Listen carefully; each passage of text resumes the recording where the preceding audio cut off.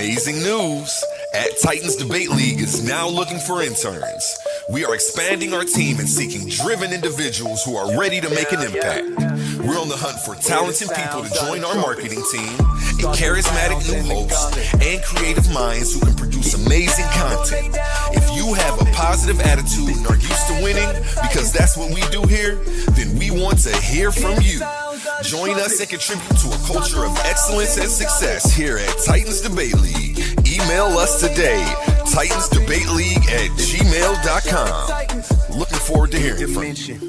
Where Infinity Gauntlet is a mere toy compared to the intellectual prowess build and destroy the cipher. Intellectual sword to slice you, or whatever device you recommend. Surgical precise pen, hand get heated, the room will spin. If man get treated, them goals gon' spin. Level heads with feet, paradigm the box you in. Got a pair of red dimes in the box you in. Don't matter, paradigms, your clock won't spin. Hear the sounds of the trumpets, start the rounds in the gauntlet.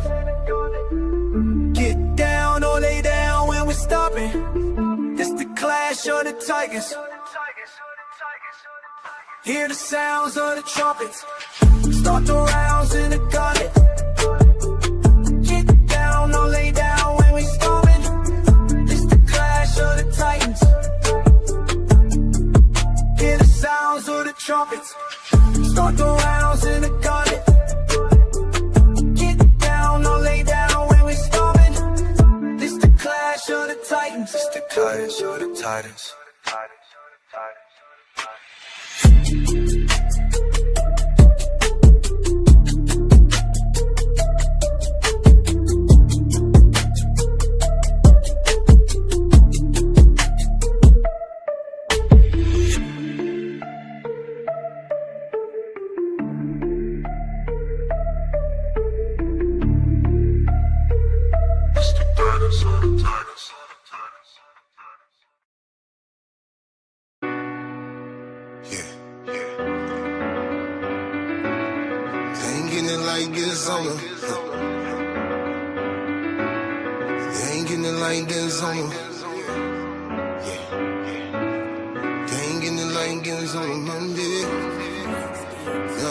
I'ma grind till I can grind no more. I'ma shine until I blind your glow. Gotta grind until you out that hole. You can die from being down so low just to cleanse your soul. You forgive and let go. Gotta dress warm in the world so cold. Gotta keep your eyes on your friends and your foes. Gotta stack bread till that shit don't fold. Cause on Tuesday, hard work, no play. I'ma bulldoze everything in my way. Cause on Wednesday, spending time with my babe. Cause ain't no getting in the way of hump day. And Thursday, I'm working, my pockets ain't hurting. Friday, I'm fly, my co-workers be flirting. Saturday, that's when I'm flexing my muscle. Sunday, I'm thanking my God for my hustle. Cause they ain't getting it like this on a Monday. They ain't getting it like this, they ain't getting it like this. They ain't getting it like this on a Monday. No, they ain't getting it like this on a Monday.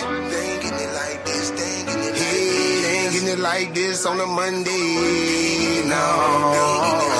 Work it till I turn to a boss. Gotta stunt into a turn to a floss. Gotta learn from every time that I lost. So that little note you got, you about to pay it off. Now they hating now, cause you made it now.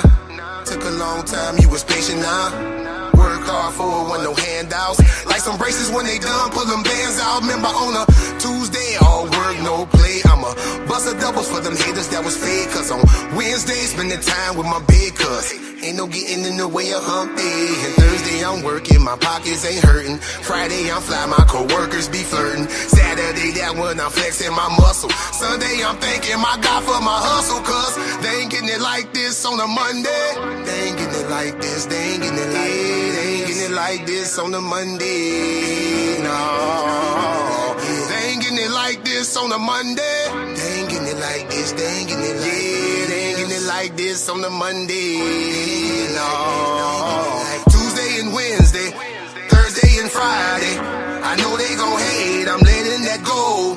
Cause one thing I know, they ain't getting it like this on a Monday. Tuesday and Wednesday, Thursday and Friday, I know they gon' hate, I'm letting that go. Cause one thing I know, they ain't getting it like this on a Monday.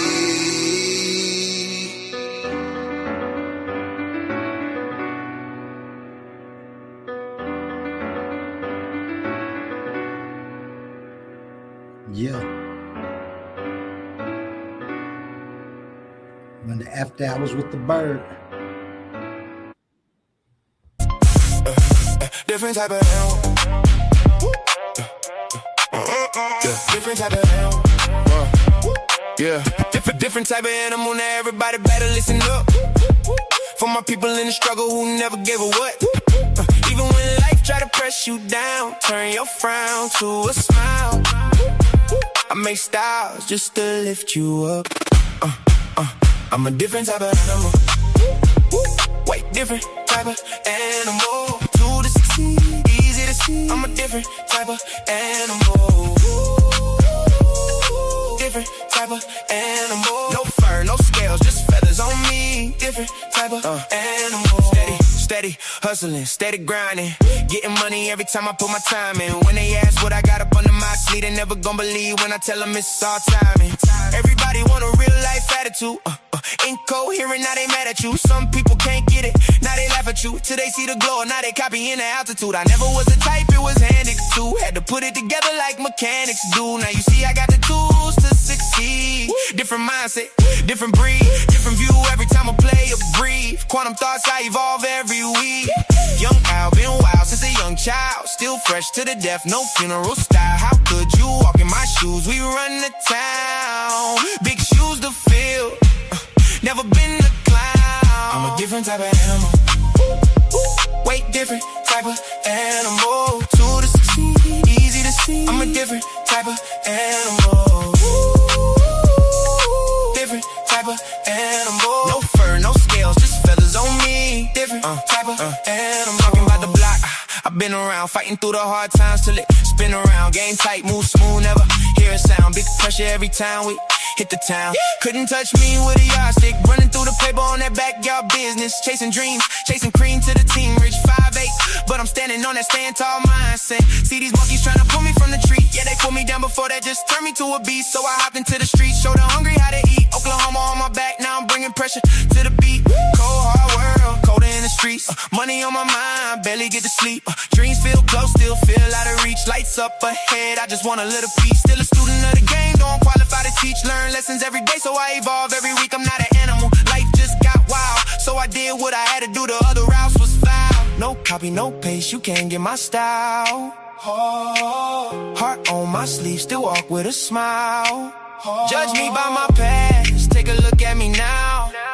I ain't doing this for me, I just wanna make my mama proud. Quantum only is untrue, yeah, we bringing it out. Why y'all watching me? Better watch the crowd. I'm a different type of animal. Way different type of animal. To the succeed, easy to see. I'm a different type of animal.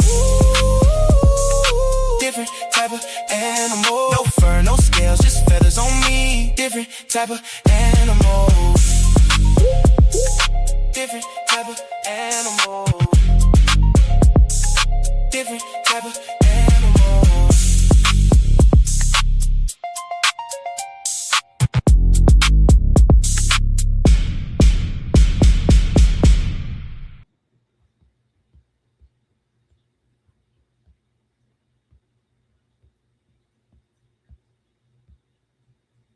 Attention all debate fans. You've been watching, you've been arguing, you've been picking sides. But now it's time to level up. From this point forward, all debates on this platform are going members only.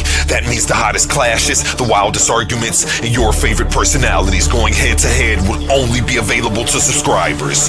You want real scholarship, you want the smoke, you want the unfiltered action, then don't get left outside looking in. Sign up today for as low as $3.99 and get full access to every debate, every moment, every knockout argument. This is Titans Debate League, where legends are made and debates get real. Join now or miss out.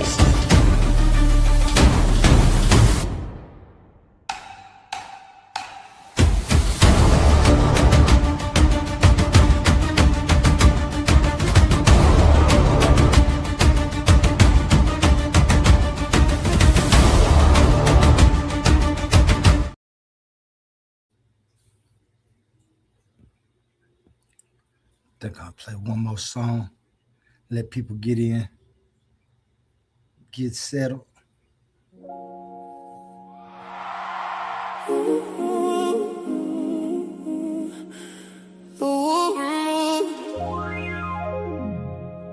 You wolves I see. No dogs, no snakes. There's feathers on me.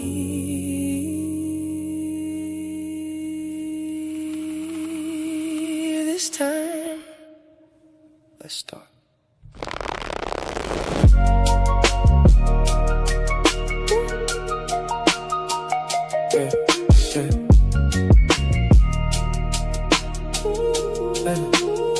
They try to open their third eye with both eyes closed. Can't see the consequences to the things that they chose. Put theyself in deeper sleep, claiming that they woke. While I'm watching time and nature moving through the smoke, I fell in love with wisdom. Sophia held my hand, told me comfort ain't real if it destroy another man. So I learned to love existence without controlling all the plans. Tried to hold on to forever, still it slipped right through my hands. Tried everything to get it, still slipped through my hands. And there's both of my kids. Only thing I truly love, my number one fans. And I still smile, even when life get cold. Cause most things grow in the sunlight, but grow the most at night. There's something people don't know. Amor fati, amor. I love time because nature gave me something to adore. Forever be Father Time and Mother Nature dancing endlessly. Open both eyes and you finally see. You get two eyes but only one vision of reality. Love again, I guess I'll tell you about the secret to existence again. Feathers on me, stars above, everything alive because of love. The only time I fell in love, I was standing on a ledge. If I would've knew the ledge, I might've moved different instead. Thought I found forever in somebody else's head, but she just wanted friendship while I was thinking marriage bed. So here I go again, talking about love again, trying to explain existence through the pain again, trying to hold beauty still, but time don't ever stand. That's when Father Time whispers, son, that's just the plan. And Mother Nature touched my shoulder, say nothing blooms forever, but everything returns eventually. That's when I finally understood why heartbreak make us wiser, why loneliness get deeper when your thoughts become advisors. People fear the dark, but the stars only shine there. Flowers drink the sunlight, but roots grow where the night live. That's why I stopped fearing pain and started reading signs there. Every scar another map showing me where life is.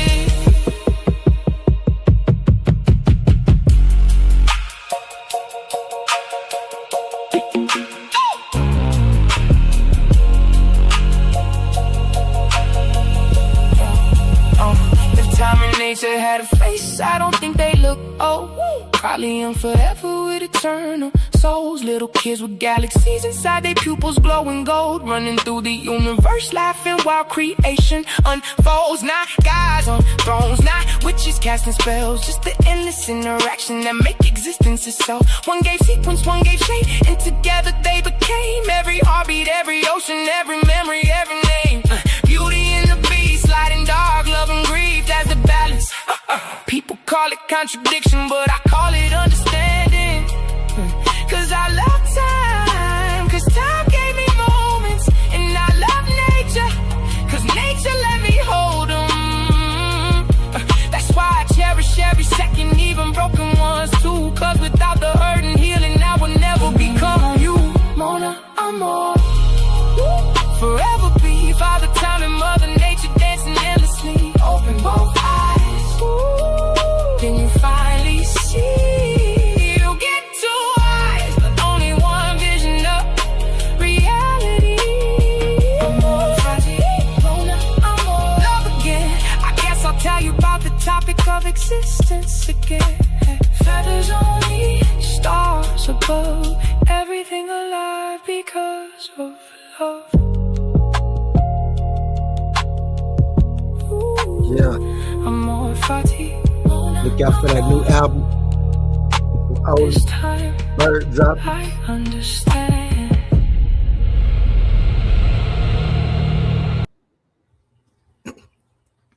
What up, what up, what up? Peace to the chat. It's your man's Oli, the Al, up tonight on the Al Hours. Thank you for joining. Tonight, we're coming with another episode 4 of Know the Ledge. And Know the Ledge is a show that I formed to take a serious look at the questions that live underneath the human belief, the disagreements that we have, and the perceptions of each and every one of us. What we do on Know the Ledge is dive into the major arguments, the major positions, and the major minds that tried to answer the questions that have set us aside.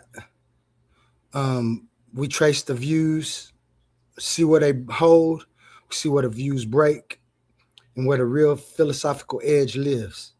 Finally, we'll test those views and bring quantum onlyism in only after the question has been made visible. Because to get to the knowledge, you have to get to know the ledge. Tonight's question is one of the oldest and most personal questions in all of philosophy. Free will. Is it real? Is it an illusion? Or is it the better answer something else entirely? This is not just some abstract issue for philosophers sitting around with too much parchment and not enough sunlight. The question touches justice, it touches responsibility, identity, blame, self-control. It touches on growth and what it means to be the individual you.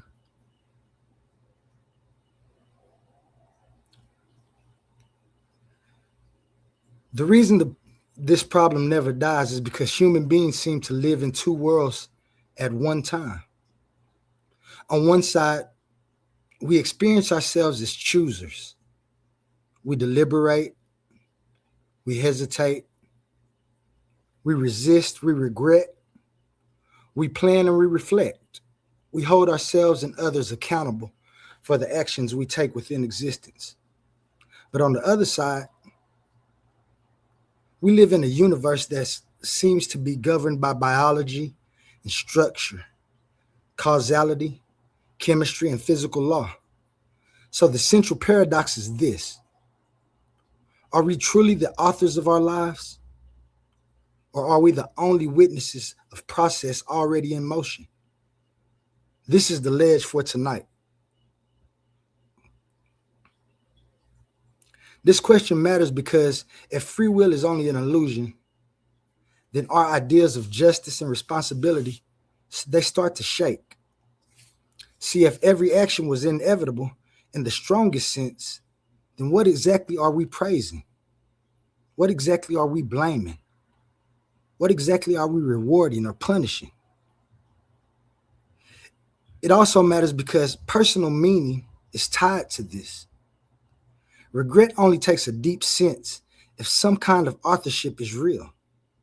Growth only makes deep sense if revision is real. And identity only makes deep sense if I am more than a passenger riding along with biology and it writes the script for me. So the question is not just about metaphysics.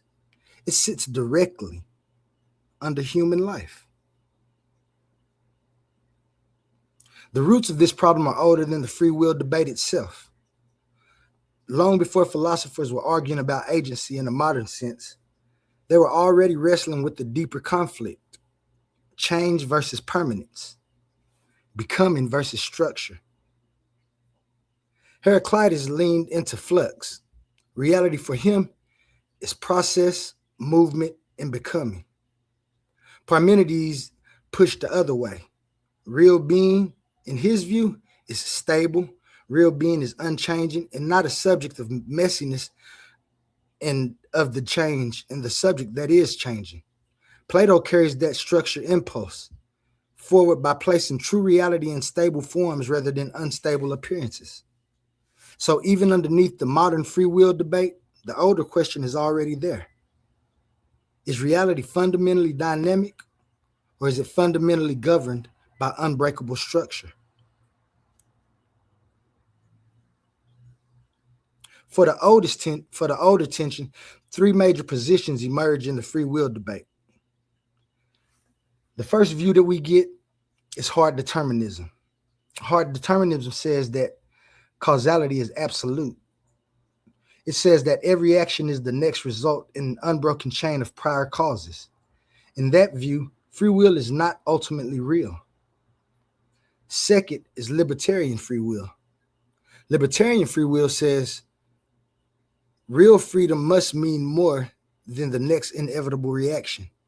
Human agency must in some meaningful sense originate action rather than merely inherit it.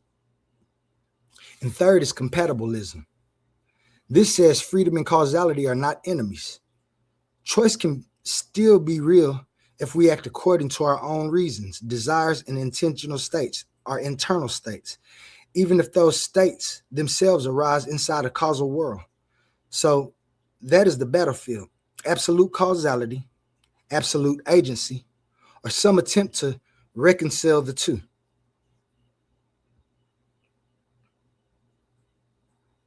Now let's put real minds on the table. Rene Descartes represents one major freedom impulse. In his dual picture, the mind is not merely another physical object. Mind and matter are different kinds of substance. That leaves room for human person to be more than a machine and gives a route to real liberty outside of strict physical causation. Spinoza goes the other way. Spinoza says that the universe is a single necessary substance that's governed by rational order. Human beings feel free mostly because they do not know the causes that move them. In that framework, freedom is not escape from causality. It's understanding the necessity.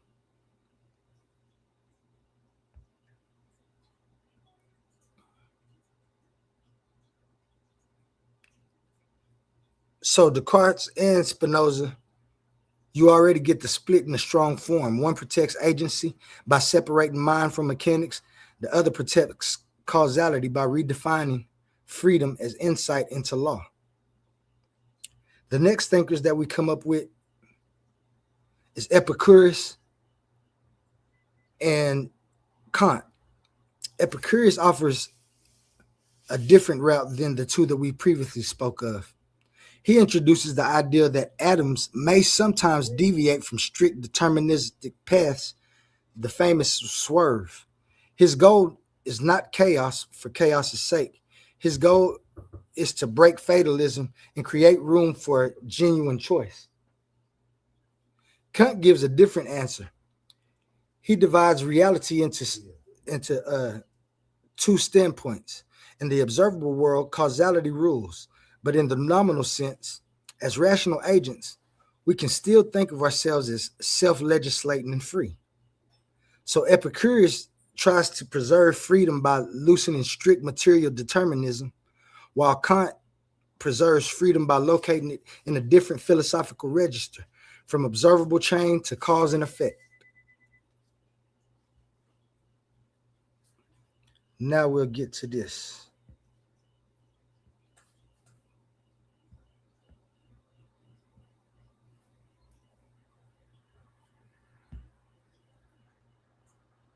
What to eat, what to say, how to act.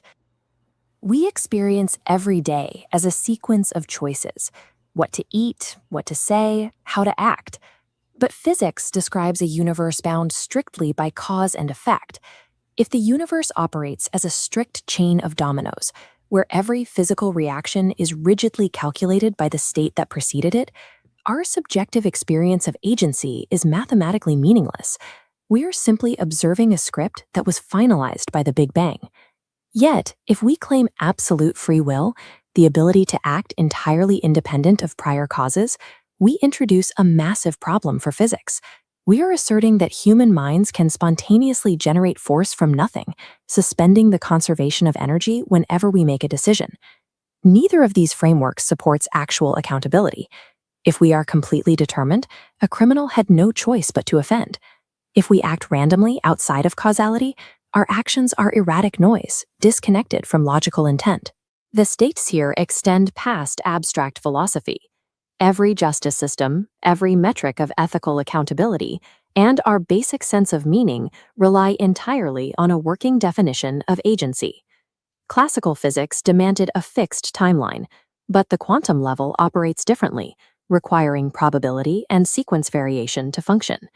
Matter exists in superposition until an interaction forces a specific outcome. Until we articulate a mechanical explanation for choice, one that operates entirely inside the boundaries of physical law, rather than asking for a magical exemption from it, our internal experience of reality remains irreconcilable with the science of reality. This friction between rigid structure and open possibility is the foundational problem of recorded thought. Long before modern physics, early thinkers recognized that reality requires both stability and change, but they struggled to explain how those forces interact. We see this split clearly in ancient Greece. Parmenides argued that true reality is permanent, static, and governed by absolute necessity. Heraclitus argued the exact opposite, that reality is continuous, transformative becoming. To reconcile these observations, subsequent thinkers attempted to build conceptual bridges. Aristotle tried to define how raw potential matter is actualized into dynamic motion, separating the universe into inert substance and an organizing spirit or form. Later Hellenistic schools built entire lifestyles around these metaphysical guesses. Stoicism adopted the deterministic view, teaching that a rational, unyielding order permeates the cosmos, and human peace comes from the logical acceptance of this strict fate. Epicureanism leaned the other way. To protect human freedom from rigid physical laws, they introduced the concept of the atomic swerve, a spontaneous, uncaused variation in the path of falling atoms. But a spontaneous swerve is an observation, not an explanation. These early frameworks identified the tension, but lacked an operational definition of the mechanism that actually links the processing of the mind to the physical substance of the brain. For 2 millennia, philosophers and theologians tried to span this gap, calling one side substance and the other spirit, and the bridge itself God. Every one of these bridges eventually collapsed under its own contradictions because they attempted to ground reality on a supernatural force outside of reality itself. By the early modern era, the goal shifted from theological speculation to rigorous logic. Thinkers attempted to rebuild reality entirely on rational and mathematical foundations. Baruch Spinoza proposed a strict determinism. He modeled the universe as a single, necessary substance, where every event, including human thought, flows forward with absolute logical inevitability. This mechanical worldview peaked with the concept of Laplace's demon. The premise is straightforward. If an intellect knew the precise location and momentum of every atom in the universe right now, it could perfectly calculate the entire future. Determinism holds immense appeal because it perfectly preserves the conservation of energy. It keeps the universe mathematically closed and aligned with classical physical laws. But it contains a fatal mechanical flaw. A strictly deterministic system leaves absolutely no room for probability, rendering local adaptation and sequence updates mathematically impossible. Other rationalists, like Gottfried Wilhelm Leibniz, tried to soften this by proposing a universe of pre-established harmony. But this still treated reality as a wound-up clock, a machine executing a fixed script. To save human agency, René Descartes formalized libertarian free will through dualism. He divided reality into 2 entirely separate substances: physical bodies governed by mechanics and non-physical minds capable of independent choice.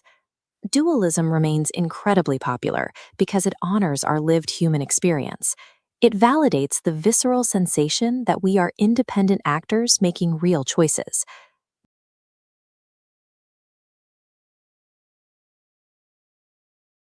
Non-physical mind exerts physical force to move the biological matter of the brain without violating the conservation of total energy. This is the historical deadlock.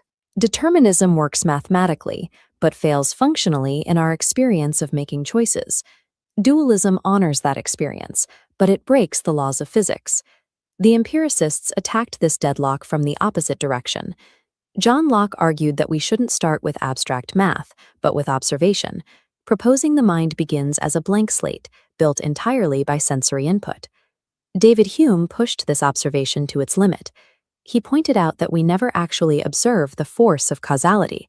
When one billiard ball hits another, we see a sequence of events, but the cause is just a mental habit of association, not a visible physical tether. This extreme skepticism is highly destructive. If cause and effect cannot be established as a necessary connection, the foundations of scientific prediction waver.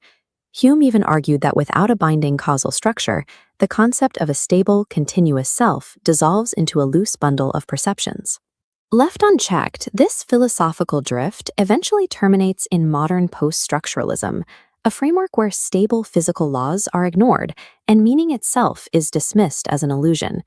To move past this, we have to stop treating agency as a philosophical debate and start treating it as a systems engineering problem. We have to clearly define what is mechanically required to process a choice within a physical system. The criteria are strict. Open systems, like libertarian free will, fail the test. They rely on unmapped inputs from outside the universe, requiring a magical force that violates the conservation of total energy. Conversely, strictly closed, linear systems, like classical determinism, also fail. A rigid, unbranching pathway cannot process probability updates or respond to new information. This establishes the analytical boundary. A valid mechanical model must allow for probabilistic variation, and it must do so entirely within the system, without requiring a supernatural intervention from the outside. Any explanation that relies on a supernatural outside is not an explanation at all. It has no operational definition. It is simply a relocation of the mystery. The entire history of philosophy arrived at this deadlock because it insisted on treating mind and matter as separate substances. The solution requires recognizing them as entangled functions, structure and sequence, operating within a single self-updating field. We have reached the absolute boundary of classical thought. To answer the paradox of agency, we need a functional mechanical synthesis. This framework is quantum onlyism. In this model, causality and freedom are not enemies. Causality is nature's structural flow, providing stability. Freedom is time's probabilistic flow. Together, they function not on a flat timeline, but as a continuous toroidal feedback loop, feeding output back as input. At the quantum level, the wave function holds multiple possibilities simultaneously. Choice, mechanically defined, is the conscious collapse of that potential. It is the exact point where awareness, acting through time, stabilizes probability into a hard physical event. Every choice is a functional Bayesian update in the awareness of the universe. Evidence refines probability, and certainty is redistributed based on recognition. This refinement is expressed through the equation of will, requiring both recognition accuracy and physical freedom. Free will is not random selection, it is high coherence recognition. When an entity's recognition is sharp and coherent, choice is directed and precise. When recognition is weak or scattered, outcomes simply drift toward entropy. Free will is not the violation of physical law. It is the local expansion of statistical confidence intervals, operating within a perfectly lawful equilibrium. This mechanical definition of choice directly rewrites our understanding of ethics. Morality is no longer a set of supernatural labels handed down by an external authority. It is the physics of energy efficiency. A good action is one that efficiently conserves systemic balance. What we call evil, acts of violence, greed, or domination, are forms of severe energetic waste. They introduce distortions and imbalances into the shared field. Because the system is a closed loop, these distortions force a mechanical correction to restore equilibrium. Karma is not divine wrath or cosmic scorekeeping. It is an unavoidable physical feedback loop, returning energy to its source. In this framework, greater awareness inherently brings greater responsibility. As an entity's capacity to recognize patterns and coherently collapse probability increases, so does its impact on the stability of the entire system. Conscious beings are not passive observers. We function as active co-programmers in the universe's algorithm, carrying the duty to maintain phase balance within the continuum. This resolves the deadlock that broke classical philosophy. Perfect determinism locally and perfect freedom globally can coexist, because the total capacity for cause and the total capacity for sequence adjustment belong to the exact same conserved field. True agency is never the freedom to magically defy reality. It is the conscious, informed capacity to recognize the deepest mechanics of existence and to align with them.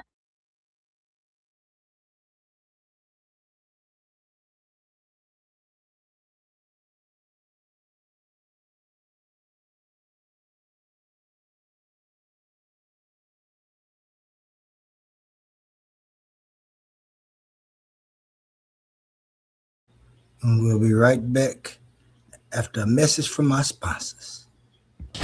Listen up, Titan family. The Coliseum of Arguments is officially opening the vaults, and this is your chance to win a piece of league history.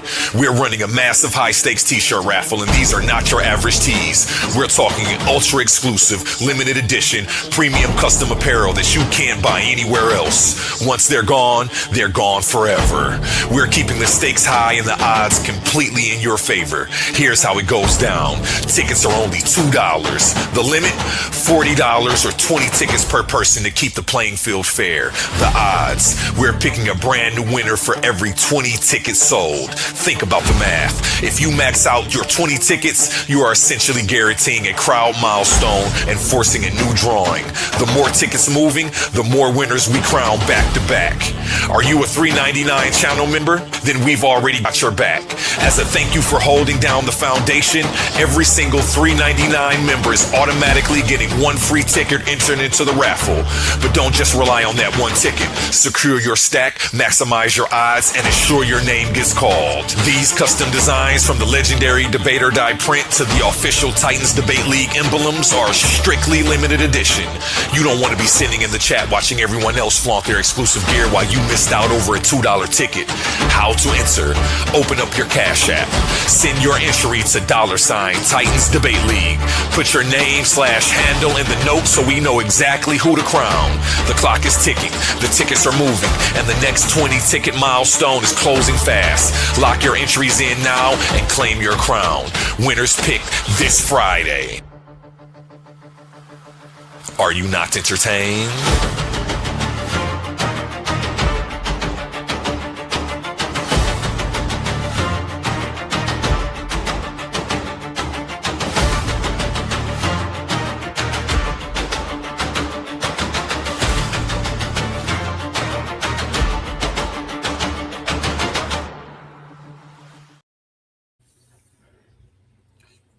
Yeah.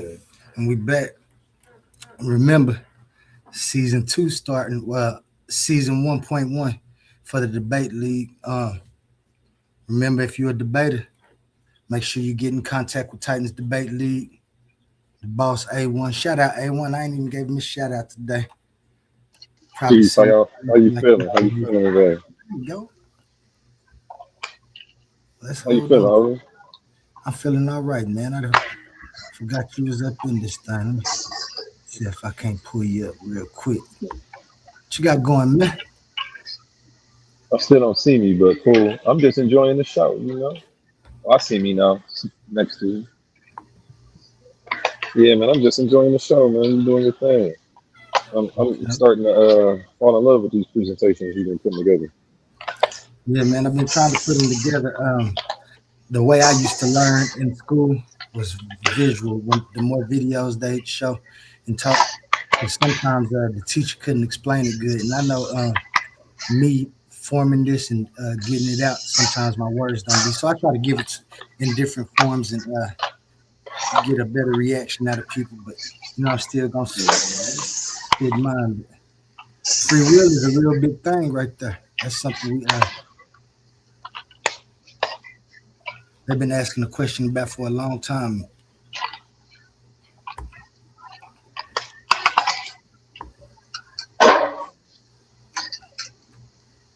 I'm just go ahead and get back to the show. Yes, sir. I'll say my questions to the end. Bet.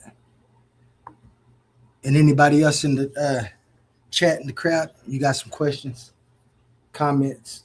Make sure you get them to the end. And I'm gonna open that panel for y'all to come up, say what you think about free will. I love opinions and different views. But let's get back to it, man. Let's go back to the battlefield. What we've done is we've traced the mines and mapped the camps, but the conflict remains frozen because each side is protecting something real. Again, determinism protects law, cause, and intelligibility.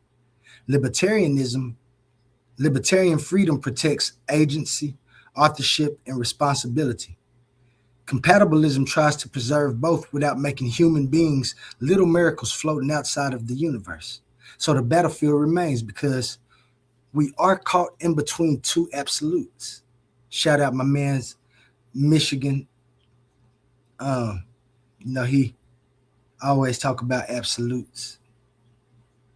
But we caught in between two absolutes. We experience ourselves as the authors of lives, but we live inside a universe governed by mechanical law. That's where the pressure really begins.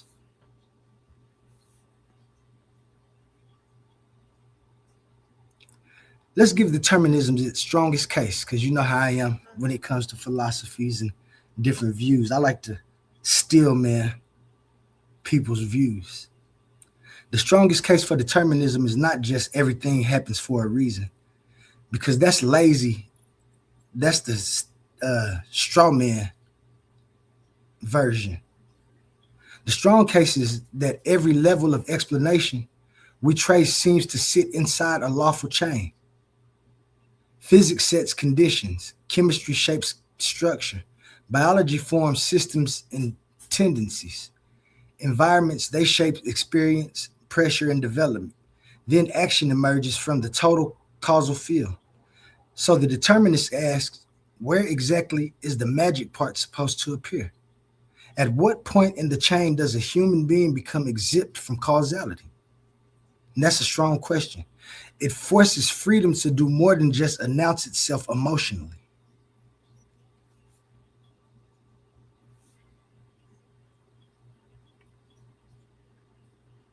The strongest case is not just I feel. The strongest case is that deliberation, foresight, restraint, self-correction, responsibility, and moral evaluation all seem structural unless some real selecting process exists. We don't merely react. We compare possibilities. We imagine paths. We reflect on our consequences. We revise ourselves. We stop ourselves. We redirect ourselves. And when we hold somebody responsible, we do this because we assume recognition, intention, and decision matter in what they did. So the strongest freedom case says this: if the selecting power is not real in some meaningful sense, then authorship collapses. And so does the foundation of moral life, because it isn't you.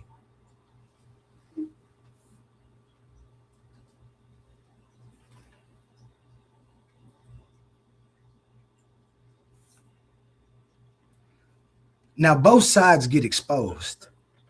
Determinism struggles because if every act is only the unavoidable outcome of prior causes, then responsibility becomes hard to defend in any robust sense.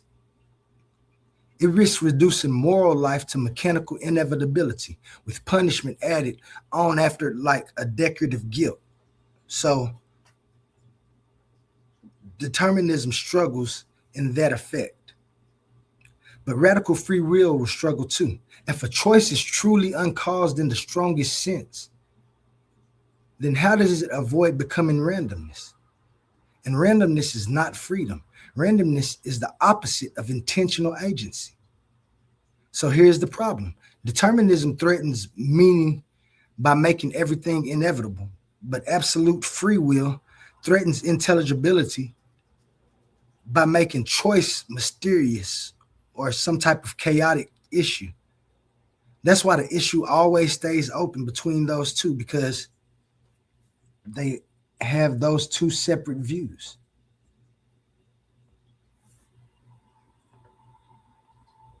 So now we run the audit. We get to the ledge. First, we define the terms. What exactly do we mean by freedom, choice, agency, determinism, and responsibility? Y'all in the chat, A1, if y'all can, I'm asking these questions so when y'all come up and we interact, you know what I'm saying, y'all can answer these questions for me to make the show feel smooth. So Ask the question again. I kind of zoned out for a second over here. I got you. We at the slide 13. This is how we get to the ledge, and know the ledge. We audit the things. First, we define the terms. So the terms that we need to define now for this episode is, what exactly do we mean when we say freedom? When we say choice, agency, determination, and responsibility. Second, we have to expose the hidden assumptions. Are we assuming that freedom must mean magic? Are we assuming that anything caused cannot be truly ours?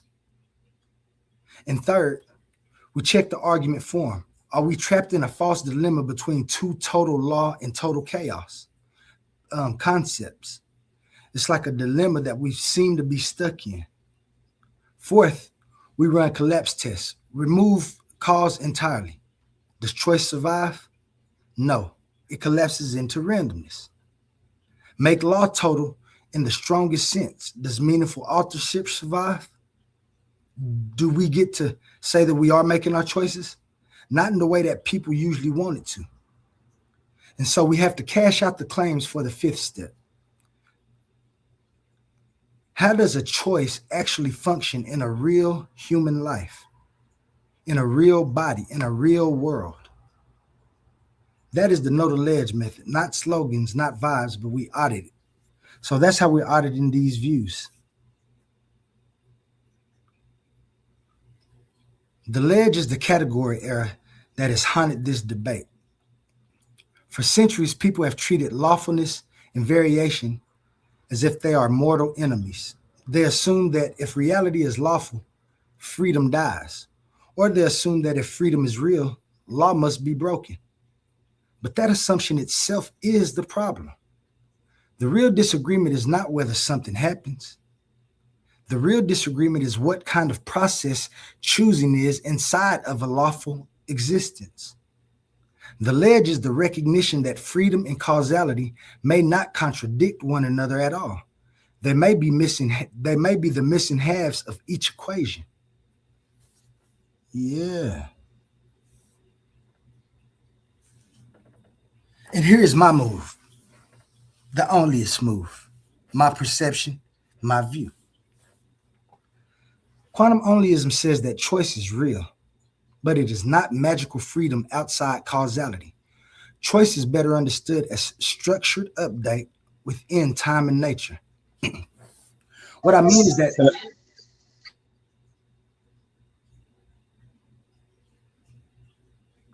Why you pause? You came off mute for a minute. I thought you were about to say something. You paying real close attention. I did. I was about to say something, but then it was. I'm sorry. I'm pulling an Omar. Let me shut up and mute out. Oh, you must have heard me about to say the answer. I got you. My bad. We're gonna start that again because it must have struck some interest. Shalaki. We got somebody in the audience in the studio, BG the Scorpion, in the studio with me. He said, "What up to A1 in the chat?" Interrupting my damn show. But BG. A1 said, "Peace, BG." But BG will be here in the show, so y'all can holler at him afterwards. BG, stop interrupting my damn show. That's why I got the panel closed right now. But we just to get back to that point that I said because it flicked a little bit of interest in A1's psyche, and that's what I'll be trying to do. What I said was that quantum onlyism says that choice is real, but it is not magical freedom outside of causality. Choice is better understood as a structured update within time and nature. And what I mean by that is, first we have to understand time is ordered update. Nature is structure. Causality is structure.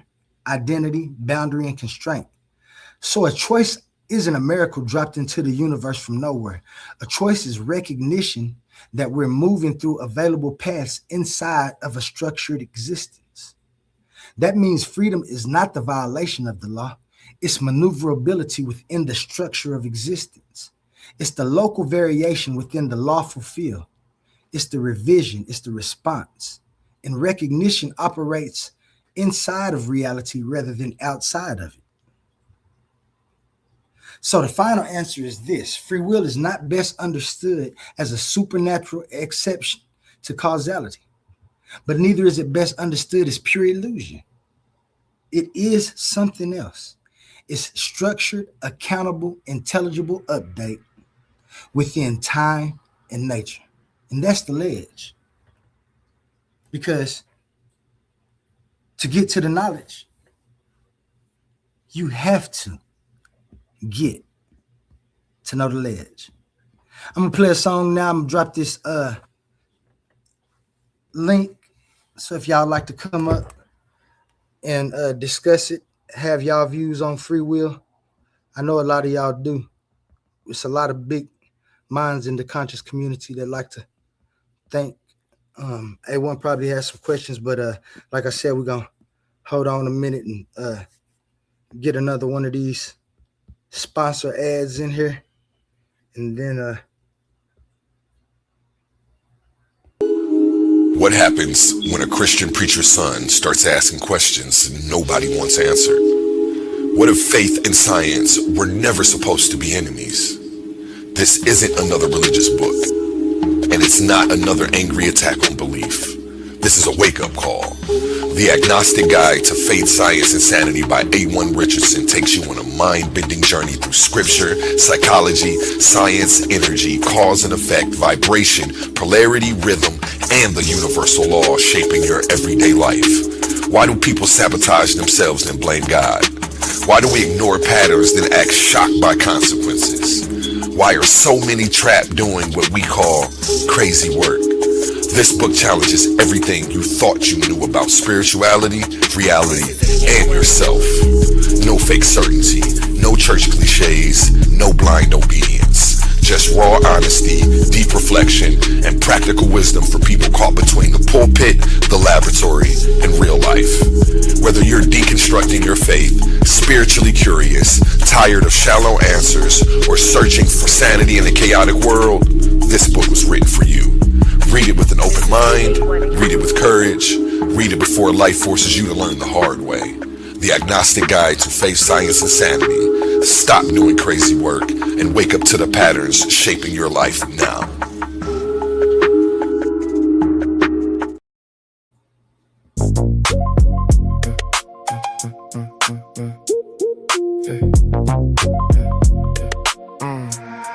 I just opened up my eyes, cause I heard the cries, filtered through the lies. Listen close, I don't believe in ghosts, even though I tried. I recognize the patterns when they form inside the mind. Ignorance ain't the crime, it's refusing truth when truth arrives. We got the topic, give the line, debate you anytime.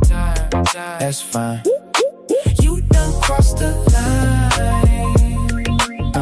Drop the claim without a spine. Bring your thoughts, I find the incoherence. Book you every time. Recognize I can see the fallacy before the sentence finished. You confuse a strong opinion with a reasoned proposition. You keep reaching for conclusions, but your premises are missing. Then you hide behind your feelings when the logic need a mission. I don't argue with a person, I examine what was stated, define the terms, expose assumptions, then determine what was weighted. Is it valid? Is it grounded? Can the structure be defended? Or you built a house of cards and got offended when it ended? I don't need to raise my voice, I let the contradiction speak. Every claim has got a burden, every burden got a receipt. You can decorate confusion, you can dress it up in pride, but a polished contradiction is a contradiction every time. I just opened up my eyes, cause I heard the cry, filtered through the lies. Listen close, I don't believe in ghosts, even though I tried. I recognize the patterns when they form inside the mind. Ignorance ain't the crime, it's refusing truth when truth arrives. We got the topic, give the line, debate you anytime. That's fine. You done crossed the line. Drop the play without a spine. Bring your thoughts, I find the incoherence. Book you every time. I recognize the dodge when the question make you nervous. Changing subjects every minute doesn't make the answer surface. That's a straw man, that's a false choice. That's an argument from fear. That's a claim that keeps on shrinking every time the fact is near. You can quote 100 scholars, still authority ain't proof. Tell me why the argument is sound. Take me underneath the roof. Show the beam, show the frame, show the function of the claim. If the meaning keeps on changing, then the word is just a game. Recognition over belief, coherence over applause. I don't need a crowd behind me when the reasoning is flaws. Time reveals what can I stand, nature limits what can be. If your worldview breaks beneath this weight, don't put the blame on me. I just opened up my eyes, cause I heard the cries, filtered through the lies. Listen close, I don't believe in ghosts, even though I tried. I recognize the patterns when they form inside the mind. Ignorance ain't the crime, it's refusing truth when truth arrives. We got the topic, give the line, debate you anytime. That's fine. You done crossed the line. Drop the claim without a spine. Bring your thoughts, I find the incoherence. Book you every time. They want mystery to rescue every gap that never filled. Then call questions disrespectful when their explanation gets grilled. But a question is a mirror, it reflects what you provide. If the answer disappears, there was nowhere left to hide. I recognize the bad at first they claim and then retreat. First they speak in absolutes, then change the meaning when we meet. First they tell me it is certain, then they say it could be true. Then they say nobody knows, that's 3 positions, pick a view. I'm not chasing every bird just because it learned to chirp. Some ideas take a flight, some ideas hit the dirt. This is bird dropping, every record leaves a sign. I recognize the incoherence. Book you every time. I just opened up my eyes, cause I heard the cries, filtered through the lies. Listen close, I don't believe in ghosts, even though I tried. I recognize the patterns when they form inside the mind. Ignorance ain't the crime, it's refusing truth when truth arrives. We got the topic, give the line, debate you anytime. That's fine. You done crossed the line. Drop the plane without a spine. Bring your thoughts, I find the incoherence. Book you every time. Recognize them. Bro, this song is fire, bro. My favorite part is that I don't believe in ghosts, even though I tried. That shit, Man, I felt that when you said that. That made me think about every. You know, they be worshiping a 2,000-year-old dead man, trying to say he grant their wishes. I'm like, I don't know. That just made me think about that. Yeah, it's a hard thing to do, man. Y'all hit that chat.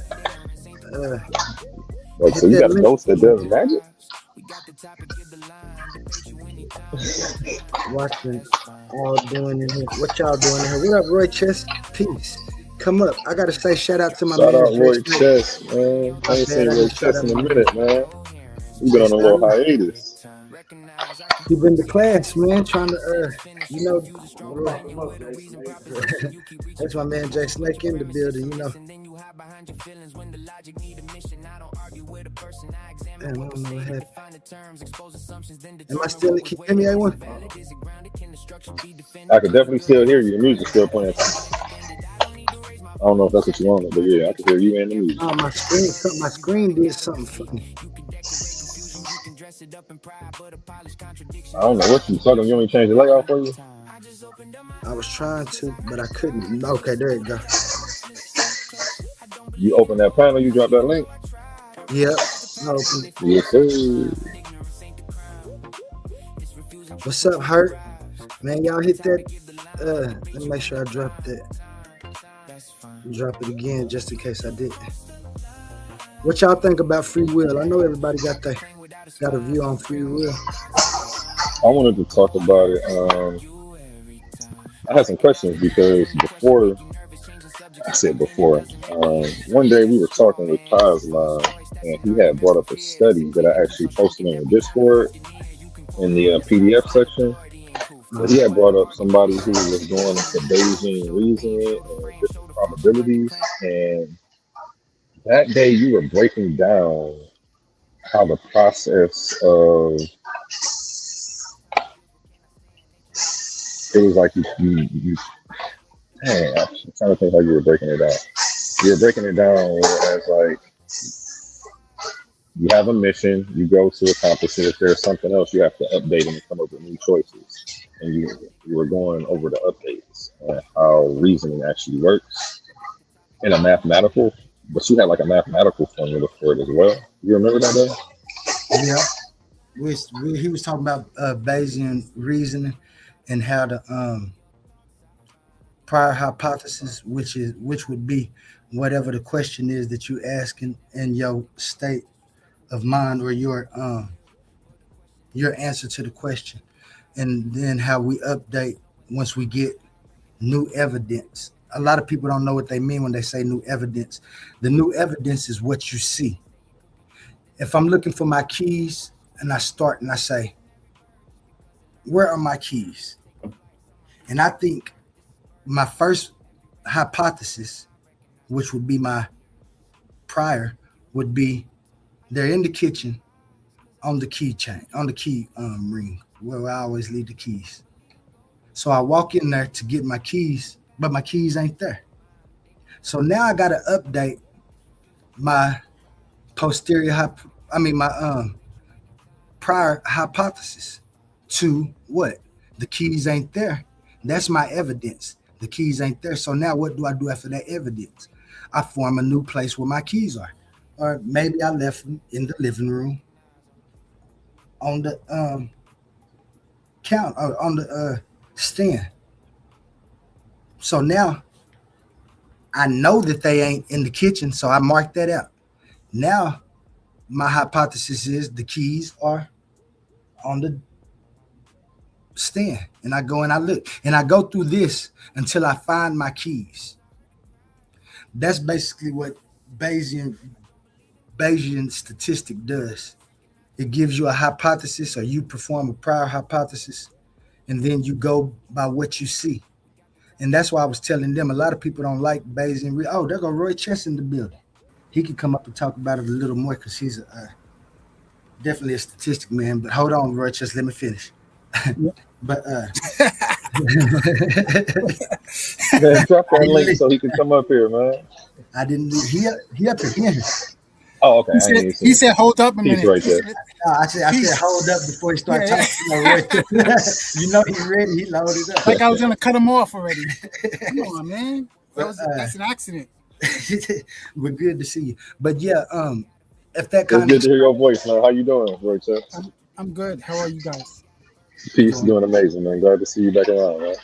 Hope everything's going well for you. My schedule held up a little differently, so I've been going to sleep a little earlier. So I've been missing stuff.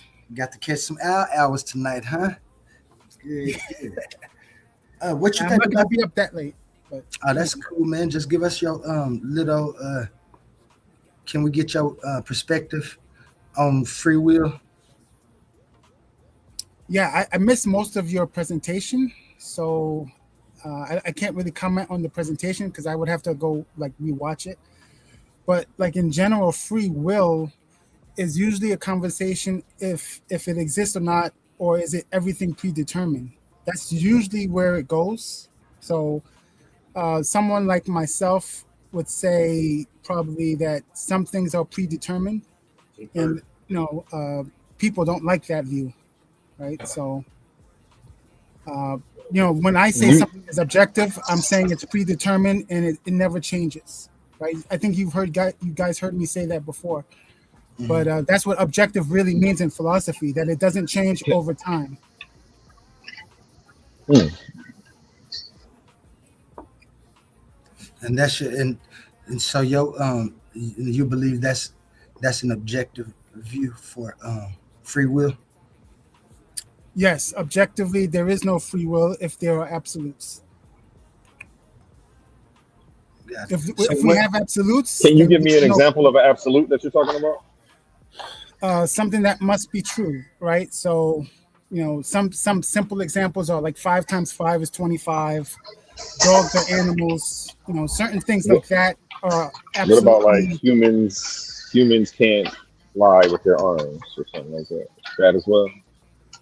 That's not an objective thing because the truth can change. If the truth can change, then it's not objective. It has no objective value, right? So if I roll a dice, right, roll a pair of dice, and the number changes, that's not an absolute. That's a probability, right? So there's absolutes and then there's probabilities. I use that example because somebody I heard somebody last week say if we really have free will, if you decided to, you wanted to just get up and take off like a bird, you'd be able to. We have limitations. Yeah, that doesn't make that's sense. an absolute. No, that doesn't make sense. If we have free will, we could just do what we wanted, like we were gods. Like that doesn't endow us with magical ability. If we had free will, that doesn't mean we could just, I could be Spider-Man. It's like, or Thor, like because I have free will. How would you get those abilities? You would have to have those abilities already.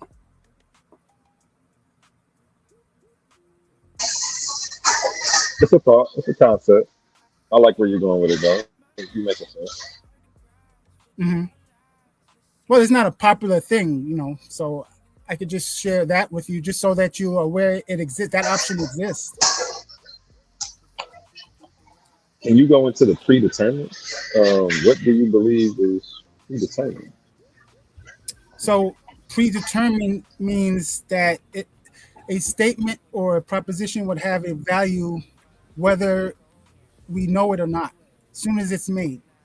Right. So if I were to say something like, A1, you're going to hit the lotto in 10 years, you're going to hit the mega million for 500 million. The moment I utter the sentence or the statement, that is going to be either true or false.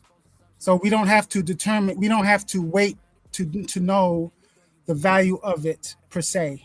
Right. Like in science, you would have to wait and see how it pans out. And then you'll say, well, it's true or false once you find out.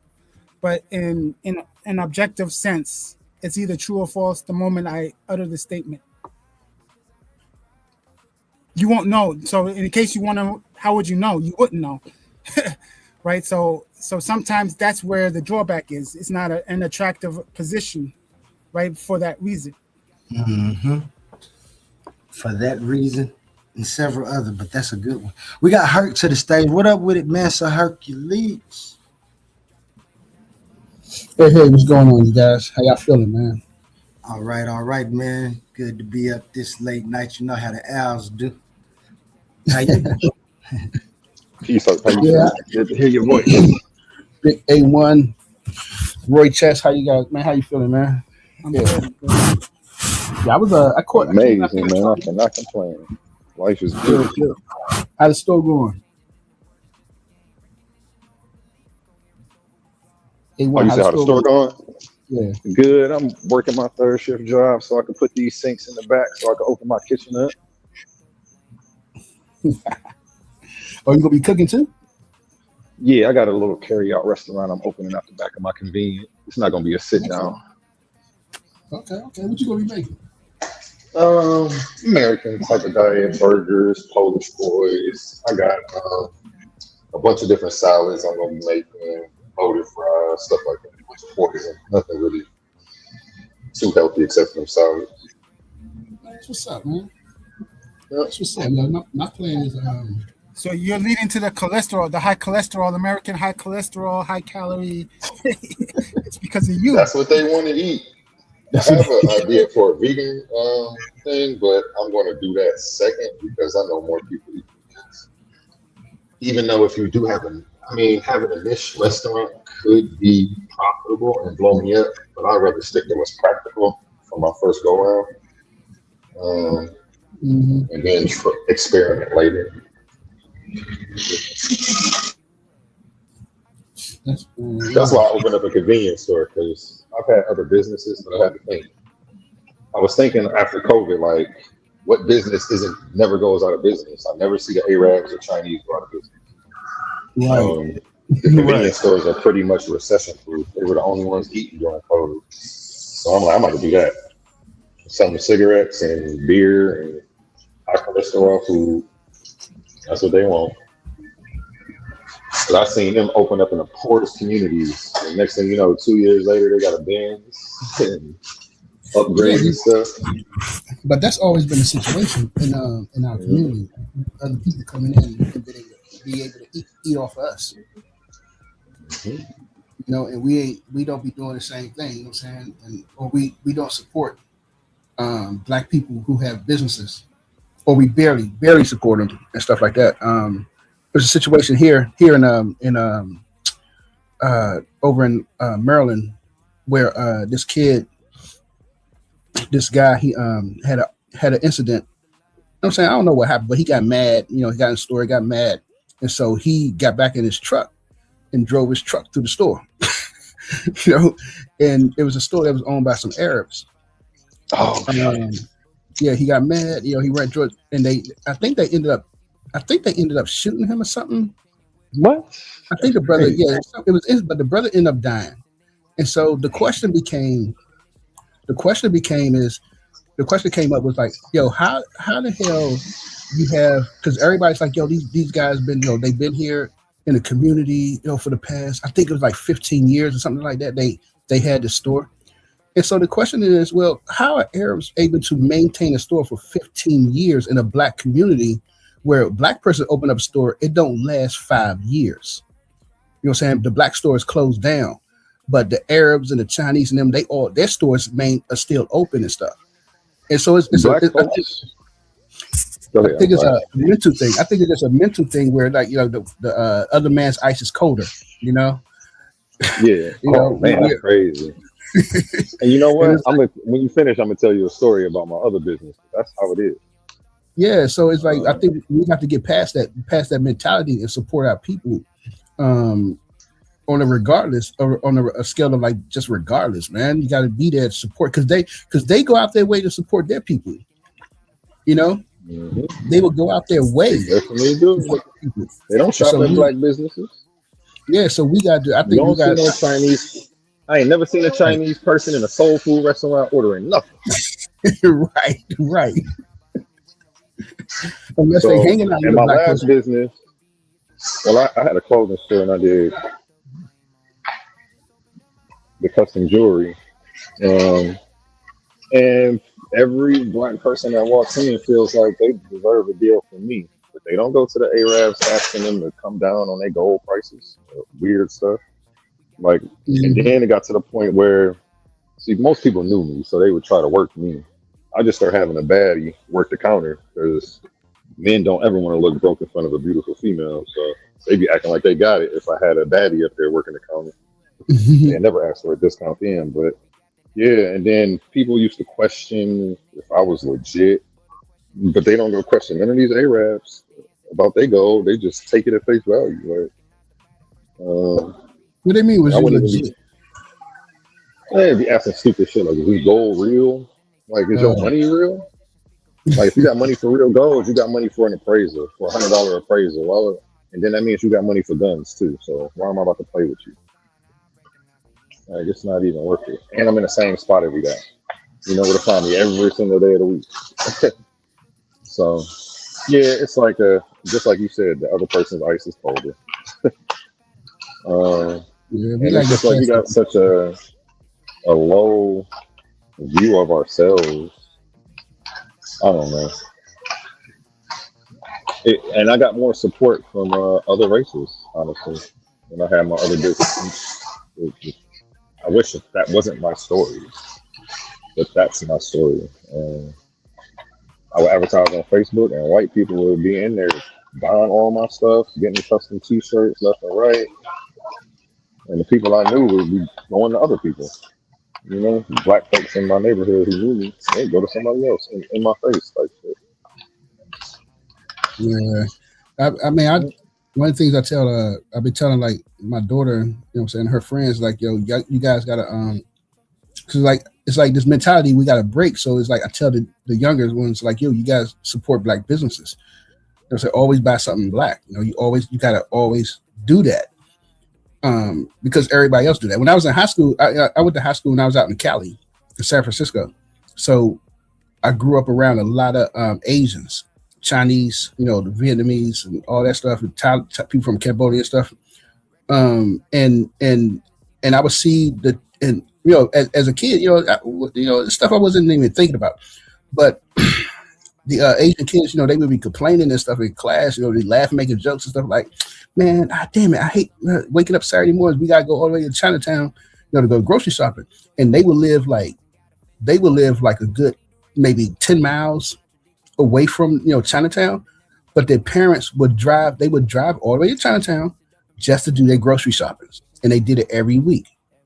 And it was showing, back then I wasn't thinking about it until I got older. I was like, damn, they would go out their way just to make sure they support their people, and as a teenager, so I wasn't thinking about that. It didn't even hit me until I got older. And it's just the stuff that they do. Growing up in the martial arts, whenever we went out to eat, our teacher always took us to a Korean restaurant. We always went out to Korean restaurants. You know what I'm saying? It's like that's the stuff they do. They always support, their people. They always, they always buy stuff made in Korea, buy stuff that's made in China. You know what I'm saying? And so it's like we have to put in our kids' minds now and stuff like, look, you gotta buy something. I don't care if it's just deodorant. You buy an underwear that's made by Black people. You have to buy stuff that's made by Black people so we can support our own people and be proud of it. You know what I'm saying? Don't be ashamed of it and stuff. So we still have we that. We do have the whole wrong mentality from like, it's a top down thing. It's not even just about supporting Black businesses. I think that also ties, Black businesses ties into generational wealth, which also ties into our bad, I don't want to call it a bad habit. I don't know the word I'm looking for, but kicking our kids out at 18, that passing on generational trauma, economic trauma that we haven't even broken free from to our children. When I'm seeing Indian families all live in one house and they're all going in on properties until everybody has one. Yeah. Like, and it's just, I live in a sanctuary city. My business is in Painesville, Ohio. It's a sanctuary city. They call it Little Mexico. The population is more than half Mexican. Most of them don't speak English, which is cool. But I'm like way jealous of the way they move, man. I am jealous. I'm pissed off that I can't get my people to work with each other, and they out here buying up all the businesses while niggas ain't doing nothing but getting fresh and going out on the weekend. And it's like depressing. Get fly. Yeah, that's all they want to do is get fly. That's why I opened a clothing store. Like, shit, that's all y'all want to buy? Okay, well, I'm gonna sell you clothes then. Fuck it. I'll get rich while y'all spend. But yeah, we got to do better as a people. And to the people who are doing their thing, shout out to you. Keep being the example. I don't really see too many examples. I don't know. Maybe I'm not in the right circles. But yeah, I'm doing everything myself, bro. Ain't nobody helping me with my business or even trying to come around and learn nothing or nothing. People have asked me to teach them to make t-shirts, but that's about it. So good, man. Good. Yo, keep that. Keep it up, man. Keep it up. Yeah, I've definitely one of the things I'm thinking about planning out doing is probably like another year from now is get back into open up a karate school here in DC, because we ain't got one over like in the hood, you know what I'm saying? But most of the Black people they mostly, out in Maryland and Virginia. So I'm definitely thinking about doing that again because the just for the discipline, aspect of it, just getting the kids' minds right, getting back and controlling themselves, learning how to control themselves. That's one of the main things, you know what I'm saying, you dealing with in school is getting kids to control themselves, and it's they don't know how. So it's I'm like, damn, this is something that's needed, man. So it's something I want to definitely get back.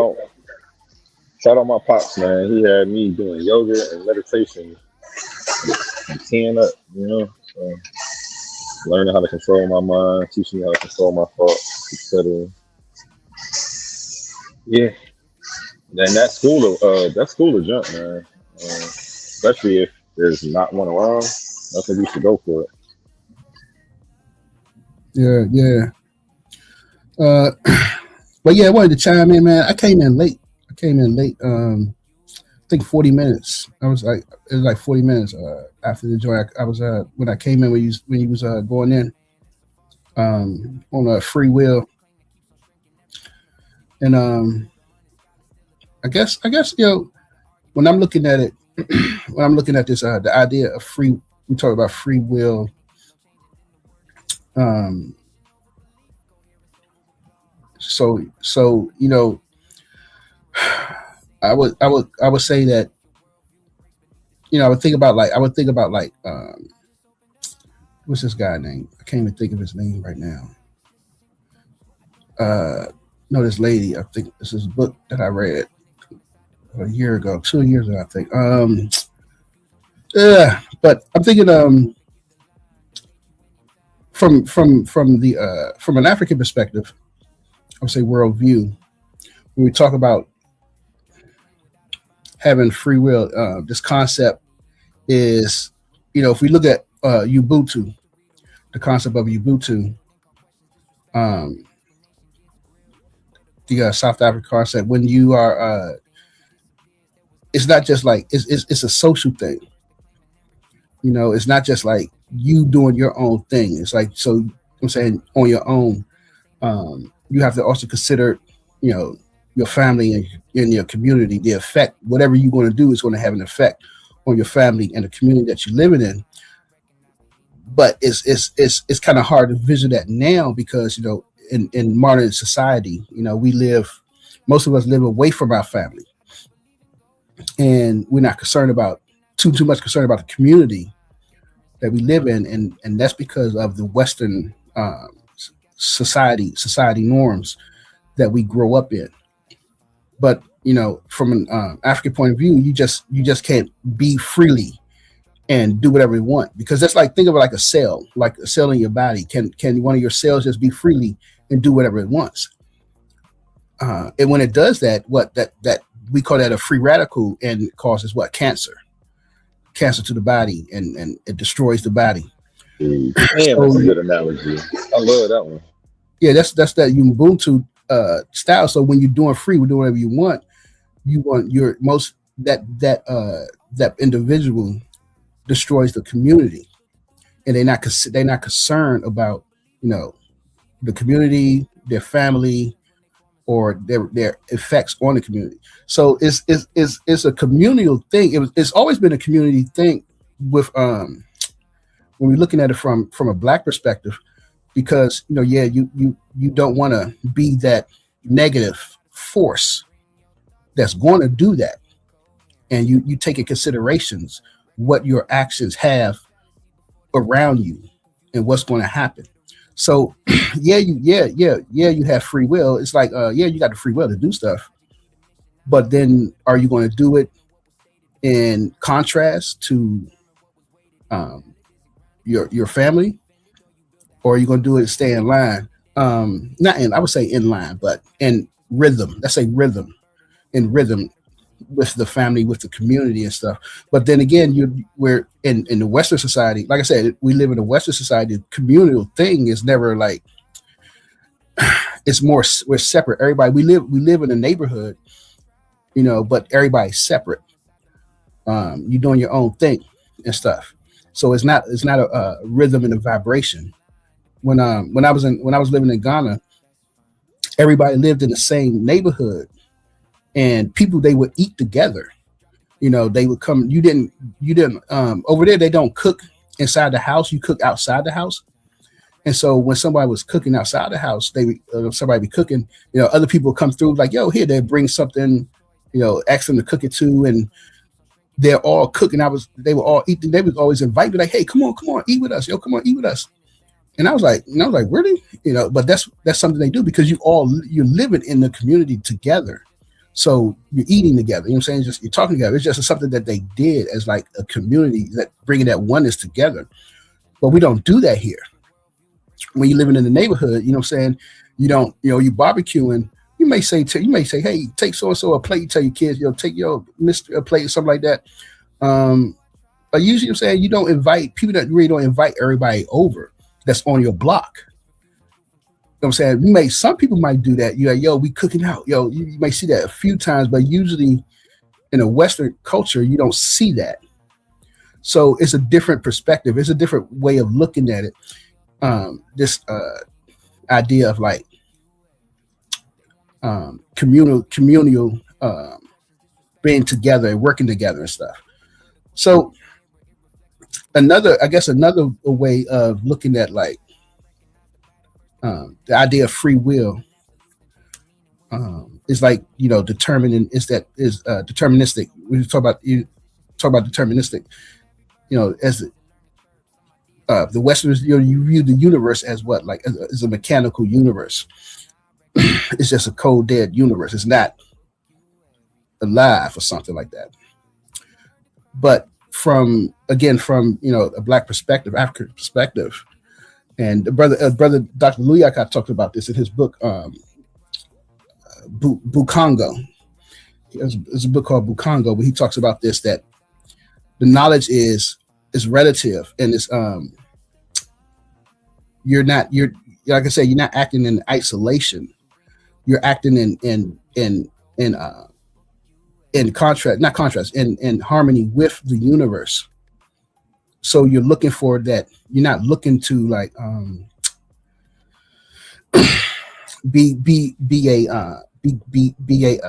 be out of rhythm with the frequency of the universe. So your will is a choice. It's a choice of whether, like I said, whether or not you're going to act in like contrast with the community or with your family. It's the same thing on a higher level. Are you going to be in contrast with the universe, with the rhythm of the universe, or are you going to, flow with it? So it's interesting. I think the interesting point, one of the interesting subjects, things we should think about is that how this idea of free will is definitely I would say a European philosophy talking point. Because even with the Chinese, they don't. It's not whether or not you have free will and stuff like this, like that. It's like you've been in this rhythm and harmony with your environment and stuff like that. But with European philosophy, is definitely this thing of like, do humans have free will, or is everything predetermined? But it's just an interesting talking point and how they come up with it, and then you could get into the quantum mechanics of it, because it's like, if you think about it on the quantum level, do the particles have free will?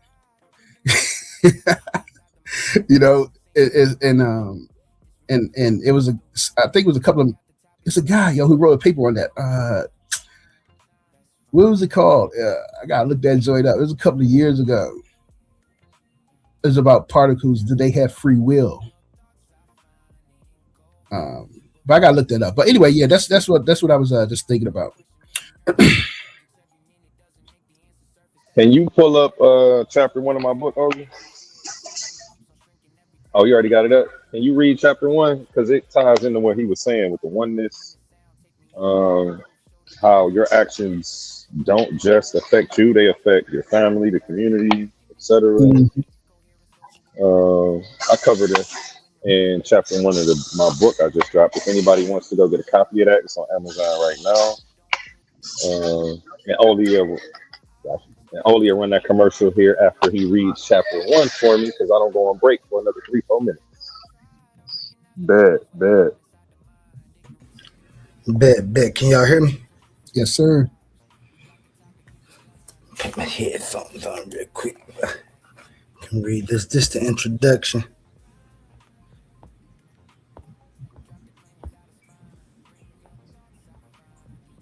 It's a very good book. I'm gonna have to go ahead and get that joint. Check it out. Nothing stands alone. Every action ripples. That's your free will. That's what you was talking about, Herc, when you was talking about community and what you do, huh? Everything you do ripples. Chapter 1, Divine Oneness, the Cosmic Net. Look at your phone. Seriously. It's not just a lump of plastic and wires. It's a global collaboration. The minerals were mined in Africa. The software might have been coded in California. The shipping routes spanned oceans. The wages you have earned to buy it came from a boss whose paycheck came from a customer who lives 3 states away. And when do you use it? You're connected to satellites, fiber optic cables, and millions of people you'll never meet. Nothing stands alone. You don't need religion to feel this. Life is a web. Pull one string and the whole net trembles. Somebody just came in. Let me pull them up so they won't think we just. Oh, that's my man Sadiq. What up, famo? Hey, how you doing? Just a little reading real quick. Hey, one said, you don't need religion to feel this. Life is a web. Pull one string and the whole net trembles. The Bible's tape. The Bible puts it like this. Open quote. In him all things hold together. Close quote. That's Colossians 1st chapter, 17th verse. Now, don't get stuck on the him. Whether you call it God, source, or the universe, the point is the same. Existence isn't chaos. There's an invisible glue, a binding thread. The ancients didn't have quantum physics, but they had intuition. They saw the pattern. Life is not random bits. It's an interwoven system. Scientific connection. Physics echoes the same truth. The first law of thermodynamics states that energy cannot be created or destroyed. It only changes form. The heat from your morning coffee started as sunlight. The energy that powers your heartbeat is the same energy that fuels the stars.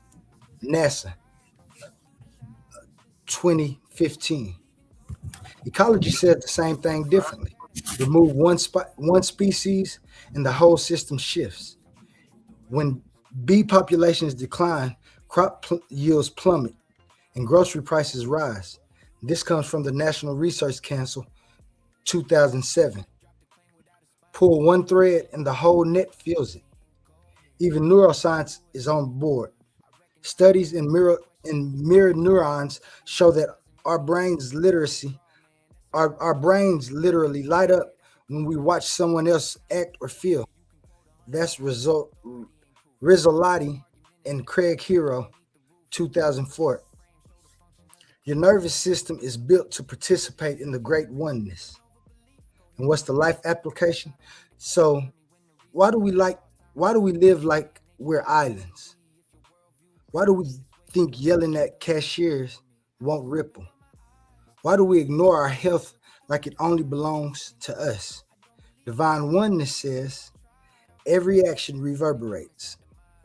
The way you treat yourself echoes in your relationships. The way you treat others bounces back into your opportunities, into your peace, and into your stress levels. Think of your life like a pond. Every choice is a stone. The ripples move further than you can see. Divine oneness is the reminder. You're never throwing rocks into your water. It's all the same pond. Crazy work warning. That's really all you got to read. That was the powerful point I wanted to nail home. Okay. Because that's what Hurt was talking about. When we go out here, we think we throwing rocks in our own water, and it's everybody's water. The effects ripple to places you can't see. So, and that's exactly what he was talking about how we don't really have a sense of community. We live in a neighborhood, but there's no community. Nobody knows each other. I don't even know my neighbors right now. You feel me? So, yeah, there you go. Yeah, that's what your first. The first picture is in the book, huh? That book is banging. Let me see if I can make that bigger for everybody. That's some of the art that's in A1's book. I helped edit it. Remember, I got Only Divinity Publishing. If anybody ever looking into publishing any of their own works or getting anything going, maybe I should pull up some of mine. But we got Sadiq in the building. What up, Sadiq? Yo, what's going on, brother? Man, back here enjoying your fabulous presentation. And man, listen to you guys, man. Same old, same old. What you up to, brothers? How's the fam doing, man? How everybody doing? What's going on, King Hurt, A1, everybody? What's going on, guys? Hey, doing good, feeling good. That's what's up. Well, my man Roy Chess in the house, of course. That's what's up. Yeah, man, it's chopping it up, brother, man. Great stuff, bro. Great stuff, man. Thank you, man. Just trying to get some minds thinking. What you think about free will? What do you look at when you see will? Do you got a perspective on that? Yeah, I mean, I would take a non-absolute approach, of course. There's a degree of free will for sure, and then it's contingent against free choice as well. Not all absolute one or the other, right? And so, scientists have always, and philosophers alike, has always been trying to find the ultimate answer, right? For the aeons, and I would argue they haven't. And here we are here today, as we compare our perspectives to try to come up with the end all be all. And I think we have to appreciate. Well, you were saying something in the presentation earlier. We read off about the atom, the what they call the atomic swerve, right? Yeah. That mofo acts totally unpredictable, man. I think it swerves out of what it just does things that's totally contrary to the convention. Hmm. I tend to subscribe to that philosophically, man. While it's nice to try to predict, a hard, where the hard determinism is concerned. And then your great presentation went into that, bro. To be honest, man, if to really break that conversation open, if you ever get a chance, man, if you went back to those earlier slides and somewhere in there was some heavy stuff being said that probably needed to be shedded light on. I think for the viewers who are not well versed in that area, she was saying so that narrator was going into some hardcore stuff, bro, about atomic swerve, about what happened if you do take a hard deterministic approach regarding free will with some of the consequences. That was some heavy stuff, broski. Thank you. you Thank you. know, yeah. We can open that stuff up in so many different ways. It will just take the conversation into so many different directions. But yeah, you have to. I think there was some mention of if you take it too hard of an approach with the free will, you would create a mathematically, I believe, if I'm not mistaken, mathematically the system, the whole system would mathematically make sense. But then something I forgot what was said. It would collapse on another end in terms of evolving to new outcomes or something like that. You would kill yeah, something like that. I don't want to create fake words, but yeah, there has to be there has to be a continuation of new outcomes. I'll just say it that way. That has to always be the case, right? It's almost like a movie that has to constantly play with a non-predictable end, right? While there is a script, right?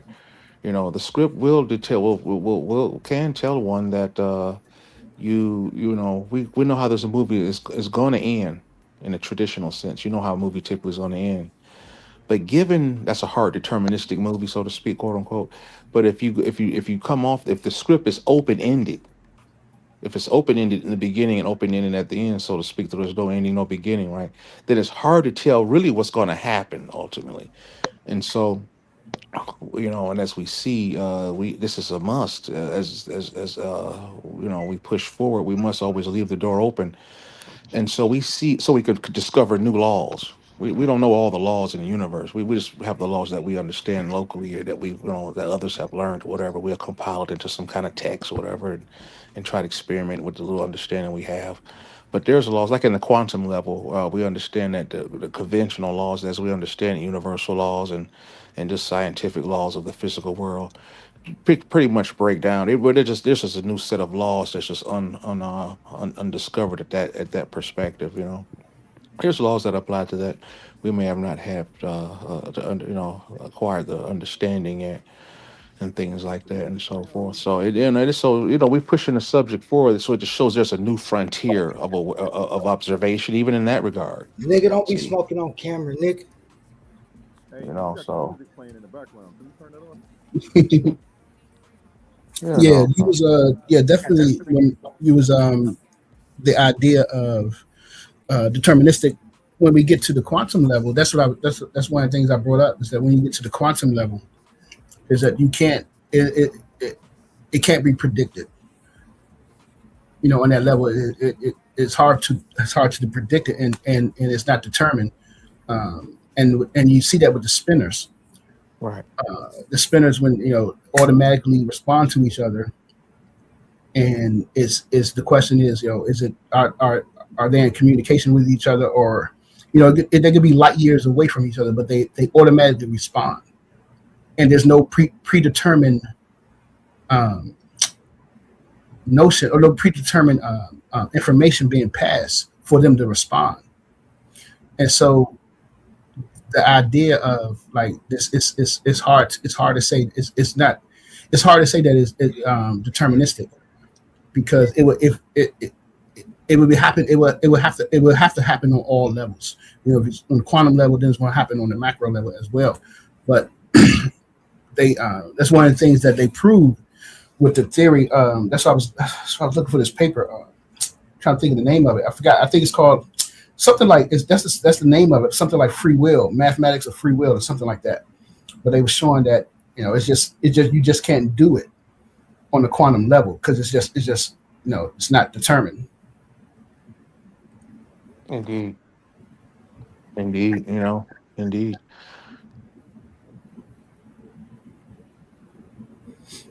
And we have to always leave the door open, if you will, we can't even determine the full spectrum of the electromagnetic spectrum. We can't even determine the total value system of that. Yet we're talking about, just to give you guys an idea, we're talking about, for those who subscribe to the scientific convention, that visible light, for instance, represents 0.0035% of the total electromagnetic. We don't know what the hell that's an agreed construct, right? Mm-hmm. That's based on an agreed frame of reference. I was going to ask Sadiq, how could you possibly know that? Right. Exactly. We typically, the most EMF frequency charts, if you will, are mainly captured between the gamma ray frequency down up along into the short side, and then on the long side we'll measure it at the longest, typically at the TV or radio wave frequency. And so I guess according to the logic, the 0.0035 of that measurement it represents the visible spectrum, and we could just blast that wide open. That's not no hard time to do. It's easy to do. Meaning, like we know that visible light, give or take. I don't have the numbers in front of me, but it's easy. It's just a matter of reference information. It's not, this is reference data. It's not anybody can find it. Give or take, visible light vibrates at around. You'll see it come up at around the 200-300 nanometer range, or give or take. Yeah, depending on the particular color within the visible. Yeah, they say about 350. Right. And to answer that question, the question on the screen is, if free will doesn't exist, then how do you gauge moral responsibility? And I think we just answered that with A1's book, where he was talking about that, and I talked about that as well, because like it's hard to visualize it in a Western society, but in an African, traditional African society, like the concept of Ubuntu, where you are not just responsible for yourself, but you're responsible for your family and the community. So your actions, they don't reflect just on you, they reflect on your family, and they reflect on the community that you live in. But in a Western culture where we live apart from our family, and where we live in neighborhoods and communities where that we don't even associate with our neighbors, saying we don't care about our actions. So it is a different approach. It depends on what worldview are you going to look at it as. Are you looking at it from a European worldview, or are you going to look at it from a Black worldview, an African worldview? To answer that question, so for Ubuntu, the concept of Ubuntu is your actions are determined by your not just what you're going to do and what's going to bounce back on you, but what's going to bounce back on your family, your kids, and the community. So that determines your actions and your moral code of what you're going to do. So it's different. That's a complete different way of looking at it from a European perspective. Hey, brother Herc. I want to finish that last point real quick, if you guys don't mind. Go ahead, brother Herc. It's Omar. You mind if I Hey, what's up, Omar? just give a shalom to everybody? Hey, thanks for bringing me up, A1. Shalom to everybody. I didn't come to give pushback. I want to piggyback off of what Hercules said. Go ahead, brother. I know he said that he was looking for certain research papers. So going back to my notes, I know there was Martin Lopez, it was John Conway, and Simon Cohen's.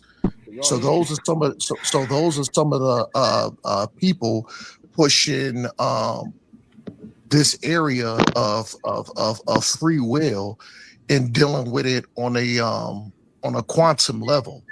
But we also got to be genuine and be true to the subject, because here's the thing here. When we're dealing with a lot of these things, things that are atomic and subatomic, things and variables that are so small, variables that can't even be weighed or measured, we still got to be careful.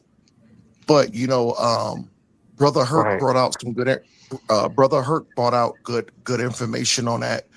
A lot of the other brothers brought it out, and my brother Oli brought it out too. So like I said, I didn't necessarily come for smoke. I came to piggyback off of y'all points to bring out. Y'all made some good arguments and brought out some good information. You know what I'm saying? And I'll go ahead and mute out. Y'all brothers did it. All y'all did an excellent job. Thank you, brother. And I just want to add one more sentence, one more line, couple lines, if I could finish that last point. You guys could take it about the EMF. I want to show relevance of that. We can't hard caption even the EMF spectrum, much less anything else, right? So we have wavelengths way longer than the TV radio frequencies. For instance, what is the wavelength that's 1 inch between the peaks? Or what is the wavelength? What was that wave called? Right, that has 1 inch between the peaks. 2 inches, 2 miles. There's wavelengths that has 2 miles in between. What is that wave? What is that reality like? What emits that kind of a wave? You can go on and on. What is the wave that has 200 miles in between the peaks? What does science call that? See? What about 2,000 miles? 2 million miles, but 2,000 light years, but there's a wave in the universe that has 2,000 literally light years between. What is that wave? You better believe it. No one knows. So I go even further. There's a wave. There's a wavelength that stretches literally from one end to the universe to the other. That's one wavelength. What is that wave? So, and it goes on and on. So to give you an idea. So it shows that we can't hard determine anything. Just gauging light and radiation, much less your real free will is concerned. I'll just stop there. What up? Cosmo, we got big Cos to the stage. Can you hear me? No, not really. I heard you a little bit that time. You look kind of low. I wanted to ask you, so would you consider the Great Recession like a waveform? I can't sound real muffled, A. You can't hear you, A1. All right, hold on. And so infinitely shorter on the other side. Yeah, the gamma's very short, but there's wavelengths 3, 4, 10 times shorter than that. What is that wave? 100 times shorter, 1,000 times shorter. Yeah, when we're talking about those wavelengths, those sinusoidal, I think you looking at the sinusoidal waves. I mean, when you're cutting them, if you have that peak, and then you're thinking about the one that's in between that peak, and let's say you just we putting it on the XY axis, and the peak, and you're going to think about the one between that peak. That's just a what is that called? It's the same wave, but it's at a different what is it called? I can't even think of what is it called. It's the same way, but it's reduced by something. You know what I'm saying? There's a number. I forgot what it's called. There's a number that's reduced it. Hey, Hurt. But I think he's saying though, with the massiveness of it. Hey, Salakia, yo, Hurt. Is it the wave particle duality? No. What it sounds like what he's talking about, like we like I said, if like picture the XY plane. and you have the wave, and you got the wave going through, and you at the peak of it, you know what I'm saying, you at the maximum point. And he's saying that the one that's not even at the peak, you're at the half of that peak. You're just cutting the half. It's the same wave, but you're cutting it in half. You know what I'm saying? I wouldn't say it's a different wave. I think you're just cutting it in half. So it's going to have it's not going to stretch farther as the one that's at the maximum. You cut it in half. That is like I'm thinking of something like sine, like you think of a sine x. So you got sine x plus 2, sine x plus 1, sine x plus 3, stuff like that. Those are different. They're the same wave, but they have different peaks. That's what I'm thinking. Distance between the peaks, right? Yeah, the distance between the peaks, right? Wavelengths, right? And that's the only thing that varies and differentiates one wave from the other, right? Fact. So we can't even hard determine that, right? We can only produce a frame of reference, and each individual perspectives represent said frame of reference. And so I was thinking, so it was one guy I can't remember a few weeks ago was on here saying going absolute with the free will, telling we don't have any free will at all. And he went on to talk about a movie script. He said we said okay, yep, let's go with the movie script, right? He said the guy write a movie and you're an actor in that movie and you're reading the script and what's wrong with that? Like this person don't have a free will. I said right, if you go absolutely by the script, yeah. everything's calculated, everything's predicted, and in a like manner, in the Frankenstein illustrating said Frankenstein logic, whoever would purport to support that, in Only's presentation, they said if that was the case, you would literally kill. I can't remember the wording, how your presentation put it Only, but it kills the continuum. You couldn't continue to something to that effect. He said, which I agree with. See. And so the actor, to oppose my brother who was purporting that a few weeks ago, the actor has to be able to deviate from the script. See? I think we do hear about actors saying that they come up with stuff. They read the script, but then they come up with stuff off book. To make it more authentic. Right. That proves the existence of free will. Yeah, free. Yeah, go ahead, bro. Go ahead. I'm follow that. Yeah, that proves the existence of free will. Free will is not an illusion. It's one. It's one of the. It's actually one of the 7 heavens of the mind. It's the king of the mind. The 7 heavens of our mind being will, conscience, reason, drive, senses, memory, and ego. And people have the ability to will things into existence because everything's energy and manifestation is based on how people use their energy, their God-given energy.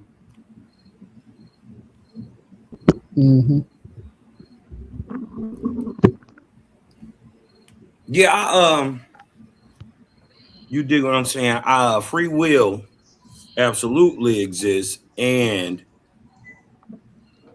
it is my understanding that if matter takes shape and has life, then it has choice by the fact that it is alive. Right. That is what my understanding is of what I'm seeing in the nature and reality around me.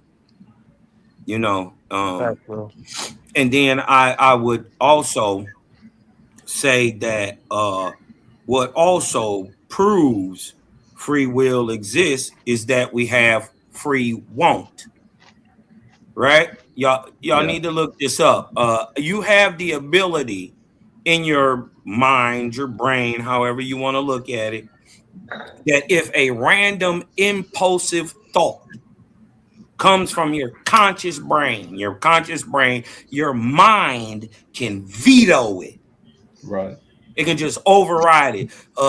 Dude cuts you off in the road. I want to kill him. I want to kill him. You know what I mean? But your obvious mind kicks back in. I'm going to pick up the babies from the school. I probably don't want to do this. And I'm gonna probably gonna go to jail forever if I shoot this man for not hitting my car almost. You dig what I'm saying? So, you know, you have your what they call your higher self or your ability to choose kicks in. I think that comes with corporality. Everything that we see that is alive, animal on up to humans, does nothing but makes choices. Indeed. Can y'all hear me now? Yes, sir. Yeah, go ahead. Abel. Okay. My question for Sadiq about 5 minutes ago was: would you consider like the Great Procession a wave? The Great what? The Great Procession. Procession of the equinox. The procession of the equinox, you mean?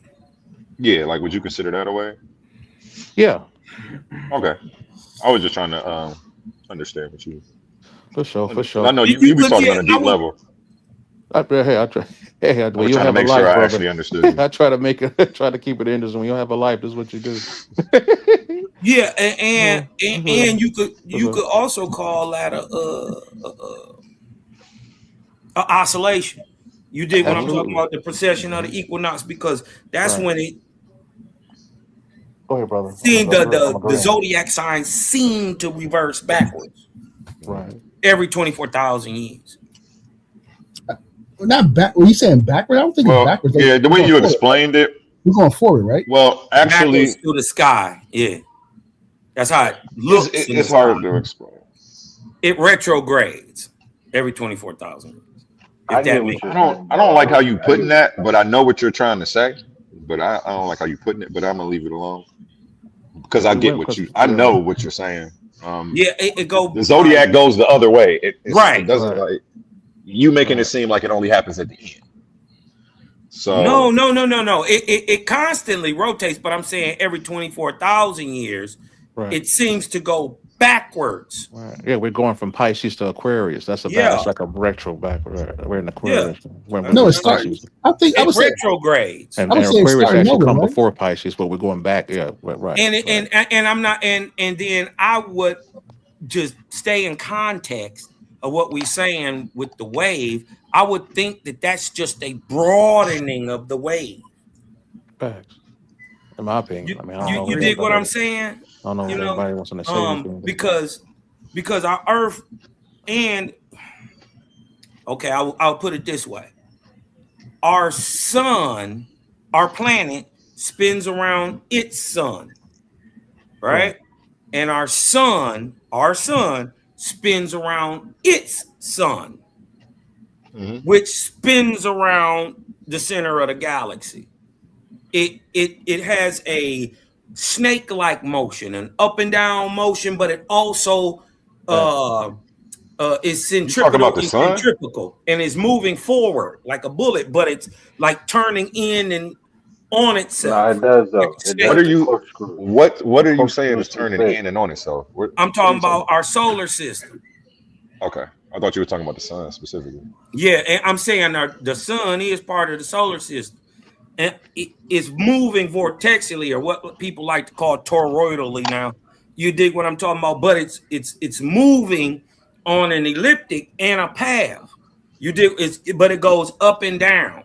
You dig what I'm talking about? Like an elliptic, and it almost looks like the infinity sign. Actually, if you track it the whole in the way. sky, yeah, in the sky. But the sun also. Oh yeah, that's a name for that shape, but the Selima or Lima. Yeah. King J just asked you a question though, because that's what it sounded like you said to me though. What? Do you see his question? I'm gonna put his question on the screen. What?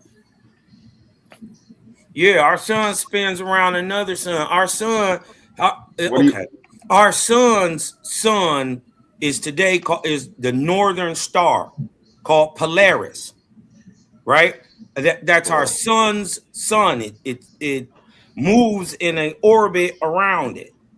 Polaris is not a sun. What are you talking about? It is a star. It's a star. Okay, well say that. Now you're using the correct terminology. I don't know what you were saying before. Wait a minute. You don't think our sun is a star? The sun. Okay. I mean, Let's when you talk about now you think because A equals B that B has to equal A. That's a fallacy. That's not what I'm saying, bro. No, but You don't have to go backwards. Just because it works forward doesn't mean it works backwards. That's not how it works. All right, wait a minute. So I didn't say that the sun wasn't a star. I'm saying that Polaris isn't a sun. That's all I'm saying. It is a sun. It's not, whatever. bro. It's a star. We're talking. You want to debate it? Not by definition. Not by definition. You want to get in the ring? I'm saying, listen, this ain't nothing to get in the ring with. I'm saying objectively, they're the same thing. The same thing our sun is what Polaris is. It's a star. We have a planet that goes around it in an orbit, but there are other planets and things that go around Polaris. It's massive. It's our northern star. Just like we are cocked to true north. Yeah, why can't you? Planet. Hold on. What I'm saying is our south of our planet is cocked due to true north towards Polaris.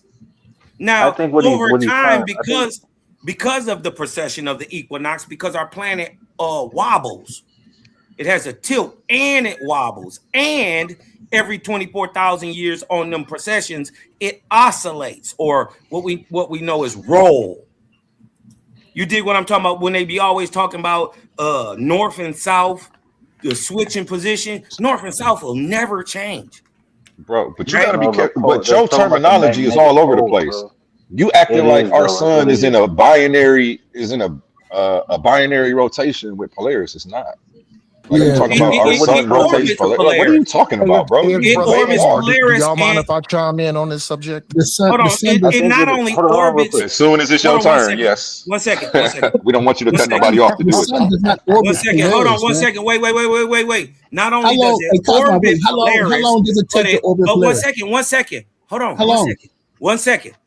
Not only does it orbit Polaris, it orbits the galaxy. Can you just show your screen and show your source up, please?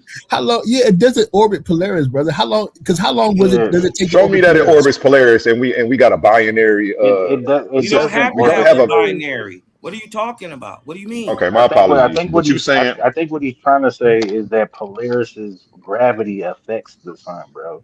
That's a better way of saying it. What I'm saying. His terminology all over the place. Nobody know what he's talking about. Our sun is due north to Polaris. So is our planet. Yeah, but that's but how's it north to Polaris? If Polaris Can you share your screen and source up for me though? Because you're making a bold claim. I just want to see your receipt. That's that Owaski shit, bro. Mm-hmm. Or is that in your book? If that's in the Owaski, I'll leave you alone. No, hold on. If you have a scientific study saying what you're saying, then show that, and I'll leave you alone. The sun, because our sun, it wouldn't orbit Polaris. The sun orbits around the Milky Way, through the Milky Way, not Polaris. That doesn't make sense. But yeah, gravity can't affect the sun. But I think that's what he's trying to say. But you don't understand. Our sun moves in a grand orbit, also. It's not the only thing. That's in motion, that has it has an orbit, right? But around what? Everything orbits the Milky Way, Sagittarius A, bro. Yeah, it orbits. Everything orbits the Milky Way, but micro to macro of the Milky Way galaxy. Micro to macro is our solar system, right? To the galaxy. The galaxy is the macro, and our solar system is the micro. But even micro to that is our planet to the sun, right? It can only be one system in order. It can't be 100 different things everywhere. The same shit and how it work over here got to work over there. But how does you that dig relate what I'm to saying? So listen, if we understand that smaller bodies orbit larger masses, right? And if we got a mass that affects by gravity all the way from Polaris, Heracleon, whatever you want to call it, because it's not always been our northern star because of that wobble. right? But the wobble, Listen, hold up. What I'm saying is this is proven by science. This is proven by science that Polaris is our northern star. It's the star, right? Yeah, but our wobble wouldn't change That the affects our whole. That affects that's our only whole from thing. Earth's perspective. That's only from our perspective from the planet. Right, that wouldn't change the position of Polaris, bro. But that's what I'm saying. It is a perspective. It is not a perspective. Is not the truth. Who It's else just would it how be you're from? perceiving it. What other perspective would you expect to look at it from somewhere else than Earth? Man, you gonna make me go look some shit up, man. I gotta Other look this shit up. perspectives, bro. You got the James Webb the James Webb telescope is a different perspective. From the moon is a different perspective. But even it's shooting from behind the Earth. So what I'm saying is the perspective is from the Earth. Yes. What other perspective would you be expecting? But how does it relate to free will? No, what we. I know you bring it back. You did take us all the way. Right, we took a turn on something else, right? Yeah, you did. And what I'm saying is, this is proven in the wobble of our planet, right?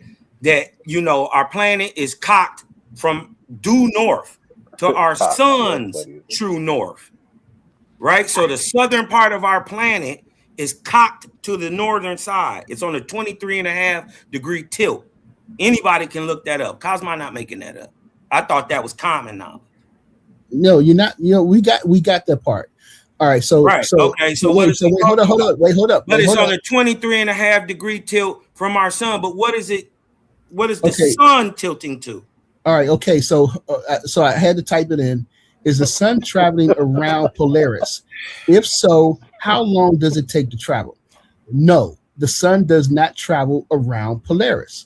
Polaris only appears stationary because Earth's north pole points directly towards it. The sun, Polaris, and our entire solar system actually travels around a completely different cosmic anchor. And the cosmic anchor that it's talking about is the black hole in the galactic center. In the middle of that's exactly what I said. I said that. That is not what you said. Just because science. I said that 10 minutes ago. You can rewind it, bro. Listen, nobody's. I wasn't even listening. What I'm trying to say is, that's your problem. Yeah, but you did what I'm talking about. I'm giving my point of view. That ain't science's point of view. I'm trying to explain why it seems that way. Because it actually is. My thing is I don't try to just cut stuff out, and when I get a deeper understanding, I try to make what I'm seeing make sense.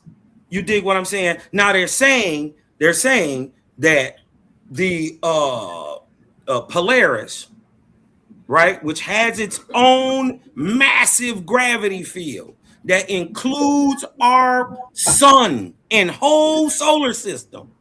Our whole solar system moves in Polaris's gravity field. Right? We have our own motion and everything, but it's still in that field. Now, while I just told you it's the micro to the macro, the big system got to be the little system. Hold on. So our solar system is spinning around another one that they say it don't seem like it, but it's always pointing due north, just like the sun is. And they are both moving around the galactic center. So the same process is turning it from the middle, right? It's turning it from the center, is turning it halfway, it's turning it at the end. It's the same process. We need to get back on free will. Okay, go ahead. Free will is obvious. Free will is obvious. Like I was saying, because the way I would prove it is that you have free want, right? Free will is obvious because you have free want. You have the right to change your mind, even on an impulsive thing that comes from your conscious brain. You can just stop it, right? I would offer that up as the proof that free will exists because free won't exist. Hey, Cosmos. So listen. I typed it in. Does our solar system move around Polaris solar system, its gravitational system? No, our solar system does not move around Polaris or its gravitational system. Polaris has absolutely no gravitational control over our solar system. So, I mean, you gotta. I don't think you was on point with that one, but it's all good. It's all good. Yeah. Hey, That's what the next question you should ask. Ask ChatGPT, does Polaris does gravity affect us? That's the better question. Does Polaris's gravity affect us? No, it said no. It don't. It's not. It don't affect our system. Oh, okay. So I don't know what you was talking about, Kaifon, but let's keep it going. Who's the brother that owned the store earlier? That's A1. That's the owner of the channel. A1. He's not here. He's at work. Okay, yes, sir. Probably busy. He Right was stepping in and out. Yeah. Okay. Did you need something? Did you want to share your screen or something? No, I just was enjoying his business ideas. Okay. Hey, y'all, it's Brother Omar. Y'all mind if I shoot real quick? Yeah, go ahead. All right, brother. Hold on. Let me get behind you. Okay, go ahead. Shoot. All right, no sweat. So,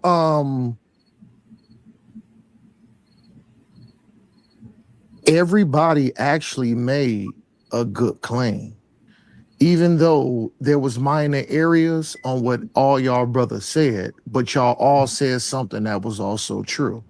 So when we talking about Polaris, when you're dealing with Polaris, it has nothing to do, because Polaris don't even orbit around any planets. We don't know that. Let's put. No, this is fact. Let's push this. Hold on. Let's listen. Polaris does not have any planets orbiting around it. Now.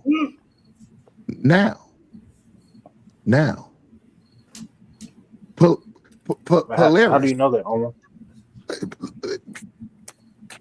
Let me finish landing my plane, because I'm going to bring out some crucial information.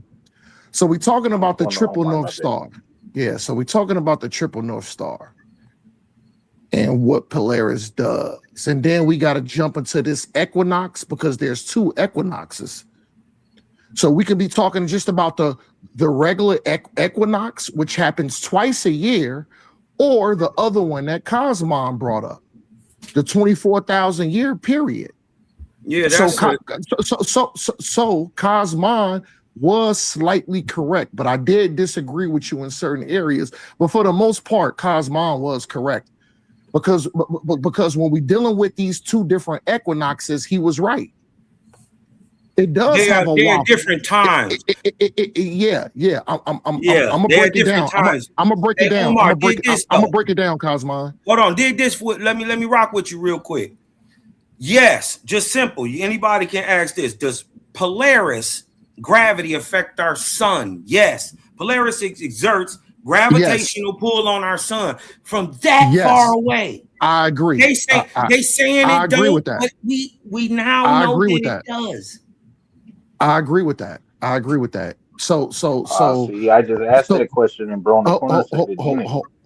Hold on, brother. I'm gonna break this down.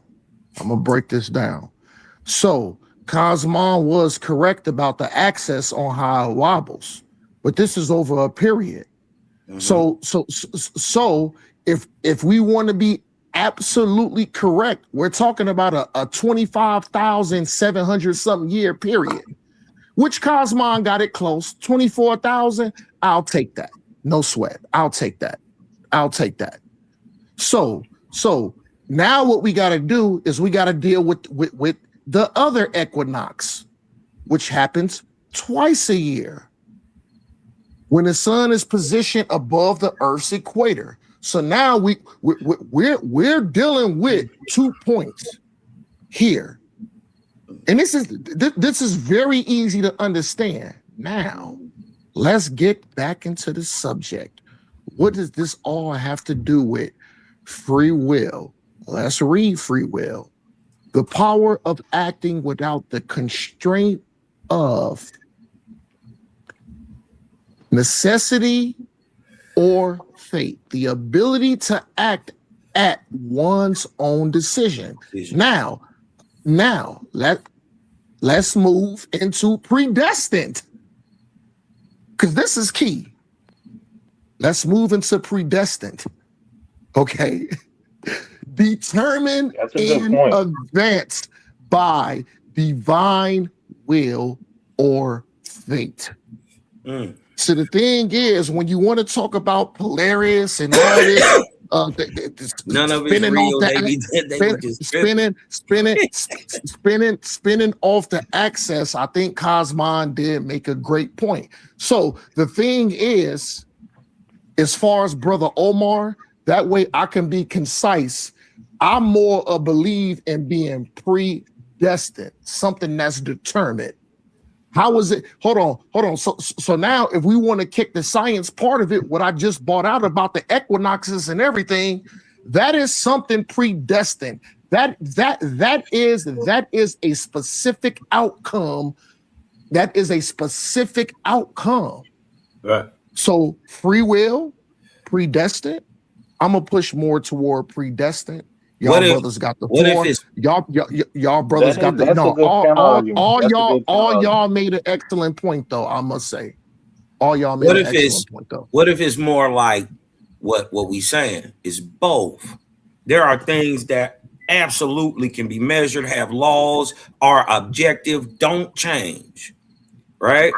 But there are things to do. You know what, Cosmon? You know what, Cosmon? That's a good question. So let's go back over free will again. Yeah. It says the power of acting without the constraint of necessity or fate, the ability to act at one's own discretion. Now, can a person act at their own discretion? Yes. Yes. But I don't want to put words in your mouth, Cosmon, but a brother like me, on how we deal with Bible, I don't know if the OSP say anything doing with the other word, which is what? Being predestined. And that is a determined in advance by divine will or fate. Like, would you call this divine will or fate, right? That if you eat pork and you have a terrible diet, would divine will and fate be diabetes? Because that's how I would look at it. No, that would be predestined. That would be predestined. That would be predestined.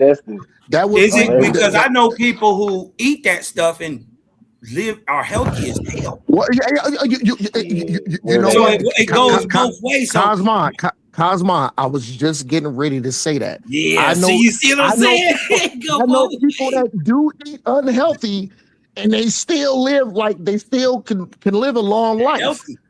Yeah. But they eat unhealthy, but they're healthy. No, you can't see the inside of their body because pork puts rats and roaches inside your body. Exactly. Yeah. Exactly. Parasites. Yeah. I'm with you, parasites. Okay. Yeah, parasites. So here's my point of view.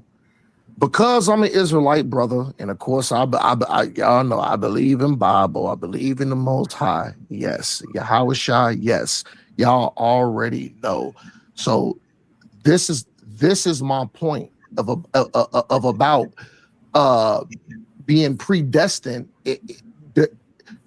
Determined in advance by divine will or fate. Well, so, I think that lead right back to, well, then how do you have more responsibility for anything? You dig what I'm saying? How can somebody say something is wrong if it's already predestined to happen? Because your will. That's a good question. I'll answer next, Cosmon. That is a good question, brother. I'll answer next. Go ahead, the other brother. I'll wait. Yeah, it's both destined. A person's life is both destined and free. Free, yeah. Because that's what I'm arguing, that it's both. On each and every one of us life is two books already written. One written by the hand of God, one written by the hand of the devil. Successful people align their will with God's will. Failures live the script and the book that the devil wrote for them. Just like a brother said, 24,000 years. That's because, that depends on what you think a failure and a win is. Well, too, failure just means to fall off your predetermined path from God. And that's a point of view. That's a point of view. Go ahead. Somebody made a point earlier about the 24,000 years, and that's because the planet Earth, the circumference of the planet Earth is 24,896 miles in circumference. And that's not why I was saying it, though. Okay, I didn't say you said it because of that, but that number represents Blacks. When we were in our right state, we used to write our history 25,000 years before it happened, and we walked into it. Huh? We as Black men, we used to write our history 25,000 years in advance. 25,000 years. And then we walked into it. We wrote what we wanted. Where's the records? Okay, so let me ask you a question. I'm with you on this because I'm interested. Yes, sir. Okay. When did the last 25,000 year period end, and where are we at in the one we're in now? And where is the text that shows us? Yeah, where's the text that showed that we supposedly read that was supposedly going to walk us into the 2026? There you go, Cosmo. This is the this is the time. There's a 6,000 year period for evil and the devil to rule, and this is where's the text, bro? Bro, that's not what he asked me. He asked me a couple of questions. I'm getting to it. Okay, go ahead, bro. My bad. I'm sorry. And yes, sir, no problem. And these last 6,000 years have been under the rule and leadership of the devil, which was up in 1914. And now it's time for us to take back over rulership of the universe. And those texts were destroyed because the devil was coming into power these last 6,000 years. Because if he got a hold, so God couldn't protect the text. That's how he protected it. By destroying it, he protected it. Yeah, and places like the lost city of Atlantis, we buried it. We buried those texts, and now it's time. Yes, now it's time for us to resurrect and come back into power. Where they at? Let me know when I can hop in on this. Go ahead, brother. No, they're buried. Let me back you up. I'm trying to. What's the guy name? What's your name that's speaking? This brother Terrence. Terrence. Hey, how you doing, Terrence? Hey, brother. I'm Hercules. So you're mixing. I'd say you're mixing up.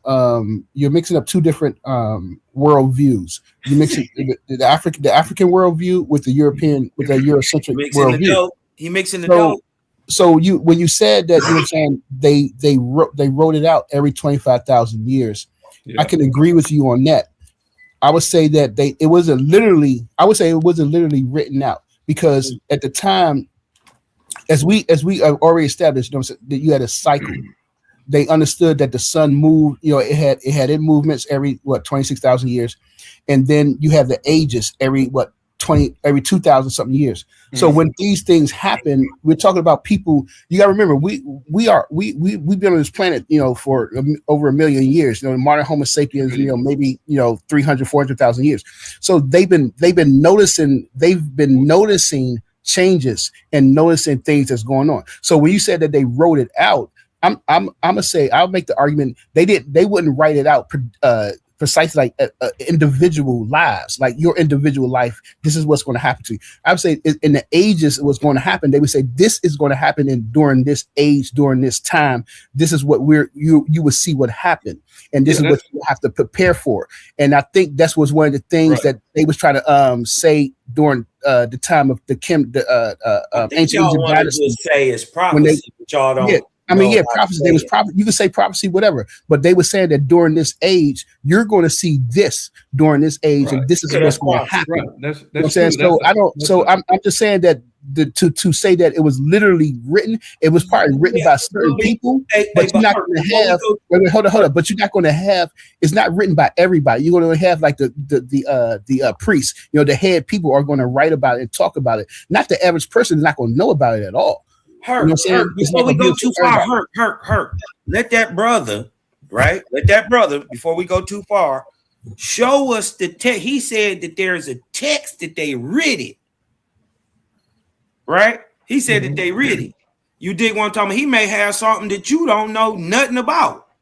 So I was saying, could you let that brother show us that text there for is no 25,000 years ago? There is no text about that. We're not every 25,000 years we've been here 300,000 years. Hey, hold on one second. Hey, hold on one second. Hold on. Let that brother speak for himself, please. We're not right. Everybody speaking up for this brother.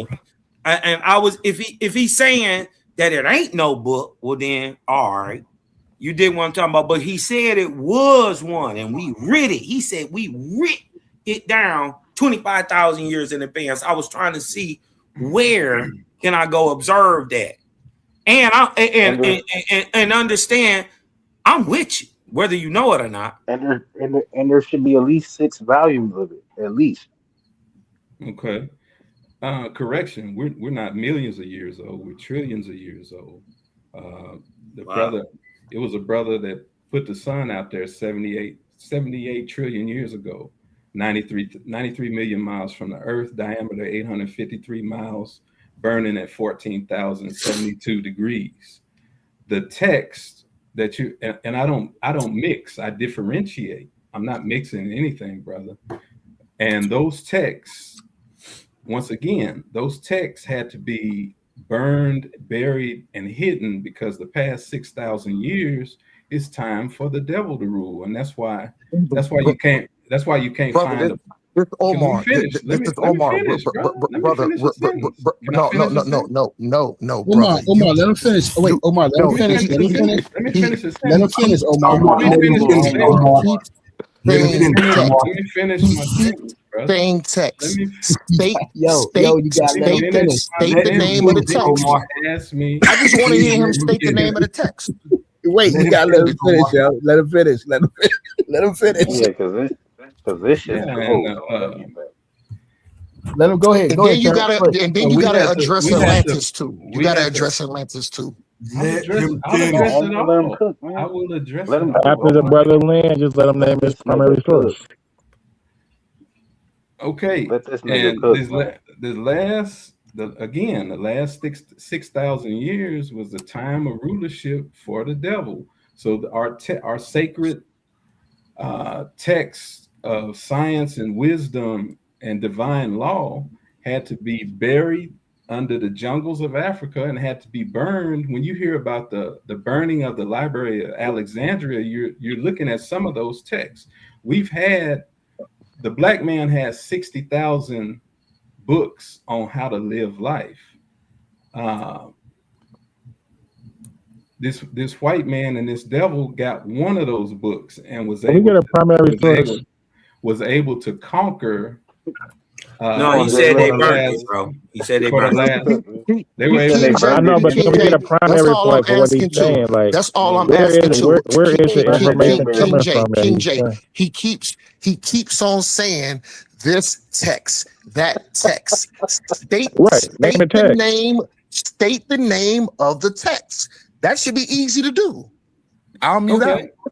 State the name of the text. Omar, he said they burned the text. Omar, they smoked the text. Omar. If they smoke the text, then how does he know about it? If they burnt the text, how do he know about it? Like osmosis. Come on, Jay. Where's that? Oh my God! Osmosis. King J, ask that question again. King J, ask that question again. Man. If they burnt the text, then how was the brother? How does the brother know about him? The text for burnt. Well, it's not one text. Again, Can black you name man, the black text? man. Yes. Name the text. Well, the name of the text is the law of God. The law of God. Where can we find that at? This Under. Can y'all tell me who that is talking? I'm not familiar with that voice. You said that the law of God is buried under Atlantis. Some of it's under Atlantis, and some of it is buried. Where's Atlantis? Under Where's the Atlantis? jungles in Africa. Well, if it's buried, brother, Atlantis is under the Atlantic Ocean. Straits of Gibraltar. So they don't play games. But the question is this: the question is simple. Straits of Gibraltar. Y'all ain't even letting him answer the question. Yeah, you gotta let the brother answer, man. Y'all be on him. Hey, when that's Terrence, he was asking about your business too. He said he liked what you had going on over there. He wanted to ask you a little bit more about your stuff. Definitely. We'll wait till we get a little break in the conversation. I'll get to him. Yes, sir. Well, Atlantis. No, but let him cook though. Let him cook. Atlantis is in the Caribbean, southern. Caribbean, not Mediterranean. Hey, let him cook. Let him cook, Jay. God all y'all gotta damn. do, this brother just said Atlantis was in the Atlantic Ocean. We can't let No, he this said the brother. Caribbean. We, It's crazy. no, I'm he with said it the now. I'm Caribbean backing now, him and up. then he It's in said the the Atlantic. Caribbean, nigga. Now, yeah, it's in the Caribbean. Let's go. Okay, I'm gonna mute out. So I'm just glad he didn't say Atlanta is Atlantis, because then I would have really been upset. Yeah, I'm let's glad Go he didn't say ahead. Go ahead. Atlantis is Tell your Atlantis. story, brother. Brother pseudo Hold on, you gotta let him sensational. get pseudo Jay. Come on. Yeah, man, let this Go nigga ahead, cook, brother. man. Give your story, bro. We're trying to get edified, man. Where Atlantis at? I believe it's the southern part of the Atlantic Ocean. I don't know for sure. Oh wow! But the Atlantic Ocean covers 41,321,000 square miles. That's right. Okay. He might hand you your hat, King J. You better watch out for this nigga. He's mixing. It's funny how, it's funny. He's mixing Y'all see how actual he. facts with pseudo. He's mixing actual facts with pseudoisms. Hold on, though. You gotta hear him out, Jay. You gotta hear him out, Jay. It sounded a little pseudo. You did what I'm talking about. It sounded pseudo when I told y'all that the sun was a star. Y'all didn't believe that. We know the sun was a star. That's brother. not necessarily you said it sounded pseudo when you said the sun was.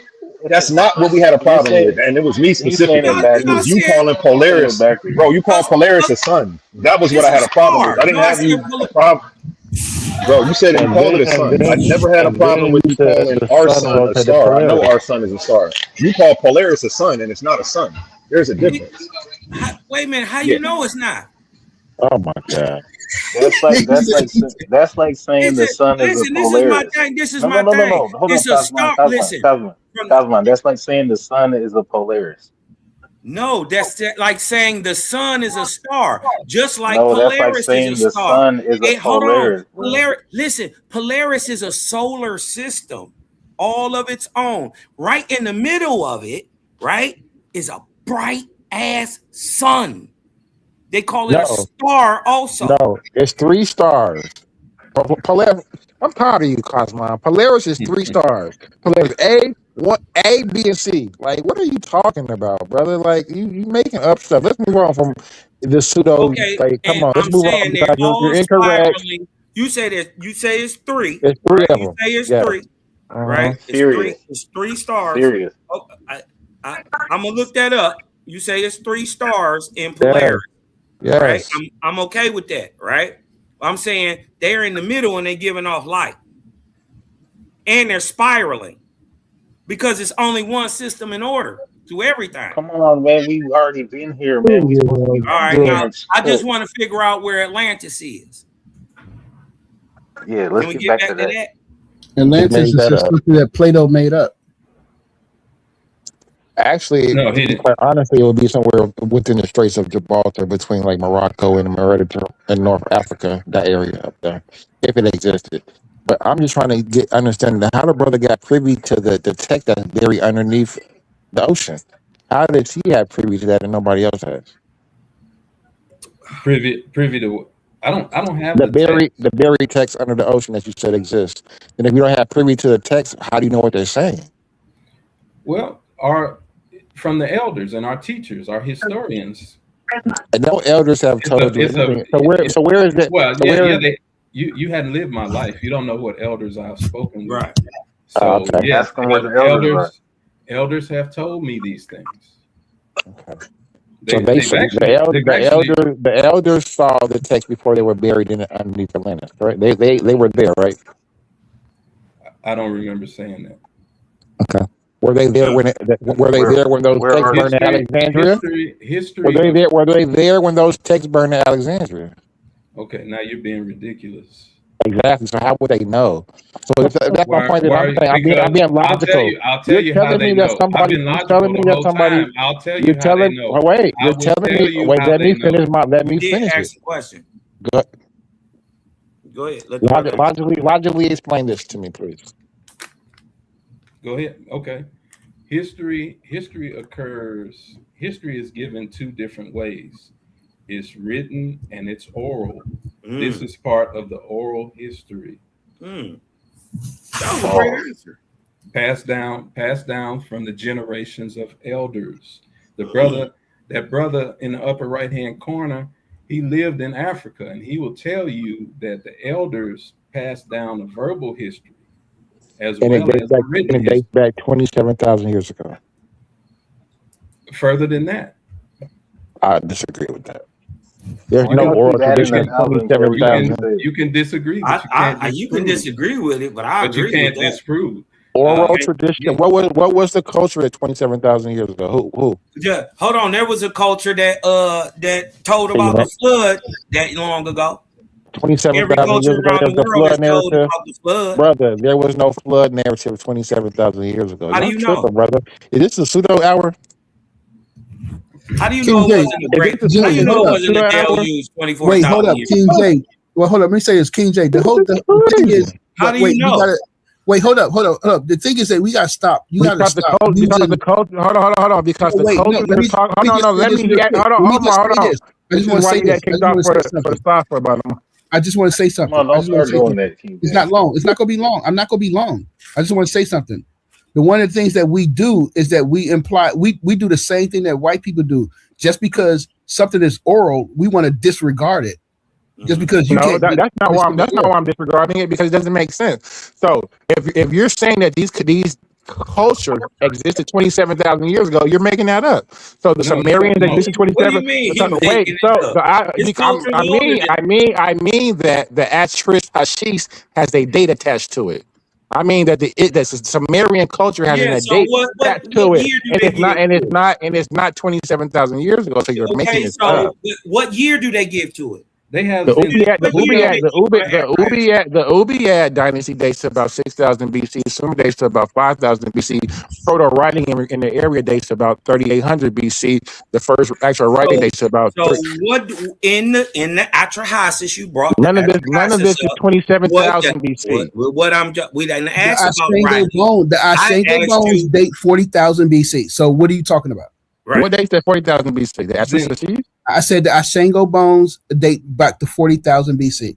If you wait, hold on, man. Wait, hold on, little guy. Hold on, little guy. Adam calendar. Hold on, master. The Adam calendar dates back to 70 to 80,000 BC. So what are you talking about? What are you talking about? Hold on, Master Musa. Because you're not making sense. For one, I did a whole presentation upon this in regards to the Shango bone opposed to the wolf bone. The wolf bone is actually days older than the Shango bone. So wait.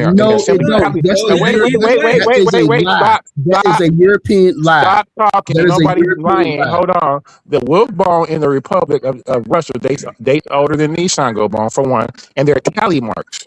So that's not writing at all. If you're insinuating that tally marks prime numbers, base 5 and base are writing, then you're crazy. King J, let's don't play these games.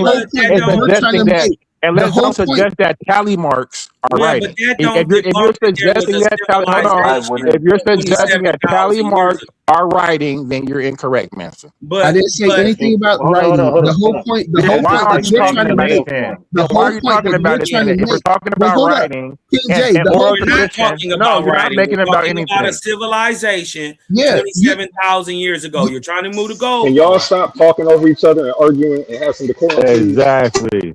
You're trying to make the point that nobody was. You're trying to make the point that nobody was thinking and had these high levels of thought. I didn't say nobody was thinking 27,000 years ago. I said there was no oral tradition 27,000 years ago. How do you know What you're that? speaking about? How do you know that? Because where's the record of it?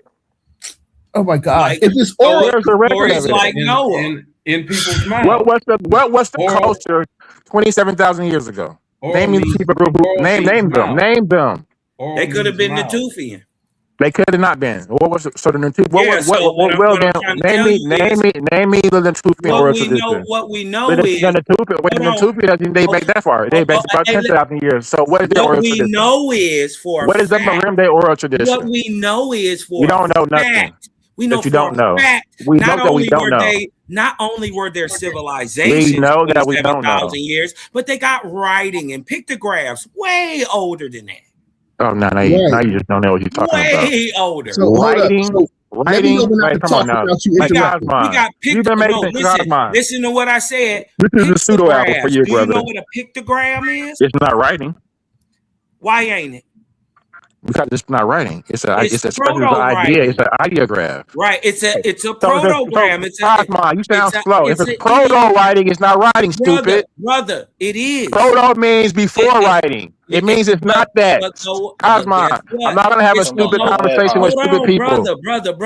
No, because you're talking stupidness. Listen, you gotta have a little decorum. Ideograph is not writing. Brother, If it's proto, it means it's not If you that. don't want to calm down, only drop King J. If you don't want to get back calm on down, free I'm will not about to too, ask him man. I don't have twice. to Tell calm him to calm down. down.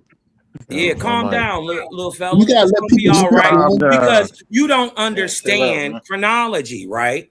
And a logogram or a Thank you. pictogram comes before an abject or an alphabetic type script. It comes before hieroglyphic script. This is ancient. And then we have many of these in cultures in Europe, Asia, Middle East, India, Africa, and the Americas, thousands of years older than the 27,000. And I'm saying the thing that would have crushed these civilizations and why we don't see them is the last glacial maximum called the Laurentine, 22,000 BC. That would have been the overall. Hey, this is Brother Omar. What I want to do, I want to start showing some information because you know what, a lot of us has just been running our mouth and been talking. I would even say Salakia for my brother King J. Bring my brother back up on stage. I got a question. No. Please. Yeah, no. He was not showing decorum at all. He was not showing decorum. He will. No, he messed No, up he the won't whole because he vibe, just said it. we were all He vibing just out up until there. he popped up. He capping. He was getting personal and calling All right, people names, man. Hey, I just want to know. Hey, let me know. I just want to know. I just want to know where can I go? Profanity. No, I want to show my screen though. Go ahead, Omar. I just want to know where can I go. All right, I just want to go. This is how you know Brother Omar is not biased. Do I always agree with Brother King J? Hell no. Hell no. But King J do have integrity, man. Let my brother back on stage. No, he doesn't. He crosses the line. He crosses the line and gets personal. Yes, no, he doesn't. No, he doesn't. He does. And guess what? He said tally marks isn't writing. You have to write down tally marks. Listen, how is that not writing? I guarantee if y'all let King J back on, he will source up. But let me show my screen. I guarantee King J will. Well, we don't have a problem with him sourcing up. We have a problem with him yelling, being disrespectful, over talking people, and not having no decorum. That's the problem. Yeah, and then when A1 said drop him, that nigga talking about I don't got to have no decorum. Yeah, I'm dropping. I don't play no games like that. That's the second time he tried me like that, man. Like it was his shit. The first time I took the admin slot from him, he ain't been a hoe since. A1. Can I ask you a question? If King J apologize and be sincerely about it, would you I don't need an apology. Just bring him back up here and act right. I don't need no apology because bring the nigga back up on stage then, goddammit, and give him another chance. Let me he dropped off himself. He said, keep the apology, please. I don't want it. Bring my brother. Hold on. First of all y'all are my brothers. And guess what? If it was Cosmon, I'll say the same thing for him. If it was any, can we keep going with the topic? If it was any of these brothers that's on the panel, I would still make a fight for them. Okay, bro. Omar, for the record, hey Omar, though, let me say this for the record, everybody. I need everybody to hear this. I'm only accepting apologies and change behavior. Do y'all hear me? I'm only accepting apologies and change behavior. You don't even have to say nothing. Just act right. That's how a real nigga function. That can't come from another man. It's got to come from him. Omar, you gonna share your screen? Well, nigga said he don't want to come back up. Oh, let's get spooky time. Let's get back to the show, folks. Woo! So first of all, this is what we're gonna do. We're gonna go to King J's point. First of all, let's share this screen.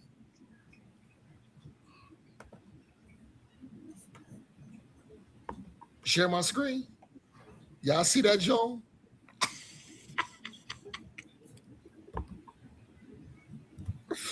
But no. I will stand on integrity because I'm not saying that King J was right in his points. King J was right. He made excellent points. I can't see.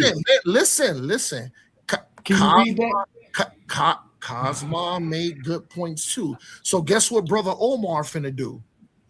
We have no respect. Listen, we have no respect on person. Did a culture 30,000 years ago leave this wolf bone? Hold on, what Brother Omar finna do? did a culture 30,000 years ago leave this wolf bone? King J was right. He was right. He was not right. He was not right. Hold on. Listen, be quiet one second, Omar, because this debunks him.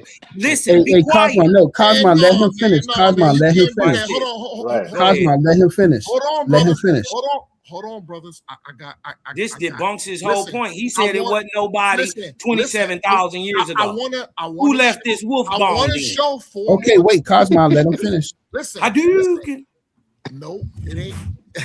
You know what? I love my brother Cosmo too, but no. Come on, Omar, bring out the information. What I'm trying to do is bring a fair standpoint. So hurry up with it. You just long-winded. Damn, nigga, I didn't interrupt you. You my dog, but damn, cuz you be stuttering. I'm gonna get you. Cosmo, shut up, yo. Cosmo, shut up, nigga. Okay, I know I'm gonna get to it. So this is the first one. Bro. This is the first one. Y'all see it up there.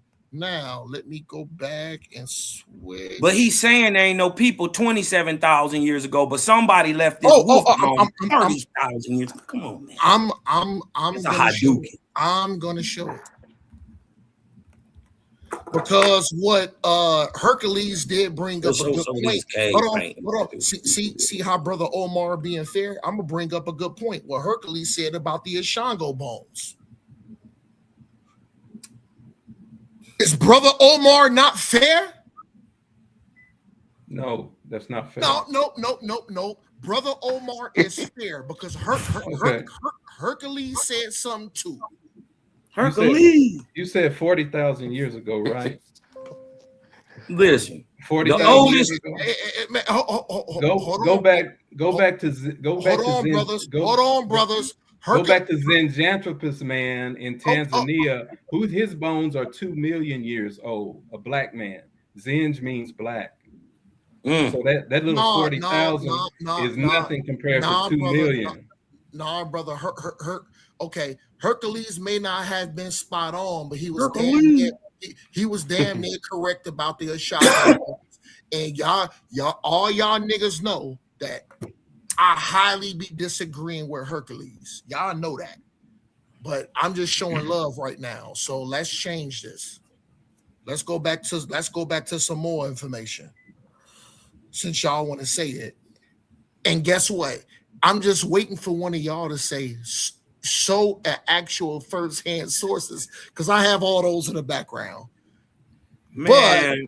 But we're gonna move strategic. Hold on. Do you agree with him that there wasn't no people 27,000 years ago on the earth? Hold on, man. Damn.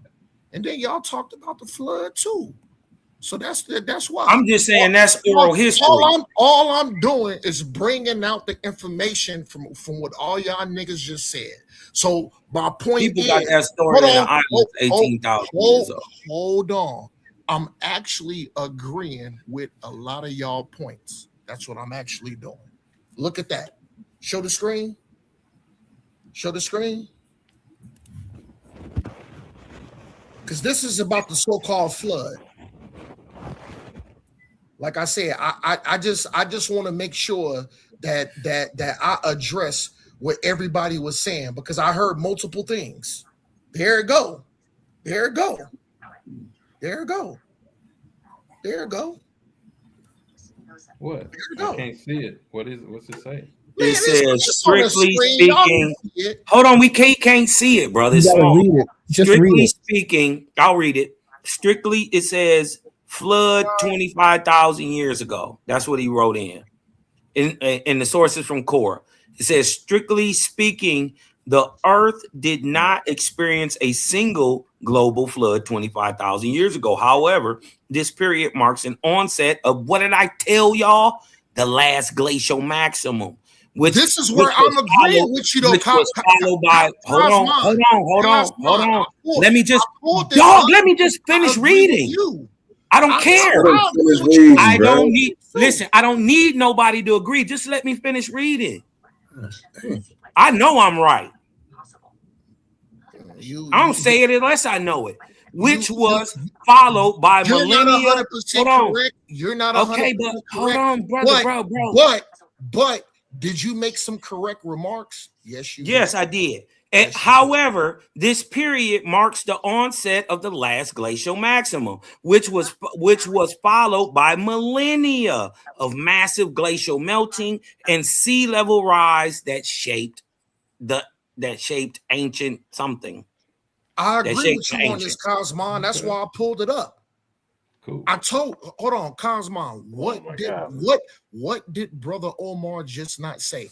I said a lot of y'all brothers made good points. So what I'm doing is I'm pulling up the information to validate y'all good points that y'all made. I'm not pulling it up to debunk nobody. I'm agreeing with you, Cosmon. That's why I'm showing it. Now, can I show something else?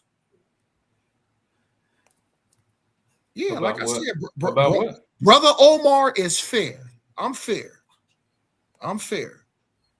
Like I said, we don't have no respect of persons. If somebody right on something, even if I don't like them or I disagree with them, if they write about something, they just write about something. Let me cook. Let me show this now.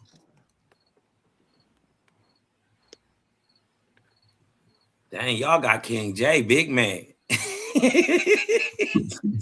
I'm gonna take my ball and I'm gonna go home.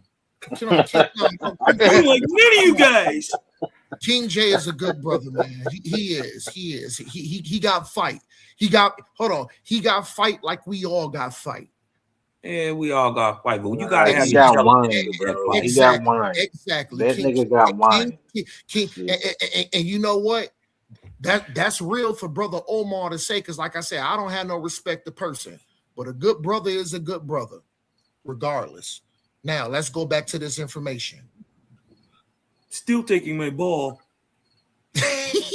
Stop. Come on, yo. Come on, Omar. Hurry up, man. I am. Look at it. Look at it. Read it. No, nigga, you read it. You put it up there, Omar. What is it? Come on, man. Like I said, listen. I'm putting this up because, like I said, all y'all brothers brought out great information. So what I'm doing, I'm showing the information, the good points that all y'all brothers made. I'm bringing them out. Don't be mad at me. So actually, I'm agreeing. I'm agreeing with a lot of what all y'all brothers are saying. I'm just you're showing. really being Listen, I'm just showing it because nobody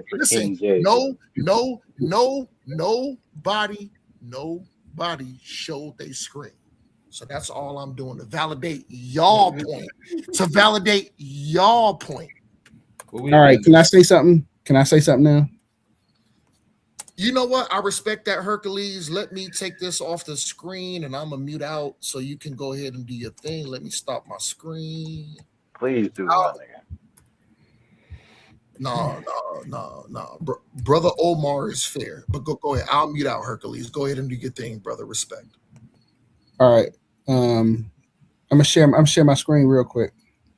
This ain't gonna take long. I'm not even gonna be just be like 5 minutes, y'all, on this. So y'all see me? Let's do this. Oh, damn it. That screen. Let's do it. Hold up. Let's go here. So we brought up, and the only thing that I know about this is that what is the wolf bone? Where's the wolf bone? Only reason I know about this is because I never heard about this until, in the class. I had to take the class, a history of mathematics. And this is the first time I heard about this. And they talked about the wolf bone. They didn't even talk about the Ashango bone or the Lubamba bone at all, which I thought to be funny. But here it is, roughly 30,000 years old. All right, let's ask another question. Is this older than the Ashango or Bombo bone? Is this older? What does it say? Why is it? Just ask it. Sometimes it do that when it click over. Ask it again. Ask the AI. Is the wolf bone older than the Ashango bone?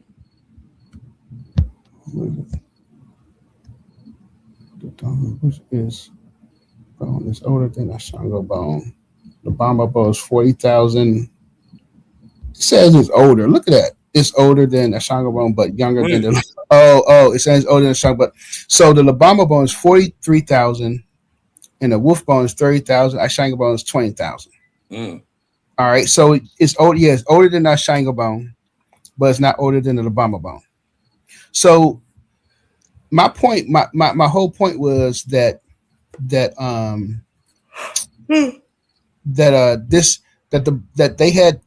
was working on these. They had these bones, and they was tally marks, but the tally marks are they're a way of recognizing what like you're doing abstract stuff. These tally marks are not just like he said. It's not a language. We don't know what language they was talking in. Could it just be math? Yeah, it's math. But yeah, they was doing math, but it was an abstract thinking because you had abstract numbers. I mean, you had prime numbers, and to work and it shows that they was working with prime numbers. To work with prime numbers is you're showing abstract thinking. Let me ask you a question, Herc. Who pushes the ideology that somehow the older you go or the more you go back in the past, the dumber the people must be? We know who pushes that ideology. That's a Western ideology. Because what they trying to say is that, since white people were, they evolved on the planet last, therefore they're smarter. That's their ideology. So what I've been trying to make the whole argument that we got to move away from that. We got to move away from that ideology. We've been moved away from that. That's an old, outdated view of thinking. We've been moving away from that. So no, we have not. A lot of A people lot still of people maintain still that. think like that, bro. I swear. No, There's a lot of people. Yo, Herc, There's yo, Herc, a lot of people. yo, Herc. You have to That's show. Every Herc, day, Western, but You that's have to show that's Western where ideology. they That's thought Western it was culture. Period. abstract thinking. Herc, I would argue that's Western culture. Period. Right. Hercules, can you please show any source or even something AI to show that they thought that it was abstract thinking? All right, wait a minute. So if we, let me share my screen. Hold up. I'll share my screen again.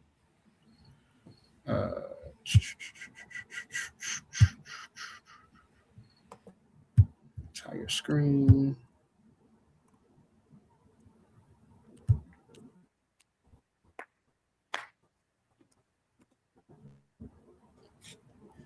Yo, Herc, I asked you this question because I already know the answer to it. It's coming up. No, it's not coming up yet. Why is it not coming up? All right.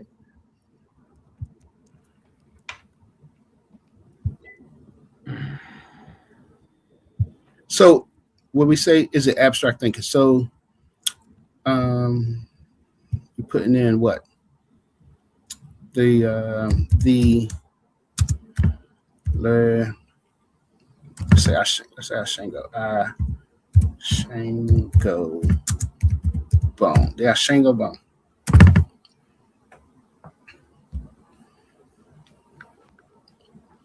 This is not interested.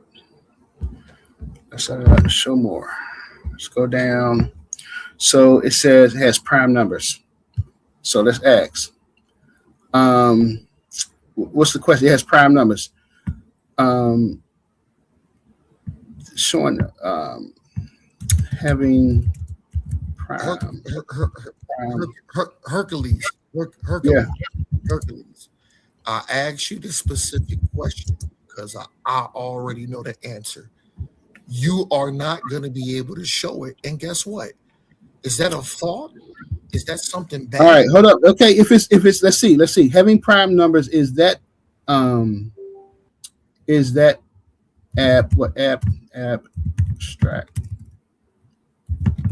Is that abstract thinking? No, prime numbers are not abstract thinking. All right, then if it's not abstract, what is it? Because what would be the use for having prime numbers at that time in history? To quantify. Abstract comes from the Latin word abstratio. The prefix ab means away from. Traho means to pull. So abstract means to pull away from that which is solid. Numbers are solid. Numbers are quantified. They're not spiritual. They're not metaphysical. Well, Abstract is metaphysical. That's another way. I think that's another that's a different topic, because you could say representation, like numbers are not represented in itself. I mean, not represent physically in itself. The number 3, where's the number 3 at? The number 3 is wherever you put it. Whatever you assign it to. So it's abstract, right? Yeah. So where is it at? When you have 3 objects, those objects are right there. But how do you are you going to say 3, or are you going to say are you going to say sung? Or are you going to say hanadu? Set? Are you going to say set? Because in Korean you say set, in Chinese you say sung. But in America we say 3. Yeah, but okay, but you can't touch a 3. Yeah, you can't touch it. So it's abstract. It's not physical. My thing is, hold on, we can't really get nowhere if the brother don't understand that math is fundamentally an abstract concept. Right. That's true. Okay. All right. We good. I'm muting up. All right. So if we ask, it's a symbol, and a symbol is something that describes something greater than itself. Yeah, I can rock with you. I can rock with y'all. It's a symbol, right? Yeah, it's a symbol. I think because I'm on the work computer. So isolated prime numbers is definitely a form of abstract thinking, requires moving beyond simple counting and recognizing a hidden structure rule shared by specific numbers. So yeah, at that time, they were thinking abstractly. They, you know what I'm saying? It's not, you can't say that they were not thinking right. abstractly. I would disagree that people saying that they weren't thinking abstractly. They didn't have that. Well, that's an advanced way of thinking. I would disagree with that. Well, the black man has a whole mind. He thinks physically and metaphysically, spiritually, metaphorically, allegorically. We have the whole armor of God.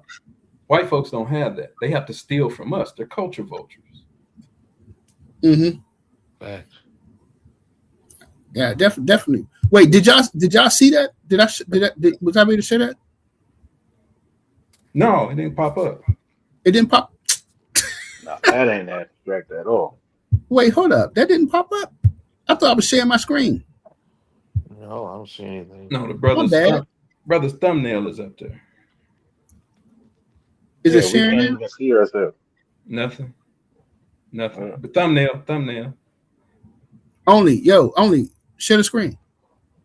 Ollie got to do that shit. Only fell off. Yo, Only, where you at? A1, where you at? Yeah, that's my brother with this. Yo, A. Only. And they both they knocked out. Yo, but anyway, man, if you type it in, it came up. It just says yes. Prime numbers is a way of thinking abstractly. Yeah. So I mean, because a lot of people, think we talking about 20,000 years ago, 40,000 years ago, they were thinking abstractly, and not only that, we see that in the structure from South Africa and what they call the Adam calendar, where they were making fractals. You know what I'm saying? And that's again, they thinking on higher levels. Or and even better, even you dig what I'm talking about. It would be even more dynamic at the time if it is a sky chart. Even if it would be more dynamic to me that they had that mastered at that ancient time than even the concept of fractals, because we don't have it mastered. And it's crazy that they did. So my point was that what I was trying to make with against what King J was saying was that we have people that was living 40,000 years ago. Way longer. That was they thinking. were modern too, by the way. These are modern humans. And 40, we think 50, yeah, 60, and we 70, 100,000, 330,000 years ago, they're modern humans. And we only think that that's primitive because of the Western education that we receive. Right. Yeah. This linear concept, linear concept. So that's the reason that you think that's primitive. And we only get advanced as you go along. But we that they was advanced back then. Just because they didn't show it the same way that Europeans show it doesn't mean that it's not equal. The name for it is propaganda. Break that word down. Pro pagan. The white man is a pagan. So pro means he's gonna make history speak for him, like the man that used to rule over England. He said history's gonna be kind to Britain because I'm gonna write it. And white folks are only 6,000 years old. Parents, you a Nuwapian, ain't you? They are. What's a Nuwapian? I don't know what a Nuwapian is, but there's people that make stuff up. No, I don't make nothing up. I deal in scientific facts. No, that's a fact. That's a fact. They are 6,000 years old. That's the guy. They'll tell you that. The first guy that did that research was an Italian guy. He proved that genetically that the first pale-skinned people to come on the planet was 6,000 years ago. Was that Gregor Mendel? No, I'm gonna look up his name right now. It's DeLuza, something like that. Oh, D'Souza. D'Souza, yeah. In the history, he wrote a book called The History of Genetics. Right. Yeah, their own geneticists prove it. Darwin, Leakey, they all prove it. Well, I mean, at that time that they say, you know what I mean, that they're popping about the proverbial soup. You dig what I'm saying? They found a man that same age. His name is Cheddar Man. And still at that time, he is heavily melanated and negroidal. He just got blue eyes. Yeah. He's an Aboriginal European. He doesn't come from anywhere else. Right. Because they watered, a scientist watered our genes down to make them. I don't think so. What? I know so. It's scientific. That's nonsense. No, it doesn't. You don't have to water. Your ignorance is nonsense. Listen. Lighter skin is an adaptation. It's just simply an adaptation. That's nonsense. No, it's not an adaptation. That's why he said you sound like it's a genetic defect. It's not. It is. It's not. And hold on. Right, so y'all both could be right because genetic defects can be adaptations if it works. Yeah, but what you don't understand is genes don't just pop up out of nowhere. Listen, if y'all saying they come from us, well then that means already contained in the nigga genetic was the ability to produce white skin. Exactly, and we call them albinos. Thank you. No, you don't have to. That don't change your ethnicity. That don't change your race. That don't change your culture or your DNA. That's a different subject. It's not. It doesn't change your DNA. And albinos, even when mixed back with albinos, can still produce heavily melanated children. Facts. Exactly. They're still black. Facts. Yeah, so skin color has nothing to do with quote unquote race. Y'all gotta think higher. Stop being so biased and colorist and low. And you dig what I'm talking about? Y'all gotta vibe higher, y'all. Y'all got to come out of this color shit. Can I ask you a question? Y'all better than that. How comes in Owaspy it says that the mound building race were copper skin colored then if race don't matter? Well, because it's letting you know a general mode. All of them wasn't all copper colored. Some of them was pale skin, but that don't mean that they wasn't no less niggas. Well, I push back on that because as you're talking about race, a group of people, the skin color, I agree that skin color is not going to matter. However, how would I say this? I guess the not genetics. It'd be more when we put the Europeans or these Euro Asians, or as the ancients called them, the Amu, these foreigners, these nomadic people into one group. The distinction and uniqueness of them is that they saw the world differently than everybody else on the planet. Listen, the uniqueness of them, the uniqueness of them is that they come from you African niggas. But hold up. Listen, I'm talking about that pale skin. No, that's the uniqueness to them, that they come from three melanated peoples. Okay, but no, they still have hold on. Don't you say you the Egyptian and the Northern African? But hold up, there's still a difference. To be them Israelite stocks that's from the Middle East. There's still a difference. I'm saying no. Listen, I'm saying because see, science gives them 6,000 years. Owaspy only give them a little over 2,000. There's still a difference. Still a difference. So what? It gives from the fall of Egypt. Right? And then the reason that the genetics, hold on 1 second. The reason that the genetics are like the way they are, and y'all know that they come from nigger stocks, and even they was melanated, well then how do they turn white? Because it's not a two-way mix, it's a three-way mix. And the admixture of the three, the Arab Middle Eastern nigger stocks and the northern mixed Greek and Egyptian stocks, who go on to be the Ptolemy dynasty, the Alexandrians. After Greek falls, they mass migrate into Europe. All right. Right. So what I'm saying is this is why we see early Europeans, you dig what I'm talking about, even 100, 200, 300 AD, right? They're still heavily melanated. 1000 AD in Europe, they're still heavily melanated because the people still admixing.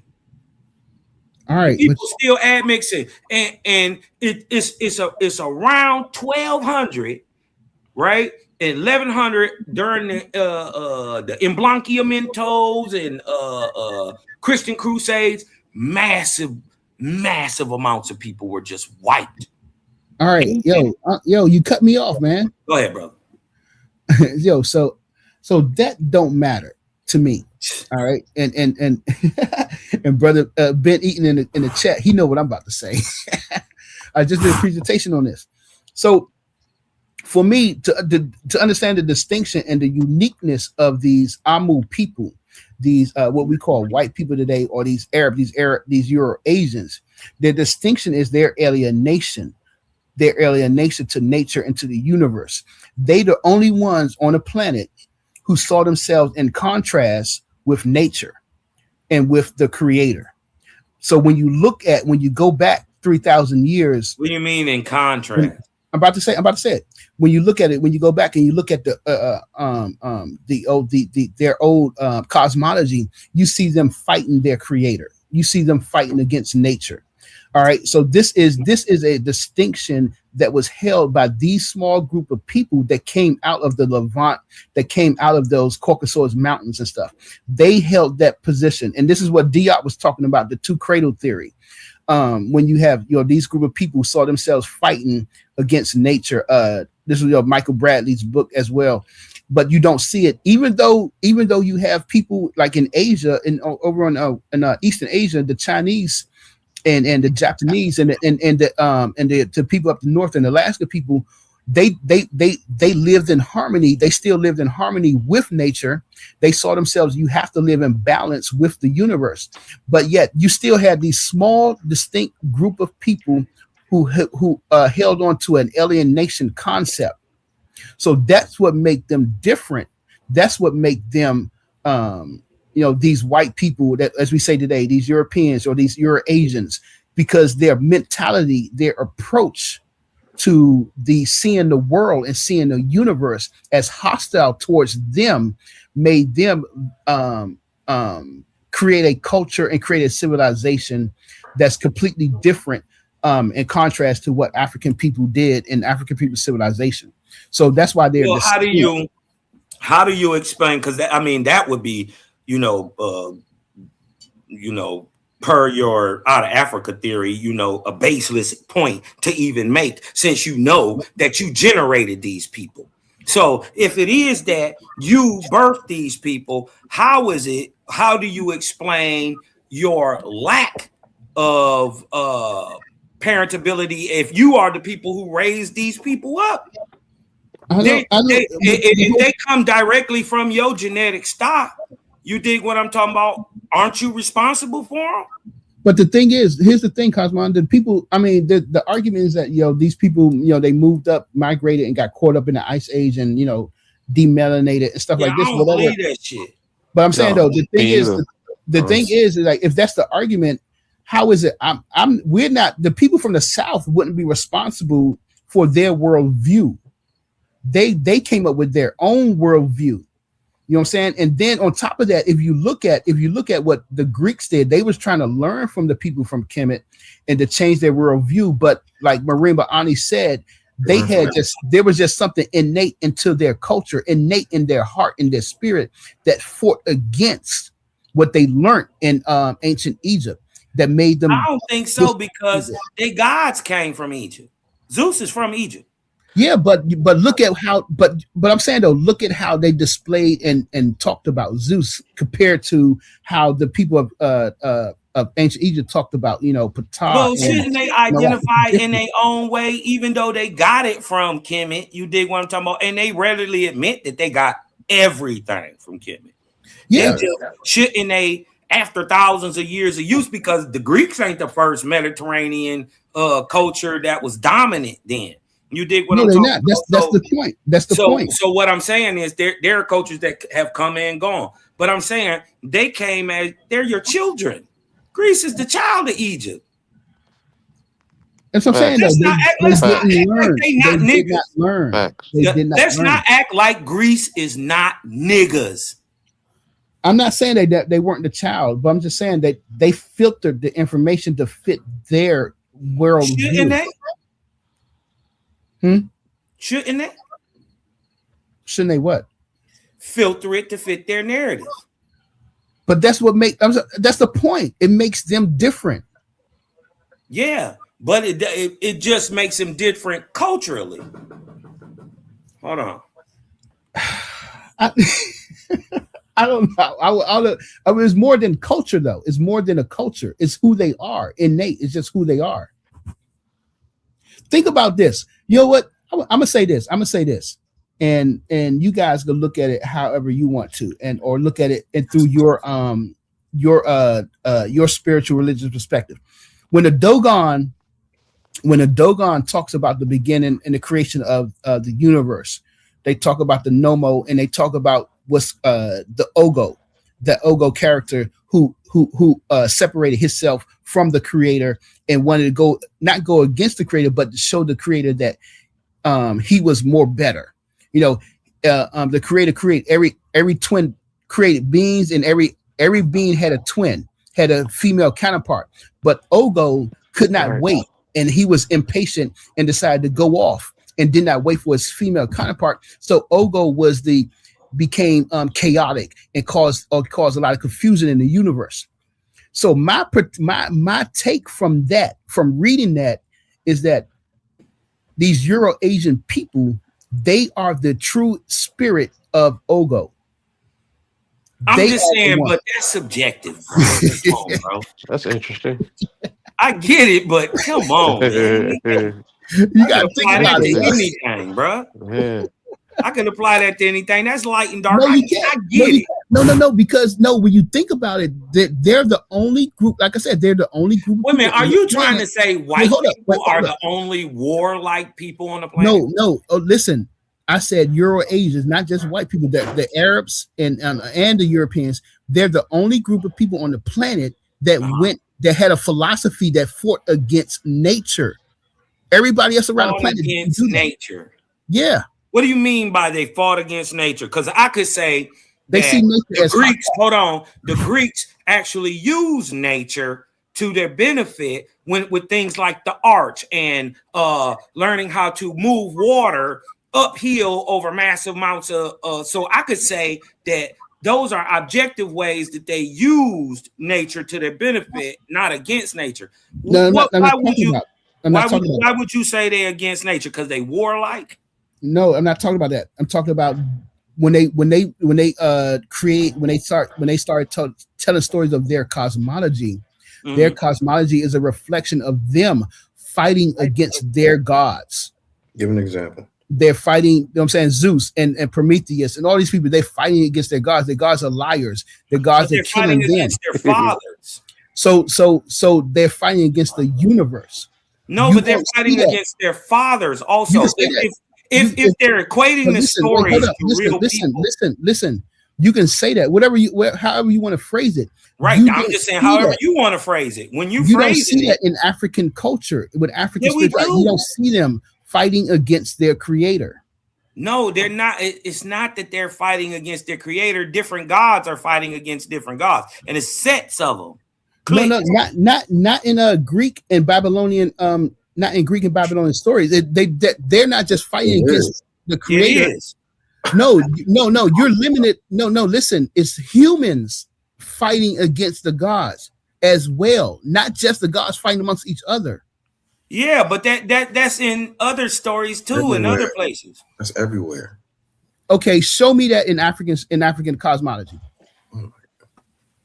Which African cosmology? Pick one. Anyone. That's a good question. Well, you want us to run through You don't find it in none of them. I'm telling you, you don't. I'm trying to tell you. Have you went through every single one of them? Right, and hold I'm on, telling you, and hold on. I can just come off There's one not off the top thousands of my head. Thousands. I can come off one in the top of my head. What In you got, the Kyle? eastern region of Africa, they have the story of the rainbow serpent. Right, it's seen as a female. She gets in a war with another deity, right? Where she had to, where the thing that was seen as the creator God had to run. Which one? Right, this is the rainbow serpent. Of which right, this is society? Eastern Africa. This would be like Is this voodoo? Or no, this is a cultural story from Africa. Yeah, but I'm saying which society? Right. I'm gonna pull that up in a second. Exactly which society it is, but it's from Eastern Africa.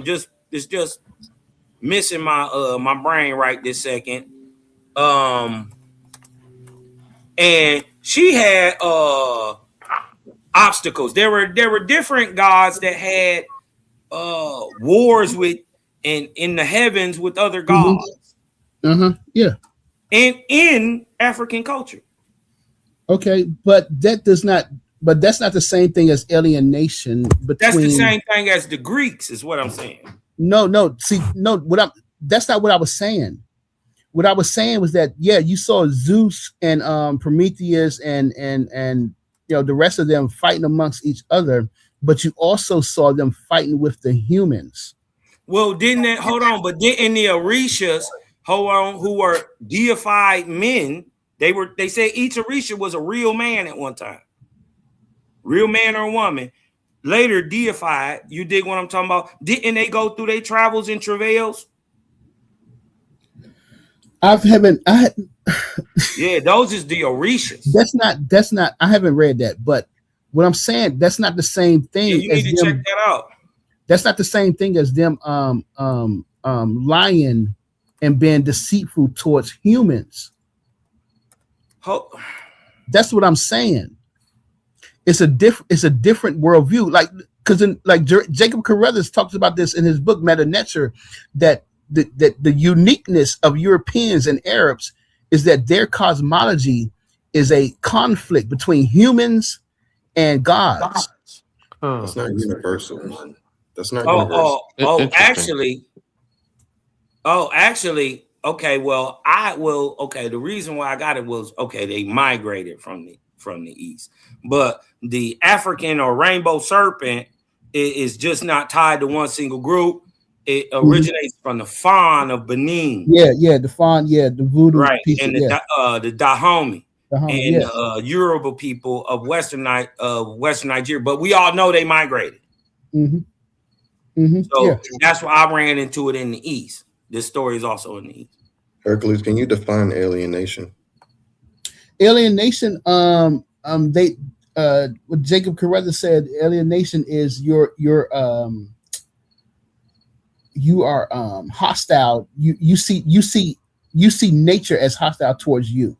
You see the universe is hostile towards you. So you alienate so they alienate themselves, and they're in conflict. They're not one. They don't see like in African cosmology, you're one with the creator. Right. You're one with the universe. You're one with nature. So that's what he means by alienation. Nature's attacking them and things like that. And this comes from I think Diop talks about this too in his two cradle theories. Like, in Africa, it was different because they was in a environment that was kind of like everything was like not given to you, but things were growing. You know what I'm saying? You had the necessities that you need, you know what I'm saying? Vegetables and water and stuff like that, where you have another group of people who was coming out of an area that was desolate. You had to fight for everything. You had to get it. You didn't have the resources, to grow food, to grow crops. It was sporadic. You know, Yeah, and but like you dig what I'm saying? In them African cultures, you know, we gotta be real. We see that in them cultures, and many of them, it talk about nature itself attacking the people. that's the thing that I'm not saying? So I don't know which one you're referring to. You have to show which one that was talking about. Hold on, we could go into the Akan, right, or the Asante cultures, right? They got Sasabamson. You dig what I'm talking about? A monster, in a sense. You dig what I'm talking about? You dig what I'm saying? It's supposed to hide in the trees. You dig what I'm saying? But it do vengeful stuff to people thought of as a god, in a sense. So we got these stories where stuff or the nature or the god, you dig what I'm talking about, is set against the people also. That's not the same thing. Because you keep saying that they set against nature, but you ain't showed us like a real. I get what you're saying. And if you was to just say these niggas is the most warlike motherfuckers, they just devilish, I could say, okay. I could say all right. But when you say, oh, they against nature, you got to kind of, because what did they do that was against nature that you didn't do in any of your cultures? I just explained it. It's for African. When you're looking at African cosmology, you see them trying to be in harmony with the ecology, and they're in harmony with the universe. And then when you look at Greek cosmology, and when you look at the Mesopotamian cosmology, you see them warring and fighting against. Yeah, but the point is that they're trying to balance it the whole time, the same way the Africans is. How are you trying to balance it when you're because in the Mesopotamian stories they got long kingships, long rulerships, no change. You dig what I'm saying? If we gonna go by the stories, I'm just saying it go both ways. No, it don't. I'm saying in any of them African cultures, you can look at it and look and see in the African culture that the nature is attacking the man. All right, I just want to say something real quick because I don't think I can share my screen. So one thing that is pretty important with particularly Akkadian, specifically Sargon, there is a motif amongst these kings where they are called gardeners. And it's very important because what gardener means in the ancient world is similar to what there's another word too. Like towards where Jesus called like the herder, like a sheep herder. A shepherd. Shepherd, right? You take care of your flock. King take care of his people as a gardener take care of his garden, right?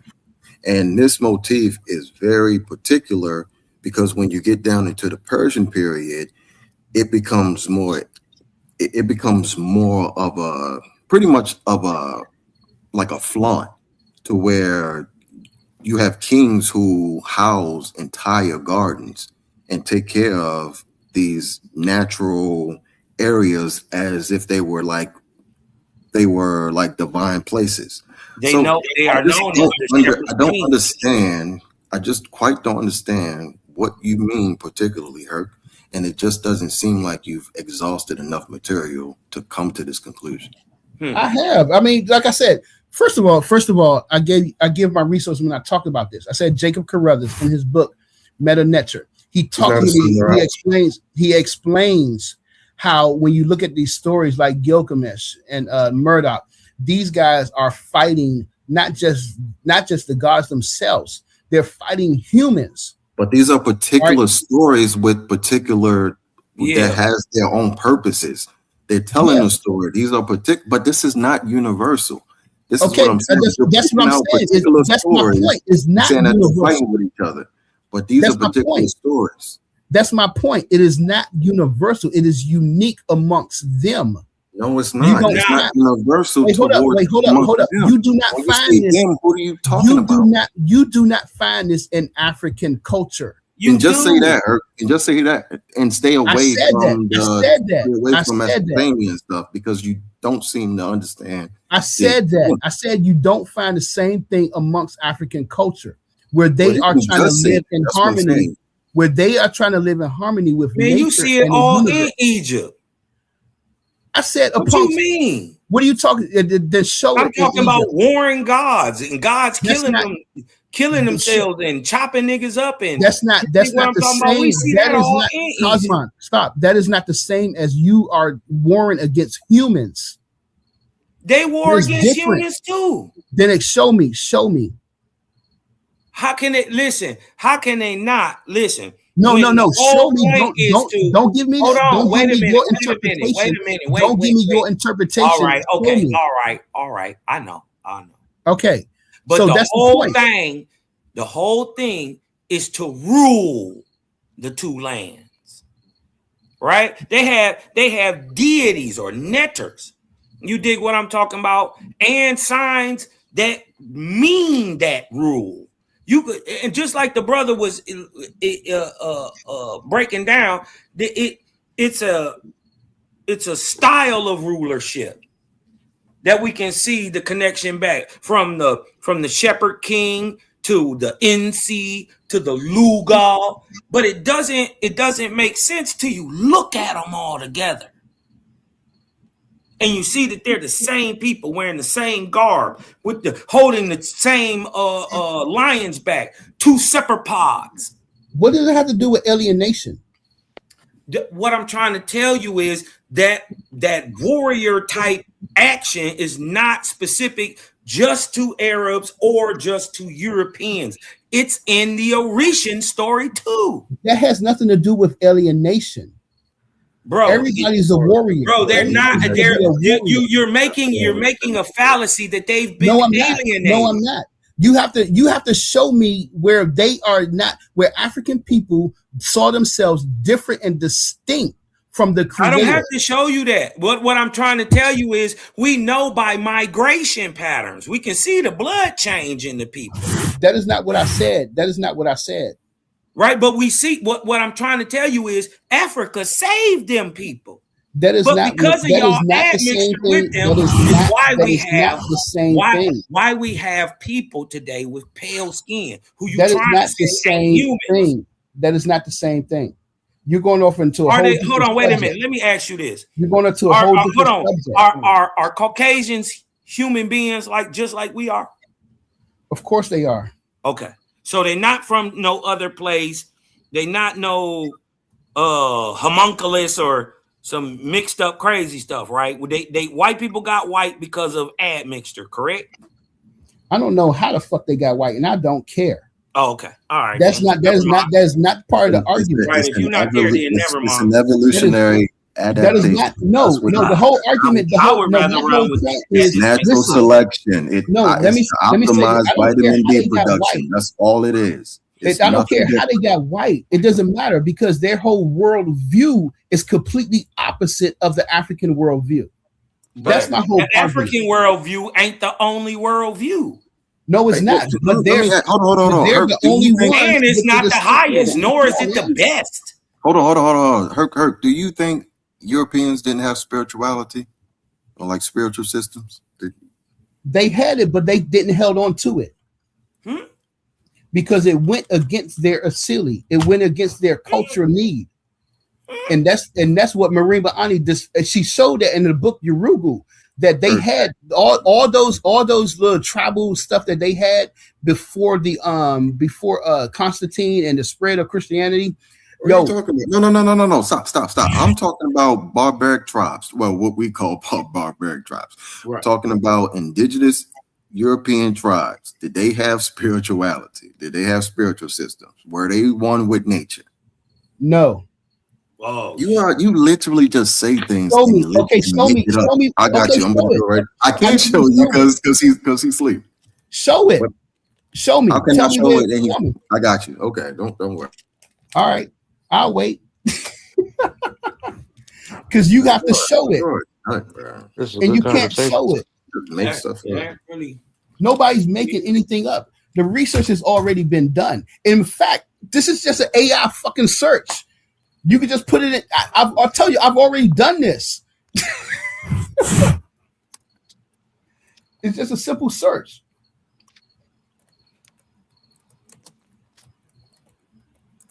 Can I ask you a question? What is animism? You know what that is? Of course, I know what animism is. Okay, so do Proto-Indo-European tribes, people, had animism? That wasn't your question. Were they animistic? Were they that wasn't the polytheistic? Were they?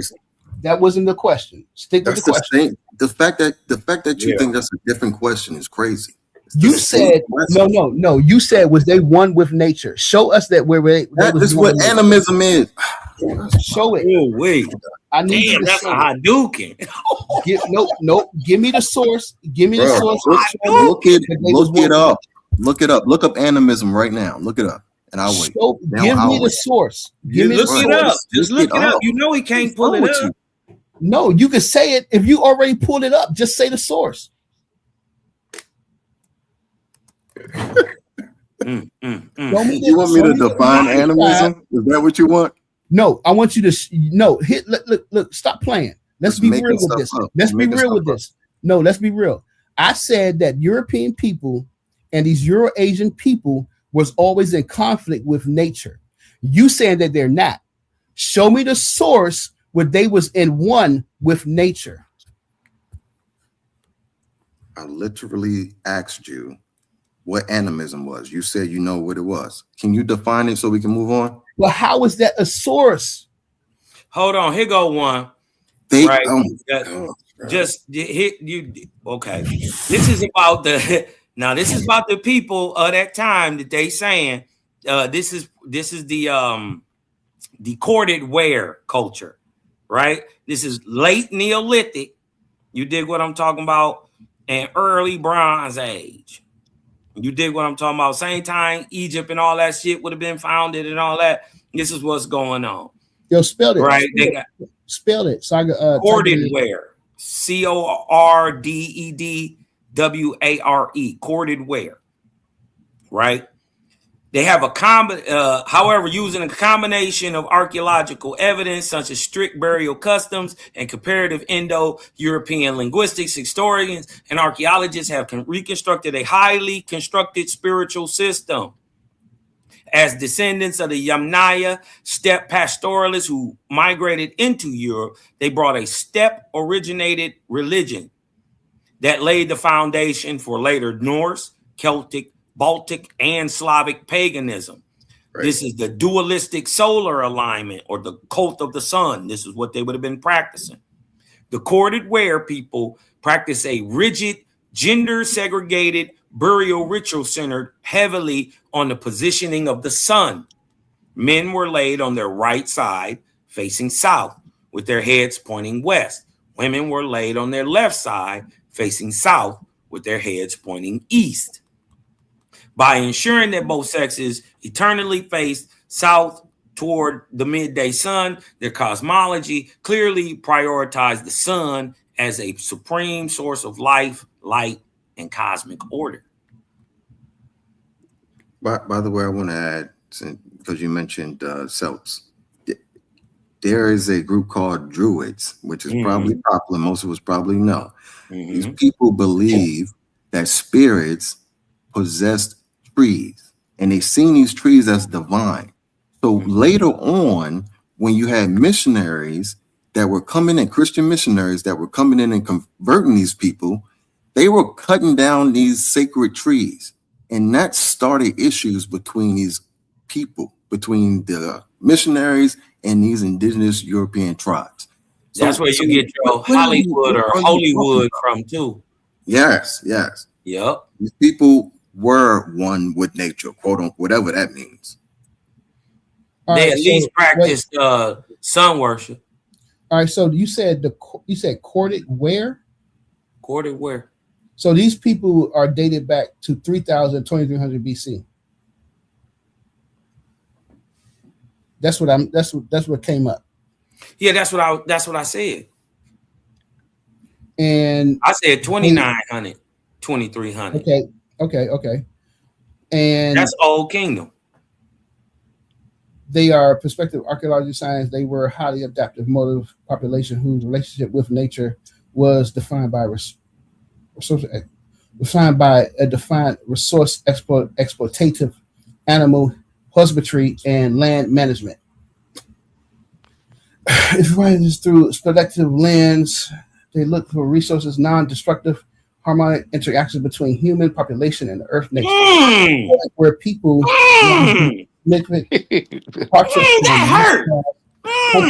shifting intended towards systematic environmental alteration. And this is quoting. Nope, he said it's a different. It says crazy. You're not listening. Right, You're not listening at all. Just looked it up, and you about to argue. Still, you didn't. I know even know you what just this read was. that was non-invasive, one with That's not nature what it and all said. that. It says the courted where people represent a significant departure from localized hunter-gatherer paradigms, shifting instead towards a system environmental alteration. Mm-hmm. And this comes from the courted where culture more complex than previous thought. This is an article in Indo-European. What is it? Who's this by? But probably like Live Science, Nature, somebody real. It's some. Yeah, it says archaeology, Northwest Indo-European, Uric, April 19, 2020. But the whole thing is that they manipulated in their environment. They look at manipulating their environment, not trying to live in harmony with their environment. What do you mean by manipulated? What do you mean by manipulated? It says environment manipulation and pastoralism. All right, so what does that mean? What does that mean? They actively cleared in vast trans-European forests to create open pastoral lands for their herds. Animal domestication. Their economy relied heavily on pastoralism, marginally large herds of cattle, people, sheep, goats, and that's what manipulation means. They are working the land like everybody else around the world. They are working, manipulating the land, making trenches. The framework of alternate history, physical, down trees, and manipulating the land. So what it means. The quarterware culture, however, marks a literary expansion of Bronze Age blueprint across Europe. Pastoral warrior society focused on copper and metal wheelers, transport and expansion. They treated nature as a canvas to be managed. Who taught them that? Who taught them how to work copper? Stop. It says they treated nature as a canvas to be managed and subverted to human will, rather than unalterable system to which they blindly submitted to. That's everybody. That is completely. Everybody does that. No, it's not opposite of African. No, it's not. Once you start cutting down trees, once you start making pseudo waterways, once you start manipulating nature, that is what they're talking about. That is just agriculture. All right, okay. But being one with nature is just living off whatever the land has to provide. That is what their ancestors likely did. And we know that the Egyptians dredged the Nile. Right, everybody. You think what I'm talking about? So that's manipulating the land. Yeah, sure. Yeah, okay, yeah. All right. Hercules, you literally have you got it. Niggas, you got it. You got it. I'm done. Dissonance, bro. I'm done. That's crazy. You have to show me. You have to show me where the Egyptians went against nature, bro. What do you? They cut down trees. Show it. Yeah, that's show me. Show you that they cut down trees. You're saying it, and you're not showing it, bro. Do you know what are the pyramids blocks? To that GMO creations, King Hurt. Those came. Those were cut. The mountains were cut. the pyramids were cut out of the mountains. Is that manipulating? Is that manipulating the mountains? That's not manipulating the mountain. Oh no! What is limestone? King, the Hatshepsut temple was carved directly out of a mountain. What are you talking about? What was it? The pyramid is made out of thousands of blocks. It's like 2 million blocks. What is limestone? It was cut from out of the mountain and took over to Yeah, it. so they manipulated their landscape. So is that manipulating? Is that manipulating the nature? How? Yes. Show me how. How? Yes, because they took from nature to build a structure. There's a difference between cutting down a tree and cutting open a rock. Yes. They did but both. guess what? There is a right. difference, but it's just in how you do it. Both of them are manipulated, used to manipulate nature. Hold on, cause what is agriculture? Period. Oh, what is he talking? What is Hadouken? There's something wrong. You got it. Yeah, you got it. I'm wrong. I know I got it. Pastoralism. You refuse to just say, all right, yeah, maybe I gotta update my shit. You refuse to all right, do that. all right. You got it. Crazy, bro. You still haven't shown me. You still haven't shown no African. No African. You y'all still haven't shown no African spiritual system where their gods are fighting and killing humans compared to the Europeans. When they go to war, you still haven't when they shown go to war and they alienation. say, "My You God haven't got me shown here," what does that alienation mean? at all. You So haven't when shown my God beat alienation your at all. God, what does that mean? Because the I hear Egyptians did it. Everybody do it. When Shaka I did conquer it. you, when I conquer you, my God help That me is do not. What That does is not mean? alienation. It's just saying anything. What is alienation? No, you Go ahead, just bring said that up, bro. anything.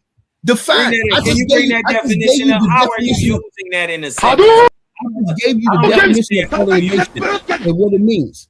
And you just were saying you Go don't. ahead. We don't disagree understand with how it. you're using it. How are you using it? What I do you said- mean by alienation? I said alienation is when you see the nature in the universe against you, and it's that what hostile alienation towards means? you. Is that what alienation means, or I did don't you think make that's what that it up? means. Stop, hold up. Can you stop? I already gave you my point, my two references, Jacob Carruthers and Marima Ani. They both define alienation as being hostile towards humans. And you're viewing the universe as being hostile towards you. So therefore, you have to show me where you have to show me where African people saw the universe as being hostile towards them. Okay, I'm about to read it. Alienation broadly refers to the state of being isolated, detached, or cut off from a group, society, or oneself. That doesn't work in Greek folk. That doesn't work in Greek. You know why? Because their relationship to their deities is transactional. They have a relationship. They're not disconnected.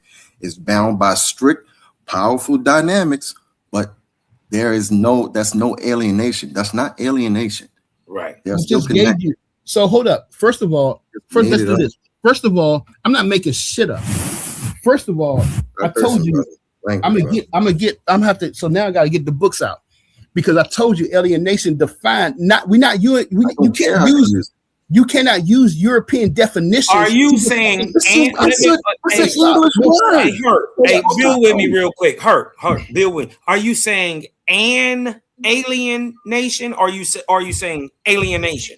Like I'm being alienated. It's one word, alienated. Alienation. Okay. English word. So how can we not use it that way? You're not using it correctly.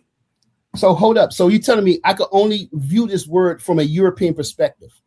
It's an English word, bro. It's an objective perspective. Alienation only means one thing. There's no such thing as objectivity. When you deal with there is a such thing as objectivity. Like a definition. It's objective that the definition of alienation means to be set by itself. Okay. Whose definition are you using? Common sense is Merriam-Webster's definition. You want to Are argue you with using Merriam-Webster? Webster's definition? I'll use Webster's. I'll take Webster's. So who you want me to use? You want me to use your definition that you just made up? It's not my definition. I didn't make it up. Well, Who she did you made get it it up. from? Are they European? They made it up. So here's the The question. people you got it from, are they Europeans? So you said Western definition, are you going to use the Oxford definition? Hold on. I'm saying Are I'm you gonna okay use with the using the Oxford dictionary. definition? Are the people that you're pulling your definition of what alienation means that don't mean alienation, are they Europeans also? No, they're not. Well, where did they make it up from? So here's the point. Are you using Oxford definition? It doesn't matter which one you want me to use. Which one did you say? We'll use Webster's. Go ahead. You said Webster definition. We'll use Webster's. Go ahead. You said Webster. Did Webster get the definition from people who were subjugated to racism, or the people who promoted racism? It's an English word, brother. Right. It has No. definition. You're trying to no. So here's the thing. He didn't You get guys, it. do you understand? Wait, do you understand the difference between Western education and African education? I don't believe nothing you're saying. Go ahead, finish. And that's the problem. No, Because it's not. What's the African education? Because you think that What's the African education? And why, worldview. if it's so much better, why are they Man. dying to get to America? This is a stupidity because you guys only see one worldview, and there's no such thing as one worldview. What are you talking about? You have a European worldview, you got an African worldview. What are you talking about? Yeah, but it's not a European or African. It's just logic. It's common sense. Is it one view? If I get to define what the definition is, that means neither of us define it. Yeah, you don't get to define it, brother. It is what it is. Like I said, you got it. None of y'all niggas never read. You never even read Maureen Ba'ani's work, but yet I'm glad I did. Well, if she's changing the definition of alienation, I don't want to read that shit. I'm glad I You did. know, so somebody going against Western society, you don't want to fucking read the shit. That makes no If she has to change the definition of words to do it, yes, not with it. That makes no sense in a fucking racist society that you Earth, live you in. You just lied on, because man. you weren't You make no familiar. sense. You're not a classicist. You weren't familiar with Greek mythology. You're not familiar with Mesopotamian history. You know you're not to be making these claims. Nigga, You first of didn't all, do it, yes, I and am you familiar already with had- it. hold on, I've hold on, read hold on, Plato. hold No, on. you're wrong. You ain't You familiar already with it. had an You don't agenda. understand. I'm not going back You and haven't forth. proven. You haven't shown shit. You haven't You shown me already- shit. He beat you You up. haven't Hercules. shown me Hercules, will you shit. And I've please stop already cussing? explained it. Please. I've You already please stop explained it. cussing. So I mean, so miss No me with the profanity, bullshit. please. I'm gonna Miss land me my with the plane. I'm gonna land my bullshit. plane with this. I'm gonna land my plane with this. No You No, already profanity, keep had an flying. agenda. No, keep fucking flying. Keep flying. Why do Like you I keep said, cussing? Nigga, Hurt? I've Is you already, okay? I've already asked you niggas to show me in African spirituality where they fight with their gods. Show me that. You can't fucking show it. And then you have European people fighting with their fucking creators. And you talk Hurt, about why they you keep not. cussing so much? Come on, Hurt? man. Hurt, can you hear me? All right. You don't know how to chill. It's frustrating. You back by time I had to cuss to get you back. Listen, it's a wild hypothesis. I had to because get you back. You haven't exhausted the data, and you jumped out there because you already have a bias. You already have the conclusion, so you're just trying to find things to fit your conclusion without actually doing extensive work. That's horrible methodology, Herb. You know that. I already said that alienation is when you're fighting with nature and the cosmology, and this is a distinction that you see in Greek and Mesopotamian culture. You have not disproven that at all. I already told you. I did it already. No, you have. Okay, my bad. It went over my head. Explain it again. I already told you. We already did it. I asked you, what is animism? You obviously didn't know what it was because you could have just simply gave me an answer, but you want to run around. The fact that European tribes practice animism is enough. I already gave you an example. I already told you about the Druids. Give an example. Who honored trees, who honored nature, who lived within the confines of nature. Druids, listen, stop. And even do you think hunter-gatherer groups in Europe didn't have any type of spirituality? Like, what are you thinking? You have a narrow way of viewing the world. And then hold on, he keep asking to show him African spirituality where the gods are attacking the people. I told him to look into the Orishas, but he didn't want to look. But I'll bring it up for you. It's called in the story of the Orishas or Vodun. is called the Wrath of Olokun. And Olokun, because please share your screen. Please share the screen. I want to see this. Yeah, you need to share that. Okay. Thank you. This about to be fire. And this is in Europe. Hadouken. This is in Yoruba. Hold on one second. And as you know, hold up, you bring that up, and as he was saying, I said in the foundation of European and Eurasian culture and their cosmology, as you go back to the very beginning, they are in contrast with their creator. So you looking at the Druids, which is thousands of years later, it doesn't matter because you're looking at one incident. So you have to I'm looking at all of them, and then I'm looking at the foundation. So they already founded in alienation. So it's not, you're cherry picking stuff. I started at the foundation of it where they first started. Yeah, I was my screen sharing in the back. I'm after you, Cosmo. I'm after you. I'm gonna cut all this out now because he tested me. Because I'll just read it if it's not showing. Well, what's the name of it? Give me the name of it so I can look it up. Hold on, be quiet. In Yoruba spirituality,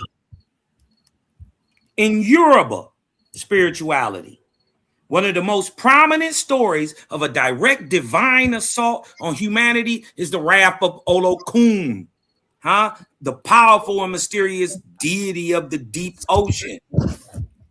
In African cosmology, the gods or Orishas rarely attack out of random cruelty, but rather they strike because when human pride, disrespect, or neglect disrupts the cosmic balance. So he talking about there ain't no balance, like they don't work hand in hand. I'm saying the same things in eels that was going on in Greece, they got them from Africa, right? Because and this story is spouted all over the world, but because man stopped giving Olokun offerings and stuff, he flooded the world, right? They stopped giving the offerings of white cloth and silver and food to the waters.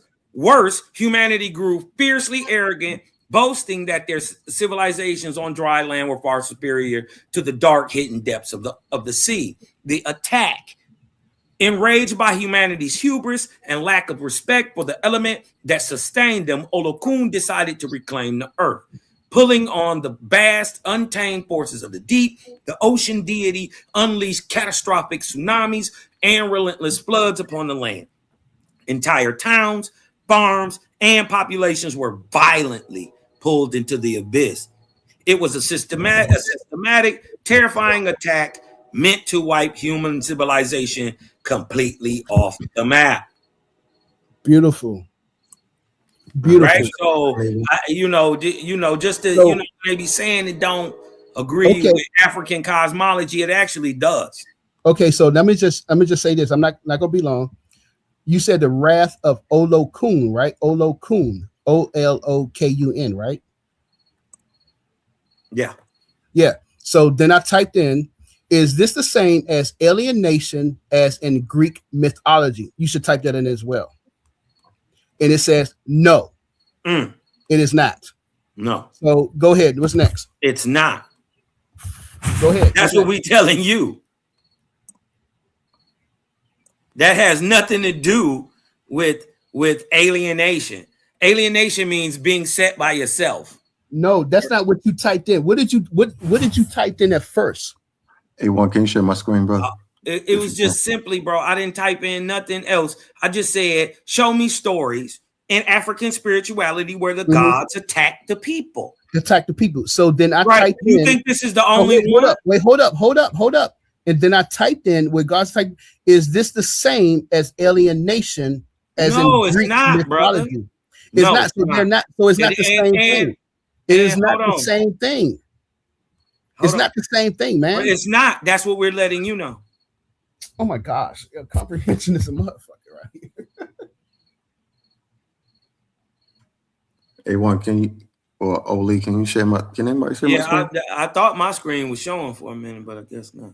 All right, I'm gonna read this here for a second.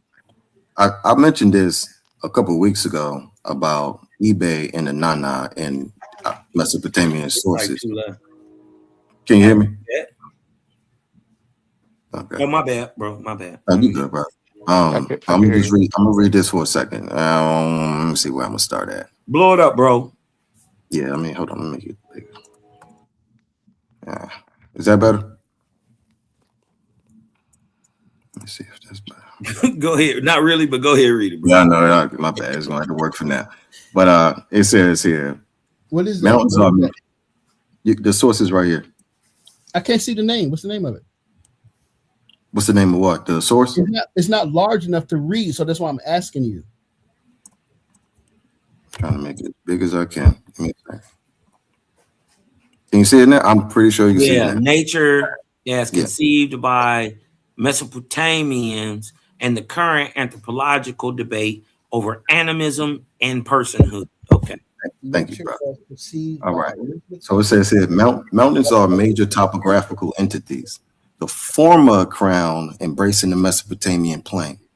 With their distant but bulky presence, mountains dialectic elements with the urban plain and were fertile ground for the imagination of ancient Mesopotamians. I'm going to come down here.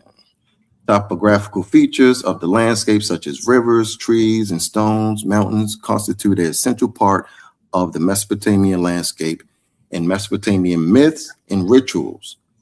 Mountains are referred to as living beings, that's animism, acting in the world and partaking of divine community. That's literally what the term means. They protect and submit to deities and threaten the divine sphere with their beauty, radiance, and divinity. But this is the relationship with divinity and Mesopotamian people. This is the relationship that they have with their land, because it floods so much, so they have to understand how to live in this area. So this is nothing different. This is nothing different. Is that by Anna? Like, I don't understand your point. Is that by Anna? Is that by Anna Perdibon? Yeah. Go find That's it, it. man. All right. I just want to make sure I got the right one. Let's see. He see it. No, I can't see that shit. All right, so let's type this in. Anna Perdibon. What is your point? Is this the same? You're just grasping that. You're just grasping at straws. Right? I ain't grasping at nothing because the work is already. Here's the funny thing. Here's the funny thing. I may not be an anthropologist, but you guys stay out of it. But you guys come on. But you should stay out of it. You ain't an anthropologist either. I'm not. But I'm an academic communicator. You're defending Eurocentric ideologies, and that's what pisses me off the most. So what's wrong with Eurocentric ideology? How was it Eurocentric? How was it Eurocentric, Mansa? How was it Eurocentric? How was me reading that Eurocentric? Didn't you just ask me that? Wait, hold up. Yeah, I mean, a Eurocentric point of view doesn't mean it's incorrect. Wait, I need to type this in. Is this the same as alienation? No. You assuming that your AI has the same definition as you. Ass question. All right, so alienation is something totally different. You just made it up in your mind. Is this the same as African spirituality? African spirituality. What does Mesopotamia have to do with African spirituality, bro? What did you want me? Well, come on, you now. don't even know what you're trying to do, and it's so you hilarious. don't know. You don't understand what alienation is. Because you made it up, bro. You made that shit up and then gave it a brand new definition. You acting like I'm making this shit up. Is this the you same? Think the AI chat box has the same definition as you? Right? You think AI smart? It's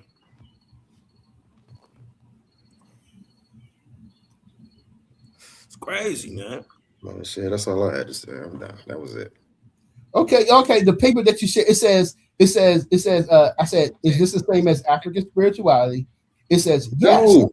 It says yes. The underlying ontological framework is the same and is the same. And a pre-Dombon paper on Mount Ebed explores new animism, which directly mirrors the relation person-to-person framework found in African spiritualities, like the veneration of Olokunun. That goes against your point. Yeah, I just read it. I said yes. It said it goes against your entire point. No, it don't. Yes, you found one. I don't think it goes. So first of all, I don't think it goes against the entire point. It goes against your entire It goes against 1 point. You know what I'm saying? Because I think I'm still standing on Marima Ani and Jacob Carruthers' work. I think their work was perfectly unflawed. They showed that Europeans and Eurasians had a distinct worldview than African people. They showed that. Mesopotamians are not European. The term don't even exist. I didn't say I said Eurasians as well. All right. And our ancestors didn't call them, they didn't refer to them as Europeans, they referred to them as Amu. So I think that the worldview of the Amu people is distinctly different than what African people and what they were doing. How you know the Amu from? You just read your AI. Bro, read your AI again. It was just the Amu is from Africa, though. No, they not. Yeah, they is. All right. If you say why they in Africa with all the rest of the niggas if they not African niggas too?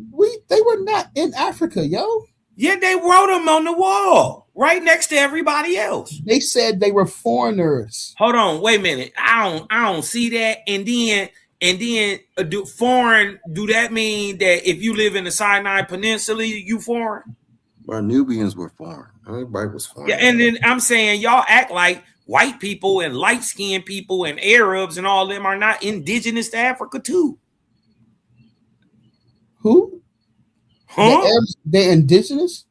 Yeah, nigga. How are they indigenous? They still there. They always been there. Who you think the Amazigh is? Yeah, all right, yo. You good? I'm good. They indigenous Africans. But they Arabized. If you say, okay. Kirk, your hypothesis is very bad. My hypothesis ain't shit. Go back and fix it. You right, it ain't. Marima Ani was always correct. I think you have a bad not when she changed the definition of alienation. I think your methodology is very bad. Your methodology ain't wrong either. Methodology is corrupt. Need some new software.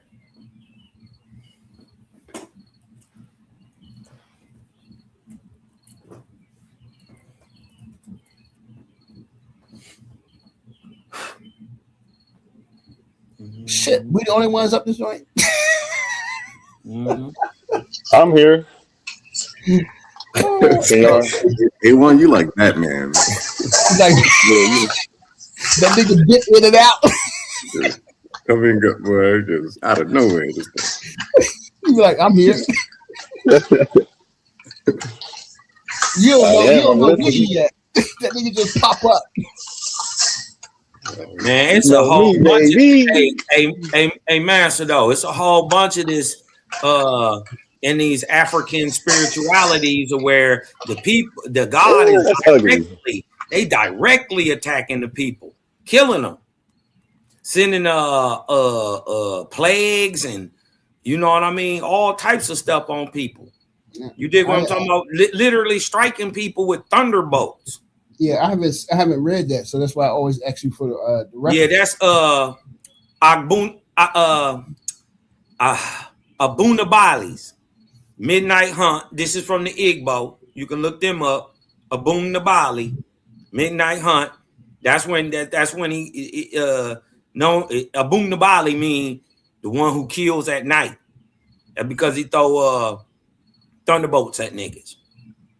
You dig what I'm talking about? You can look up Sakpata, where he gave the Fine and the Iwe smallpox, and he gave them fevers that came directly out the dirt, so they couldn't get away from it. And then you can get Shango, another nigga just like Zeus, Zeus, the King of Thunder. He uses his legendary lightning bolts, right? Just like Zeus, to directly strike down humans or entire compounds guilty of quote unquote lying, stealing, or practicing malicious witchcraft. No different than Zeus. I've never read anything like that. Where do you get that? That's from? called That's crazy. This is in the Yoruba culture. Hold on. How have you never read nothing like that? And you have an entire hypothesis. You got a whole hypothesis, and you never read it. I'm just asking, where did you get it from? How much? This is from the Yoruba.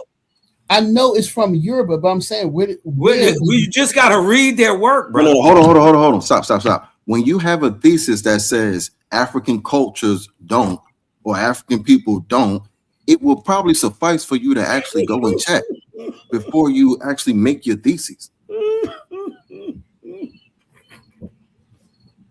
Hey, Dan, please tell me you hopping in this next tournament for the $1,000. Man, I'm in there. Yeah, bro. I'm excited because you've been taking heads off like the last 3-4 weeks. Go ahead, hey, man. Back you up. Ready, brother. There's a difference when you asking somebody, where did you get the information from? Because I've read the books on European culture and Ephi when it comes to it. That's why I'm asking you, where did you get the information from? Who are you getting it from? It's not like I haven't read this shit. I've read this shit over the years. That's why I'm asking you, who did you get it from? I read it, brother. I'm a student. So hold on, can I read this? So this is just a regular AI thing. Africa is home to over 3,000 distinct ethnic groups and tribes, each possessing its own unique culture, language, and traditions. Over 2,000 different languages. Right. You went through every single one to confirm that you didn't make a mistake. That's no, not you what, didn't. No, you didn't. That is not what But he your said. thesis is horrible. We was talking about Shango, and I asked him where did he get it from. Bro, I'm talking about your original thesis. The point that you originally made. You said African cultures don't, and they do. So you make a general statement like that. You got to expect people to evaluate your statement. Yeah, but you have to show me where you got it from. We got it from the Yoruba, bro. You didn't study the Yoruba? They one of the most well-known tribes. I just showed you my sources. I gave you my sources. That source doesn't have 3,000 distinct ethnic groups in there. Yeah, you know it don't. You haven't went through the entire of Africa to make sure that none of them have these practices that you saying that they don't have. And don't y'all say we from Western Africa? Why wouldn't we know this story? Why wouldn't we know the Orishas and Shango and all that? Well, you got one book right there talking about 3,000. One book, nigga. I showed you 3 different books, nigga. I got like 5-6 different books. Hey, have you read up on the Fawn? Since I was in my 20s. What are you talking about? Trash. Hey, brother, how you read up on the Fawn? The Fawn people? Do you know these stuff? Voodoo is my shit. What are you talking about? Yes. So you know about Zapata, right? Come on, man. You haven't about Zapata then, right? You haven't showed me no resources. Just sit that y'all Googling and looking up. Brother, looking it up. He just looked up everything. Yeah.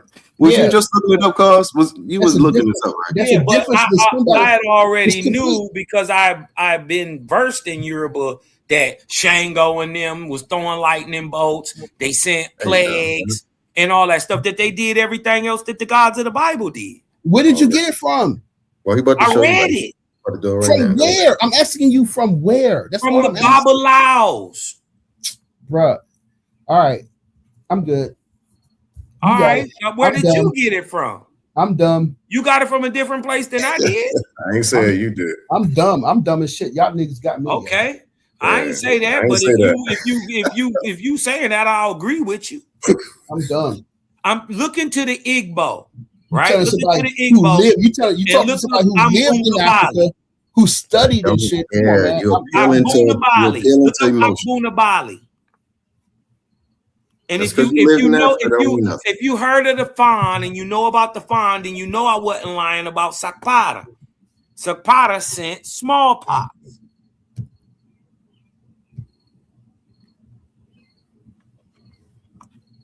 You lying, cause that's all you lying. All right.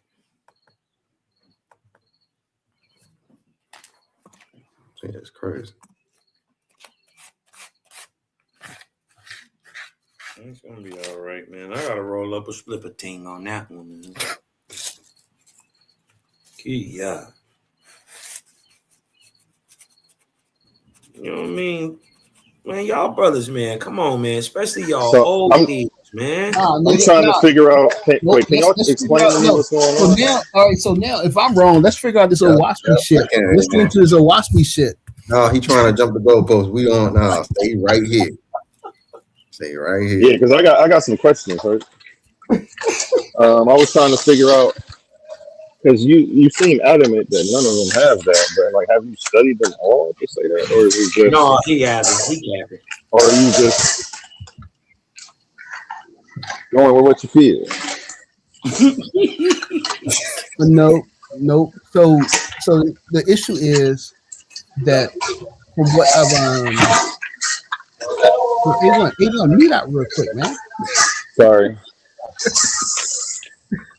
So the thing is this is that a lot of the people who have studied this, like Marima Ani and Fukuyao and Obinga, they all say the same thing, that when you study African traditional systems, it's all the same, no matter which region you're looking at. And so I haven't studied all of it. So can I finish what I'm saying? I haven't studied all of them, but I looked at them, like some of the major ones, and they all have the same major theme in all of them. One of the things that Dr. Zulu points out in his book is that the theme is that you come from the divine, you come from the universe, and so you don't see a continuous theme in any African spiritual system. Do the Europeans say that they come from the universe too? Can I say that you don't see any continuous theme in African systems where they are being attacked by nature? They are fighting with their creator. They're fighting with the gods. And when he's talking about these, he gave the his example of Shango and them, killing people stuff. And I asked him, what's the source of that? Because I haven't read any of that in any of the people who write on Ifa, who write on Yoruba system. They don't say anything like that. So that's why I'm asking you where you get that source from. That's all I ask. That's all I ask.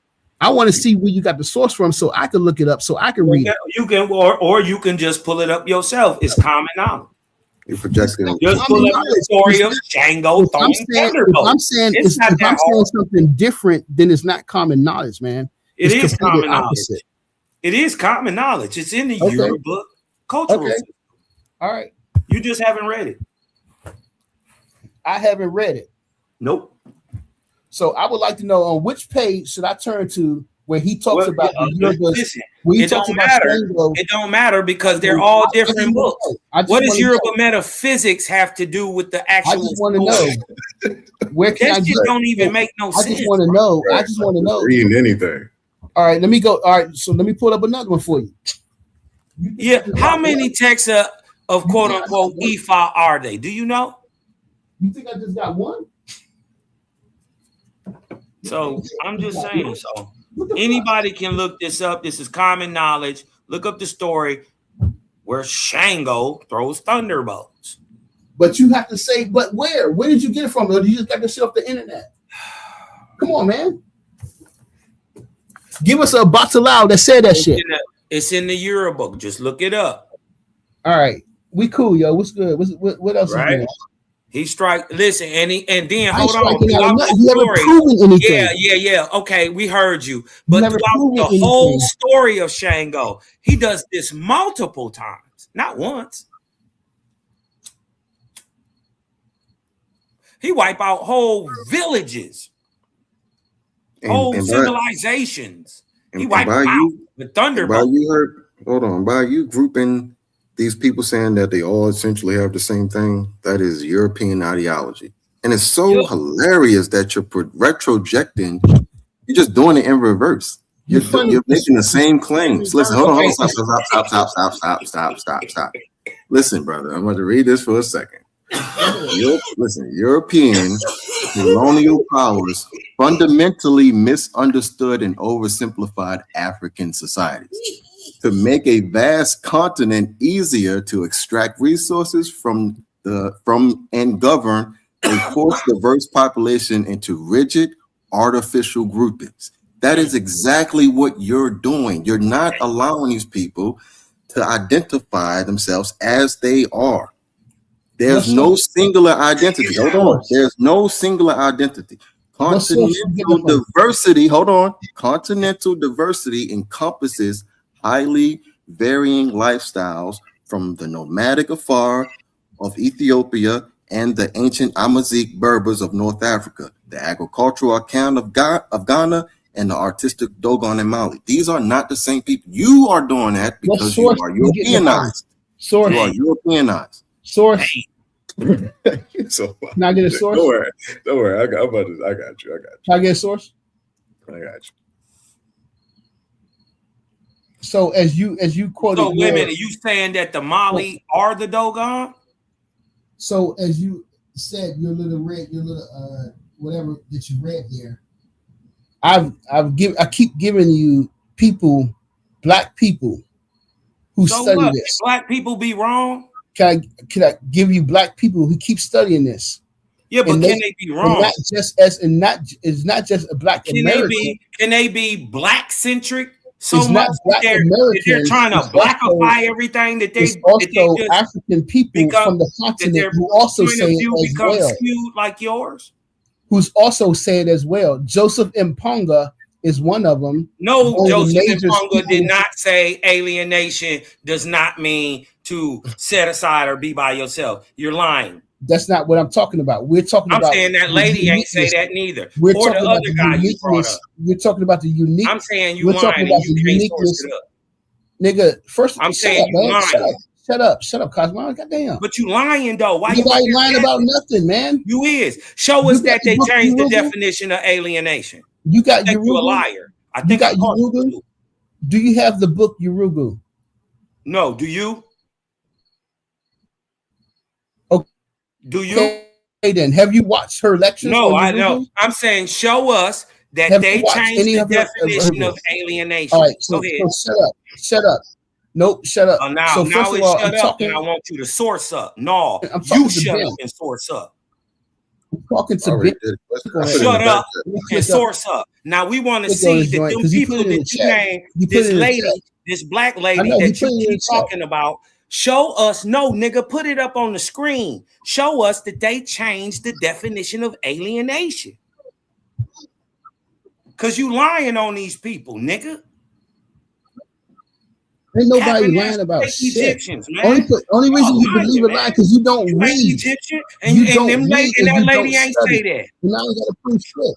That's the You dumb lying, thing, man. man. You ain't no scholar. You ain't studied neither. Even niggas in the chat, they all saying the same thing that your No, dumb they ass don't. They fucking not read saying shit. nothing. They just agreeing with another ignorant nigga. It's a compounded, agreed upon lie. Right. This the Nobody, nigga who believe. Wait, you hold up. can't show it in Hold no up. book. Wait, hold up. This I the bet you nigga. $1,000 I'll you bring up can't the show book. it in that book. Wait, hold up. All right. We about to do that.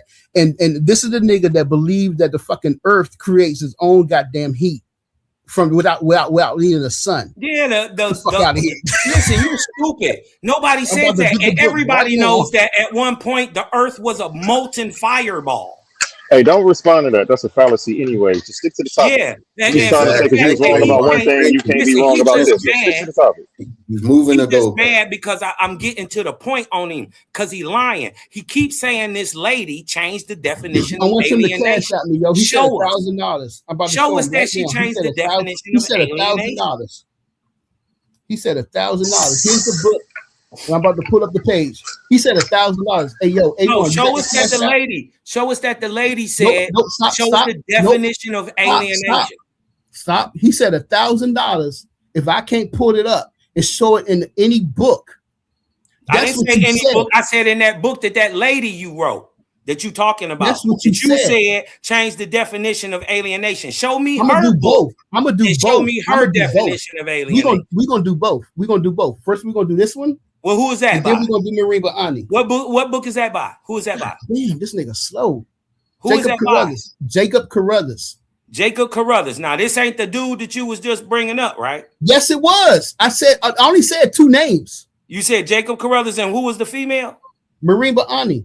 Marimba Ani. Okay, now show me in Carruthers that alienation doesn't mean alienation.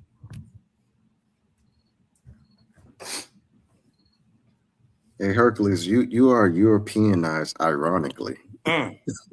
You are so Europeanized. Nigga, we all Europeanized. You don't realize it. No, we ain't. No, We all Europeanized. No, I'm not. No, you're a product of white supremacy, brother. We all products of white supremacy. What the fuck you talking I'm about? talking about as far as your education. You are literally we all products you of are white doing. supremacy. Listen. You're doing what old Europeans did in the 19th century. You're just doing it with a black face. Yeah, hey, that was crazy that you hit him with that, Ben. I've never seen him hit with that move before. Exactly. It's so ironic, brother. Blackface, crazy. You niggas, because you haven't even read the shit, so therefore I'm not agreeing or disagreeing. though. I if you got the source, I'm willing to look at it. Go ahead and show us that the definition of alienation doesn't mean alienation. What do you say? Metaphysics of alienation. What the Greeks developed in the regards of wisdom was not so much logos, metaphysics, but fundamentally alienation. They hold up, just in case you say that. Say it again. What? Just in case you say I'm not fucking reading it. Here you go. The metaphysics of alienation. Okay, so alienation does mean to be set by yourself. They were not. However, the inventors of perspective of metaphysical alienation, which goes back to the ancient Mesopotamians. Rather, the Greeks philosophers attempted to temper the metaphysics of alienation with Kemet, with Kemetic wisdom. Let's briefly examine this argument. In this way, we can. So alienation, he uses the definition out of Webster for alienation. He doesn't change the definition at all. Can I get my money? What is the definition of alienation? To be set by yourself.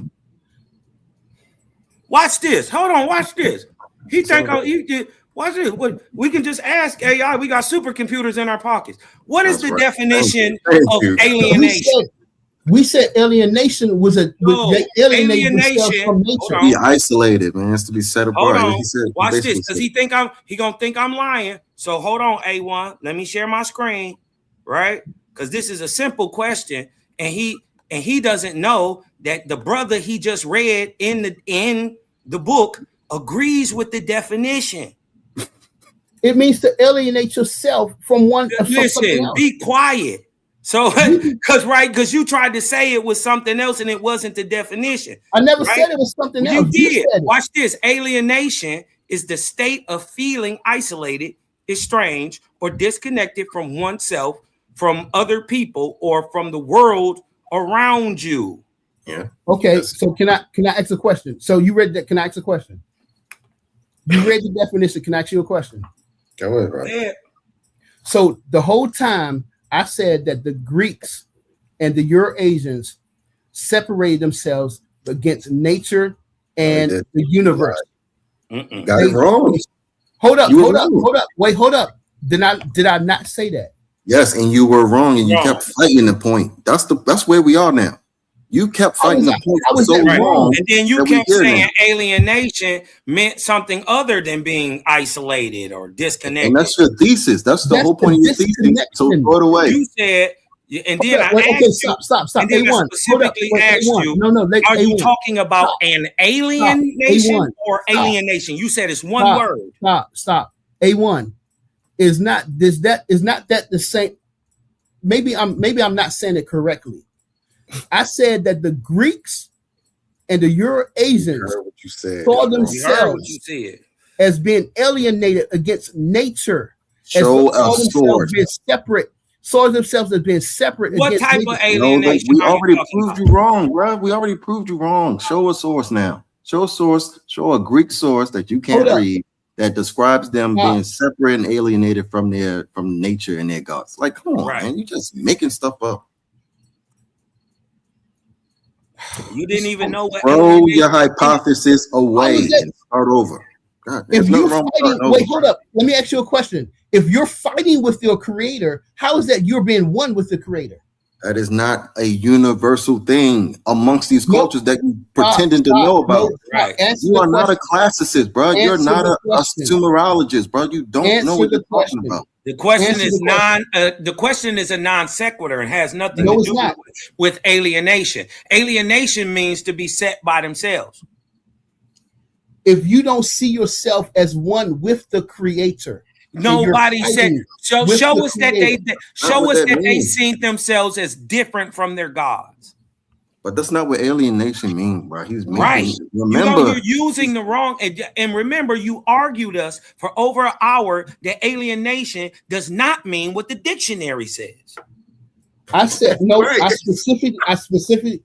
Hold up, Mr. Hey, Sadiq, you've been here the whole time. I mean, just correct me. Am I wrong? I've been here too. I remember that. I remember you arguing them down, and then I remember Cosmo asking about an hour ago. Like, are you saying alienation or alienation? Alienation, yeah. One word. I said one word. Like, I said one word. Oh, I know. I agree. And then he said, okay, that means to be set apart. And you were saying it doesn't, which confused me. And then they were like, okay, show us how the lady changed the definition then. For the last hour, they've been saying that. And if the lady changed the definition, see pseudo. That's what they kept telling you. I said it doesn't mean to be set apart. No, man, you said with nature, bro. Stop. That's not a part of the definition. Stop it. Show us where the Greeks are set apart from nature. I'm about to, but I'm asking A1. Did I said it showed being set apart? No, they were saying that, and you were saying they were wrong.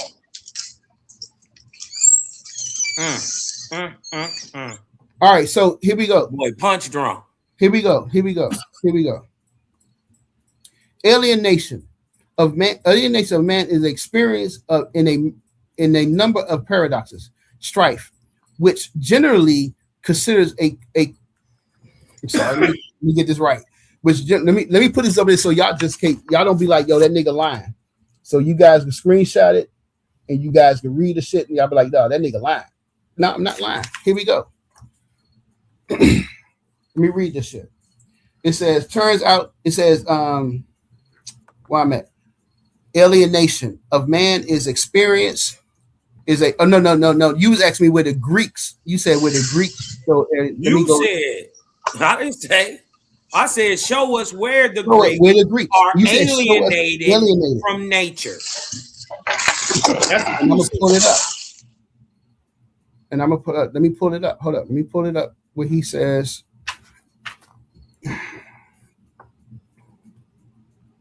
Do you know what type? How many types of alienation there are?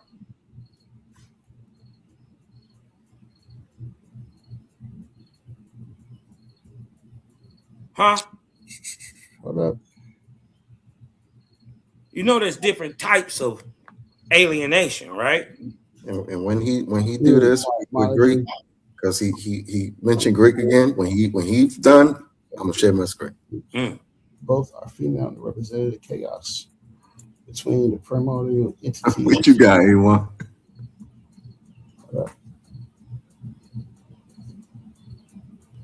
My man got a whole fruit den over there. What's up? Veg life, man.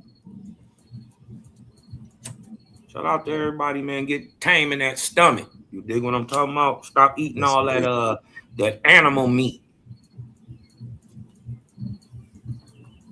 The loin of a living, breathing animal. Yeah, y'all gonna have to tame that beast, and y'all taking a long time over the there. Meat gonna be poison. Just so y'all know, right? You got. I'm looking for the quote, and he's not directly quoting. Okay, just real quick, while you looking, I just wanted to help the people out, right? Look, y'all, there's 4 main types of alienation. There's sociological, right? More like Marxism. That's a type of style. There's psychological alienation. You dig what I'm talking about? There's social alienation. And then there's political alienation. We're not even talking about none of that. And listen, And remember, the outcomes to these things are powerlessness, meaninglessness, and isolation, which Europe as a whole, they are the opposite when it comes to powerless, meaningless, or isolated. They went everywhere. You know what I mean? So I just can't rock with it. Hurt. You dig what I'm talking about? You my dog, you my Egyptian brother.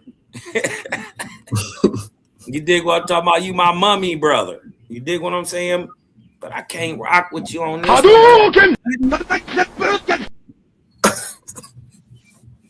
Not on this one, Cutting Button. All right, while he doing that, I'm gonna share my screen real quick. Hey, well, can you see that, brother? Okay, here we go.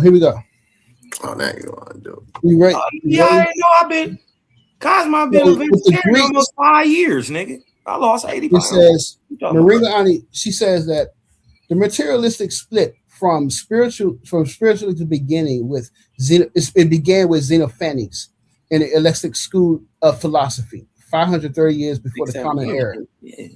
With the split comes the beginning of the separation between science and religious thought and the ritual. And then she goes to Xenophanes. Xenophanes' systematic attack, fundamentally methodologies of ancient Greece, replaced the model of pure rationalism by Xenophanes. His view of nature as a living canvas of divine action and spirit ritual. The rainbow was the goddess Iris.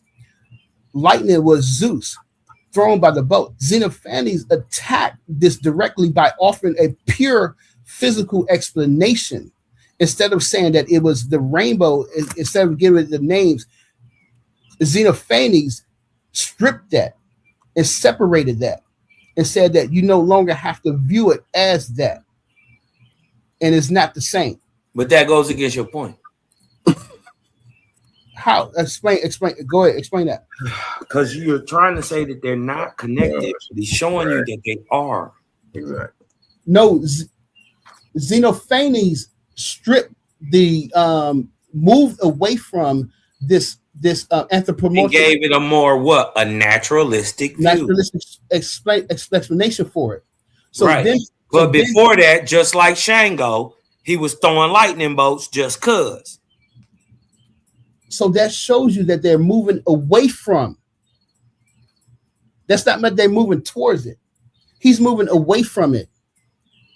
Moving away from what? What you just said. If you have this anthropomorphic view of the elements, and Xenophanes, Medu Neter got an anthropomorphic view of elements. That was not Xenophanes' argument. Xenophanes' argument was that we don't no longer have to use the anthropomorphic view. You go into just the pure science and rationalism. What I'm trying to say is before, first of all, his name is Xenophanes, right? That was kind of bothering me as a person who studied Greek.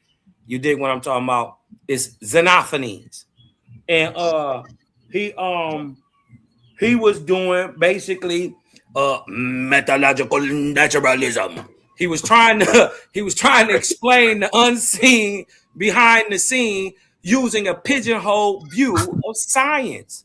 But hey, can you share my screen one last time? My bad. That ain't what his ancient ancestors said. His ancient ancestors said, nigga, it was literally a guy throwing thunderbolts. And that's different. So he's moving away from it. That's not he's not saying the same. Yeah, but so what? And that's different. Yeah, but what? Go ahead, brother. Go. Yeah. I'm gonna read this off real quick because we're gonna do Mesopotamia, then we're gonna do Greece. But this is what I was talking about. This is the book, Imperial Gardens in Mesopotamia, Landscape of Power. And I got this stuff highlighted. Hold on.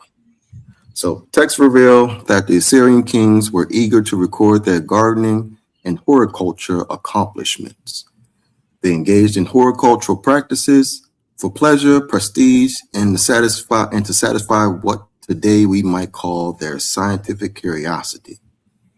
Gardens have held a place of importance in Mesopotamia since the time of the Sumerians and are attested to in some of the earliest literary and ritual texts. And with this, what I'm talking about down here. Didn't they have hanging gardens of Babylon? Yeah. Come on. All right, so here it is. Mesopotamia points out that several early rulers known from the Sumerian kings list were gardeners, and that's an important thing, as I said before. Hold on, let me go down. One more. Last one. Hold on. Plants, the garden plants of the Assyrians, and I want to read this real quick right here. Trees were the most important plant for the Assyrian garden. Their density is depicted in the wall relief of Sargon II. This was very important to them. Having nature, all the gardens, all of this wonderful stuff, this was very important to them. They were one with nature. They worship nature. They adhere to nature. Like it's no different. Now let me go to the. Hold on. Let me go to this. Let me share my screen one more time, A1. And you said you're about to share your screen again? Yeah, it's right here. Let's see. Oh, there we go. All right, that's it. Sacred groves, sacrifice in order in the landscapes of ancient Greece.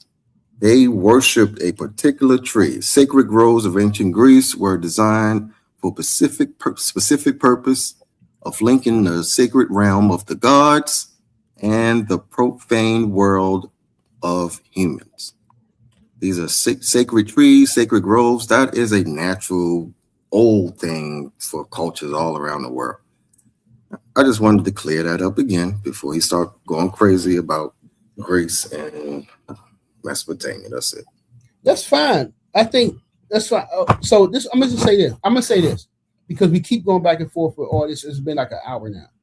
I think my main point that I've been trying to show with Marine Ani's work and Jacob Carruthers is that with ancient Kemet and ancient Mesopotamia and Greek, that it was not a where one had a unstable, violent cosmology, the other ones didn't. That was the difference, and we see the same, and you see the same thing in the rest of wait, hold up. In the rest of Africa, with the cosmology, it wasn't a valid cosmology with the humans and the creators. What does that even mean, Herb? A valid cosmology. What does that mean? I said violent. Violent cosmology. Violent. What does that mean? Unstable. It was a battlefield with something. It was a battlefield.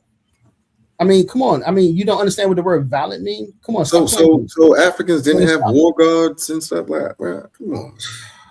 You keep trying to nitpick. You keep trying to put Africans on this pedestal like they these super people, and they not the best people in the world, nor are they any different than any other people in the world. Exactly, man. All I said, I'll be back in like 15 minutes. All I said was that you cannot show that there was a harmonious unity of a cosmology in Greek in ancient Greek or Mesopotamia. What do you mean? That was not your point, but you are. I just said it. That was not your initial moving the goalpost. You're moving the goalpost, man. That was not your initial. Moving the goalpost. I said that humans, and when you look at Mesopotamia, humans were a sacrifice. They were enslaved to their gods. That comes from a few texts of a particular century. Stop. You just don't know. You're conflating centuries, bro. That's a particular century. I'm conflating the whole thing. The whole thing. No, it wasn't. Then you have to show me where it's not in the whole story. Show me it. You show me it. You show it. Go ahead, show it.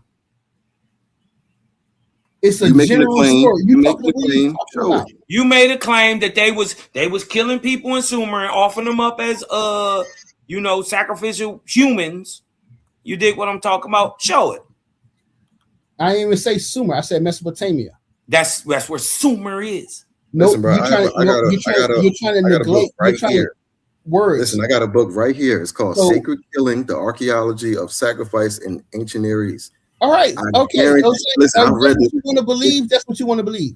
You don't I know choose. what I you're choose to saying. follow. I choose to follow one direction, and I'm You choose sticking to with follow it. what you made up. When we going on, just like you choose to Just follow made that up, Owaski, brother. just like you choose to follow the Owaski. That shit I made don't up choose too. to follow shit. So we I follow You know what I'm reality. saying? So it's all good. Reality is just You know what I'm it saying? is. So stop it. Right? Owaski aligned with reality, not some made up story. You dig No, what I'm that talking shit about? don't. Where No, your that shit gods don't. are sleeping with their sisters.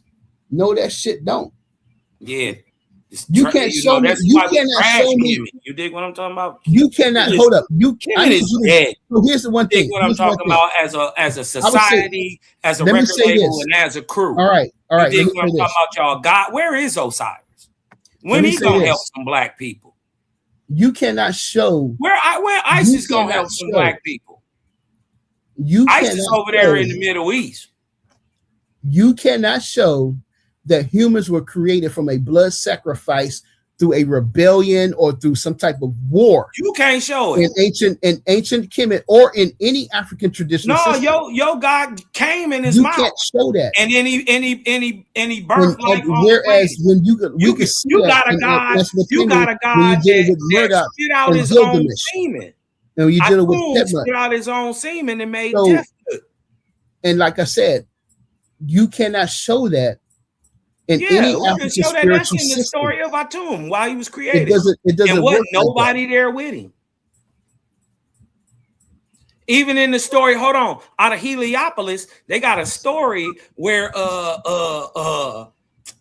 Thoth and Heru on the boat of Ra have a jack off contest, and when the semen mixes on the boat, it makes Maya. so don't tell me about no fairy tale comic book, nothing, man. You got the Amit. You worried about the Amit.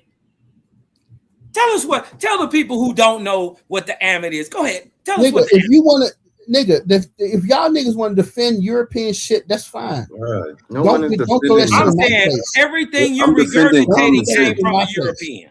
I'm defending saying? scholarship. That's what I'm You're defending. not I'm defending You critical nigga thinking. who think he you're not standing on African scholarship at all. I don't care, bro. I don't care. That don't work on me. That don't work on me. Trust me. That don't work on me. Africans come to brainwashed. America to get And scholarship. you think that fucking this universal? Answer. It's just You're one thing. so brainwashed. No, it's you so ironic. brainwashed. No, Your you hate for white brainwashed. people Crazy, man. is You think that this is all brainwashed. universal and there's no fucking there's no distinction at all. Your hate on, for white feel people that. is why you have Yo, this yeah, you cognitive crazy, dissonance. man. bro. You think white You gotta people just stop. they That just shit pure. low vibratory, man. You So you think better white people are just pure. Y'all think white people is pure. They don't lie about nothing. You They hate- ain't lying. You just too hateful, They bro. You pure. gotta get past it, bro. Nigga, get out of here. We know they Get outta hate, here. but why you mad? I'm not mad. Listen, it You doesn't niggas matter are where mad. it comes from, bro. Listen, truth is truth, regardless of where It's it not- comes from. That's Stop and there it crying is. about what skin He color said it's coming truth. This from, nigga bro. said That's truth is nonsense. truth no matter where it comes from. Come on, Nonsense, man. bro. Who cares Come on. about the color of somebody's skin? Like they have never lied. You're like in seventh grade. You bro. acting like Stop. they never lied. Have You niggas ain't ever saying lied? like they don't never lie to this day. Hold on, has Who niggas say? ever lied? You acting like they never lied. Show me Bro, where Has any niggas black ever lied? tell me which black scholar lied. I'm You know just what? saying, Go ahead, has go ahead, niggas Carl. ever Yeah, lied? Wait. Tell me which black scholar lied. I'm just saying, have they ever lied? I'm asking you. Did John Yeah, Henry hold Clark on. lie? What about the nigga Diop who said that the Olmecs Did was Diop from lie? Africa? Did Diop lie? Yeah, he lied. How did he lie? Where at? Right, because he said he did a test and some test was done with some guanine and he totally made that up. None What? of that happened. What are you talking about? Bro, And then, listen. hold on, what's the other Exactly. guy? What's the other Exactly. guy? Clyde Winters. He lied. He's another Exactly. black guy who lied about the Olmecs being African. Exactly. Listen, bro, man, so being ignorant Get out does of not here. mean you Yeah, lie. yeah. Because Europeans were ignorant, Mm. it's They different. weren't ignorant. They did it just intentionally. ignorant. It wasn't They didn't ignorant. know We know any they better. did it They intentionally. weren't scientifically literate. They did They were it just learning. intentionally. Bro, you are placing So you everybody saying in this when little weird wait, hold bubble up. called bait. So you saying they shot off when they shot off the nose of the Sphinx, when they shot off the nose of those Bro, you pharaohs, gotta say legend. that wasn't What are wait, you hold up. talking That about? wasn't intentional. Oh, wow, man. That wasn't You intentional. know that's a legend. Was that intentional or Give not? me one And sword. Give listen, me I'm one saying sword. can't Was no that cannonball shoot intentional off the or nose not? of the Sphinx. Have you ever been there? It's a legend that says Napoleon went to when he Is went that to intentional or Have not? you Egypt. have He you shot ever off been the nose to of the Egypt? Sphinx, bro. It's a legend. It's made up, and you You seen the literally Sphinx? Who believe made it. it up? Who made it I'm up? telling you, if Don't they worry, sat there for 2 bro. weeks and shot I'm asking you cannonballs at who this made it up. goddamn thing, You it said wasn't it's gonna do made up. Who shit made to it the up? Sphinx. I'm about to do it right now, and I'm about to body you again. So you Who want to made go it there? You up? could have put Body you again. dynamite on that mug and it wouldn't I'm have did. asking you who made it up. That's all I'm asking. Who made it up? Babylon done. Why you mad, son? You I got gotta this look. debunking These you. niggas got You they got gotta look trash some shit talk. up that they don't know nothing about. They gotta look it up because they Oh, heard about it. big fella. It'll be No, okay. bro, I gotta look it up because it's already known, and it's a nonsense claim to make. So listen, here's the problem. Who No, stop, made stop, it stop, up? bro, stop. You The made problem it with you guys, bro. Listen, hold on, cause the problem with you guys is that you guys make wild assertions and then simply just say, "Who made it up?" When we gotta actually go and look and dig up shit because your assertion is so wild. I Okay, have then. to then Okay, go and do where are you more getting the to look information it up from? because it's already known. But it's cool. When I show you, A I lot of want this to shit Who be are you common getting the knowledge, information bro. from? I'm Who are you about to getting it show from? you right now. Don't worry. Just wait. Exactly. A lot of These this niggas shit be they common get knowledge, bro. information from white people and from Arabs, and they say Empirical that data. this is wow, this is So the what? pure stuff. So what? Well, guess It's what? If like, white come people on, man. telling the truth, I'm going to I get need that. I need y'all, brother. I need y'all to take the white man's dick If out black your mouth. people going That's to all I get need you telling to the do. truth, I'm going to get that. That's all I need If you to do. Asians are telling the You're truth, a I'm child. going to get that You truth. think like a Please, kid. please. I need y'all to take It the just white man's shows dick out All right, your let mouth. me read it. Let me read it. Please. Stop talking. Let me read it. Where you Shows getting it from? victimhood. Where are you You getting it sound from? like a Just victim. stop talking. Tell me the source. Just stop talking. I got you. I'm about to tell you the source as soon as I read it. Listen, the popular myth that Napoleon's troops, because that's the myth, Napoleon's troops shot off the nose of the Great Sphinx during their 1798 Egyptian campaign is completely false. Sketches made, listen, stop. Sketches made by European explorers decades before Napoleon's arrival show that the Sphinx missing its nose. It was already missing. Hadouken. And historical records points to a 14th century Islamic cleric as the true culprit. Bro, it was already damaged. Okay, you Before didn't get a Napoleon source. went there. You didn't get a source. You didn't get a source. You a nut. I'm waiting for the source. Okay.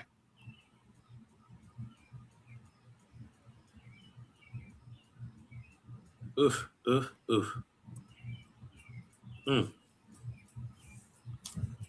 I'm about to put in the back chat. Whether it was Arabs, That's a great teaching moment. So I'm gonna put it in the back chat for you because it's a great teaching moment. Now don't say it again because it's a myth. And you actually believed it So because it's a you myth. never did the due diligence to look it up if it was true or not. Okay. So it's a myth that non-black people that blow off the nose of the Sphinx. That's a myth. And the author, you give me an author or some fuck. He gives family. Yeah, it's a he gives myth me if an you author of think some Africans didn't European blow off the of nose. another European. No, two Africans Europeans, did it. Two Europeans on top of that, Greeks. By the look at the names, they're Greeks. Africans just spoke Arab. Come on, man. These niggas are cooning. They only rely on sources that belong to people who are not black. Bro, in who- the 1300s, they shot the nose off. So purportedly, All actually, in the story, they say they put dynamite on it. That's All what right. they did. Yeah, all right. That's what they did. You got it. You I niggas got it. And black, we ain't gonna never get nowhere, yo.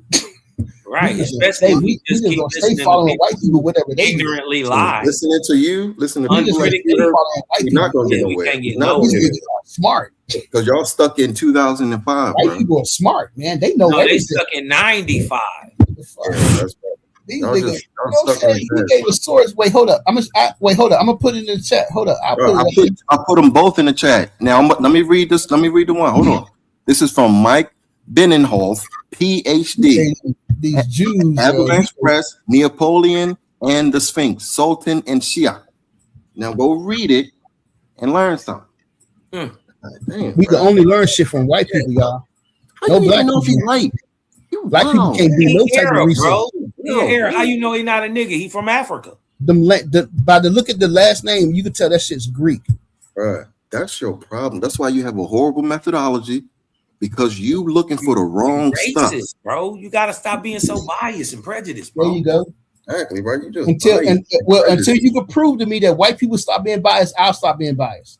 Who is this magical group of white people you keep talking about? Yeah, they Who is didn't they? hurt you. You need Who to go is reach they, out to bruh? these white White, folks. there's some white people around this world that don't even know your ass exists. And they still biased. Bruh, what are you? These white people that hurt you, bro. You Fact, better you niggas ain't even in academia. But yet Got something against you. They don't even know you exist. You niggas They ain't still, in they still live like they in the academia, but you still 1800s, talking still all worried this about shit. you. Get out of here, man.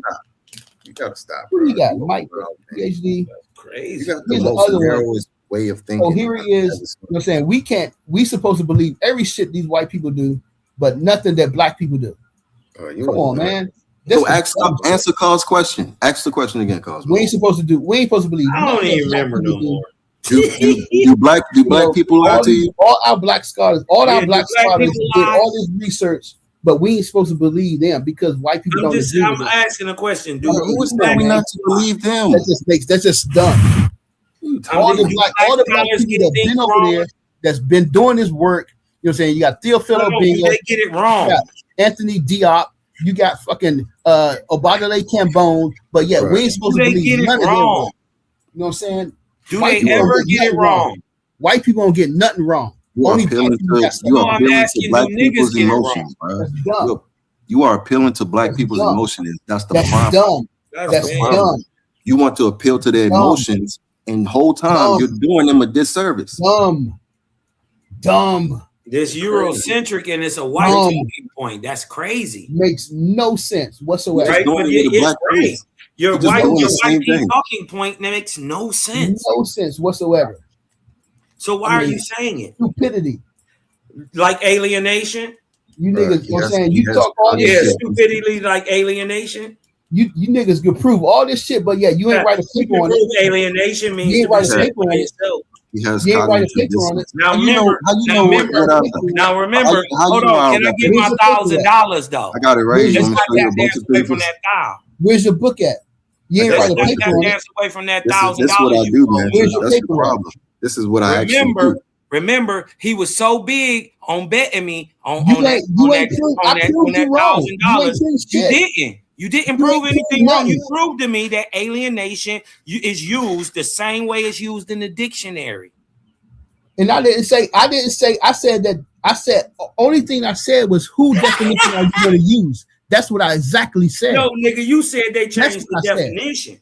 Get the fuck out of here. And then Now, we were where's your supposed to paper at? use Webster's definition, but they Put your use paper in the Webster's. chat. You're gonna always be behind, brother. Put your If paper you in the chat. keep thinking like this, you're My gonna thing always is, be behind. shoot All my right, put your $1,000. paper Hold on, I'm in gonna the- put my put your cash research app. in the chat, I'm gonna put my and I'll cash be in app in the behind. chat. I'll be in behind. You're gonna I'm gonna always be put my behind. cash Yeah. app in the chat, man. Just shoot me my bread, bro. That's sad.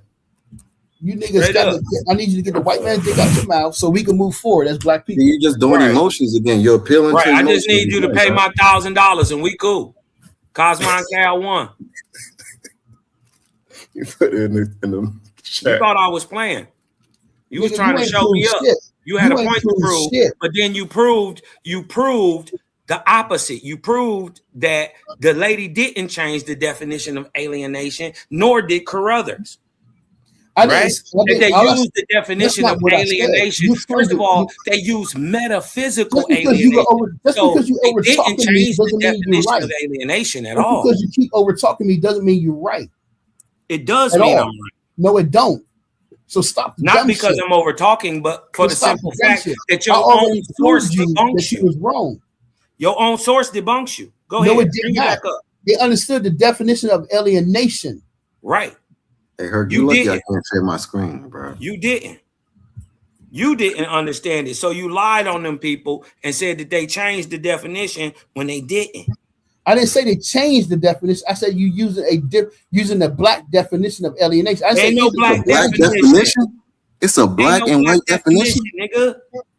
Yo, you are wild. It's a You black wild. definition. Ain't no It's a white black definition. You wild. Ain't no It black ain't no such definition. thing, man. There's no such thing as a black or white definition. There's a Prove me definition.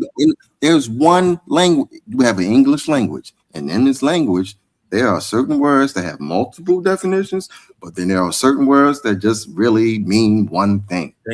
Alienation is one of those things. So when you start adding all the extra stuff, and if you get it from the book, then the book is nonsense, and I don't care who it's written by. Then you got to prove the fucking nigga wrong. He didn't say it. Get out of He here. didn't even say it. You just made it up. No, I So did shoot not. me I my said cow that wow. alien, nigga. I said alienation is you seeing yourself separate from the creator and from nature. That's You didn't say exactly that. what I said. That's exactly And you didn't what I prove said. that either. That's That's still not the exactly what I definition. said. And you didn't say that, and you didn't prove that either, because we showed you that the corded ware people, the copper people, were animists, and they had a sun system and were spiritualists way in the That's not what it said. That's not what it said. That It is did. not what it said. Don't even try that. Don't It even did. try that. They had a Don't whole even try that. spiritual system based We on the just went through sun. this. We just went through this, bro.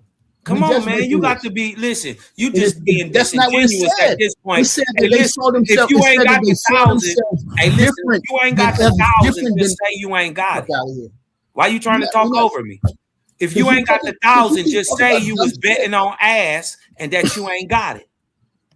Nigga, you replay the shit what I said. The only Nigga, thing replay it that the you only showed thing that us- agrees, show the us- only thing nigga, that you agrees didn't was show the us that paper that he alienation showed. means The nothing. You don't paper know that nothing he about showed by Greek. You're Anna, not a by classicist. Dr. You don't know Anna. nothing The about only Greek. paper, the only thing that agreed was the paper by Anna, whoever her fucking name was. That was the only thing that it had agreed with. Everything else, it showed you it was in disagreement. Right. Everything else you So pulled don't up even try got that shit. debunked. And when Everything you that pulled you up said, everything that Cosmon said was in disagreement with it. So don't even try when that you shit. pulled up Get out of here. Carruthers, right, and you showed alienation, it didn't have a different definition. He used the definition out of the dictionary for alienation. That And was the the $1,000 bet. That was not the bet. The bet was And that then you alienation is didn't. different. And then guess what else you didn't do? You were Whatever. supposed to go into Yeah, that right. female's book and show us that she used the word alienation different than the dictionary. You didn't do that either. I showed you that they explained alienation is right, different. and it was defined the same way as the dictionary, right? Wait, hold up. Your ass Was try to it keep you keep moving around. The whole was point it was defined as stop, the same way as the dictionary? Stop. The whole point was that European people are different distinctly and see They're a not. different worldview than the rest of the world. You're That wrong. was the whole point. You're Your wrong. point don't That make was the sense. whole You already point. told you your point is nonsense. Nope. They got their You point have from because your Egypt. your did not. worldview is racist. So Right. of course You you're did going to not. build that. But didn't show I that. personally proved you wrong when you kept talking about Greek and Europe. You told only show it, nigga. You was talking about fucking druids. The fact that they are animists proves your point is wrong, bro. Stop the nonsense. That does not prove that they did not that they was in this that Right, does not they are prove that doing they was the in same- fight with the God. Listen, I'm about to piss you off. Listen, I'm about to piss you off. They doing the same thing that Africans doing, that everyone is doing all around the world. You don't like that because you hate white people. That's why. It's simple. It's a simple Google search. Did the Greeks fight with the gods? Yes. So what? Mortals and Everybody other fought with gods their did gods. occasionally So did the fight with the Africans. Greeks. They did fight with the Greeks. It is a simple Google search. So did the Africans. So what? Your point is all over the place. So did the It's done. Egyptians. That is a simple Google search. So You did the just- Show me. Egyptians. They fought with they fought Show me. right on side of they men. Show me. Mm-hmm. Again. All right. Okay. Let's put it in. Here we go. Simple Google search. Every time you Google search, it proves you wrong. And it's your Google search. It just said. We just said that. Where did? Wait a minute. I can't drop the link though. I don't think I can drop the link. Matter of fact, I think, yeah, but he gonna still be in the back though, because A1 ain't come back. Because it don't even hold on, let me see. Do it give me the option? It don't even give me the option. No, it don't give me the option, Omar. Or else I would do it. Them niggas sleep. Yeah, man. Westmacallit said he'd be back in a minute, so he'll pop back up. He'll be back in like 15. Boy, Master. You gotta stop, man. You ain't gonna wear on my nerves. No. Then move on. Move the fuck on. You gotta be better, man. I'm blowing these bubblegum poppers, man. I stopped listening to you, man. Just because y'all like sucking on white people. So wait a minute, you a black supremacist? Yes, that's what he is. What he is. So basically, you're willing to become the monster you hate so much. And he don't even realize what he's doing. Crazy. It's crazy. You got to be better than that, man. We the moral backbone of America, brother. This country wouldn't even be standing without us, bro. You know that. We the moral backbone of this whole fucking country. Moral? You give morals? Come on, man. Right. We the moral backbone of this country. Morals? These motherfuckers got billions of dollars and you talking about morals. Yeah, but guess what? Look where it's leading them. Who's leading them? Look where it's leading them. But yet you just said to a negative birth rate. How's that work? You just said we're the moral backbone. Opiate. Listen, they got an opiate crisis worse than crack. They don't tell you that. But we're the moral backbone, though. They got a meth crisis way worse than crack. Yes, we the moral backbone of this country, brother. Yes. Then how come we not leading them in the right direction? Brother, in over 2,500 years, we ain't went nowhere. How come we not leading nobody them in the right to take no land, to do no ill to nobody? How come we not leading them in the right direction then? We are. How? I don't see it. Because of you, man. That's because you're not doing it. That's why you don't see it. You don't see it in your everyday life because you're not doing it yourself. I'm not the one that's leading them. Why not? Who's leading you in your life? You need to explain to me how we are leading them. No. I'm the leader in my life. Right? And in my family. I affect the people that I touch.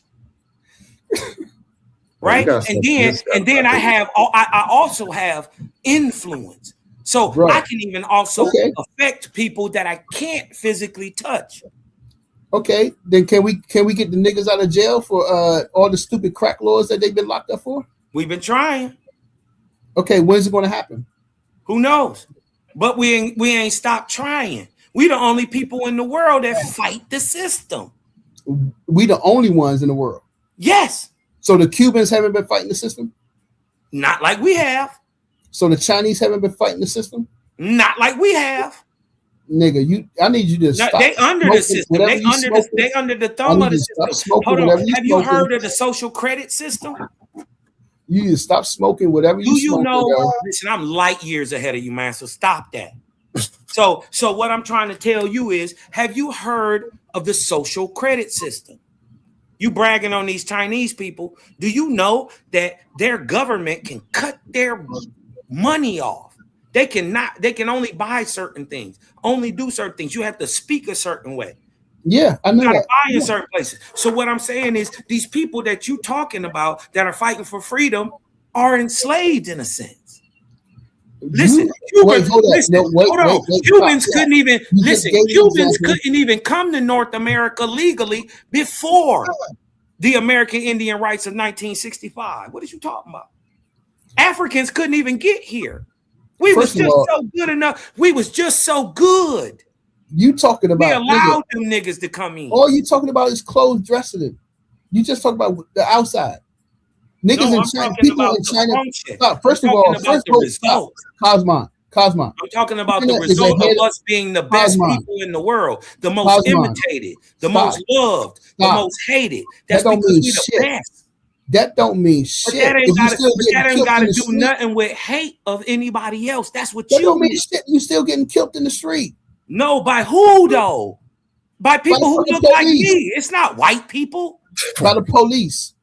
Nigga, the police ain't killing us. They not? No. Who's killing us? No, niggas is killing us. And why are they killing us? Because they close to us. And we have a wealth disparity.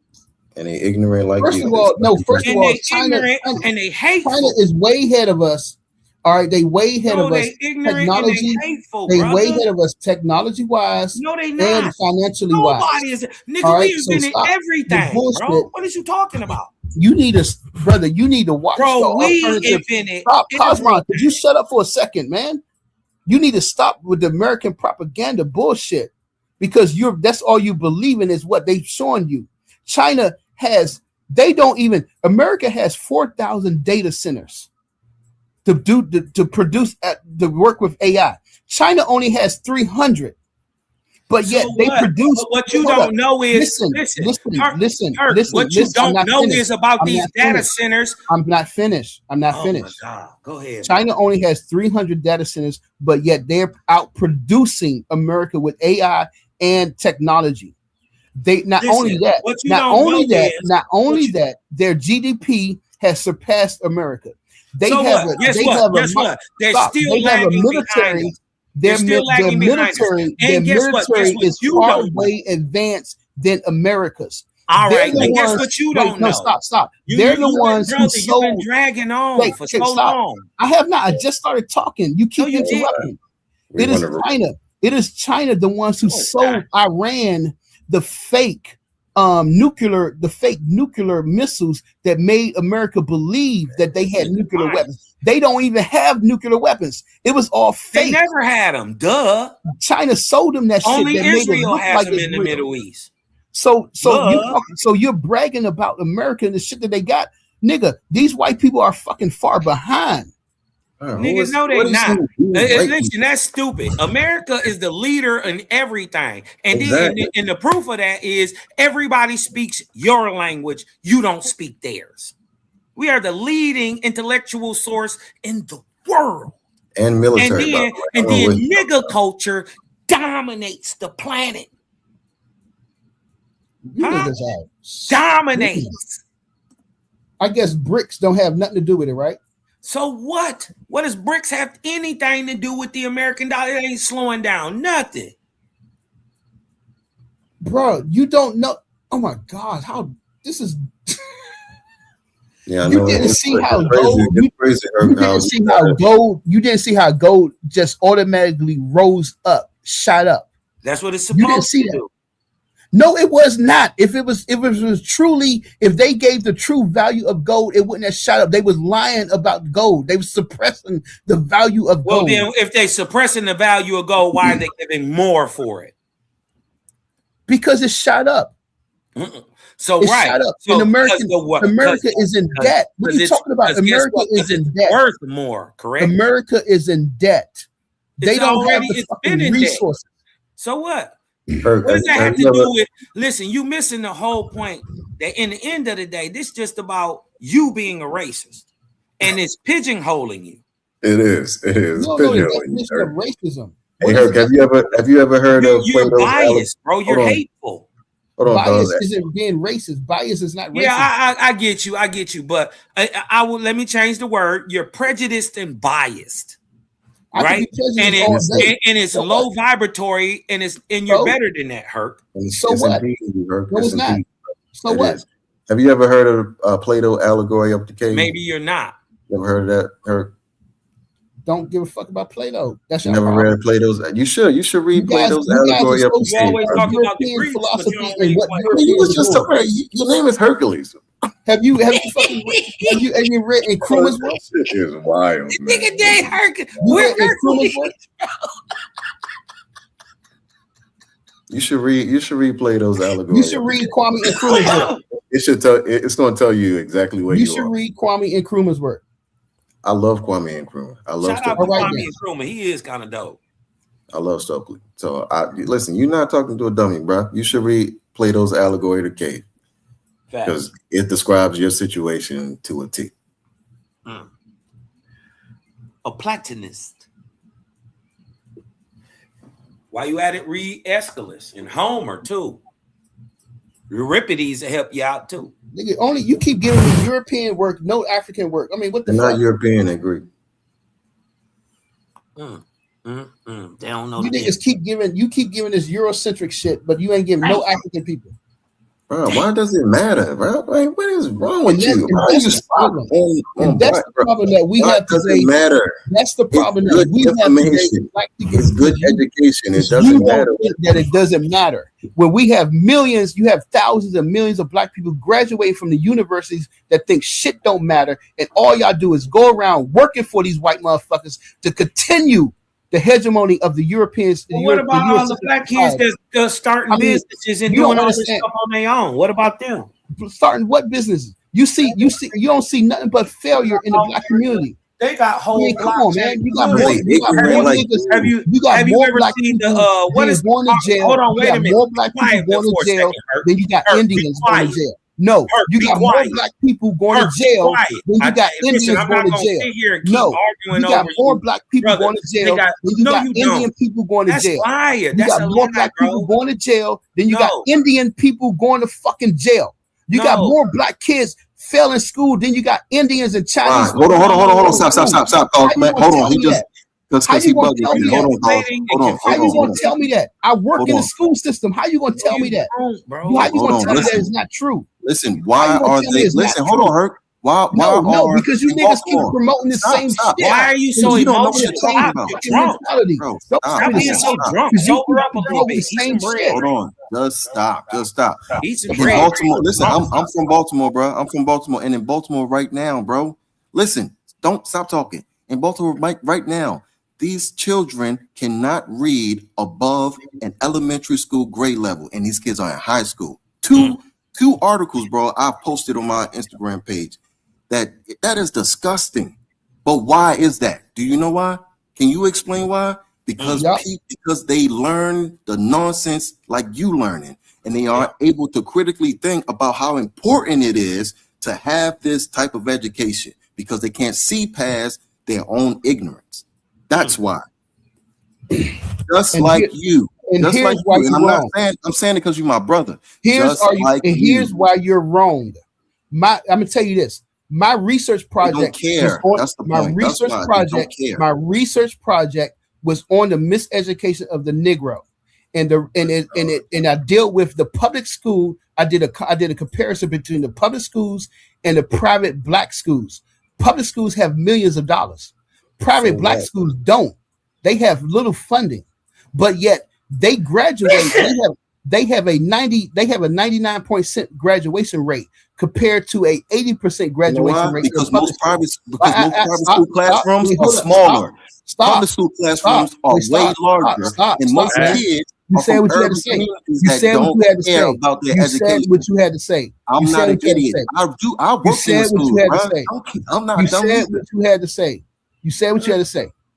just Now, saying doing a something. comparison, with the miseducation of the Negro from Carter G. Woodson and Amos Wilson, the falsification of African consciousness in 1993, the outcome was that the public system is designed to make black kids fail.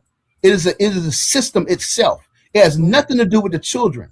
It is the educational system. And the fact that you can't see that, the fact that you cannot see that, Carter G. Woodson saw that shit over almost 100 years ago. 2026. So He saw that describe shit. the And issues how come- within the school system that This- are this should preventing not- these kids from being able to read beyond the goddamn You keep saying the same shit, man. sixth grade reading level. It And is this 20. two It is reports, one in 2026. 22. Listen, one in 2023 and in 25. Oh, I think it's 96 26. years ago, Bruh, the man wrote. I The man am wrote a active book. right The now man wrote in a school, book. so you can't tell me nothing. 96 years I ago. don't care about something written in The man wrote a book 1945. I'm talking about right 96 now. years I'm talking ago. about right now. The What's the man issue wrote right now? a book 96 All right, years good. ago. Because you Why stuck are in the we? past. Why are we Stuck in the still past. having the same issues from 96 years ago? Yeah, you Because are we wild. not. It's not the same issues. It's not. He showed it is so. It is Bro, not. You just explain to me. Stop. Explain No. to me. Have you read? What Wait. what Did you are read the the book? systematic errors that Did are you read the preventing book? these kids from being able to learn at the rate that they should be? Did you read the Explain book? it. Explain Did it you right read the now. book? I can explain Did it to you you. read the I'm book? actually in the schools. I'm asking you. Did you read the book? You a wild the man. miseducation of the Negro. Yeah.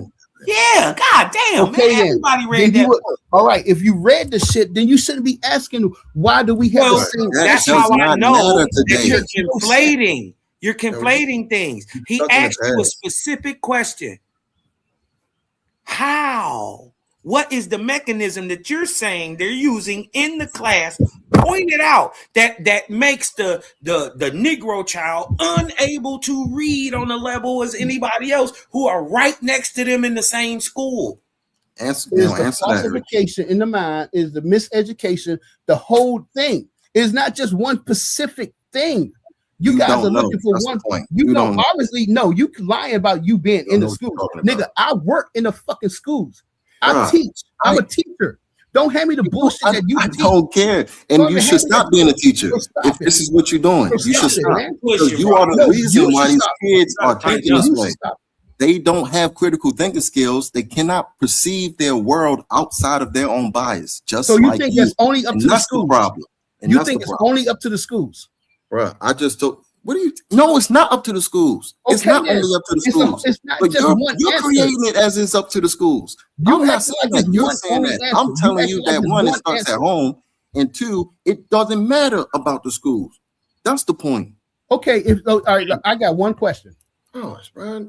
I got one question. I got If one your question. kid can't read, that's Yeah, your fault. I got That's one your question. fault. Right, cuz that is your fault. You're not That's doing your enough fault. as a parent to make sure that I they got one are reading at the rate that they should be, or they are educated at the rate that they should be. It I got starts one with question. you.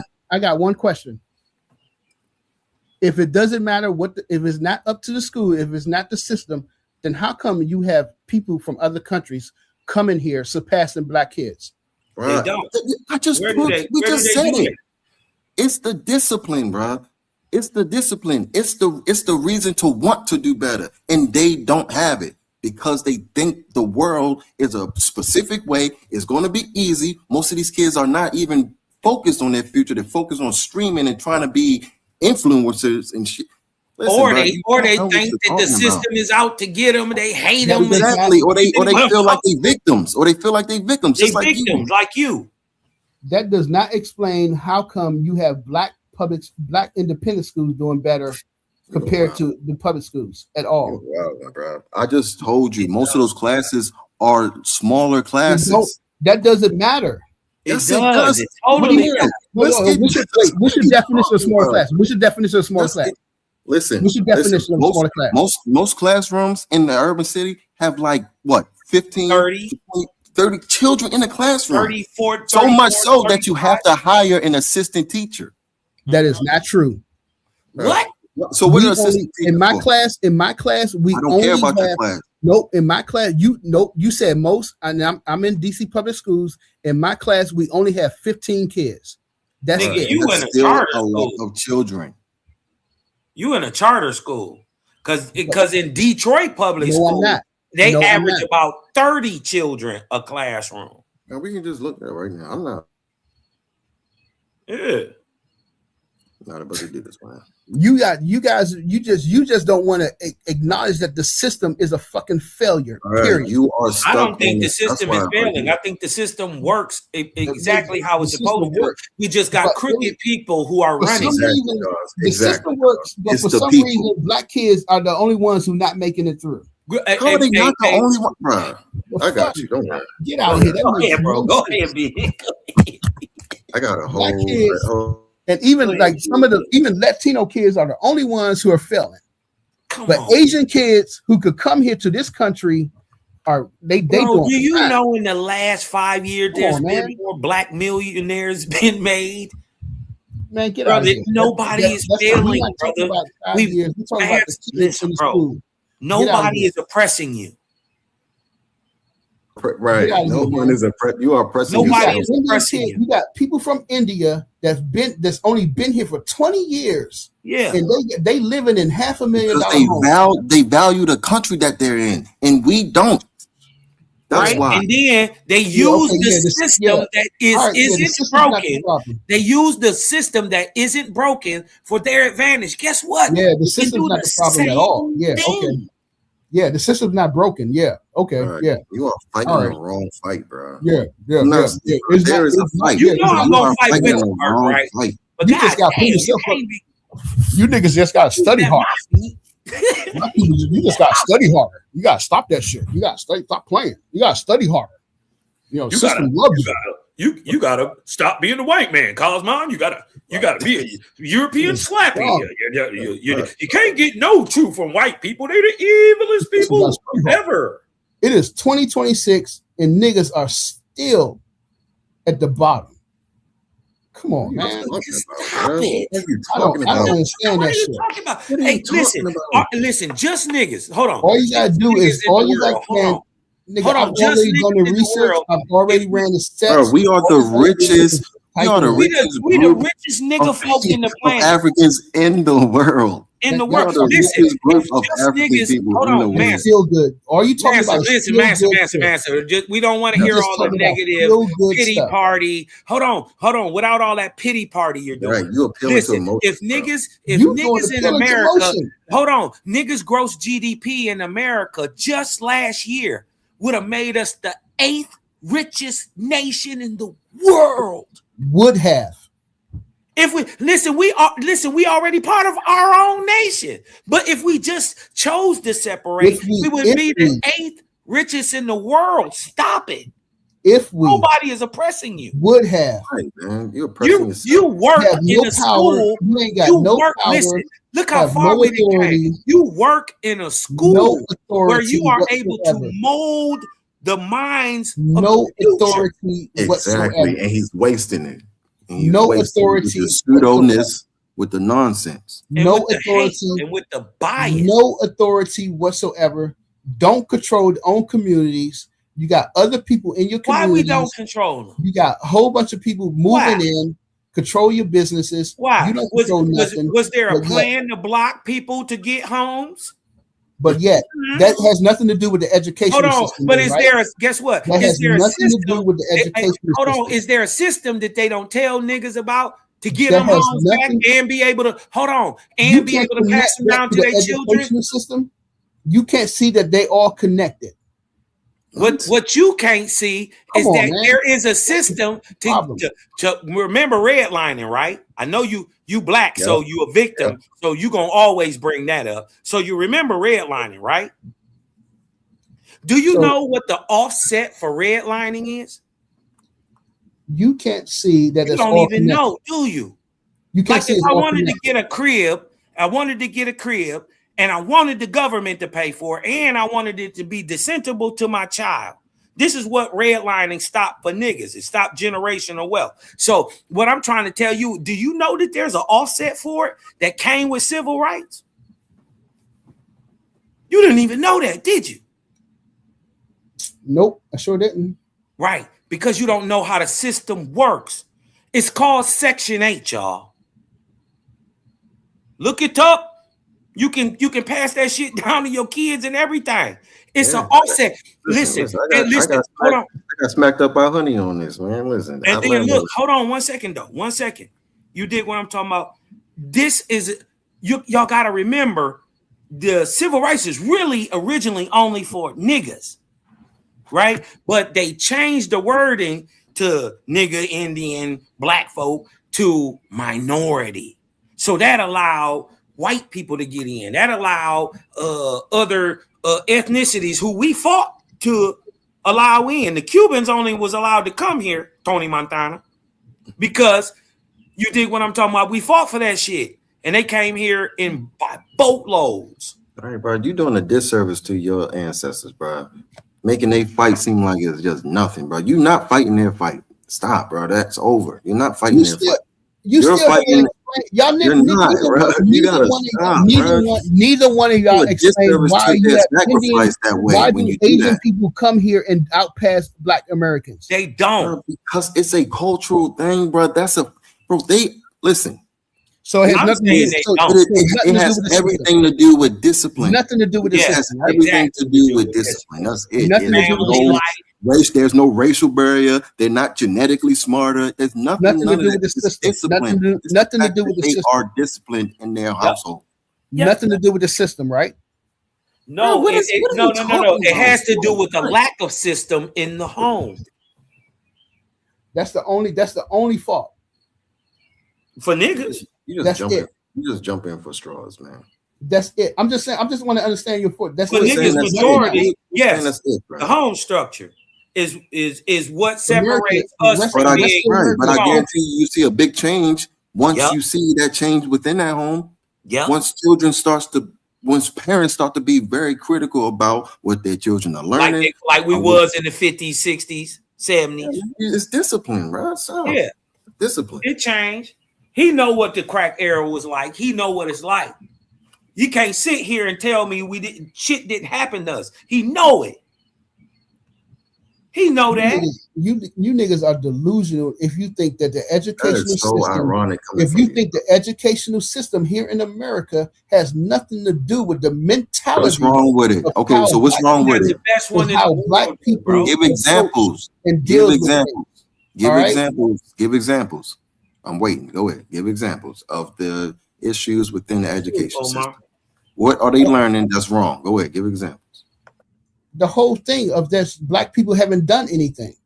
Who teaches The that? whole notion, the whole Bro, who notion. teaches that? That's See, how I you know you're asked not me to in the give you classroom. examples, Bro. but That's yet how I know every you're time not. you ask me to say something, but yet you want to jump in. You're not. The whole notion that black people haven't done anything, haven't achieved anything.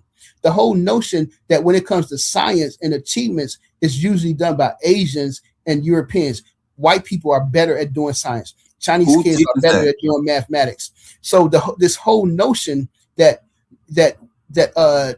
your achievement is not equal to what white people have done.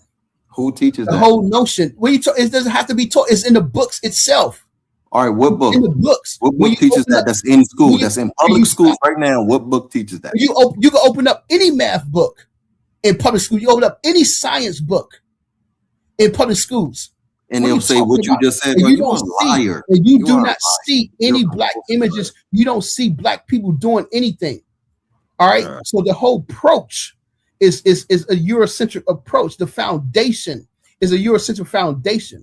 Bro, And when it's I was what in high Amos school, Wilson, and and it's it what wasn't Amos Wilson talked about is a falsification of the identity. As long Bro, as I I'm can, as 20 long as I listen, can bro, I'm achieve, 29 if I years can old, make bro. you think, Stop. if I'm I can 29 make years you old. think, if I can make you think You and old, see bro. that the one thing that Roxanne Dunbar talks about is that this false idea that America was founded on a revolution, which is completely bullshit. It was So not what was founded on a revolution against Britain. It was founded on the exploitation of the Native Americans. What they wanted to do was they wanted to kill the Native Americans and take their land. We're no And Native Britain- American. That's not why That's not even real. That's why, bro. That's why. You keep That's the regurgitating problem. this Your misinformation. Your misinformation. That's is the misinformation. problem. Yes. That's misinformation. Yes. Your misinformation is the problem. That That's why. the British people that was here, the white people did not want to take the land from the Native Americans. Bro, that's not what you just said, though. Say the whole thing you just said, though. Say That it was wasn't. not what the revolution of America was founded on. No. And she proved that in her book, The Genocide of Native American History. She proved that. She So showed what? that it was not I'm about. not even gonna go there She with you. showed that the British king was taxing Bro, the you moving Americans. the goalposts. Stay with the Nobody- education in the schools, bro. You moving I'm the trying to goalposts. explain. I'm trying to Stay with the explain education. how. I'm trying to explain. I'm 29, how things bro. are- I'm 29. When I was in high school, I had Yeah. a wonderful. You know we teacher. had I had a schools in wonderful. America. Listen, I had a wonderful teacher You haven't that learned taught, shit. that You made was me think the way I miseducated. think now. You haven't Stop, read stop. shit. I had a You haven't wonderful read teacher. anything. You Stop, just bro. going off the Just shit stop. that you Hold stay on, on hold on, internet. Master. Cool Stop, out. bro. God damn, No, dog. nigga. I mean, You come can't on. just keep Just talking talking. You over haven't people. read Man, you shit. gotta shut up You for a You telling me second. you 29? You haven't read shit. I'm You're not saying, saying man, nothing. You just haven't Just keep even quiet read. for a You second, haven't dog. read Roxanne Your lips Dunbar's is book. flapping. Get the fuck out of here. You haven't read Your Roxanne gums is Dunbar. bumping, but you ain't You saying that. haven't read Roxanne Dunbar's book. Come on, man. Bro, Come when I on. was You in haven't high read school, nothing when you Roxanne talk about Dunbar. American Stop history. Nobody talking. needs to read Come her. on, man. That's This not is even no. you talk about black people. That's not even a black Bro, person. listen, my That's not teacher, even a when I black was in high person. school, my teacher Come on, man. was a black man that taught me how to think the way You I think niggas are now. coons, man. Not be You so got coon isolated in mentality, my man. thoughts. Shout out, So shout out, stop, bro. shout out He Miss taught Harrington. Shout out Miss Wake up, Hill. man. Yeah, man, let's do it. Shout out to Ernest Shaw, man, Black Professor You niggas Shaw. gotta wake up. Black teacher that taught me about African history, that taught me how to think critically You gotta about wake up. African You history, niggas haven't about woke up. everything. Brother so Ram, what you saying is nonsense, bro. What you saying is nonsense. So, all right, what books have you read that decolonize your mind? What books have you read that decolonize the mind? I'm not going nowhere with you, bro. Exactly. This is nothing. crazy. I'm not going Niggas are still colonized. So Okay. I mean, yeah. You are ironic, bro, because you have a colonized brain and you think you don't, and it's so ironic. It's so ironic that you are projecting this shit onto everybody else. Y'all still going off that slavery bullshit. You colonized. Get the fuck out of here. Bro. You gotta stop. That shit crazy. Yo, let me know Your when people you wake came up. over here and got enslaved. Let me know when you wake up. Y'all niggas came on boats. I'm from here. Still colonized. Mm-mm. How? But they got my culture. How am I colonized? If you don't know about the genocide of the indigenous people, come on. Bro, now. we know. Listen, we know about that, but what's it have to do with the Yeah, conversation? and that shit ain't real neither. That shit ain't real. That nigga Nigga, just we said- already had the cure for mumps, measles, chickenpox, all that shit before they even got said here. the genocide of the American. All right, yeah, we done. All right, Yeah, it's that 5 in wasn't. the morning. Yeah, I'm that done. wasn't us. Niggas already had that shit. Listen, you got to understand there was a various amount of people that got here before Europeans, This and then nigga many of said- them were brought here by Europeans. This nigga said the fight against genocide of the indigenous nigga people stocks that was already here, real. like your Native Don't matter. Americans. Native Americans are white Did y'all boys. hear that? Did y'all hear that? Yeah. He said Native the Americans genocide of the got indigenous brought here people don't matter. during the Manila trade, the Chino trade, the Pacific slave trade, not the Atlantic, the Pacific. They came He over said here. the Hold genocide on. of They the signed. They don't came matter. over here from 1804 to 1806, right before the end of slavery, and then all through slavery, they signed indentures. Came over here, fought on side of the North against niggas, against the Seminoles. You dig what I'm talking about? They fought in many of these, and then they became Chinos when they fought in 1820 to 1826 on the side of the Mexicans. You dig what I'm talking about? They gave them native Chino status. Those people get moved up into North America or northern Mexico at the time. Because remember, it wasn't until 1848 that America annexes the part of Texas and Mexico. So for 22 years, they had still had that portion. You dig what I'm talking about? They gave them northern lands to the Chinos, who become Native Americans. Right? So listen, man, if you don't understand both sides of the game, you dig what I'm talking about, you just talking. You dig what I'm saying? A Native American ain't even from America. They not Americans at all. Right? They from Siberia. They from Asia. And guess what an Asian never becomes? Don't matter if he was here 1,000 years. He never becomes an American. Africans are Africans. Europeans are Europeans. Americans are Americans. So there are some people who are from here, and then everybody else came here. Then how many people are from here are still here? Millions. They called niggas. Then how do you explain the slaughter of millions of indigenous? Show me where a Native American, them Chino-looking Mongoloidal types, got slaughtered in the 1800s, 1900s. Show me. I'm talking about before the 1900s. No, that's when they supposedly did it, when they supposedly owned you. Nope. Yep, all that happens in the 1800s.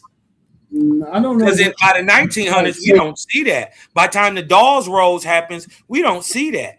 I don't know. Again, I don't know. Even Billy Bowlegs gave up in 1865. Again, I don't know what history books are you reading. Yeah, but I'm talking about real. You can look at American it goes back to the 1700s, and in the 1800s, the white people are specifically bragging about killing Native Americans, indigenous people, whatever you want to call them, killing the men, women, and children. Niggas fighting back. Wait. They are bragging about it. So what? They are bragging about it. So what? So they killed them by the Was millions. Indians bragging So about here's killing the white thing. folks? So wait, here's the thing. I don't understand how is it that I don't understand how is it that I'm millions. just saying, show me one of these niggas. Wait, hold up, man. slaves. Wait, hold up. I just don't understand how millions. You know the of wars, the indigenous American people Indian. are When did the still here. American Indian War start? What year? Do you know? Bro, I just don't understand how Do how you know when millions. the American Indian War started? Yes I or don't no? understand. I don't have a date. I don't. What's the date? Give me the date. 1812, sir. Give me the date. You said get what I'm talking 1812. about? Up to Indian removal in the 1830s. You said 1812, right? Yeah, it started with the French All right. American War. Okay, stop. Okay, You did what stop. I'm talking about? 1812. Then we have 1830 Indian removal. Okay, stop. Before that, Okay, what about it? Can you stop? Before that, even if you took the time to read American Holocaust by David Stent, it's a free download. He shows you in the 1700s, up and down the East Coast, they done wiped out over 1 million indigenous people that was that was on this land before 1800.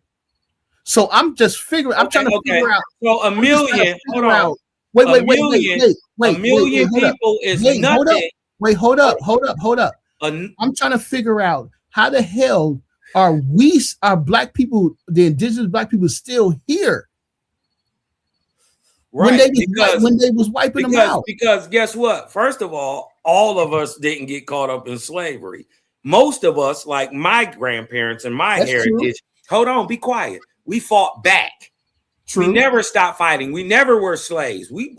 First of all, I'm not debating if you're African. We don't know what you is. I don't know. You kind of light skin, has some mixing. I don't know. But what I'm saying is I'm from here.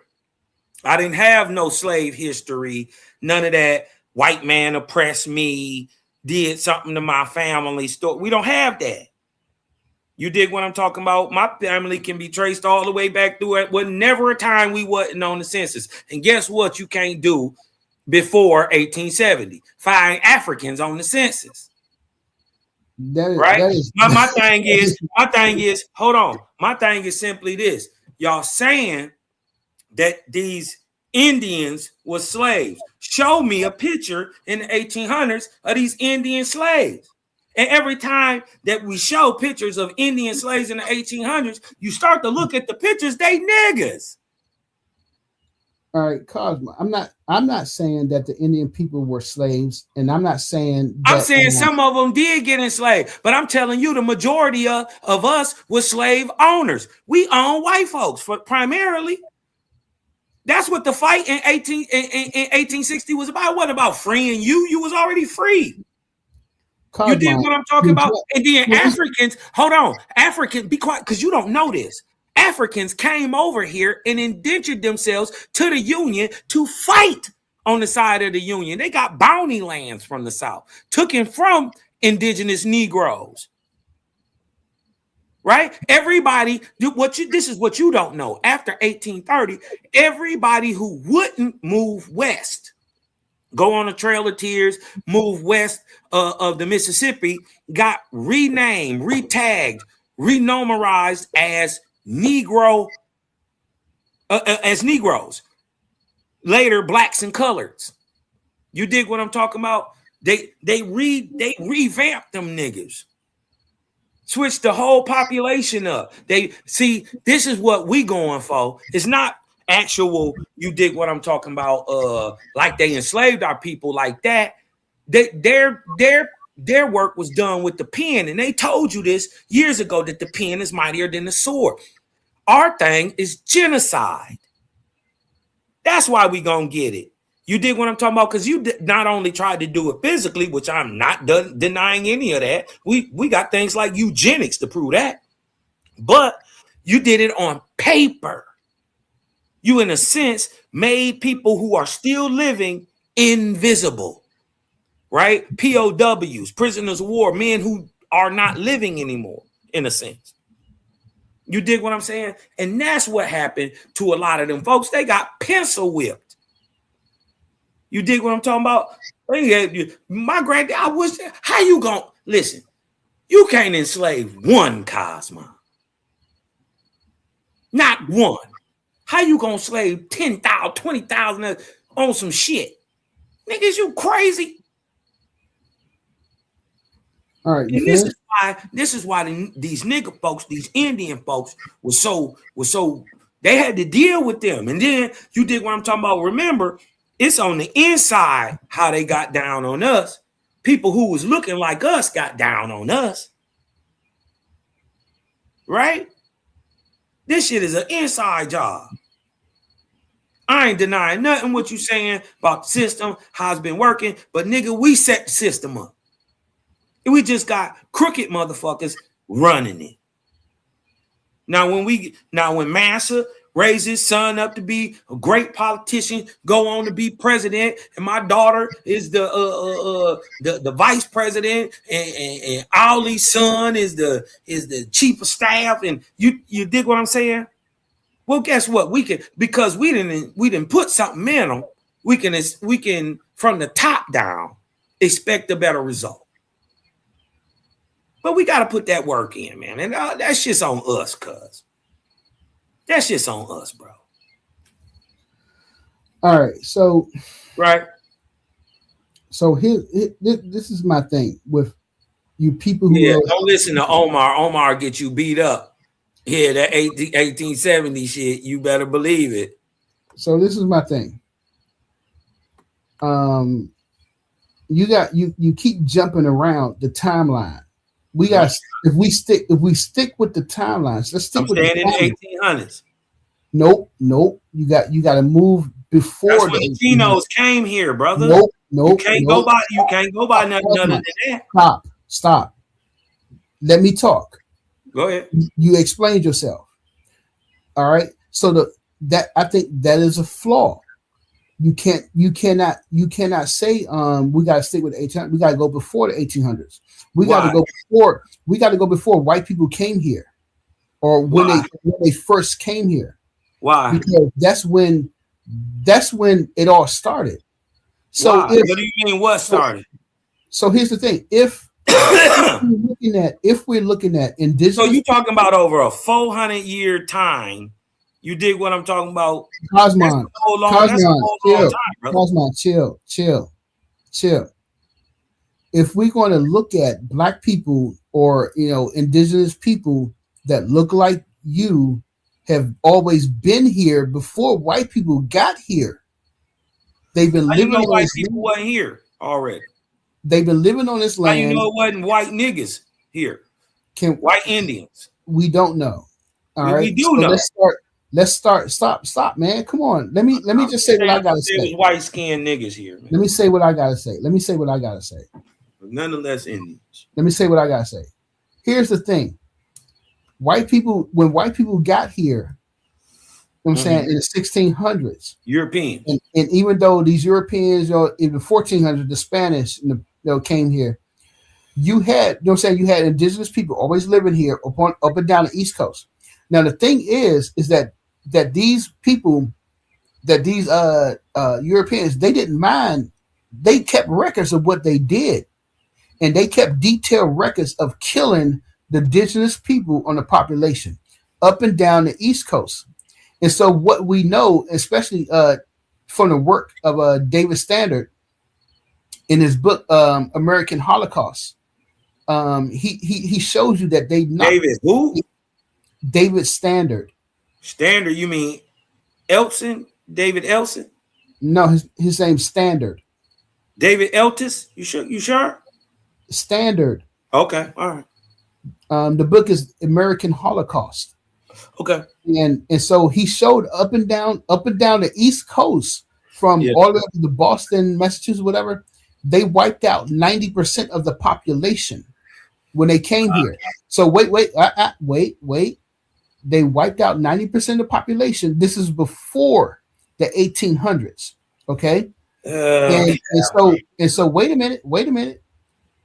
So let's just pretend if this is true, that they wiped out 90% of the population up and down before the 1800s, and we know that they were still trafficking enslaved people from Africa. we're looking at the explanation becomes, well, how is it that the black people was able to survive that genocide? You know what I'm saying? First of all, wait, hold up, That's because easy. it don't make sense. It does, no, it's very easy. Wait, it don't makes total sense. It don't make sense. If you It does. do the math, It does. if Hold you on do one the second. math- Let me answer wait, your question. Wait. Hold up. If you do the math, it Yeah, don't you make didn't. sense You didn't do because the math. you cannot have 100, you know what I'm saying, people, even 1,000 people all up and down the East Coast of America, from Massachusetts to Florida. 1,000 people that just black people that did not get wiped out, and that have no connection or mixture with the black people coming over from Africa, that have no connection at all, no mixture in reproducing a population. That mathematics don't add up. Well, this is because you don't know the mathematics. What you don't know is by the 1730s, there were more American Indians being shipped out the biggest slave port of Charleston, South Carolina, just being shipped out, than there were Africans being shipped in or shipped out. So the story, so the math don't make sense to you because you don't know the story. That's not true. That's not true. What happened was just look it up. More American Indians were shipped out of Charleston. Listen, be quiet. I wasn't done talking. Now, more American Indians were shipped out of the port of Charleston than Africans were brought in. What he don't know is in the 500 years from 1492 to 1992. Right?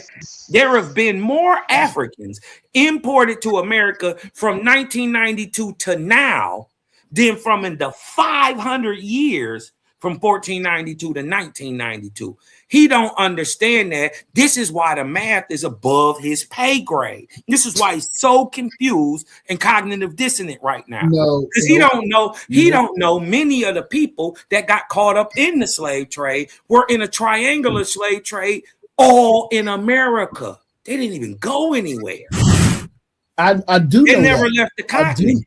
I do know that. I do know that. So why didn't you know that more Indians were shipped out of Charleston than Africans were brought in or out? That's not the situation, Cosmo. The situation was that you're correct that Indians were shipped to the Caribbean and were shipped out of America. But here's the thing. That those Indians, those indigenous people that were shipped out were only women and children. No, hold up. Were they? Let me ask you a question. Were them people caught in raids and fights and wars? Wait, hold up. It was the women. It was the women and children that were when they went to war, when they killed off the people, they took the women and children that survived and they shipped them down to the Caribbean to be sold into slavery. And what happened was that you got that mixture for coming from Africa, coming to the Caribbean, because the Caribbean, the Bahamas, that was the main point. Proof that it was even that many. That was the main point. That they came over and it was a mixture. They came over and they came back into the Americas. Why do you think we call y'all Caribs? Because y'all all mixed up. Y'all all mixed up. That's why we call y'all Caribbean. Y'all a mix. You dig what I'm talking about? We're not saying that they ain't got indigenous roots and that but what I'm saying is there is no proof that them roots, right, that make you brown in the Caribbean come from Africa. When we see that there are already black nigga Africans in the black nigga Indians in the Caribbean. That is not completely true though. And they're still there to this day with no African admixture. That's not completely true. And you have I didn't say it was completely true. I just said at least 50-50 because we know you don't have to be African to be brown. I mean, you can be an American person, fully American, no admixture whatsoever, and be chocolate copper colored brown, just Yeah. like me. Yeah. Yeah. No I agree. African admixture whatsoever. I No, agree. I agree. no native Siberian admixture. I agree. I agree. I'm with that. saying the Aboriginal in America looks like me. I agree. I agree. And I think that's one of the things that the brother David Imhotep he proved, that a lot of the indigenous people in America will look like us before those before they came across We brought them here. Yeah, before they came over here. We brought them here. And I'll give them 2,000 years and at least 1,600 years before the European got here. We was already involved with them. But my thing is that we still cannot deny the fact that a lot of our indigenous people were slaughtered by the Europeans when they came. No, over what I'm saying is we was already fighting each other. And primarily, even when you're trying to bring up stuff like the Beaver Wars that happened in the 1600s, right? The primary groups who were fighting were Indians on Indians, right? They had a couple Europeans. And by the way, them Europeans that came over here was niggas. Yeah, they wasn't pale-faced white people. This is how they got in with us good, because they looked just like us. They came with some manners, and they was coming with that holy God shit. You dig what I'm talking about? Acting holier than thou and shit. Until they could weasel their way into the situation where they could play both sides against the middle, because that's what was happening. That's what they do. That's what was happening, bro. I'm just saying I'm hip to what was going on, but you can't act like we wasn't fighting the whole fucking time. I don't have a slave in my family, bro. None. On neither side. You make me want to go watch that show. I can't even think of the name of it. The one with Jason Momoa, when he's like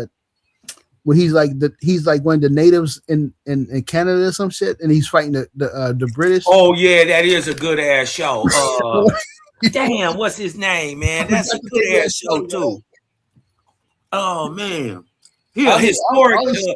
At least, but listen, man, if they would have really showed him though, that's a nigga. Yeah. That's a quote unquote Black American. He Algonquin too. You know the Algonquins is niggas.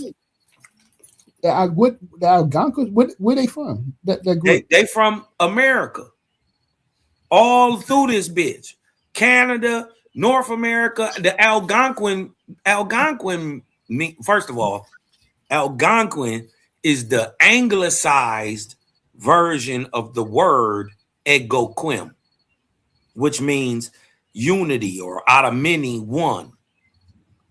That's what Egoquim. It's a name that what they would call ancient Algonquins gave to the creator. But they called their nation, when you had 40 mighty nations like the states we got today, all of them together, like a government, was called unity or union, one out of many one. So Egoquim. So the word Algonquin is not just, it's the governance of the people, not just the language and a people group. You see what I'm saying? It means more than one thing. You know what I mean? Okay, yeah. So yeah, and then we had a different understanding over here. That's why when y'all came over here on them boats, and I'm not denying that y'all didn't come over here on no boats, but I'm saying for the most part, y'all niggas who was black was driving them. That's what I'm saying, Master. I'm saying the people who got enslaved, listen to me, the people who got enslaved on the Guinea coast of West Africa were pale Europeans, documented. This is why when the mix comes in, that African mix, it always turns mulatto. Well, if we know that the Arawak Taino is copper colored black, the Algonquin is copper colored black, and everybody else around there is copper colored black. Who comes in that mixes and makes it a mulatto? It's the African. But that African, if they blue black, you wouldn't be able to tell the baby what the baby was, right? But it always turned into a mulatto because them people who got on them slave ships was white. Documented through the Ottoman slave trade. Huh? You think that them niggas over there in Africa let white folks come in there and they just sold their own people? Or do it make more sense that nigga Africans sold white Europeans that they bought from other Europeans to nigga Europeans, and they enslaved them in the Caribbean? Do that make more sense? Nigga Africans did deals with nigga Europeans to buy pale skinned Europeans who was being enslaved by the Ottomans by the millions. Yeah, at but the same time. we got to keep in mind. But we got to keep in mind that the Ottomans, these Arabs, didn't treat Africans, you know what I'm saying, justly either. You know what I'm saying? Yeah, but most of them did, because the ones like Mali, Songhai, Dahomey and them, you dig what I'm talking about, where the slave ports were, they was Arab adjacent. They wasn't against Islam. They ain't had they wasn't tripping on that. And they was doing business. You dig what I'm talking about? So they was just doing, slavery. So some new niggas, because we know the Portuguese is some swarthy European types. They came down and did deals with nigga Africans. And again, they coast like the Dahomey. You dig what I'm talking about? And they sold pale-skinned Europeans that had been taken from the north, marched south, straight south. From the Mali, Songhai, all that shit, but straight south. Or took it on the boats by the Ottomans. We know that they was there in Western Africa. You dig what I'm talking about? And in the Sahel trade and all that. Northern and Southern Sahel trade. They don't never tell y'all that there's two Sahel trades. One that's north and one that's south. You dig what I'm talking about? So you dig what I'm saying? They wasn't adverse to that shit. They listen, and then you had the Corsairs who's working with the Ottomans, and then guess who else was working with the Ottomans? I mean, they tearing the islands up, Northern Europe and Russia. They tearing this bitch up. Guess who it was? Working directly with the Ottomans, the so-called Vikings. They selling they quote unquote own people to the Ottomans by the thousands. And all this is happening. I don't see that. I haven't seen that. I know you don't. But all this is happening. All you got to look up is the Ottoman slave trade. All this is happening in the same places that they saying they took you from for the same time, from the 1550s to the 1850s. Millions of people are documented being sold right in them ports. You dig what I'm talking about? At the same time that they supposed to be selling you, except they documented as Europeans. Many of them Christians, slaves. Okay. I think that's an interesting point. Interesting point of view that you're making. I think I just gotta. I haven't seen that. I gotta. What if they told the story in reverse? What they told it in reverse, and they was really the slaves, because we know really in 1865, me and your granddaddy already had acres of land, and you dig what I'm talking about? Had got land from their grandfathers. You know good and well, man. So your granddaddy and your grandmama told you, no, baby, you got that good hair because your great grandmama was a Chickasaw. She was a Blackfoot. She was a whoop-de-wop. She ain't told you nothing about no Europe, and she ain't told you nothing about no Africa. But we lost a lot of land because they sold that shit. They sold it. Ain't no white man do nothing to them. And then they don't tell you this. My granddaddy sold his land too, but why?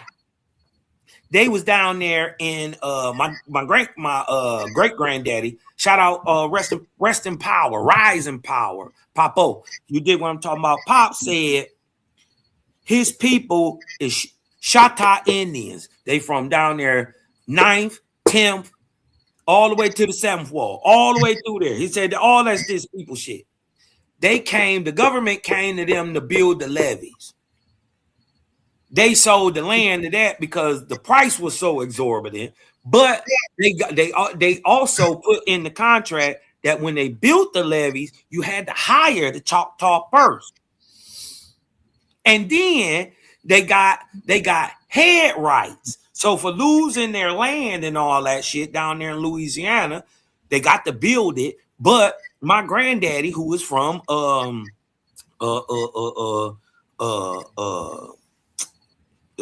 goddamn New Orleans, Louisiana, you dig what I'm talking about? Once they got done building that shit in 20s, 30s, whenever they got done building, they got moved because of head rights up to Ohio. Some of them went to Ohio, some went to, I want to say it's Chicago, or it might have been Wisconsin, but I know other ones went all the way to Oregon. But what they was getting was a pick of a free home. They was getting pick of a free home and a plot of land that went with it. So it was just like the Homesteader Act. You dig what I'm talking about? They was undergirding people. So you can find a house on the auction. The government is paying for it. It's head rights. You dig what I'm talking about? And that's how a lot of our ancestors came north. They wasn't running. Well, a lot of them was running because they was thugs too. Yeah, they did some shit to some white folks. had to get them out of there. You dig what I'm talking about? But it wasn't because you was just no softy, no punk. They just did something to you.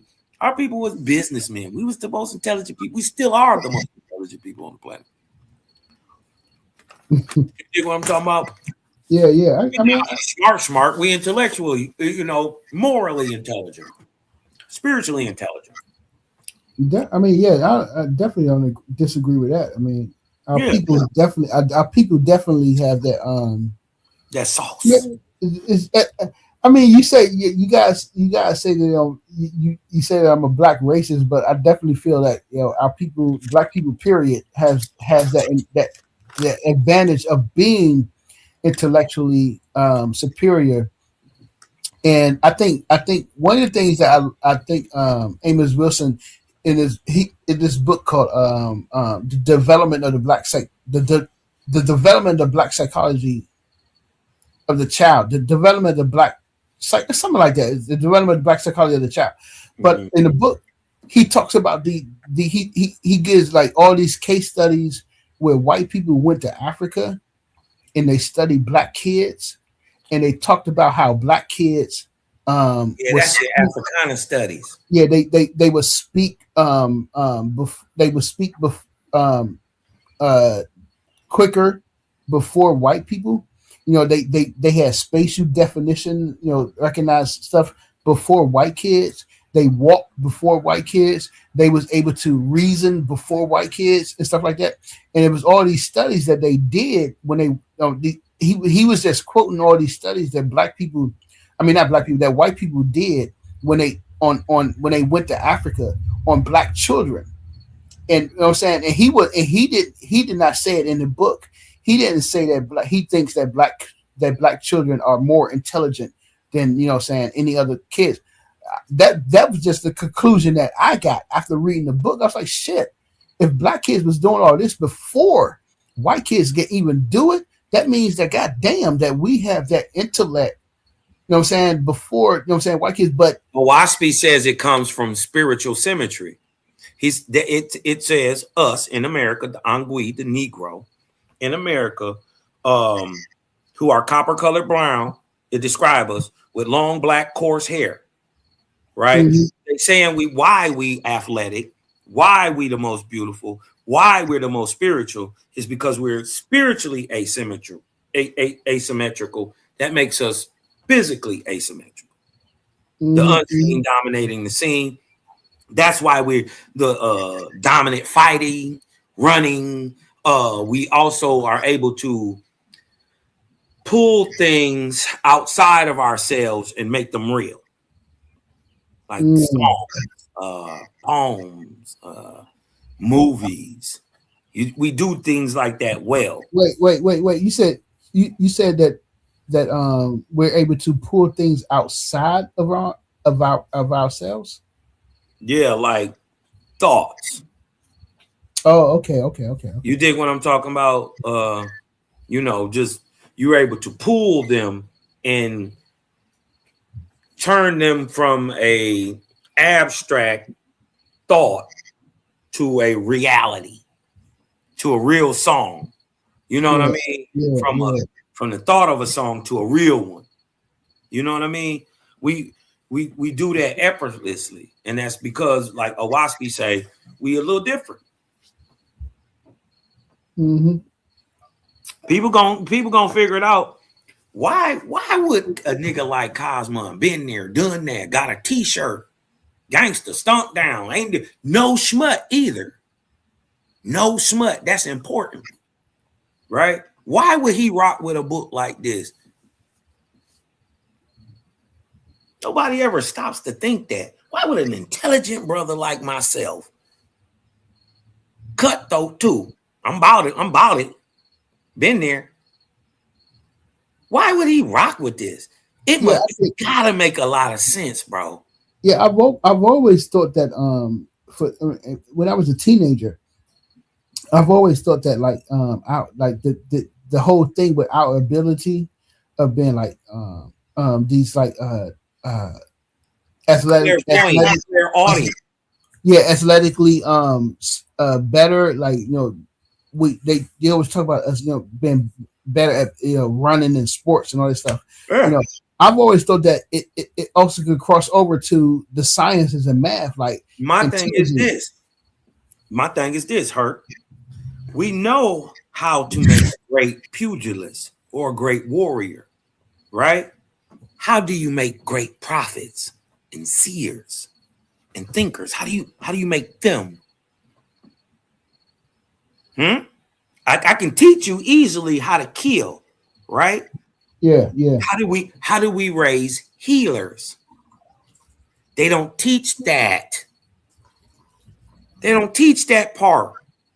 That's the part. Also, you got to be real with me. You know I'm not lying. Kemet had start holding that back with they priest and they religious ideologies. Start holding that knowledge back from the people that they was regularly giving out to them. This is why we see over time Kemet fall, because it stopped being about the people and start being about the bloodline and who was ruling at that time. I don't think it fall because of that. From my study, I think it fall because of internal fighting. I don't know about that. You dig what I'm talking about? Because shit, really, if you really want to get down to it, the 24th, 23rd, 22nd, you dig what I'm talking about? Well, I say the 24th, 25th, 20, I say 26, 27 dynasty all the way down like that. What, none of them Egyptian. Yeah. After the Nubians came through and crushed the buildings, you dig what I'm talking about? Taharka and them, the Kushites and all them. I think the Kush are people who migrated from the ancient land of Kushan, the ancient empire of Kushan, which we would know as Harappa, right? I think after a cataclysm or right before a cataclysm, they migrated westward and become your Merowitic Meroitic kingships, or Cushitic or Kushan dynasties. And why we know is that because they practice a sort of almost what looked like Buddhist, but it was actually Zoroastrian or Zarathustrian religion. You dig what I'm talking about? And why they called themselves the Kush is because they wore the Kushan or the Kushti, right? It's like a belt with a sash and a hat, like a turban-like hat, right? And we see that same practice with the Kushan that we see with the Kushites. You dig what I'm talking about? And then this is what I believe is the greatest teller of it. We can't read the Harappan dialect, right? We don't know how, we know what it looked like, but we can't read it. First of all, that's the same thing with the Meroitic. You can't read it. But when you look at the Harappan script, next to the Meroitic script, they the exact same.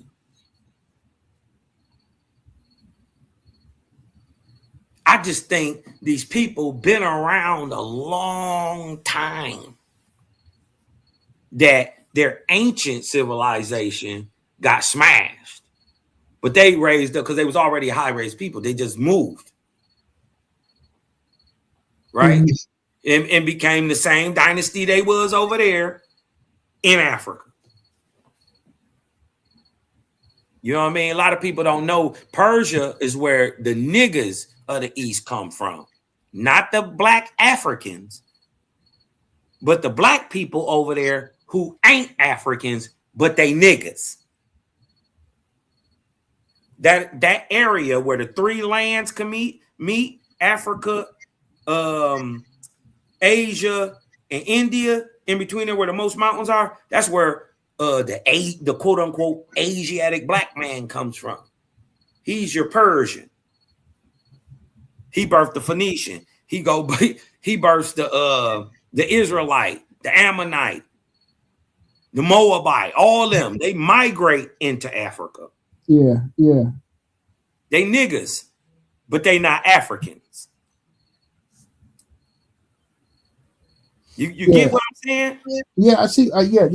I think I could kind of agree on that, because I mean, from my studies, I'm reading it. I'm saying we see, you see that that invasion from, when the Persians came in. You see it when the Persians came in, they had that. It was more of a it was that foreign intervention. You know what I'm saying? They relied on the foreigners. They was looking towards them. It was intermarrying with the foreigners and stuff. Facts. You know what I'm saying? You see the difference in, you know what I'm saying, the development and fighting styles and weaponry and all that stuff. So from Persian influence, which would have been, but listen, y'all, that's still Sumerian influence. The Mesopotamian stock are primarily what you call Phoenicians. That just means people of the hills, but the hills are mountains. They're the Zagros, right? Zagros is the border of Africa and Persia, right? That's where the continents meet, y'all. That's actually Shem, the land from Turkey all the way through Persia, all of India, but all the way below the Himalayas, running the top of India, all the way out to Australia is Shem. It's a landmass. And Australia? And the people who go, all the way out to Australia. It's all one landmass. Some of it's just underwater now. You dig what I'm talking about? All of that is anciently Shem. It's a skinny land, but it's long. Right? Caught up in between Africa and what we would call Eurasia and India. Well, it is India. You dig what I'm talking about? That's all part of it. Mm-hmm. But where the lands meet is where the most mountains are. And there's mountains, Urals to the north, Himalayas to the east, Hindu Kush to the south, Zagros to the west. That area is where niggas come from. All the stands. Persian, Iran, Pakistan, Uzbekistan, Kazakhstan, whatever. Mm-hmm. That's where niggas come from. From the east. Niggas from the east. And they already had a high-raised civilization. Dumb high-raised. Places like Susa, that shit been documented to be, have 1 million people in it damn near for over 10,000 years. It's been occupied. Once you lay Susa out, how they had the thing, it looked like the galaxy. And that was the second best city. Right? Because then you had Persepolis. That's more in a little bit, more in the middle of Iran. But that's where Xerxes and all them ruled from. Yeah. You dig what I'm talking about? Persepolis. These niggas was monsters. And then y'all even seen it in the movie. They talk about this nigga Xerxes and like the Persian people. Like these niggas, some of them was giants, bro. There ain't no depiction of Abraham in the Bible, but in Owaspy they give a depiction of him. He a large copper-colored nigga. He Persian, right? He Persian. His daddy is named Terah. Where is the city of Terah today? It is the capital of Iran, Tehran. Where is the cave of Abraham that they say? It's in Tehran. Iran, I mean. I'm just saying. You dig what I'm talking about? I'm not against none of that shit, but I get you though.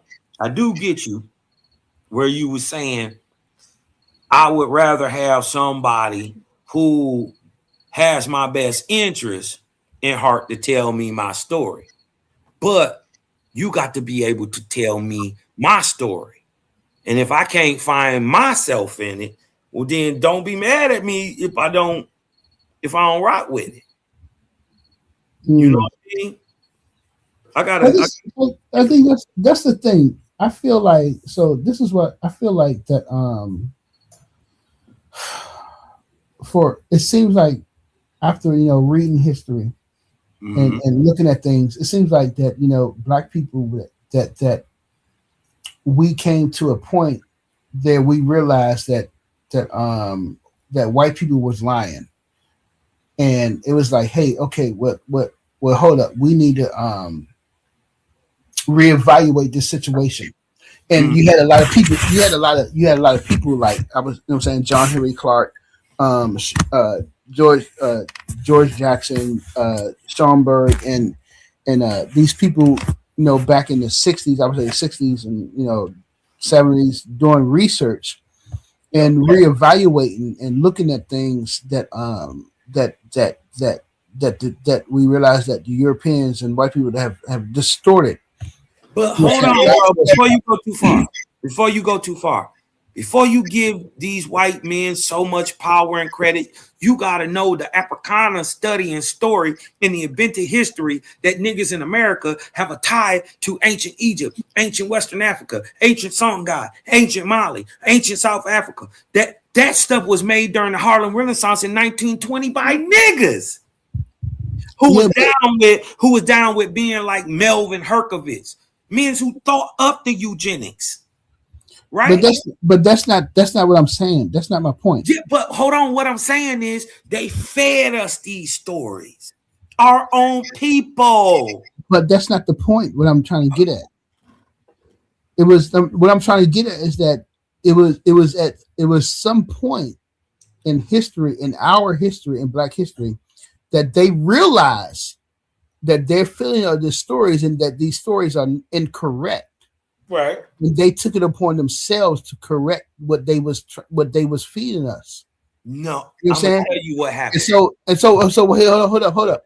So okay, so you're saying, so this is what I'm saying.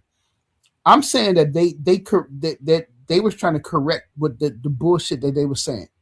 And so what you're saying, it sounds like you're saying the opposite of what I'm saying. So I would like for you to show me, like, how is that in opposition to what John Henry Clark was doing and Ivan Van Sertima and what they was doing. You know what I'm saying? Well, many people know, and this is well studied, that you did what I'm talking about. People like John Henry Clark were funded by the CIA through Africana studies. You dig what I'm talking about? This is why he was one of the people who was able to invent it. But you got people who come through think tanks like Columbia and the University of Chicago, Melvin Herkovitz, and these people like this who come with these ideologies, who set up black, white writers, black thinkers, right? And see, you right, niggas did catch on to white boys was doing bullshit, but white people caught on that niggas was, the gig was up. And so you know what they did? They put a buffer between the niggas, right? The real niggas who could do something, who was willing to, who understood enough to make change, right? And they put a buffer between them of more niggas called the talented 10th. Out of these come your boule, and out of these come your Greek fraternities and purple ties. You dig what I'm saying? I'm just saying. So they put a buffer between the real and the fake. And then they hire people like Zora Neale Hurston. You ever heard of her? Yeah. She wrote that fake African town story, Cujo and the last slave of the Mississippi Coast. Now, she totally plagiarized that story from a Jewish white woman, got sued and lost in court. Huh? Yeah, they invented all that bullshit. Just like Alex Haley stole the story of Roots. Kunta Kinte is a Choctaw name. It's not even African. It means he who speaks to the beaver. They told, listen, you didn't even catch it, Mansa Musa. We didn't catch it. They showed us in Roots. They brought the brother from Africa, right? They brought the little brother from Africa. He was and he ran away. Remember that? Who did they send to go get him? They sent the Indian to go get him. Who was the Indian? Who ran him down? Do you remember? Wait, hold up. This is the thing though. I get what you're saying, bro. Do you remember who ran him down? They said go get the Indian to go get him, and the Indian ran after that nigga, hawked that nigga down. Do you remember who the Indian was? It was OJ. It was right in front of our face. We didn't see it, bro. They had us so incensed. Do you remember when they showed that? I went and beat my homeboy Andy up. You did what I'm talking about. I was third grade. It was 1986. I beat Andy up because I was frustrated. I didn't know what to do. I whooped the shit out of my homeboy, who is my dog to this day. I have apologized to this brother probably about 5 times in my life. You did what I'm talking about. He keeps saying stop, apologize. But I really felt bad for that because I didn't know. And they showed it, and it really wasn't like that. And really, when you really do your studying, we was doing his ancestors like that. Mm-hmm. So wait. So this is all right. So I get what you're saying. I understand the point that you're coming from. But I think we're lumping everybody into one. That's what black does, though. Yeah, but we can't do that because, like I said, because people like because when you say people like John Henry Clark was funded by the CIA. He was. When you say what stuff like that, when you're looking at it, when we look at it, people say that what's his name? What's the guy named Karenga? Malala Karenga was also funded by the CIA or FBI. And the stuff though. But the thing that I take away, that I'm taking away from this is what is it's almost like a double-edged sword. It is. You know what I'm saying? Because is okay, because I've never heard that John Henry Clark was funded by CIA. Yeah, look it up. If he was, they created Africana Studies. But hold up, does that mean that I gotta drop everything that John Henry Clark said? No, no. This is what. So, hold up. That's what I'm saying though. It's like we gotta. It's like now that we can look back on things. Yeah. Today in our time, we can look back on things and we have this knowledge. So now it's like we got to put things through the filter. Yep. So we got to filter things and say that, okay, now what can we use? Yeah, what can we use to benefit us? What can we use that's not good, and this type of stuff. So when I'm looking at this stuff, it's like I you know what I'm saying, I'm filtering through people, like you said, the lady Hearst, the lady Hearst. I haven't read her books, but I heard about her. You know what I'm saying? Them type of people I've never gravitated towards. I gravitated towards Clark, Ivan Van Sertima, Obinga, Diop.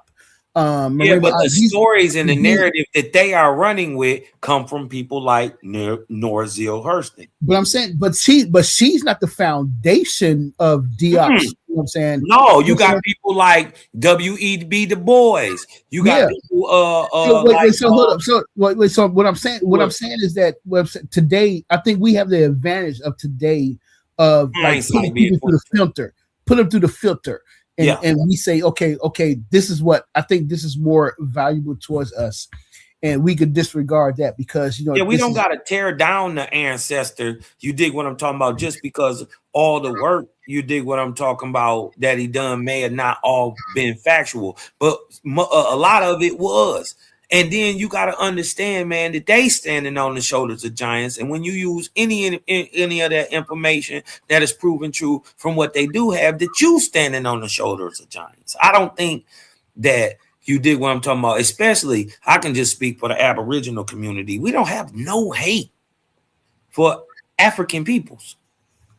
We just saying y'all not us. And then you only become black when you come over here to America. You only become African when you come over here to America. You just willing to play the role. This is why delineation is key, man. Sir. You right. Because delineation shows you who your friends are. Who with you, who ain't. You know what I mean? And I think niggas need to see. Because they don't believe it. They don't believe Fat Meat Greasy. That really you ain't got no friends. Yeah. You know what I mean? Thought you had a friend. You know what I'm talking about? You dig? Gotcha. Thought you had a friend. You dig what I'm talking about? And it's like that politically. So, we gonna have to listen, man. We gonna have to show each other some grace, man. Yeah, definitely. We got a raw deal over here. I'm not gonna sit here and act like ain't nothing happened. You dig what I'm talking about? That's just cap. That's just unfair too. You dig what I'm talking about? Yeah, definitely. So I ain't gonna never say didn't nothing happen. But you dig what I'm talking about? Even when things did happen, you got to look at yourself in the mirror first. You dig what I'm talking about? How the fuck did this even happen? And what was my role and responsibility in this? You dig what I'm talking about? Because then you can start delving out correctly. Oh shit, this really didn't even have nothing to do with me. You was tricking my ancestors into putting their people in the peonage through the indenturement system. Because you was telling us locally that this is how you get a job. Mm-hmm. Huh? Yeah. Mm-hmm. Now you look back, you see your What's going granddad. down, Cosmo? What's going down, brother Hercules? What's going down, brother Cosmo? What up, though? What up, though, man? Hey, A1, thanks for bringing me on, man. I was up in that back chat for a little second, man. You know what I'm saying? But thanks for bringing your brother Omar on. Cosmo, I was listening to a lot what you said.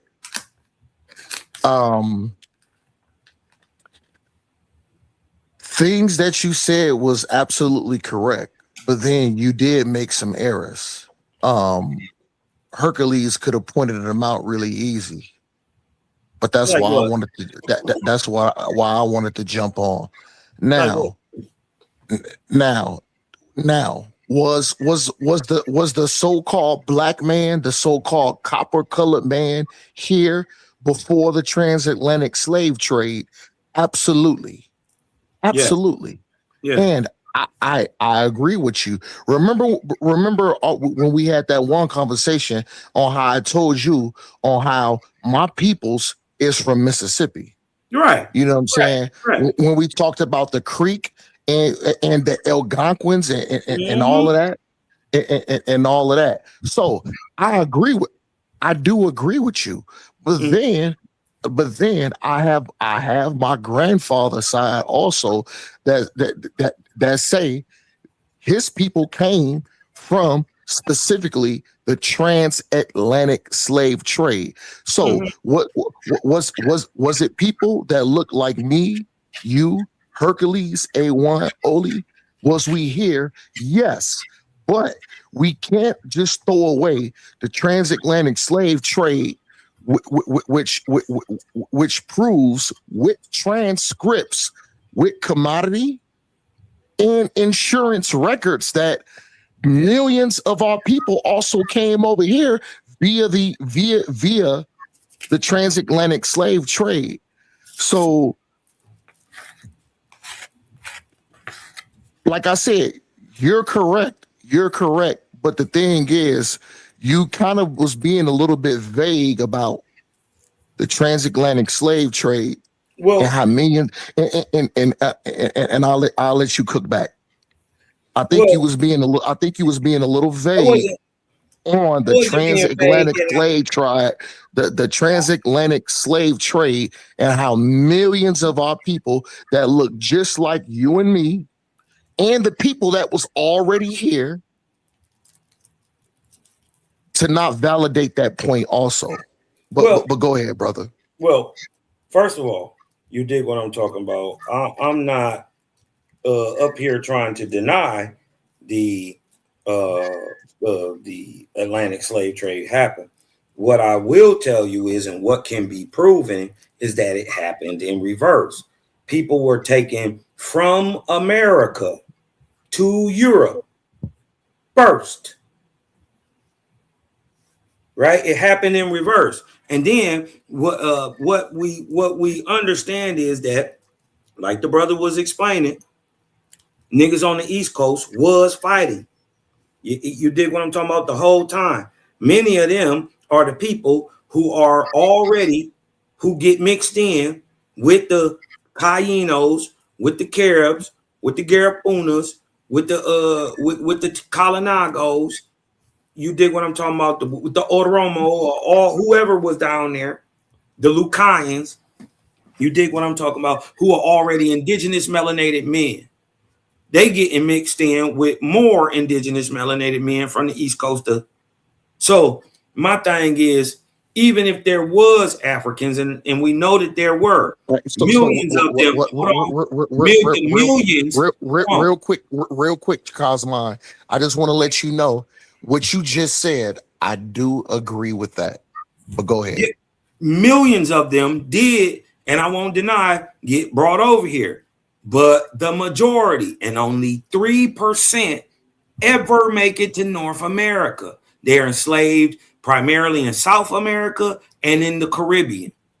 what we see documented, even by David Eltis, is that the people who grow from after slavery, 1808, to a couple less than 50,000 to 4.5 million in 50 years in 1865 primarily just come from America. They don't even have any mixed stock, right? And we see that growth even in the quote unquote worst times and areas. Now, I was about to go somewhere with that. Oh yeah, I don't know if you heard, but more American Indians were shipped out of the port of Charleston as POWs, prisoners of war, slaves, indentures, whatever. You dig what I'm talking about? Hold on. Out of the port of Charleston. I agree with that, Cosmo. Africans were ever brought. We can't forget the because you did mention the Tainos, but the Arawaks also. But so far, what you're saying now, I do agree. But go ahead, brother. Yeah. And I'm not denying any admixture. I'm not denying that, because we see a lot of them people who come back up from the Virgin Islands, from the Caribbean, from Jamaica, from Cuba, from these places, from Haiti, all these places, they go on to the Appalachian Mountains and become your hillbillies. This is where they get the name hillbilly from. Where do you think they get the name redneck from? Because many of these I disagree with that, but go ahead. I know you do. I know, but this is documented historically, right? That these people who get on one ship, a Portuguese ship that goes to Jamaica, a total another ship that is Spanish, takes them to the north, and that gets hijacked. They tell you those people are from Africa, but it's a trick. It's a trick of hand, because remember, the Portuguese who was doing the slaving primarily in Africa, they are below the 30th parallel, 36th parallel. So they get the Caribbean on down, while the Spanish was given by the Holy Roman Church the northern part to explore. You dig what I'm talking about? So, I'm not denying African trade, slave trade, or anything, but I do deny primarily who was enslaved and what they look like. You dig what I'm talking about? You dig what I'm saying? Yeah. I don't necessarily deny none of that, but we know it happened for a fact in reverse. Columbus took roughly 1,500 Tainos to Europe. Well, that's I'm It's 1493. Yeah. We read that. That is history. My bad, Herc. My bad, Herc. What now? What that last part about the Tainos, I agree with that. Salakia, Herc, for cutting you off. Go ahead, brother. My apologies.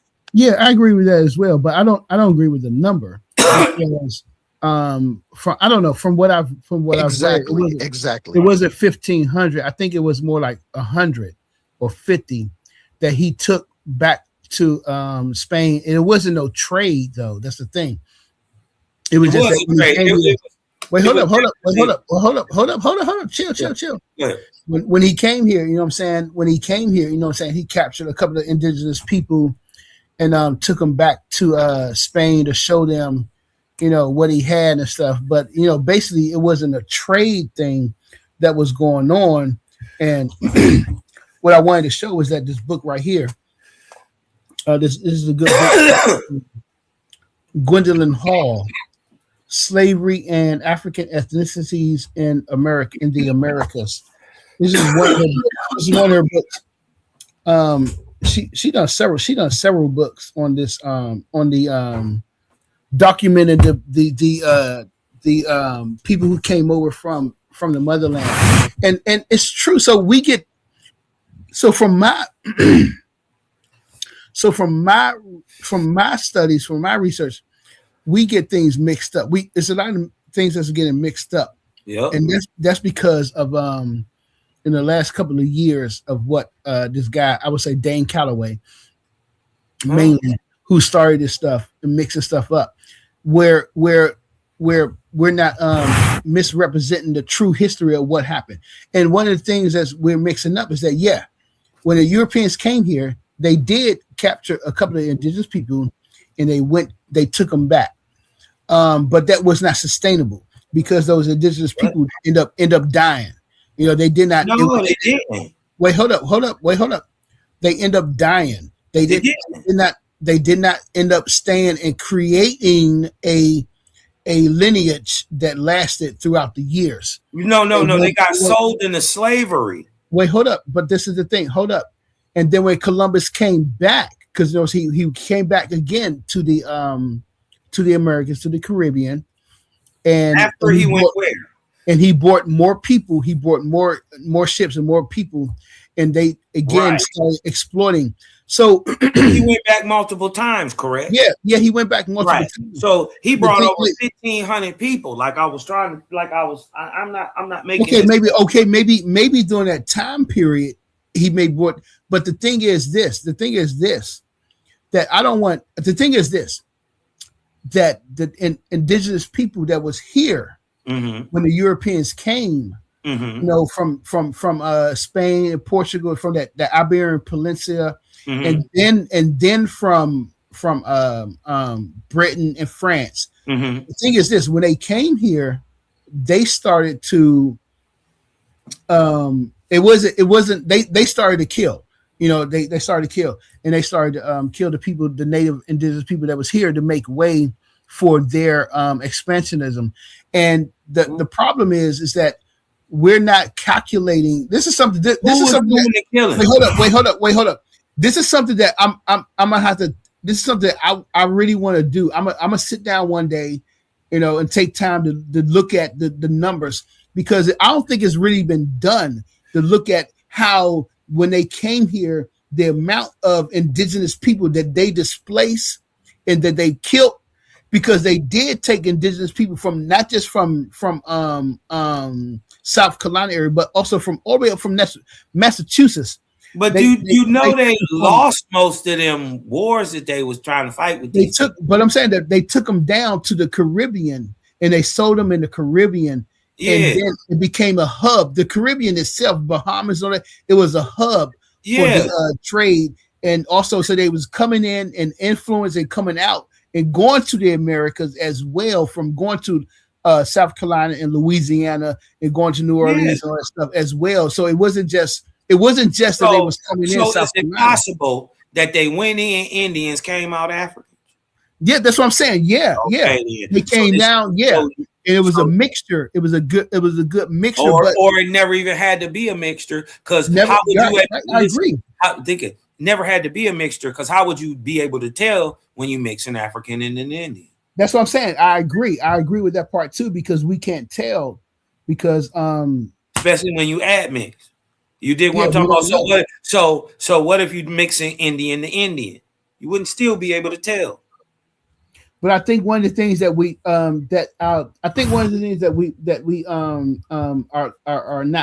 not including is the amount of people that they killed as well.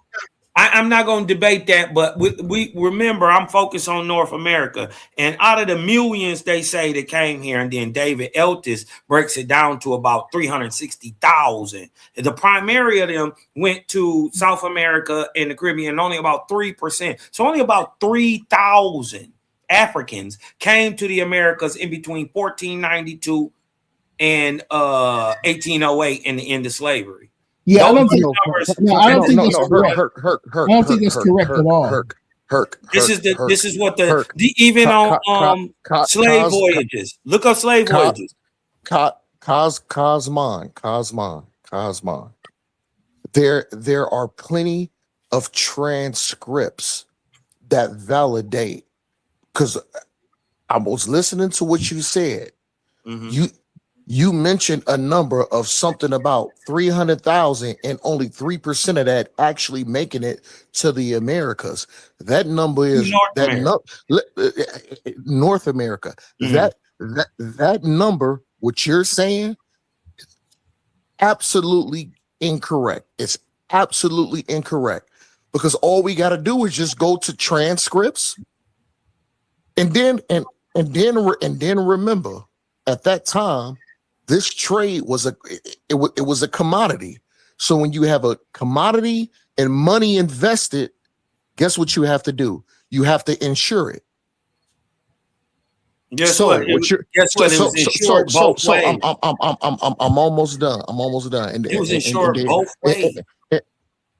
So we ain't debating that. All we have to do is that's how we know that people. All we have to do is look at these specific transcripts. Mm-hmm. So the number that you're saying is absolutely incorrect. Well, now, first of all. Hold on, Cosmo. Yeah. Now, I want to quickly address this appellation thing, because you insinuated that the thing with the people Appalachian dealt with of people that look like you and me. That is absolutely incorrect. The thing with the term hillbilly is just mean. Listen. The term and the thing with hillbilly just mean somebody that's not educated. So those people came over here and was blackballed. Listen, my name's Billy. I live on a hill. Europeans. From where did they come from, though? Many of them came directly out the Caribbean, brother. They went to Indian area in the Appalachians. They were Europeans. It was mixed. They were Europeans, and guess not all of them. Listen. And even if they was European don't mean pale skin. They were Europeans. There was Europeans from a Scottish and an Irish background. Are there black Scottish Europeans from a Scottish and Omar, an Irish answer this question. background? I know you're babbling. Are there black in the background? Listen to me. Are there black Irish people, Omar? Yes. Hadouken. No, brother. No. Right. So he keeps saying this European like it mean white. So what I'm trying to tell you is I'm not denying these people are I'm talking about the majority. Hold on. But when the people come up out of Cosma, I got a question. No, you can't ask a question before I got a question. Talking. No, I'm not even listening to you. So as far as dealing with the Appalachian, dealing with the Appalachian in the Ozark region, come up out of the Caribbean. As far as dealing with the Appalachian in the Ozark region, with a majority of them of European descent, of Eastern America, right? Cosmon, as far as dealing with the Appalachian in the Ozark region, was the majority of them are Europeans. Was the majority? Listen to my question. The majority of them from the Appalachian in the Ozark region, were the majority, not all, was the majority of them of a Scottish and Irish background? No.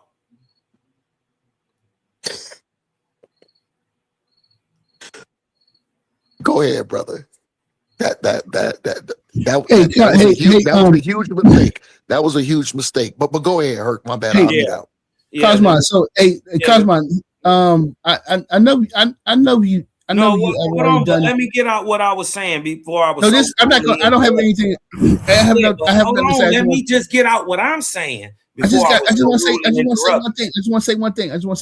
God damn, man. I ain't got nothing to say. I just want to add one thing. All right. Well, then, if you ain't got nothing to say, let me finish what I was saying before I was so rude and interrupted.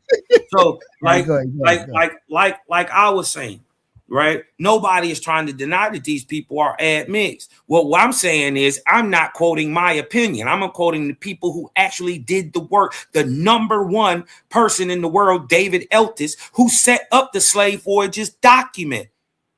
I ain't making this up. You just unaware. You dig what I'm saying? So when I tell you that the people, majority, who look pale-skinned, but are admixed and become what you call a Melungian stock in that area, who do have a European, indigenous, who knows what's in them. You dig what I'm talking about? That stock that comes out of the Caribbean, right?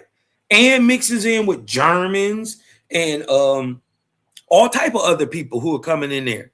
French, you dig what I'm saying? They become what is commonly known in the Appalachians as the hillbillies. Yo, Kaz. I know you have the ability. Everybody do me a favor, smash that thumbs up. Please smash that thumbs up. And if you aren't subscribed, go ahead and give the channel a subscribe. Appreciate y'all. Back to you, Omar. No. So you already know A1. I'm on 3 of my accounts. So whenever Brother Omar come in, you get 3 views and 3 likes. I'm on my TV, I'm on my phone, and I'm on my laptop. So you always get that love from me. You know all what I'm under saying? the same username? No. Okay. So I have Omar Muhammad, I have Omar the Bully, and I have Omar and Ashley. Perfect, sweet, good looking. I appreciate you. So whenever I come in, you get 3 views and 3 likes. So you know, big shout out to you. I always show love. But back to this subject. Back to this subject. No, for facts. You know, I gotta show love. But back to this subject. Cosmine, do you mind if we go source for source and you pull up your screen and show something, and I can pull up my screen to show something? About what? About what we talking about, because now all we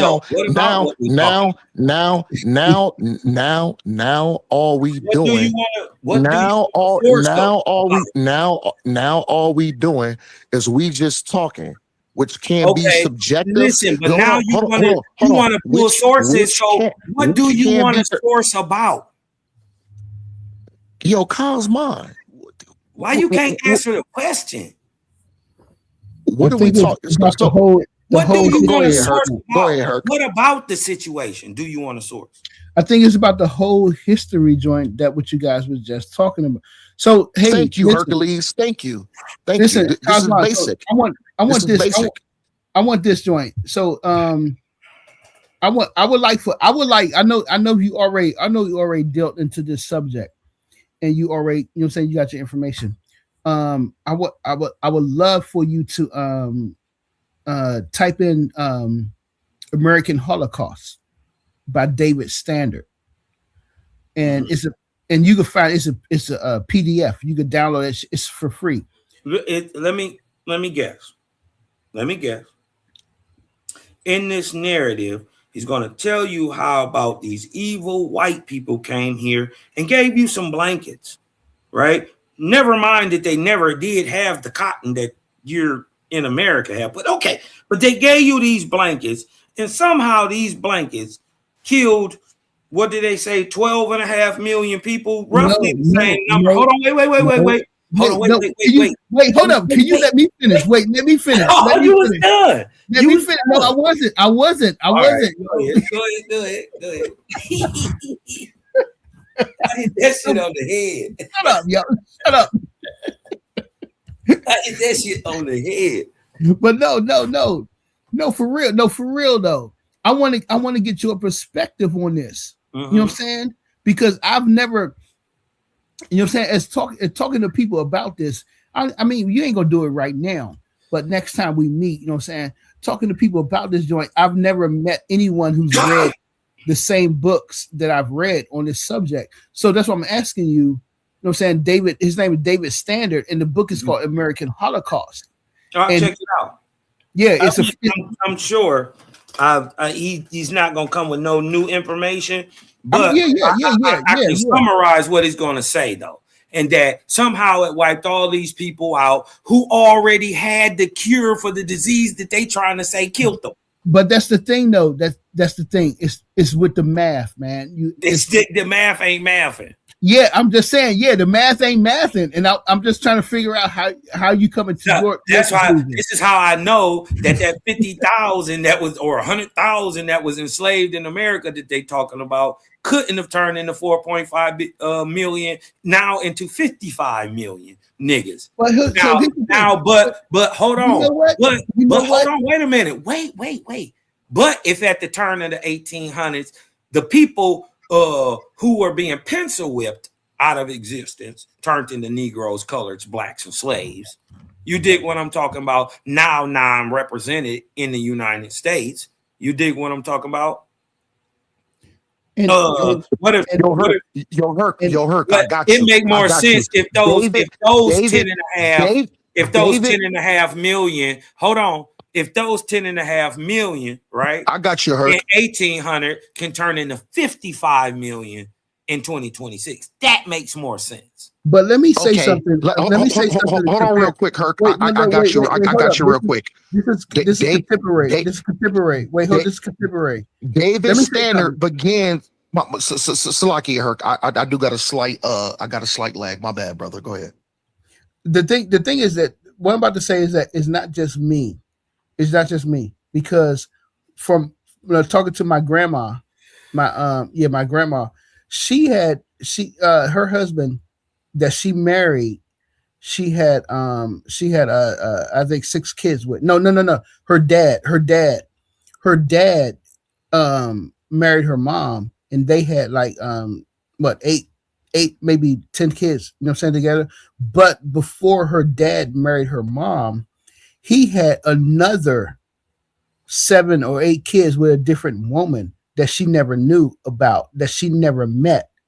And this is not the only story. You know what I'm saying? I heard stories the same thing from other people about the same thing. So it's like in the black community of this time back then in those days, you gotta think about the separation. A lot of people having kids and not like keeping contact with each other kids. And on my dad's side of the family, I got the book. I don't have it with me right now. I got to go get it. But I have a book of my one of my great grandmas on my dad's side, where she was sold on an auction block, and her mom. The story is told that her mom was screaming out for her not to be separated from her daughter, that she wanted to be a part of her daughter. But they still sold her anyway, and she never saw her mom from that point ever in her life again. So she don't know. Or brothers and sisters that she, you know what I'm saying, that she might have, that her mom might even have. So these, you talk about stories that we don't even, that you can't even connect. Wait. Let me ask you know what I'm saying? So it's a whole, this is a whole, like it blooms up to like, oh man, how can you get so many? Let me ask you a question though. What year did you say your great grandmother was sold on the auction block? That happened during slavery. What year? Like what time? That had to be before, because we do have her name. So that had to be before, like in the night. That had to be in the 1840s or 18, because we do have her name. Your grandmother, think about this. Your grandmother is on the U.S. Census. That's my grandmother. We talk about my great. I'm talking about your great grandmama. She on the U.S. Census. In the 1840s, 1850s, 1860s. I mean, what's the point? What you don't understand is it wasn't until after the Naturalization Act, you dig what I'm talking about, 13th, 14th, 15th Amendment, that the African people and enslaved people were allowed to be put on the census in 1870. Before that, anybody who was enslaved was on the slave rolls. I don't think you see my point. The point is that with the separation that they did, there's no way to count or to keep track of. Could it be okay? But okay, let me ask you this: could it be possible that they're lying? Can I bring something out when you're done, brother? Yeah. Okay. So in this system that you admitted to me is crooked and messed up and ruthless and all that stuff and against us, would it benefit for the system to tell niggas that everything that's true is false and everything that's false is true? What I'll tell you is a story from a family, not from the system. I'm just Herc. Address David Stannard, because with David Stannard kind of validates your point. And I'm not saying that Cosmon is necessarily wrong. He's right. It don't matter. You are right in certain areas. But the thing is, you are making minor mistakes. So let's bring up David Stannard. Where is he credited from? David Stannard don't give the number. He's from Oxford. Hold on. He's from Oxford University, a well-known scholar. Nope. Let's let the information talk. Standard begins with a description of the culture and biological diversity in Americas prior to contact in 1492. The book surveys the history of European colonization in the Americans for approximately 400 years. I could hear it again. Tell the people approximately 400 years from the first Spanish assaults in the Caribbean in 1490 to the Wounded Knee Massacre. To the Wounded Knee Massacre, the indigenous inhabitants of North and South have suffered deposition, oppression. Still on, brother. I want to ask, what's Cosmon's argument? What is his argument? I don't have no argument. What's your argument? During this time, I'm trying to see what y'all talking about. During this time, the indigenous population of the Western Hemisphere declined by as many as 100 million people. The author follows. Standard follows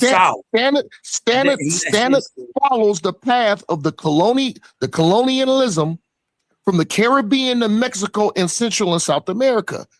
Then North America to Florida, which you was right. Virginia, you was right. New England, New England, and finally out across the Great Plains and southwestern the Californias and the North Pacific coast.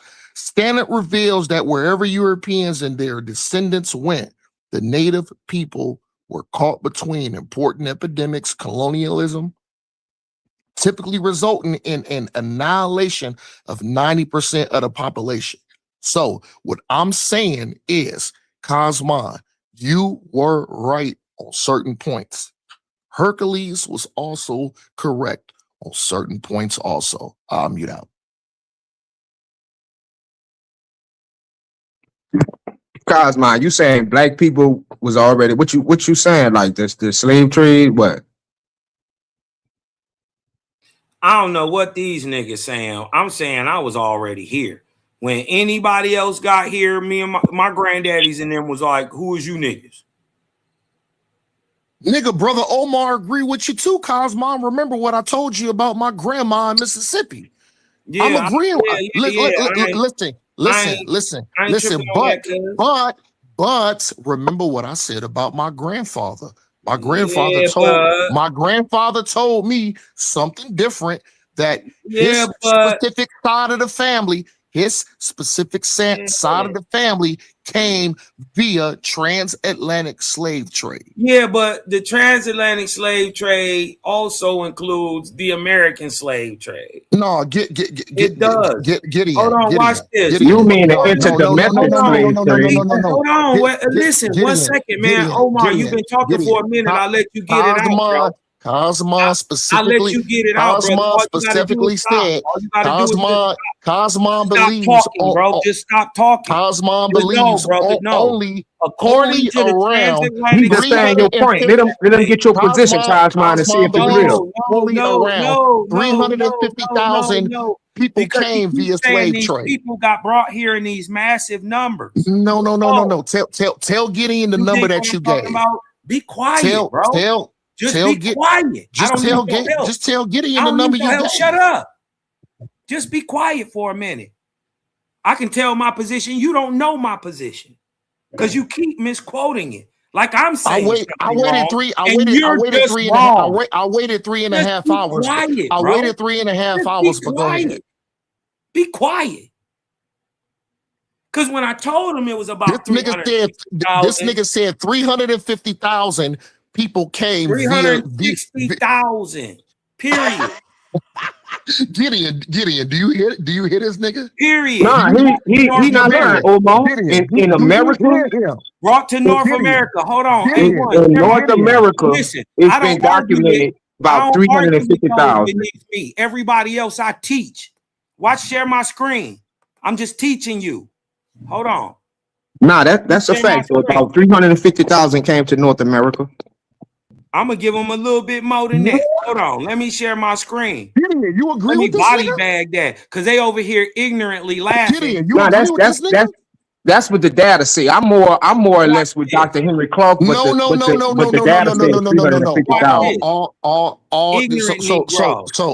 this is what I'm gonna do. This is what I'm gonna do. I'm going to mute out I'm gonna bring out evidence. I'm gonna bring out evidence. Keep this Hadouken. You ain't gonna bring out nothing. Because you didn't even know this existed. You was just up here ignorantly laughing. The insurance that they had. The insurance that they had via transatlantic slave trade. That's why your mouth won't shut off because I punched specifically you in to North America. So let Cosmon bring it forward, and then after that, Omar, then you say what you know. Yeah, got him emotional. Go up here crying because he don't know what he's talking about. He just ignorant talk, and he reads something on AI, and he think he got it. But what he doesn't know is actually know it. I know this. I've been doing this light years ahead of you, bro. According to the Transatlantic Slave Trade Database, co-edited by historian David Eltis, approximately 388,000 Africans were brought directly from Africa to mainland North America. Nigga, that's a drop in a bucket to the people that was here. You think what I'm talking about? Look, trigger. Listen, this is where you getting confused. That small number coming up here. Hold on, that small number coming up here. Hold on. To the mass amount of people who were brought during and moved during the transatlantic slave trade. So Cosmon showed that it was 388,000. So Omar, what do you have? What do you have, Omar, to dispute that? Brought to mainland North America. Remember, this is the key. Brought up here. Right. Can I close out? Cosmon a lot. They talk about the whole of Americas, which is I say about 10 million. But specifically North America, it's about 388,000. There you go. Now what? And here what you saying is right here. This figure is part of a larger data set outlined in Eltis's co-authored work, The Atlas of Transatlantic Slave Trade. Watch this. The global total out of 12.5 million people forcibly shipped from Africa to the entire New World, roughly 10.7 million survived the Middle Passage. There you go, Gideon. The North American share, the people that actually came to North America, is only about 4%. I think it's 3%. Remember I said that? So the North American share of that, about 338,000. Those are the people who get here, right? The new numbers now is 300. It's about 363. Eltis keep working on this shit. Of all transatlantic slave ships arrived directly in mainland North America, only 4%. The indirect arrivals, which I was telling y'all about, if you factor in the intra-American slave trade. See, so some of these 10.7 that they counting are actually Americans being shipped around America, like the Narragansett. Can I close out? Let me close out, Cosmo. Huh? Let me close out. I'm about to go. Go ahead, bro. You know what I'm saying? I still got a little tequila right here, yo. I'm about to leave, yo. Your boy wicked. Hey man, so you better stop doing all that pseudo math on these platforms, bro. Yo. It was good. It was good. This was a good night, man. I enjoyed it. I want to go through that data again about the you guys talk about the slave trade in the millions. I think it's been misrepresented, but I think we could calculate it and we could see. But I'm gonna leave that to you guys in that. But what I want to another thing I want to end with is that, you know, I'm standing on it, what I believe in and what I stand with, and the work what we was talking about earlier, me and Cosmon and the brother Ben, when we was getting into we talk about the Greeks. We talk about the Greeks and alienation and the Mesopotamians. You know what I'm saying? The works of Marima Ani and Jacob Carruthers. I'm standing on that. I think I think I could prove it, and I think I did prove it. It made that came across clear. And Ben, you know what I'm saying, if you listen to this later, and Cosmo, you know, so next time we come across it, man. I'm gonna keep it real. You just mean. Let me finish. You just mean, bro. Stop being mean to white people. They ain't getting Let me finish. Bullying on white folks. You know what I'm saying? So I feel, you know what I'm saying, I may be wrong. That's fine. If I'm wrong, I'm wrong. And I have no problem with saying that I'm wrong. I have no problem with you know, saying like retracting like shit. You know, I messed up. You know what I'm saying? Because that's what scholars do. You mess up, you re-rack, you know what I'm saying, you go back to it. So I appreciate Cosmon, I appreciate Ben, you know, standing on me, put their foot on my neck, you know what I'm saying, like, yo, this shit ain't correct. Because I, you know what I'm saying, I want to rework it, and I think that their work, the work of Marima Ani, the work of Jacob Carruthers, is correct. The work of Joe Covell is correct. When we're dealing with these European people, when you're dealing with these Eurasians, these Amu people, I think their work is correct. But again, you know what I'm saying, next time we get on this and we come to this topic, you know what I'm saying, press me more, and I'm gonna come back, you know what I'm saying, I'm gonna come back with the proof. But I appreciate it. And so let me ask you this before you go real quick. I see you guys again. You know what I'm saying? What's good? What's good? So from the 388,000 people came in North America, do you believe that or you don't believe that? And if you don't or you do, my next question is, can you see from that number, you know, that we get our population today? Do you think that's possible? Yeah, definitely. Because that's all I was saying. Yeah, definitely. If it's 380,000, what year? What year are we stopping at? What year are we stopping at? 380,000. 1808 to today.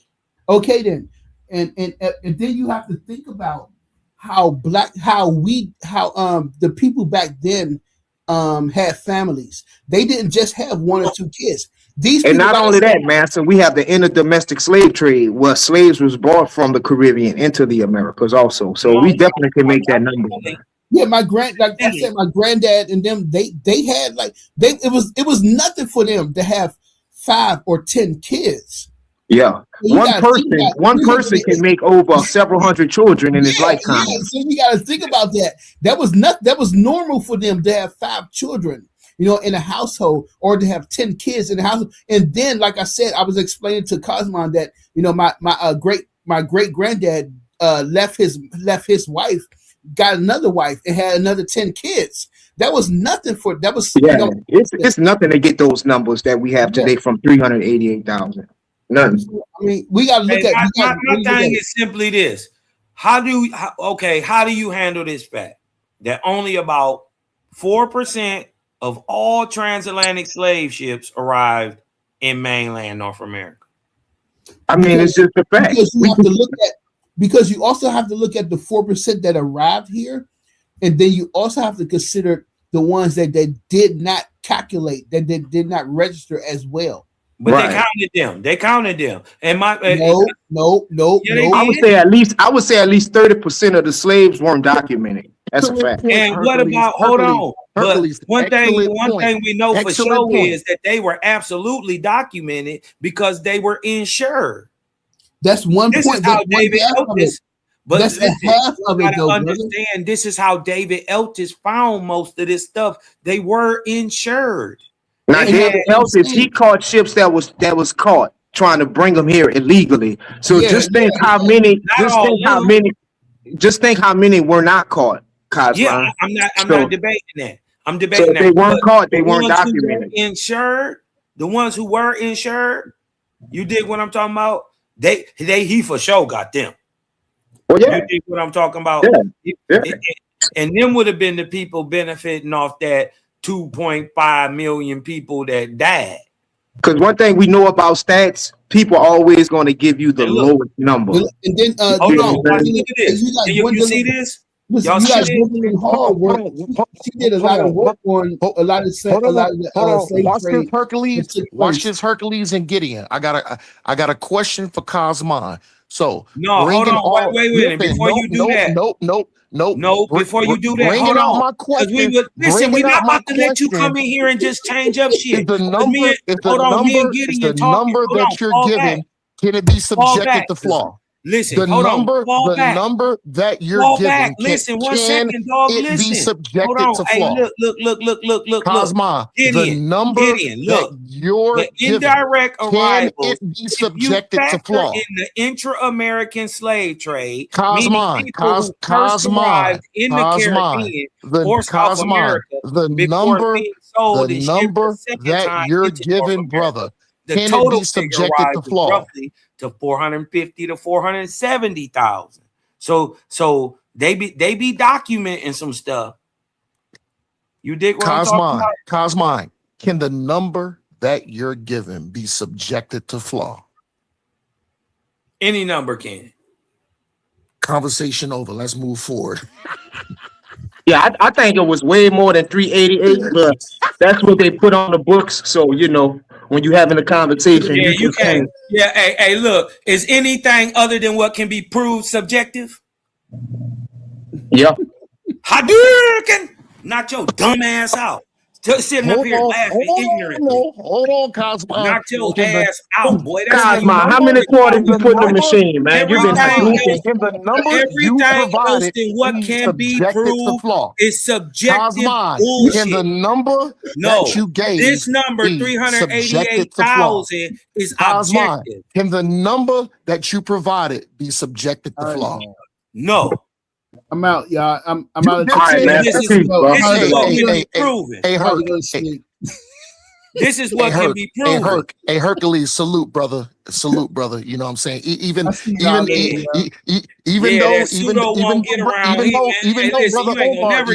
Bomar sometimes be disagreeing with Herc. Yeah, me and Omar, salute to that brother. You got knocked out because you didn't even know 388,000 people got brought to America. You thought it was more. Me and Omar are like oil and water. You got indoctrinated. Hold on, Cosmo. Can I say this? I'm just saying you were indoctrinated with that fact. Hold on. Let me tell you what can't never be changed. Facts can't never, this truthism can't never be changed because these are the people who are documented. Yeah, facts. Hey, Master, bro, and I just want to say, bro, I know Kim is getting their teeth kicked in right now, bro, but keep your head up, bro.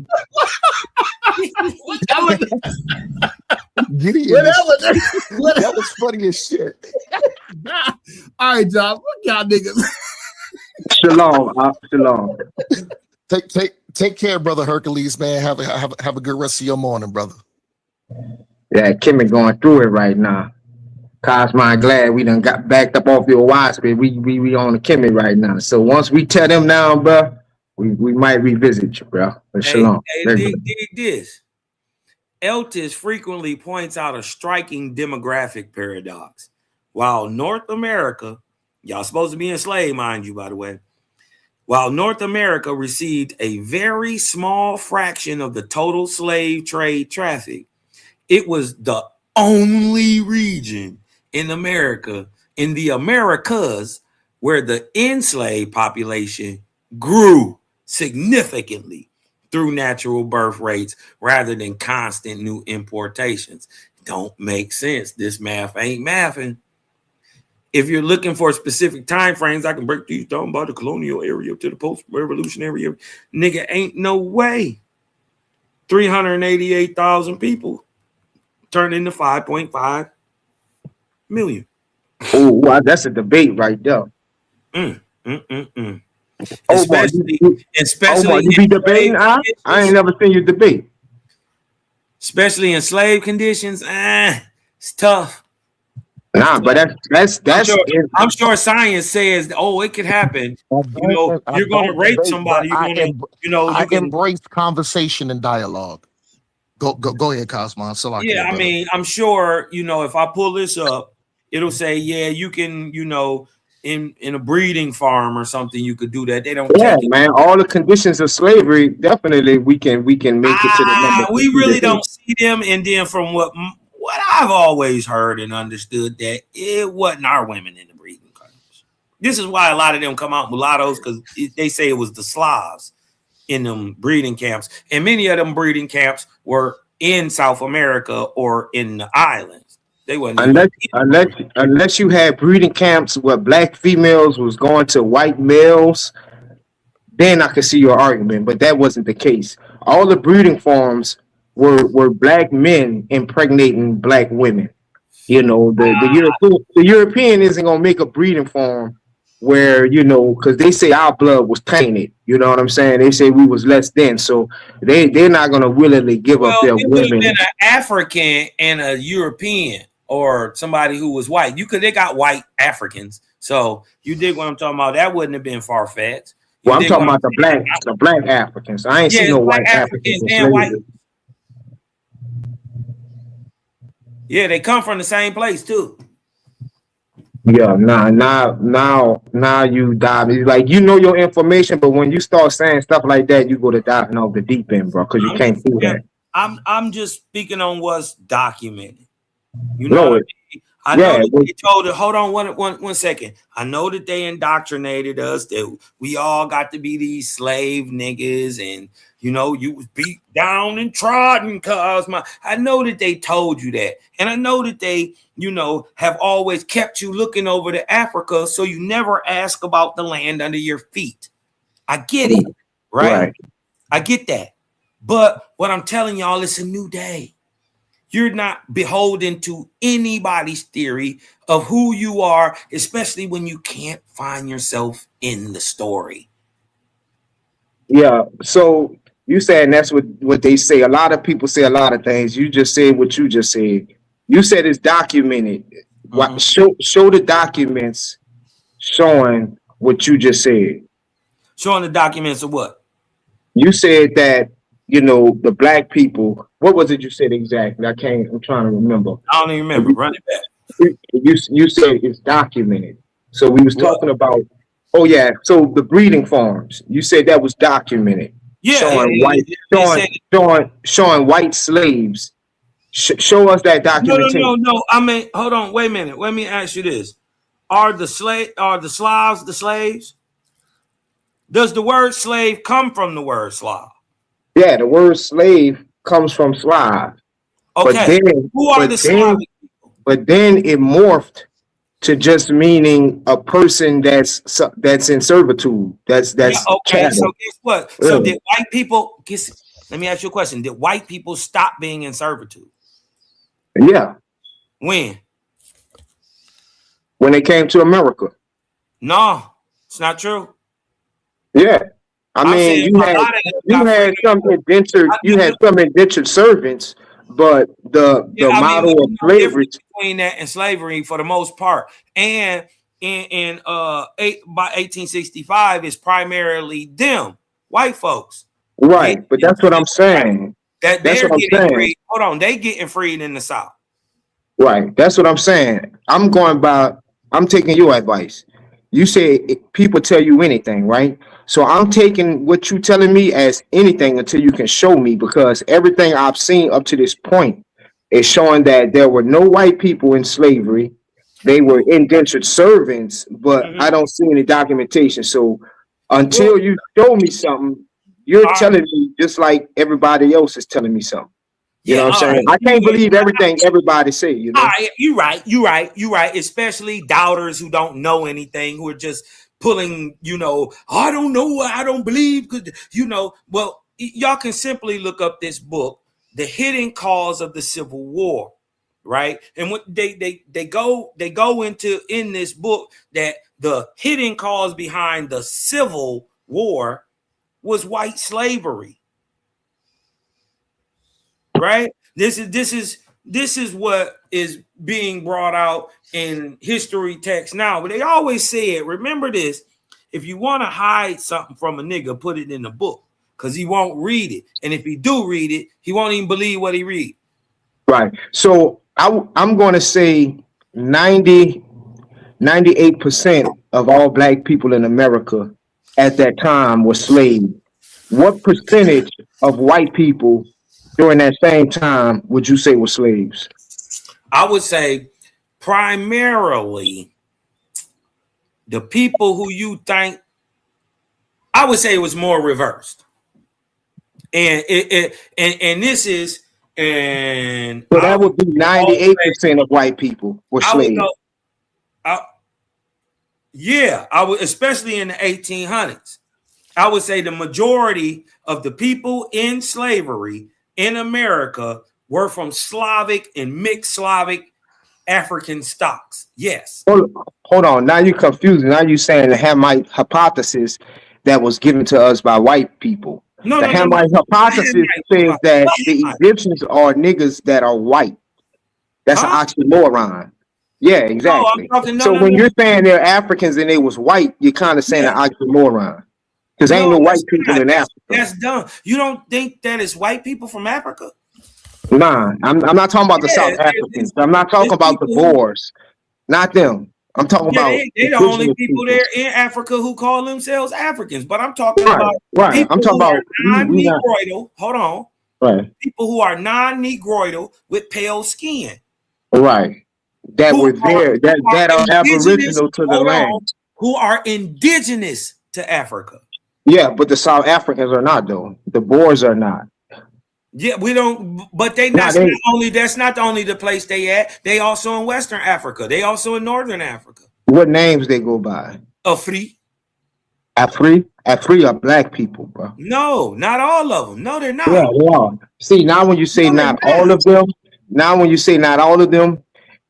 yeah, they could be like 10, 20. Hold on. You can have 10, 20 Afri people. Sleep with white women, and those are mixed children, but the original stock of those people are black. Look primarily European. They look like Greeks.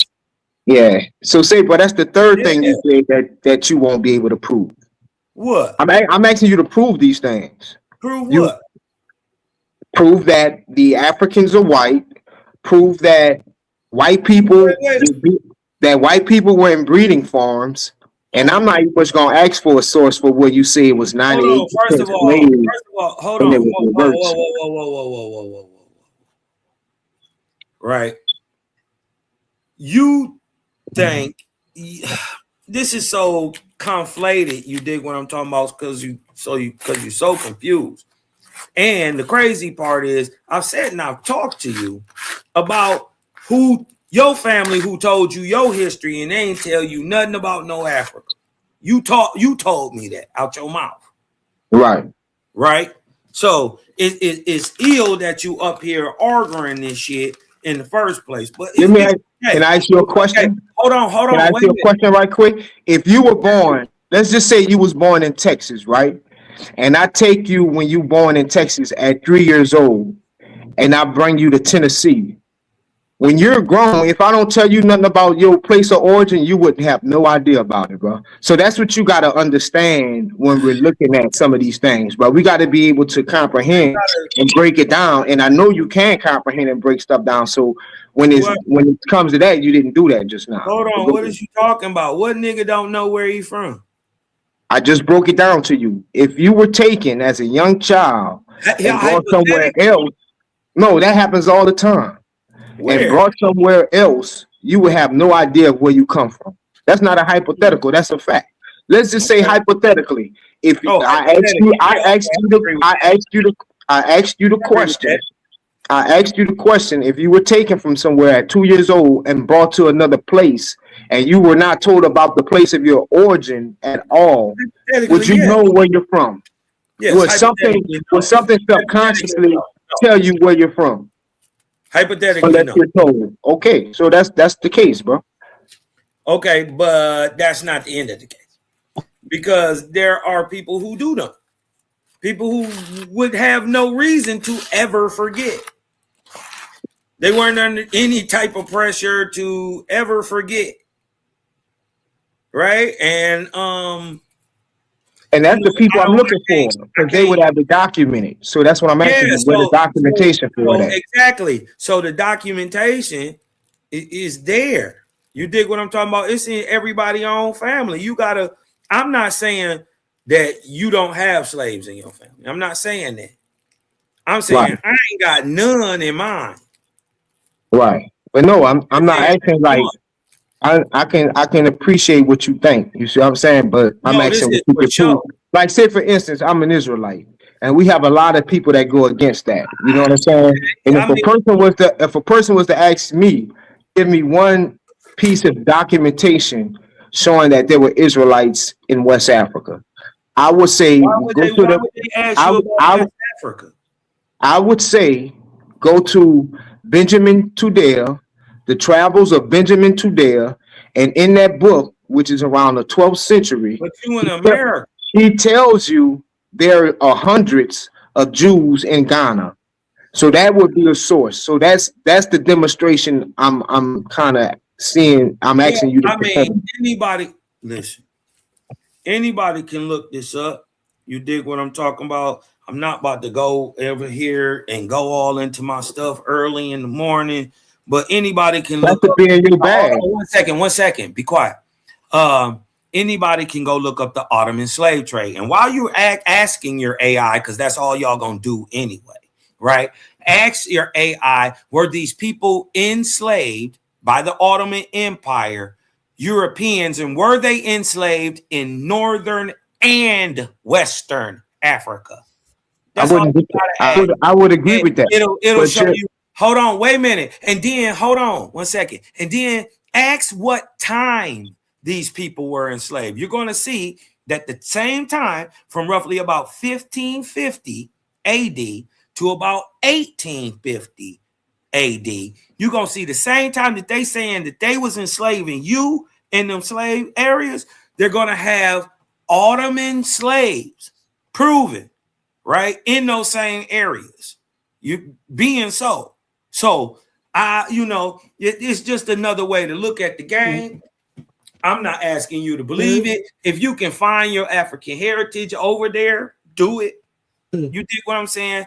I don't have anything against African, and if I had some African DNA in me, that'll be what's up.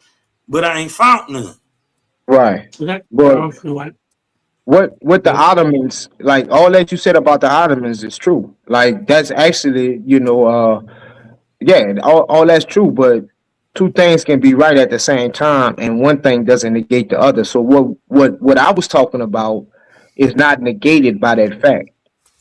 What are you trying to negate, or saying I'm trying to negate?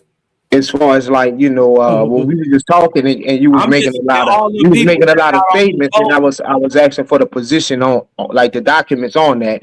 You said that it was the white people. You said it was the white people that were 98% enslaved, and 30% of black people, and 30% of black people in the Americas were not. Were enslaved. So I was asking for the documents on that. That's what I was asking for. And then you went to the Ottoman. Then you went to the Ottoman slave trade when they definitely was dealing with white women. They loved them white women. You see what I'm saying? Which led up to the Barbary Wars. And You know, so we understand that, but that doesn't have anything to do with America. Transatlantic slave trade. Say that again.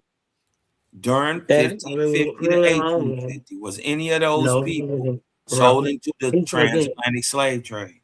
During what time? Between 1550 and 1850 AD. Were what, black people in the slave trade? Yeah. Are you really just trying to? You just really trying to be crazy? We talking about the Ottoman European Christians. We're not saying none of them couldn't. Yeah, the Ottomans had them Europeans in the chokehold until the 19th century. Yeah. We're talking about European Christians being enslaved. Right. Yeah. Ottoman definitely. Yeah. Were they I agree. sold? Were they sold to other European countries? I'm quite sure the Ottomans sold them to different European countries. Yo, A1, show And not only the Ottomans, the Dahomey, show my screen. different We finna cook slave now. holding, This Omar, show my screen. different A1. slave holding cultures. I got something for you, Cosmo. Hey, let me ask you this question. No. Let me ask One of you- your devices, Omar. You got both device mics open. Yeah, let me ask you Oh, this snap. question real quick. Um, Why do they call the slave coast the Guinea coast? What is a Guinea? What is the etymology of Guinea? No, I'm asking. What is a Guinea? Yo, can y'all hear No, me I'm now? asking. I'm Can asking. y'all hear me? We can hear you. Yeah, you good. In the middle Okay, of the Guinea. the argument. Oh yeah, but you had an echo with both of them. No. And real quick, no, everybody, we got a new tournament coming up, $1,000 grand prize. We doubling the ante from the last tournament. Still the same thing, $50 each round you win. You will get that at the results show for each of your rounds. So if anybody wants to sign up, we got half the tournament filled up. We got 8 slots left. So get at me if you're trying to get some of this paper. I know When it starts? free. The other tournament, my old tournament ends on the 21st. We're gonna pick the winner and somebody getting $500 on the 21st, and then we about to start the next one in July. So I know Omar is in it. Omar already. Yeah, what I gotta go on the website and sign up or something. No, you just talk if you want to in. I got you in there. Yeah, throw me in. You hear me? Yep, you in there. Cosmon, you fucking around?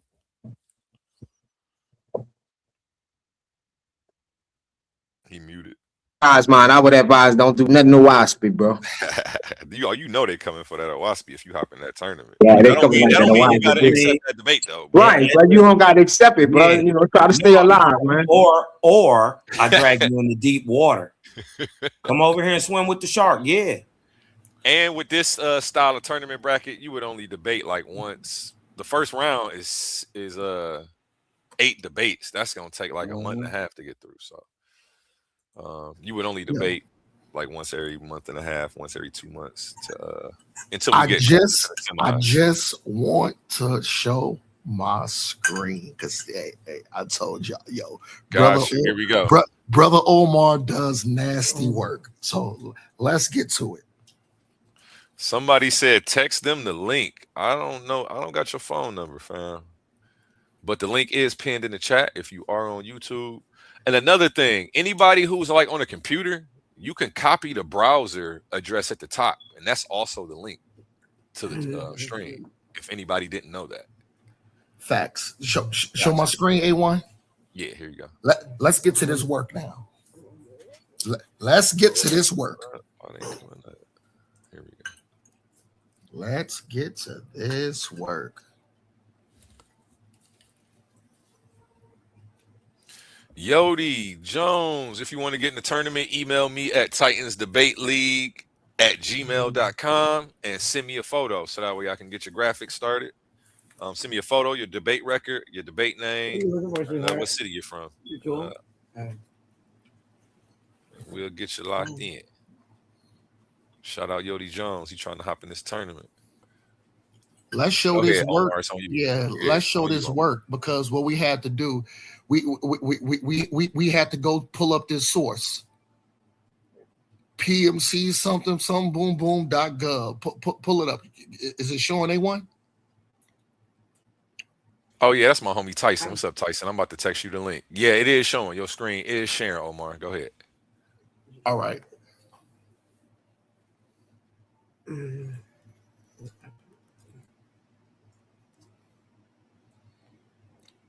Hold on. Are you sure? Keyword. You sure? Population, slave trade, slave fertility. I'm looking at the keywords. Omar the Bully, your screen is sharing. You're the only person with a screen share. Are you looking at the screen? Nah, no, because I'm looking at my TV too, and I got it playing. Yeah, you got a delay. The research note describes the growth of the slave population in the United States and developed several new measures of its size and growth. You can go ahead and read it. It's on the screen. I'm about to send my homie this link. Yeah, let's get to this work. The research notes describes the growth of slave population in the United States and develops several new measures. Hold on, new measures. Because what Cosmon is doing, because you got to make that bullshit make sense. No. I didn't interrupt you. What you're doing is you're providing outdated information. Let's push this information forward. Develops several new. What year is this from? No. What year is this? What year is this from? Cosmon, this is okay, brother. I know, but what year is it from? Since you're saying it's outdated, let me go. Let me go. I know it hurts. I know it's still so love you, easy. Cosmon. It's too early for this. Let's Oh, push funny. forward. Develops several new measurements of its size and growth, including an estimate of the total number of slaves who ever lived in the United States, estimated the number of the births and slave imports, and provided in 10-year increments between, let's look at these dates, between 1619 and 1860. And in 1 year increments between 1861 and 1865. The results highlight the importance of natural increase to rapid growth of the U.S. slave population, indicate that approximately 10 million slaves. He just knocked himself out. No, I didn't cut you off, nigga. He just knocked himself out. I didn't cut you off, nigga. You bet not take this down when you done. Nigga. You bet not take this down when you done. You just killed yourself. Go ahead. 10 million slaves lived in just like I told you. No. 10 million slaves lived in the United States. Knock that nigga. Hold on. Where they contributed about what? 410 billion hours of labor. A concluding discussion highlighted a few descriptive statistics, because like you said, Cosmon, there was scholars that debated this. Now let's look at it. A few descriptive statistic historians might find useful, including what? The circumlative number of slaves who lived in the United States by decade and the proportion of slaves who were living at various moments in U.S. history, shortly including after ratification of the Constitution in 1788 and at the start of the American Civil War in 1861. That boy always nasty. That is silly, man. I'm a mute out. Don't you take that down. Always nasty. No. Hold on. I don't know where I put my mouse. Watch this. Don't take that down. Nigga, this source hold on. I want him to do the monkey dance. No, go ahead. Nigga, this source does Get it not out. agree with you, nigga. Get it out. Hurts. I know Get it out. hurts. It hurts. It hurts. Does it? Are you done? No, Tyson, I sent you the link Watch to me your stomp inbox. him You out. need to hop on. Hey, Omar, put your teeth on the curb. Yo, Gideon. Listen, your source just agreed with me. Yo, Gideon, and yo, put your teeth on the curve. Nah, that was good info, Omar. I don't know That's good info. Hercules exactly. Watch this. I'm about to body bagging. Listen, I'm about to body bagging with his own source. Any information that disagrees with Cosmo, he has a problem. It didn't disagree with me, brother. Oh, brother. What number did you give? It didn't disagree with me, brother. It showed you where brother, them. What number did hold you on. give, brother? It showed you where them quote unquote. It showed you where them quote unquote 10 million people went. Disagrees. Hold on, brother. Go ahead. Are you done? I'm gonna go ahead. Now, hold on. You did all that giggling. No. I didn't go. You did all that giggling. Now I'm gonna punch on you. You funny. You did all that giggling. You was you did. See, you was up here clowning. Before y'all came you in, was being a buffoon. Before y'all came in. Now watch this. And then didn't I sit here and tell Mansa Musa that it was a lie that these 10 million people in America got killed? Omar interrupt him? No, brother Omar didn't. Yes, you did. You're doing it right now. Brother, this does not. Hold on. Why are you talking? You got done doing all the hee ha ha. All I would have to do. Okay, go ahead. Cosmon, go ahead. Don't take this source down. Don't. You a coward. You take this source down. Don't make me rewind the video 25-30 minutes ago when you did all that talking about the slaves, this and another 350,000. No. Who they tell you they was? No. Watch this. Don't make me rewind this video. Yeah, hey, and play what you said. Man, land your plane, man. This does not agree with you. Land your plane. I'll mute out. Go ahead. All right, now shut your mouth. Because what he ignorantly didn't know is the whole point. Shut up, bro. God damn. You dig what I'm talking about? You emotional. It's going to hurt a little bit when I curb stomp you. Because remember, the whole point that I was telling you about was that it was a fallacy that these people had somehow got murked off, where these 10 million people just pop up out of nowhere. And then I told you, it makes more sense in 1800 if there were 10 million people and that got boosted into 55 million. And then so right here, hold on, out of this American indigenous stock that's supposed to be dead, right? And we know that many of them, the majority of them in the Americas are from the Americas that got caught up in slavery. And then we also know slavery is not all one thing. It was business. And many of these people who are at this time enslaved, indentured, are pale-faced. Many of them melanated from Africa, melanated from the Americas.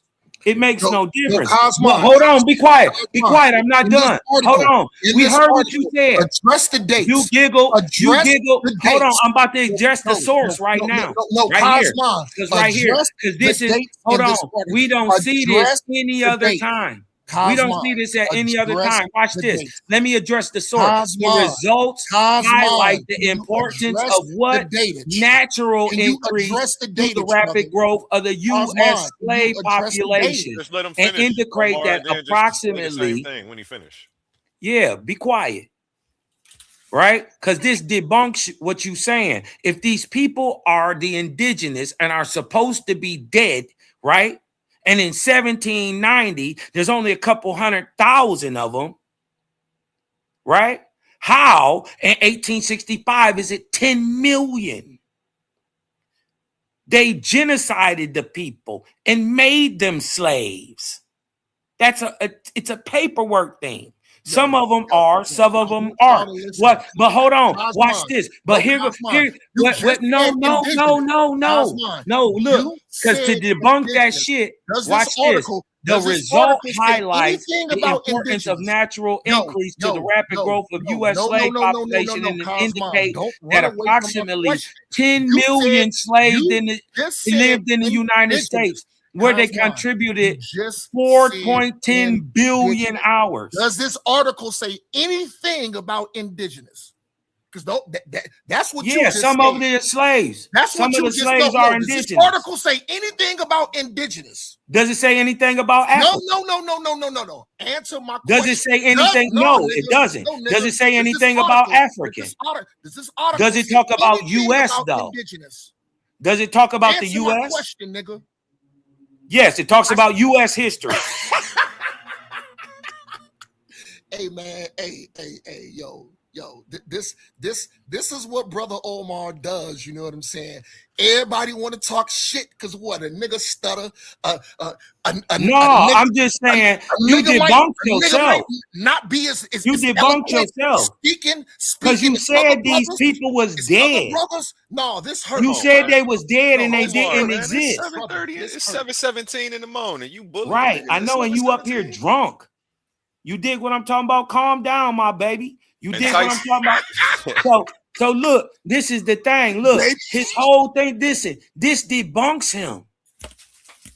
This debunks him. Between 1619 and 1860 in 1 year increments. He was saying the natural increase. And hold on. By 1808 or 1788, they telling you these 10 million people that haven't reached here, because only 388,000 proven have gotten here. Not that were enslaved, that came here off a boat. It's only 388,000 of them. That's not a drop in a bucket to 10 million. Or it is just a drop. And this is what he's not understanding, that many of these people who were indigenous right here got put in the blender. And even when they weren't enslaved, they got changed to a term that meant slave, like Negro, like colored, like black. Just because they wouldn't move off their land. You dig what I'm saying? So and then here somehow the 10 million that they just saying they killed by disease by giving them some blankets instantly turn into slaves. At the same time that they supposed to be dead. And it's only 388,000 Africans getting off the boat. You dig what I'm talking about? Well, where the other 9.7 million come from? They come from right here. We're not saying that nobody was enslaved, but even then, I think the so-called 9.7 million ain't all us, and that we own many of them. I apologize, A1. I gotta cut him off again. Does this article say anything about indigenous? Answer my question, nigga. It talks about the U.S. slave population. No, nigga, answer my question. Does anything in this article speaks about? No, it does not. Conversation over. Let's push forward. Hold on.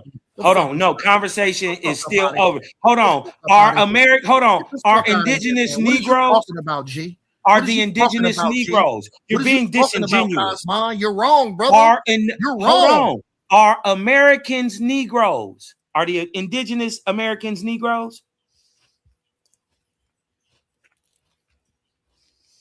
Yes, nigga. And they talk about Negroes in here. Now, you just want to say, because you're indoctrinated, right? You just think only niggas was enslaved in America. You didn't know that this was big business. No, nigga. Now you're putting words in my mouth. I never said that. Nigga. No, nigga, I never said that. How do you know? So prove to me that any of these slaves. You know, hold on. You know I didn't say that. Hold on. Watch this. Prove to me. No, I didn't say that, yo. Prove to me any of these slaves that's in your source. Watch this. Prove to me any of these slaves in your source that are black. Yo, Cosmine. Oh, respectfully. That's how you Hadouken shut any babbling mouth nigga up. I never with put logic. Hold on, real quick, Omar. Let me jump in real quick, Omar. Go ahead, Cosmo. No, finish your Okay, thank you. All I'm asking is he up here ranting and raving, show us that any of these people from your source are niggas. I just didn't want you to think I forgot about this though, because you was talking about Polaris was the son, and that bothered me earlier. I was on my lunch break, baffled. Hey, I had everybody at work talking about like what the son. Hey, They was like, who? Polaris, it was the son. The whole shift was like, dude was crazy. They weren't listening. They just heard me talking to you. Look, but yeah, back to what y'all was doing. I just wanted to let you know. I ain't forget about that, brother. No, You've been making crazy claims all day. You might be winning on this one though. No, here's the thing, family. I want y'all to understand, but see, We don't know if Star is a son. Cosmon is, listen, I give him credit. Cosmon is strategic. He's very strategic. I'm asking you a question to show us that these are black very strategic, but the thing is, you just put words in my mouth on something that I ain't put nothing in your mouth. I read your source. Hold on. But guess what Brother Omar did? All I did was listen to you. All I did was listen to you run your goddamn mouth, and I just reversed the questions that you was talking shit and asked you. Does anything in this article has to do with anything with indigenous, nigga? Does it have to do with anything African? No, nigga? answer my question. And I already answered your question. Now answer mine. Does anything in this thing have to do with anything African, nigga? Let's push forward, nigga. Yeah, that's what I thought, nigga. Man, with all the N-words and all that, well, man. Let's yeah. tighten up, bro. Let's tighten up. Yeah. Hold on. Yeah, Softy. This is what I'm saying, Mr. Softy, because you really in your mushy feelings right now. You really emotional. Show me in here that they're talking about an African or a black person. But he got fucked up on it, so he got fucked up. Yeah, now you got stumped out and you feel some way about it. I used your own source to debunk you. You said these people didn't even exist. You got packed up and stumped out on this subject, and now that I walked you down the dog alley, guess what? There's no point of return from you. There's no escape. You got to live with that. Everybody like, share, and subscribe. We got 30 people watching right now.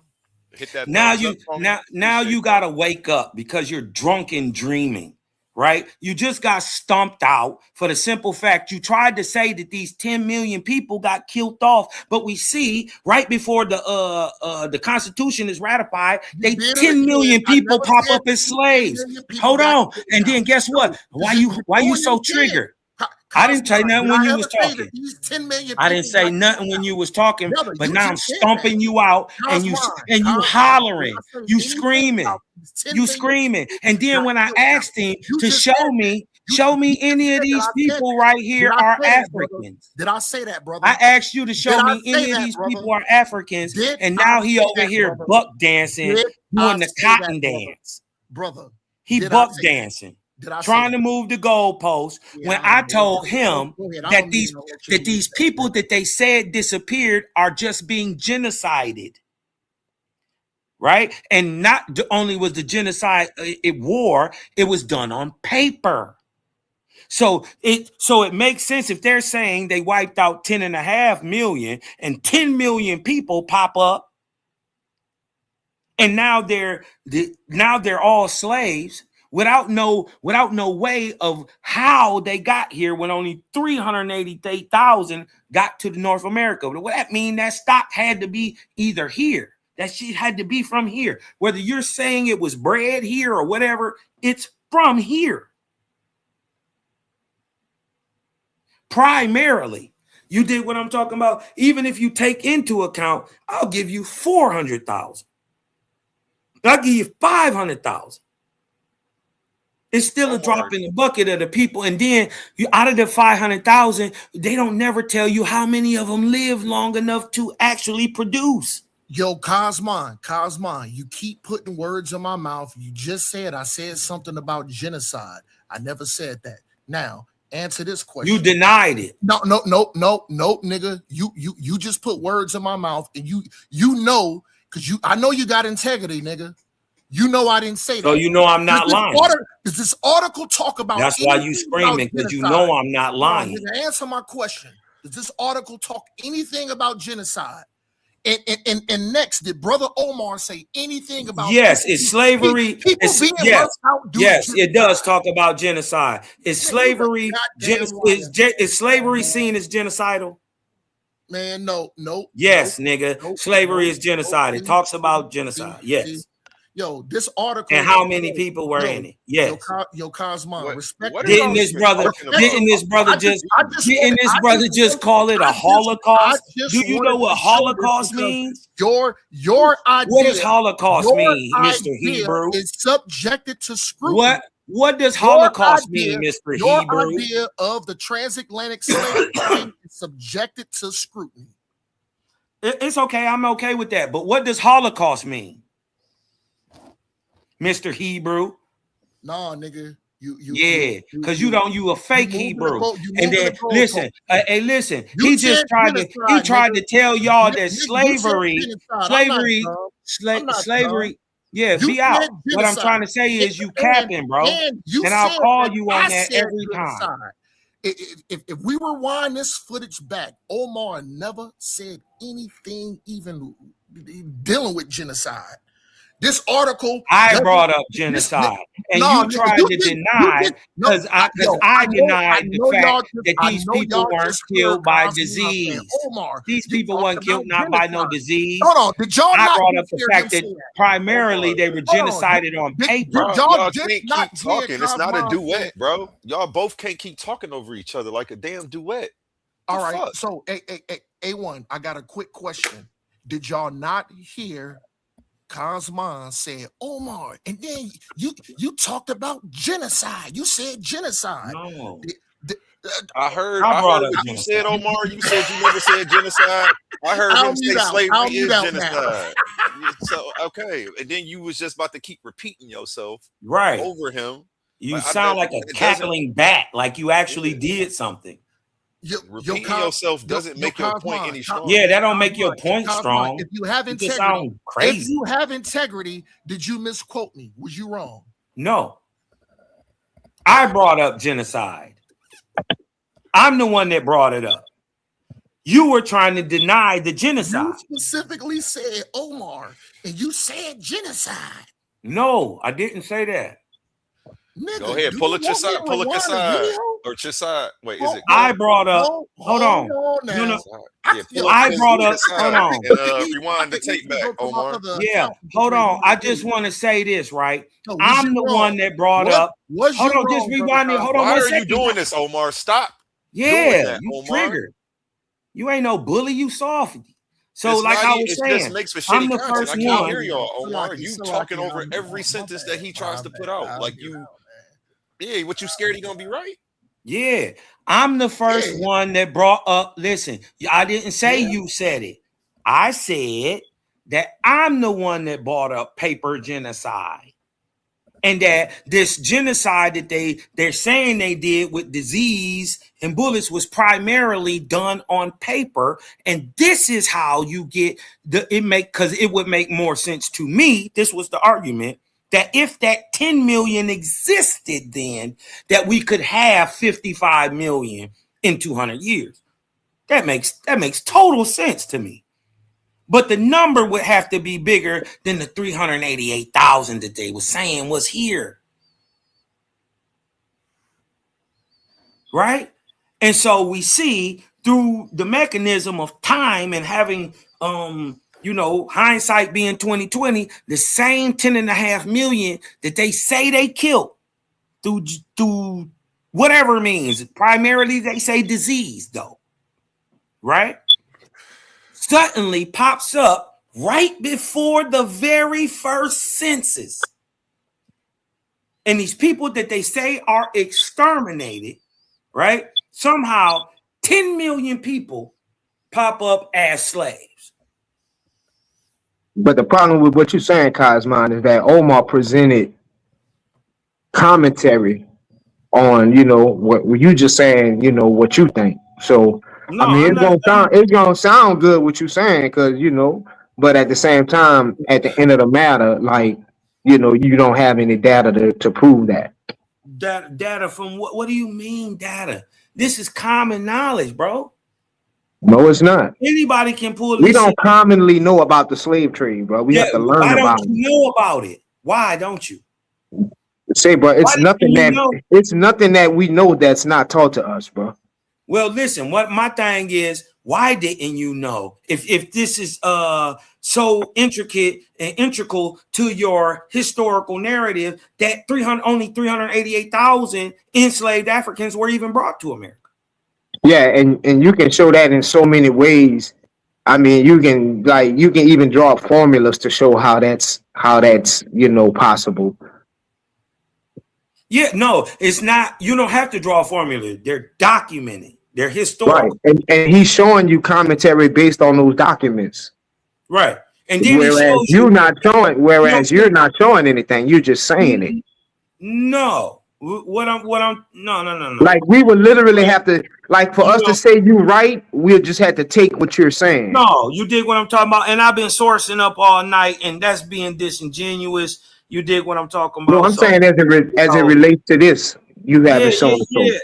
Yeah. So, anyways, my narrative was, like I was saying, it make more sense if there was 10 million in 1800 to go on and birth the 55 million that they say today than it is.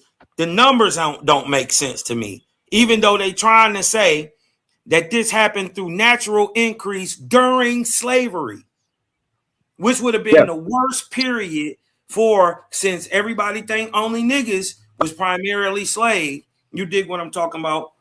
That during this time, which would have had to have been a horrible time, you know what I mean? Deficiencies, all type of things, that there would be a birth boom. That's illogical. No, it definitely is logical when you look at the slave illogical that in the worst conditions you would do better than you would in the best conditions. Right. When you look at the slave breeding farms and the very purpose of slavery is human property, you know, although there were a lot of lynchings and things like that, but you know, their purpose was to make money, and to make money you had to keep niggas alive. So, you know, I mean, every facet. Everybody know that they were they were financed. They were they were insured. This is where he gets most of his doctrine from: church doctrine, church stuff that was written down in church, and insurance companies that were tracking chattel property. Like for instance, in New Orleans, you had a bigger slave population than you had, you know, a European population and an Indian population. So, you know, the conditions were bad. When you say slave, who was the slave? The Africans brought from Africa. Okay, and they was all one color. Specifically the Congo. They was all one color. Because the people I know from the Congo who came over here in the 1860s, they wasn't no slaves. Yeah, with these ones I'm talking about, they were. Who is they? Africans from Congo. Like who? Give me a name. They didn't, bro. They was property. They didn't have no names, bro. They were given names. Well, okay. Since y'all think I'll be capping, what if I told you about one of the most documented men of the American Civil War was a black Congo Cameroonian who came over here a free man? Right. He wasn't no slave. Right. So he fought on the side of the North. He even wrote a book. Right. I think I know who you're talking about. His name escapes me. His name is Nicholas Said. He more documented in the revolutions than some of the most famous so-called generals, like Lee. He got more documents than Lee. Okay, so Nicholas Said dude. Right. So what I see you do a lot, Cosmon, is you take a fact and you try to take that fact and make it fight against what I'm saying. That don't negate that, bro. And I would hope you would know that. You know what I'm saying? That fact that you just brought out, if it's true, it doesn't negate the slave trade, bro. Like, I don't know why you. So really, it wouldn't even make no sense to bring it up. Like, yeah, I mean, it shows your scope of knowledge, but it also shows you really don't know how to apply the knowledge because you're not like. It also debunks what you're saying, and that's why you say it doesn't matter. But anybody can look this up. What does it debunk again? Let's be clear. You get what I'm saying? What does it debunk? Your whole talking point. Okay, so one Negro that whatever he did, I'm whatever saying you say you he can't did, find none of these people from the Congo. You don't know any of them. You just saying they're from the Congo. You made that shit up. Ain't no documentation they from the Congo, right? No, it's but hold right. on. I just pulled up Nicholas Said directly from there. You dig what I'm talking about? He wasn't no slave. He could read and write. He came over and he said in the 1860s, it is the thing that my people are doing in these days. Okay, they came so over here as indentures and fought on the side of the United States North. Right. Okay. So you're talking about one person, though. You're talking about one person. A Native American. This wasn't just one person. He said his people are doing that. Okay, so that's the thing for young men to do a fighting age at his time. Right. So how did he come to America? 1859. This person, how did he get here? The United States government brought him here. What you mean they brought him here? They just went on a ship to bring him, like asked him to come over they here? was asking for this is during and right before the American Civil War. They was asking for warriors to come fight. Yeah. Okay. So right before the Civil War, they went to Congo, which really wasn't even much Congo, but they went to the Kingdom of Congo in West Africa, and they got him. Nicholas Said came over here from there, and a bunch of his people came with him. So how many people came with him? Right. Boat, plane, however they got here. I don't know. No, I'm saying how many? Well, wasn't no plane, so it had to be boat. Okay, so he came right before the Civil War to fight in the Civil War. Right. So he was the first black man to come into America. No. Did they have slaves in America at that time? Slavery is supposed to be it's supposed see how it doesn't weave together, bro? No. Like your story, slavery had been shut down since 1808, coming from Europe, right? But in America, coming from Africa. Hold on, wait, be quiet, because in America. Because you don't know what you're talking about, but in America, they say it kept going after 1808. Right now, what I'm trying to say is, are you saying slavery or importation of slaves from Africa? Because those are two different things. Slaves from Africa was almost null and void because they had. Hold on, you had Pirates of the Caribbean and all different types of the Moroccan dynasty and all these other people who were stopping slave and transport at that time. Right. So before it was banned, they had Africans coming here in slave chains, right? So they say. No, so you say, because you just said it was banned. So what was banned? Slavery was banned. So by you making that statement, you agree with that the thing that was banned was slavery. Okay, so since slavery was banned and slavery, where was it banned? Okay, bro. So now you're trying to go all over the place instead of the place you need to go. You don't understand. You said it was banned, right? So that's just a logical chain of events. Is that what was banned? So you're admitting that slaves were brought here from Africa until it was banned, right? So that person you're talking about, which is what I was telling you earlier, you need to be able to combine facts together. And just because something is happening in one place or to one person doesn't negate what happens in another place or to other people. You know, listen. Like that's of the utmost importance. I get you, right? But when you actually know, you don't have to come up with hypotheticals and say ifs and all that. He's talking about the 388,000 stopped in 1808. That's the number he's counting from, 1808. Right. And when the importation stopped. Correct. So I want you to shove this in your pipe and smoke this. From 1492 to 1808, right? Documented. I'm not saying what we believe, what you believe, or what somebody indoctrinated you with, but what is documented is that only 388,000 came up over in them hundreds of years that actually landed in North America. That's good because you said documentation and you specified it and you made it seem like it's important. So yeah, I agree. It's documented and it's important to note documentation. So go ahead. Right.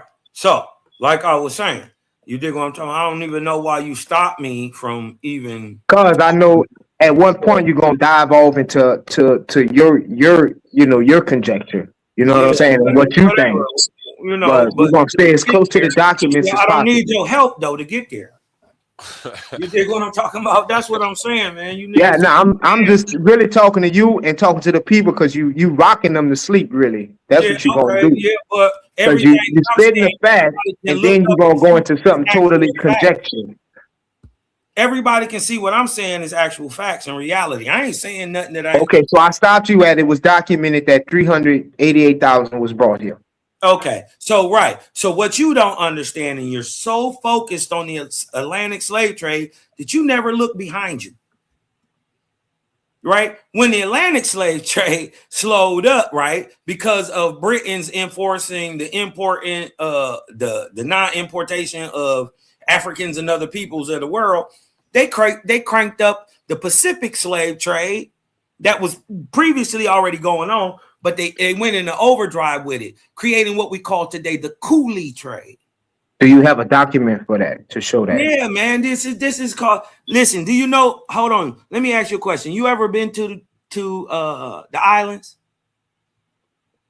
Yeah, I've been to the Caribbean. Right. Do you know who the coolies are? No. All right. Well, in the islands, there are a mixed indigenous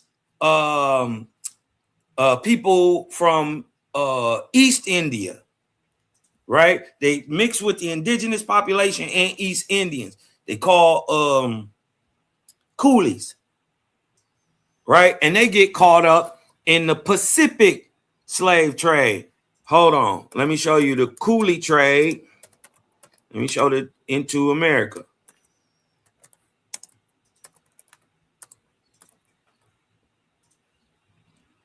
Hold on.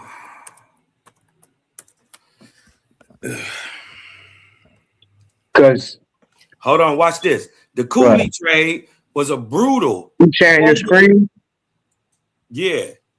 The coolie trade was a brutal. I don't see it. A1 must be away, but go ahead. The coolie trade was a brutal global system of forced and indentured labor involving Asian workers. Primarily from where? China and India. Okay. That emerged in the 19th century. He ain't sharing his screen. I don't know what he's talking about. Oh, my screen ain't sharing? Oh. Oh. I got no screen share back here. Hold on. Here we go. Omar, I'm about to kick this your presentation. I hope it don't kick you. Or can you just remove your presentation? I don't want to accidentally kick you. I don't know how it works. Let me try. Let me see if it works. No, it's trying to kick the guest. Omar, the bully will be removed from studio. Right. Because see, I'm not one of them people who try to deny the Atlantic slave trade. I also know the other side. It's just not the only but see part. that so in an effort of you showing us that you know these other things, you're negating the transatlantic slave trade. Like you're saying no, the transatlantic slave didn't happen because this happened. Like that's crazy.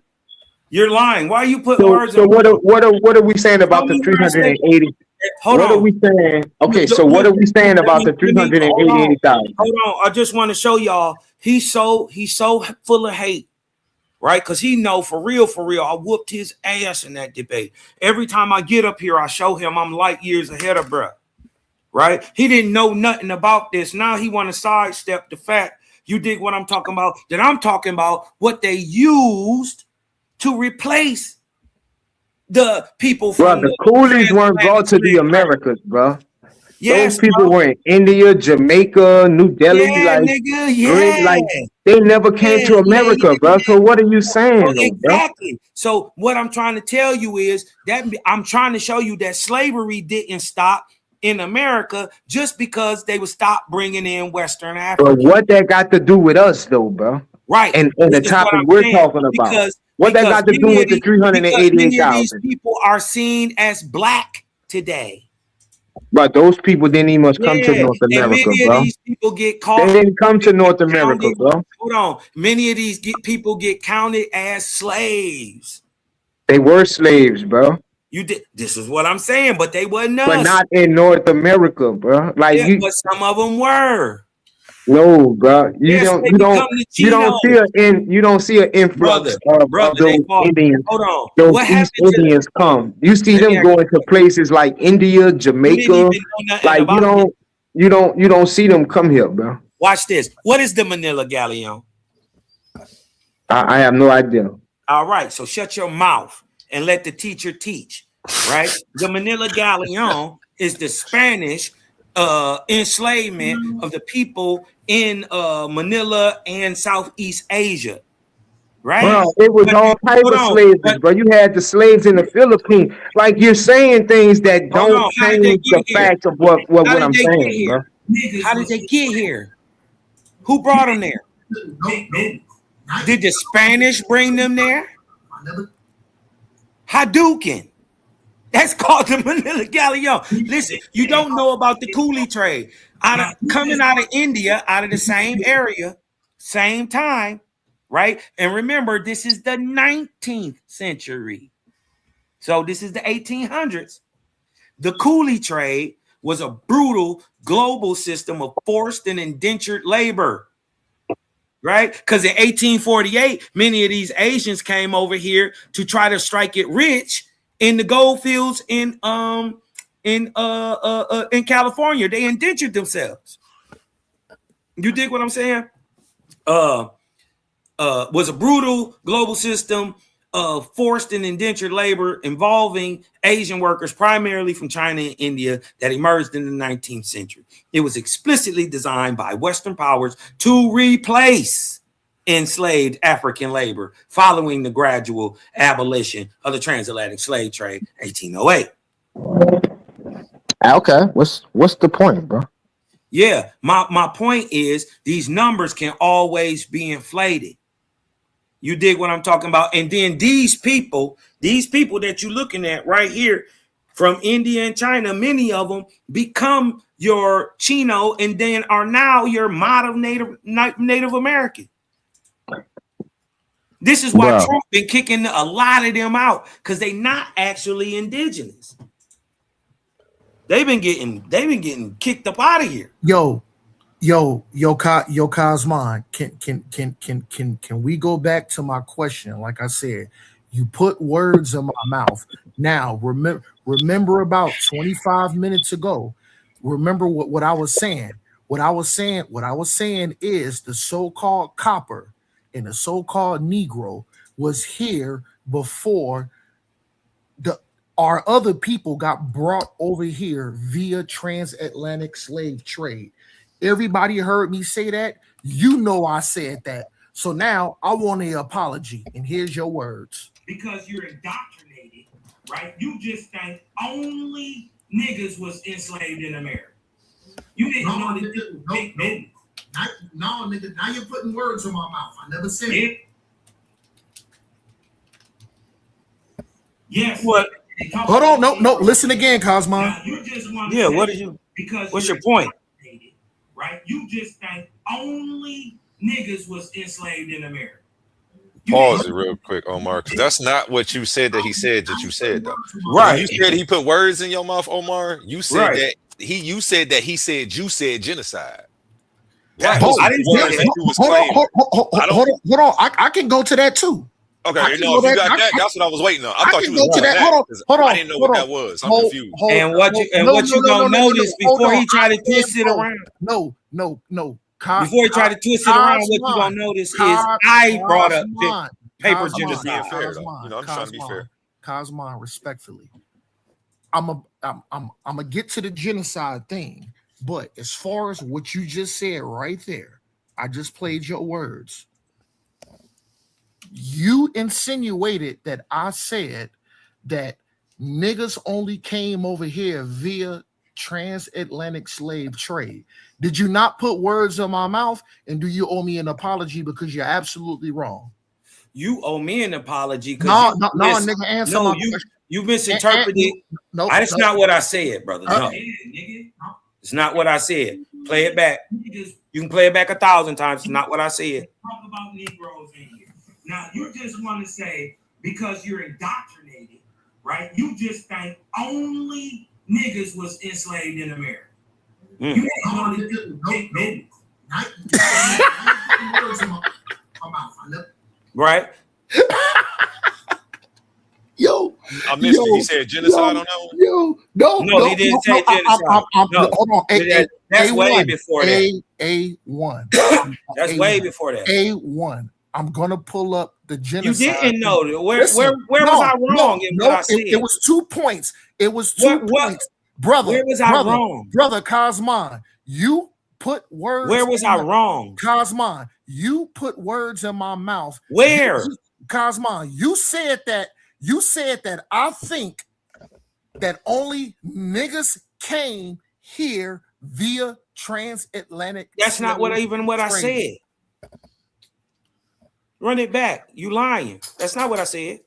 I said you think niggas is the only people enslaved. Talk about Negroes in here. Now, you just want to say because you're indoctrinated, right? You just think only niggas was enslaved in America.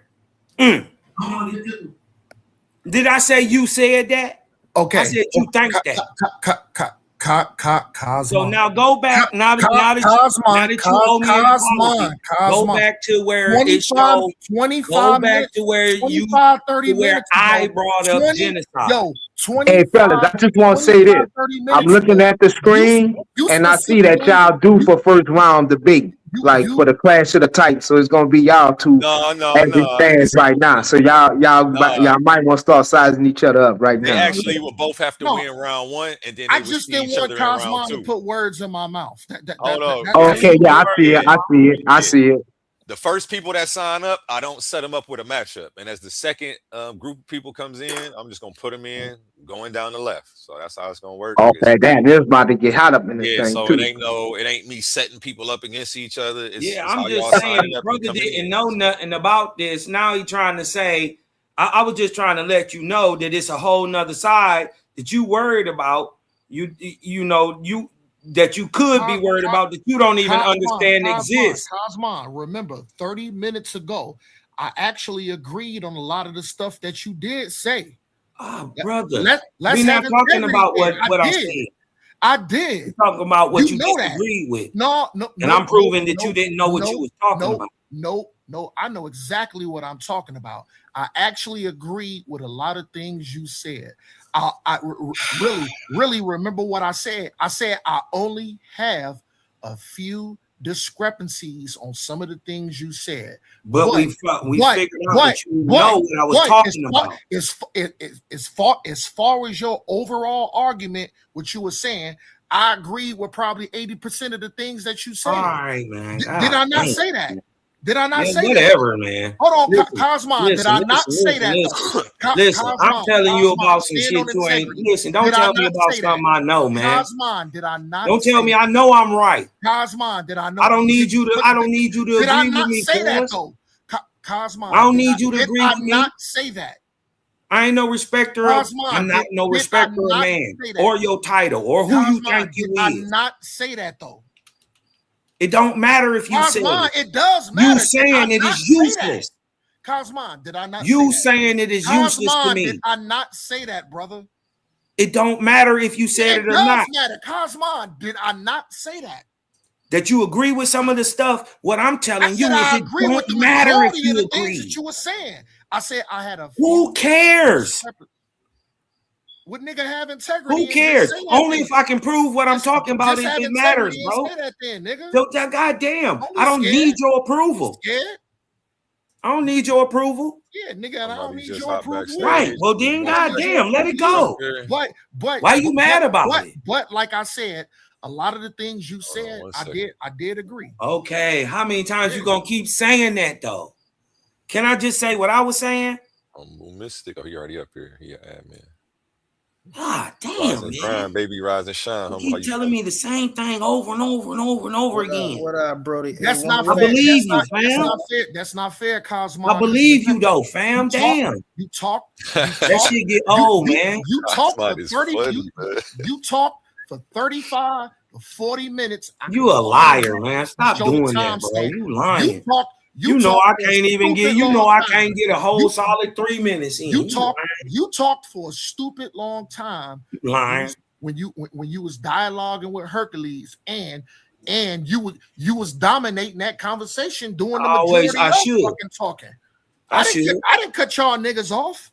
I should cut though. y'all niggas off. Especially when he And I capped. actually, and like I said, Because now we I know. agreed with Now we know I for an agreed- absolute fact. I agreed with a lot of the things you said. We know for an absolute fact Herc was wrong. I only had a few discrepancies. I don't care, bro. Majority of the things. We got and we went Just through making them sure. and we proved that you Go didn't ahead, know what Humble. you were talking about. I'm gonna meet out Salakia, brothers. All right, Salakia.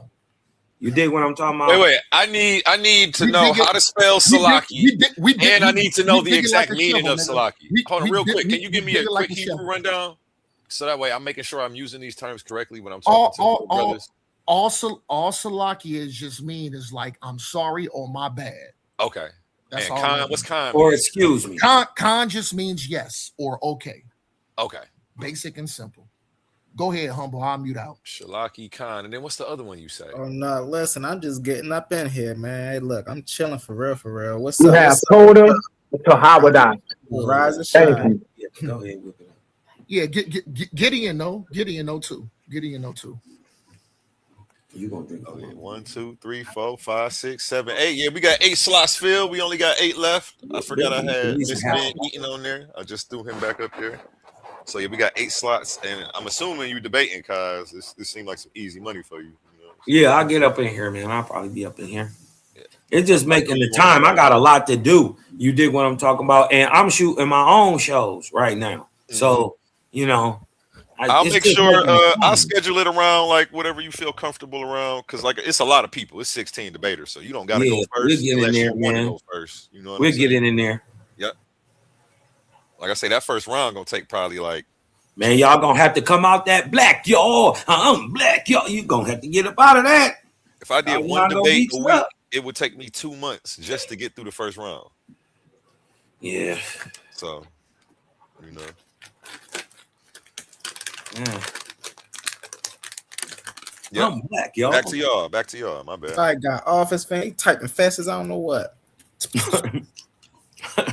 I'm bliggity blick, blick, blick. Y'all go in here. I'm still waiting on that recording with the genocide, Omar. Don't worry, A1. I already got it coming, but I want to let Brother Humble go ahead and come in and cook. I just before you come in, Brother Humble, just want y'all to notice in this video that he's gonna bring up, Cosmon is the one who brings up paper genocide. I didn't say he said it. I said I brought it up first. So when he says I said he did genocide, no. I brought up the genocide initially. I didn't say that he didn't. I said, nigga, you just think only black people were slaved over here. That's what you think. And it's okay that you think that. I ain't tripping, but that's just not the whole truth. You know what I mean? That's Outside what with the crickets. Who is that? It's probably me. Don't make line. There wasn't no crickets anymore. He ain't getting no crickets in there. I definitely heard some crickets. You outside? You definitely can hear the crickets. That's mine. That's a fact. I hear it. God damn, Cos, man. You done brought out the real crickets? Yeah, nigga. I mean, shit. Ain't it summertime by you? You ain't got no crickets? Hey man, I'm trying to throw you alley oop, but God damn. You know, I love nature, man. I know that sounds like. Yeah, man. It's a cool sound. I mean, everything chill. You know what I mean? It's when them joints get quiet, you gotta worry. Ooh wee, something. Yeah. Then. Yeah. Hey, I noticed too when Omar don't be saying nothing, Omar be getting receipts. I noticed that. Hey, they should have never showed Omar how to share his screen. Right. You hold on. You goddamn right. Whenever you already know. Yeah, he's begging the cake on somebody. I get quiet for a little second. I just be pulling them up. Watch him go get the video of me bringing up paper genocide. He didn't know nothing about it. He didn't bring that up. Hold on. I want y'all to hear what Cosman just said. He said, I said it. And remember, I said it. Cosman try to put words in my mouth. So I didn't put words in your mouth. So did I say it? I said it. So you and okay. I brought up paper genocide. You did. I never said forward. I never know, nigga. You lying. I want you to bring up this video where you saying Cosman said. You insinuated what I was talking about. No, I didn't. Was dealing. And I made that clear from the very get-go that I didn't say you said it. I said it. I made that clear from the very get-go. I just might have to rewind again. Go ahead, Jado. Yeah, go source that up. My bad, homie. Go ahead, bro. Hey. Now, Cosman good, man.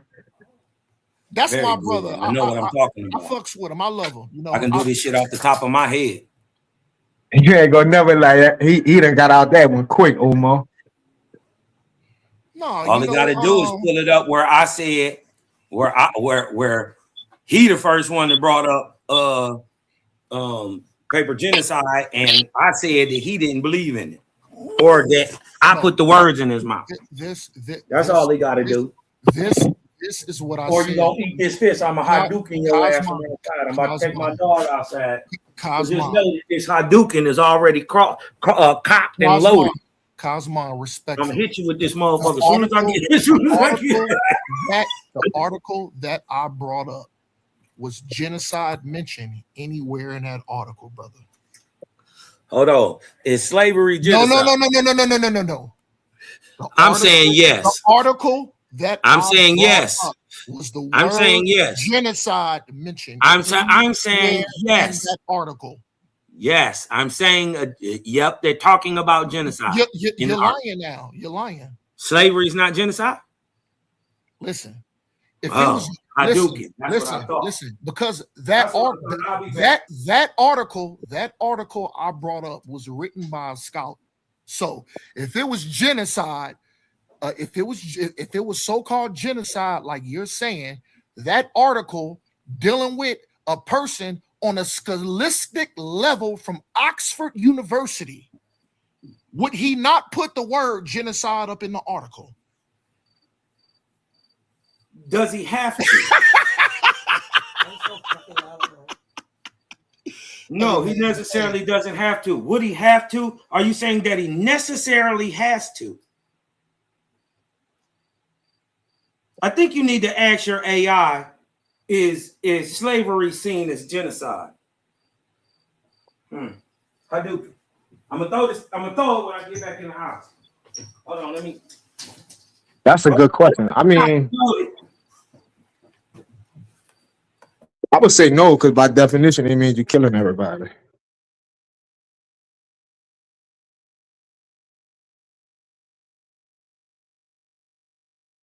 Listen, I don't need you to say shit.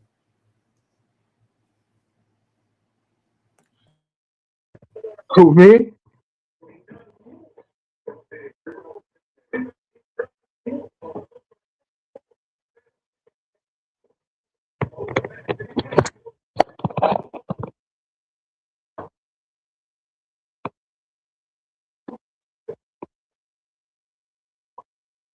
Y'all saying something? Can y'all hear me?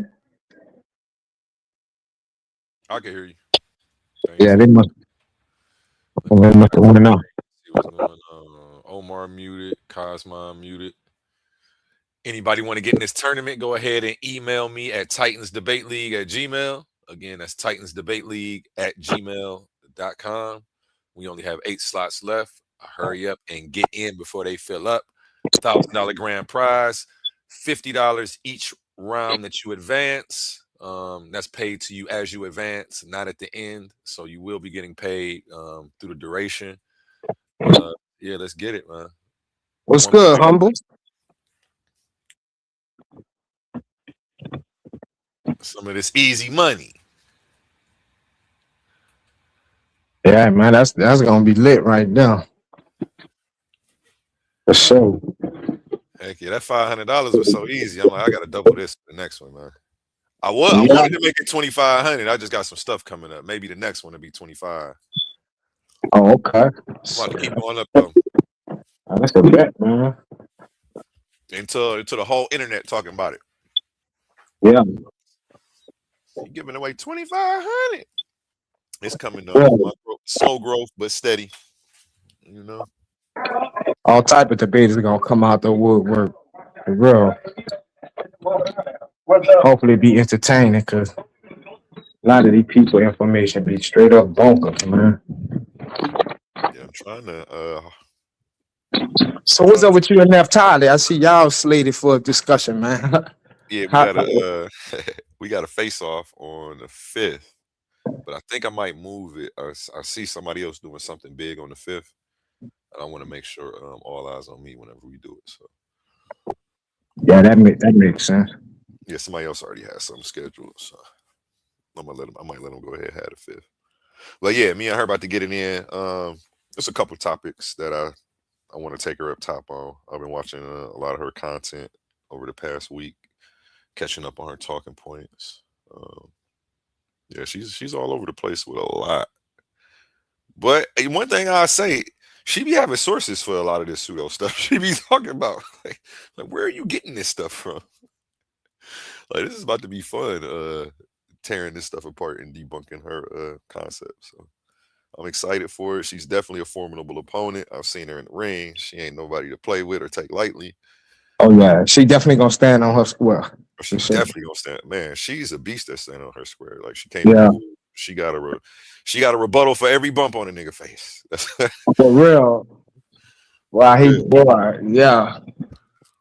Man, I'm glad my lady ain't no debater, because damn. Yeah, I watched one of her old debates last night, and I'm like, dang, she putting in some work. Oh yeah, she came with that fire. It wasn't boring. She was sliding in jokes and everything. I'm like, oh yeah, it's about to be lit. Yeah, she definitely got the info for sure. Yeah, she been doing this for a minute, man. I've been watching her for, I want to say maybe like 5 years. I've been hip to her. I've been a fan the whole time, even though I'm not a Hebrew. I like what she do. Yeah, I had a couple of clashes, you know. We got Oli to the panel. Oli, you can let yourself up. You admin.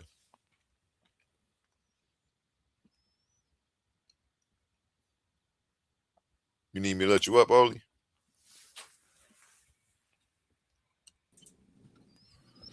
I just brought you up, Oli. Yeah, I needed you to leave me. I'm in flight mode right now. Good morning, good day. I forgot people. Hello. Cosmon. Wonderful Bill, man. What y'all got going this morning? What y'all talking about? Talking about this tournament. We got you on the flyer up under Gideon. You don't have an opponent yet, though. Neither you or nobody on this flyer has an opponent. We got the first 8 on here, and that's the second 8 come in. You know, they about to go right on in now. Oh yeah, that's wonderful, man. I can't wait for this second round. That first debate tournament was so good. I came in just a little late. I didn't get to make that one, but I'm so glad I'm here on this one. Yeah, and you borging out a little bit. I don't know if you got bad service or what. Yeah. I'm gonna mute up till I get to a better spot. Bet. And please make sure you smash that thumbs up and share this video to a friend. Make sure you let them know we got $1,000 grand prize debate tournament only here on Titans Debate League, the best debate league on the internet. You won't find nobody doing it like this. And back to you, gentlemen.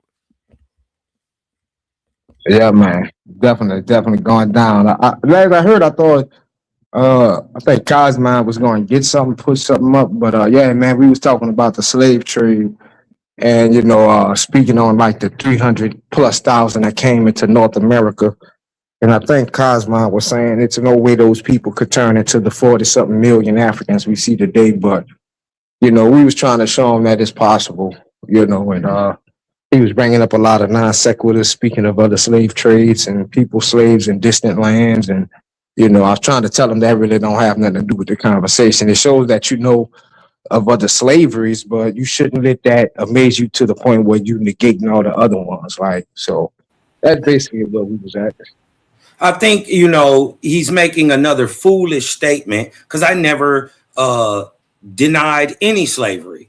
So if he could just shut his mouth and show me that I denied I didn't say you any denied it, bro. I said you denied it being the 40-something million we see today. That's what you do. Yeah, no, you know, actually, like I said, it's about 50 million to 55 million last time I checked. But you dig what I'm saying? Yeah, them numbers don't add up to me. Right. So why you said I would lie, bro? See, you're not even listening, bro. Like, come on, bro. Yeah. Captain. Because I never denied anything about slavery. You lying. Yeah, I never said you did. I said you denied the numbers. That's what I said. No, I didn't. I read the numbers. I'm the one that brought the numbers. The only one who sourced up anything. Right. So you were stating that the 300,000+, you don't see. To me. You don't see that being 50. That's what I said. And now you're saying I don't see that in 2026 that how they could logically be 50 million niggas. Out of 388,000. Yeah, well, we were logically showing you where it could happen. Well, not with a lot of without a lot of indigenous help. If you're gonna turn that 388,000, that's a small drop in the bucket. So all you need is man and woman to make that possible. You don't need no other help, no nothing. You just need man and woman. That doesn't. No, you do need other things. You don't know how sex works. Yeah, and then you gotta have the right time. Just because you're hunching, don't mean you're gonna get pregnant. You dig what I'm talking about? And then if you in the worst conditions possible, you dig what I'm talking about? Slavery, antebellum, chattel slavery, especially the way they sell it. You dig what I'm talking about? Where does your woman get the wherewithal to bear all these children? Because we don't see the truly massive families to the turn of the 1900s, the 13s, the regularly 15s. You dig what I'm talking about? 10 children. Those come in the 1900s, and that comes along with mechanization and, you know, evolving in the scientific arts. You dig what I'm talking about? I'm not saying that you know, technology doesn't help. You dig what I'm talking about with birth rates. You dig what I'm talking about? But when half of our deaths in our community are caused by self, they're abortions. You dig what I'm talking about? And these are under the best conditions. You dig what I'm talking about? To say that, you know, that many people could be born under those conditions, and that many people over that small amount of time, it just, to me, I'm not saying that somebody can't explain it to you to where it makes sense to you, but nobody has explained the math logically to me to where 388,000 enslaved people in 1808, right? Turning to 4.5 million by 1865, and now 50 million by 2020. It just don't make sense.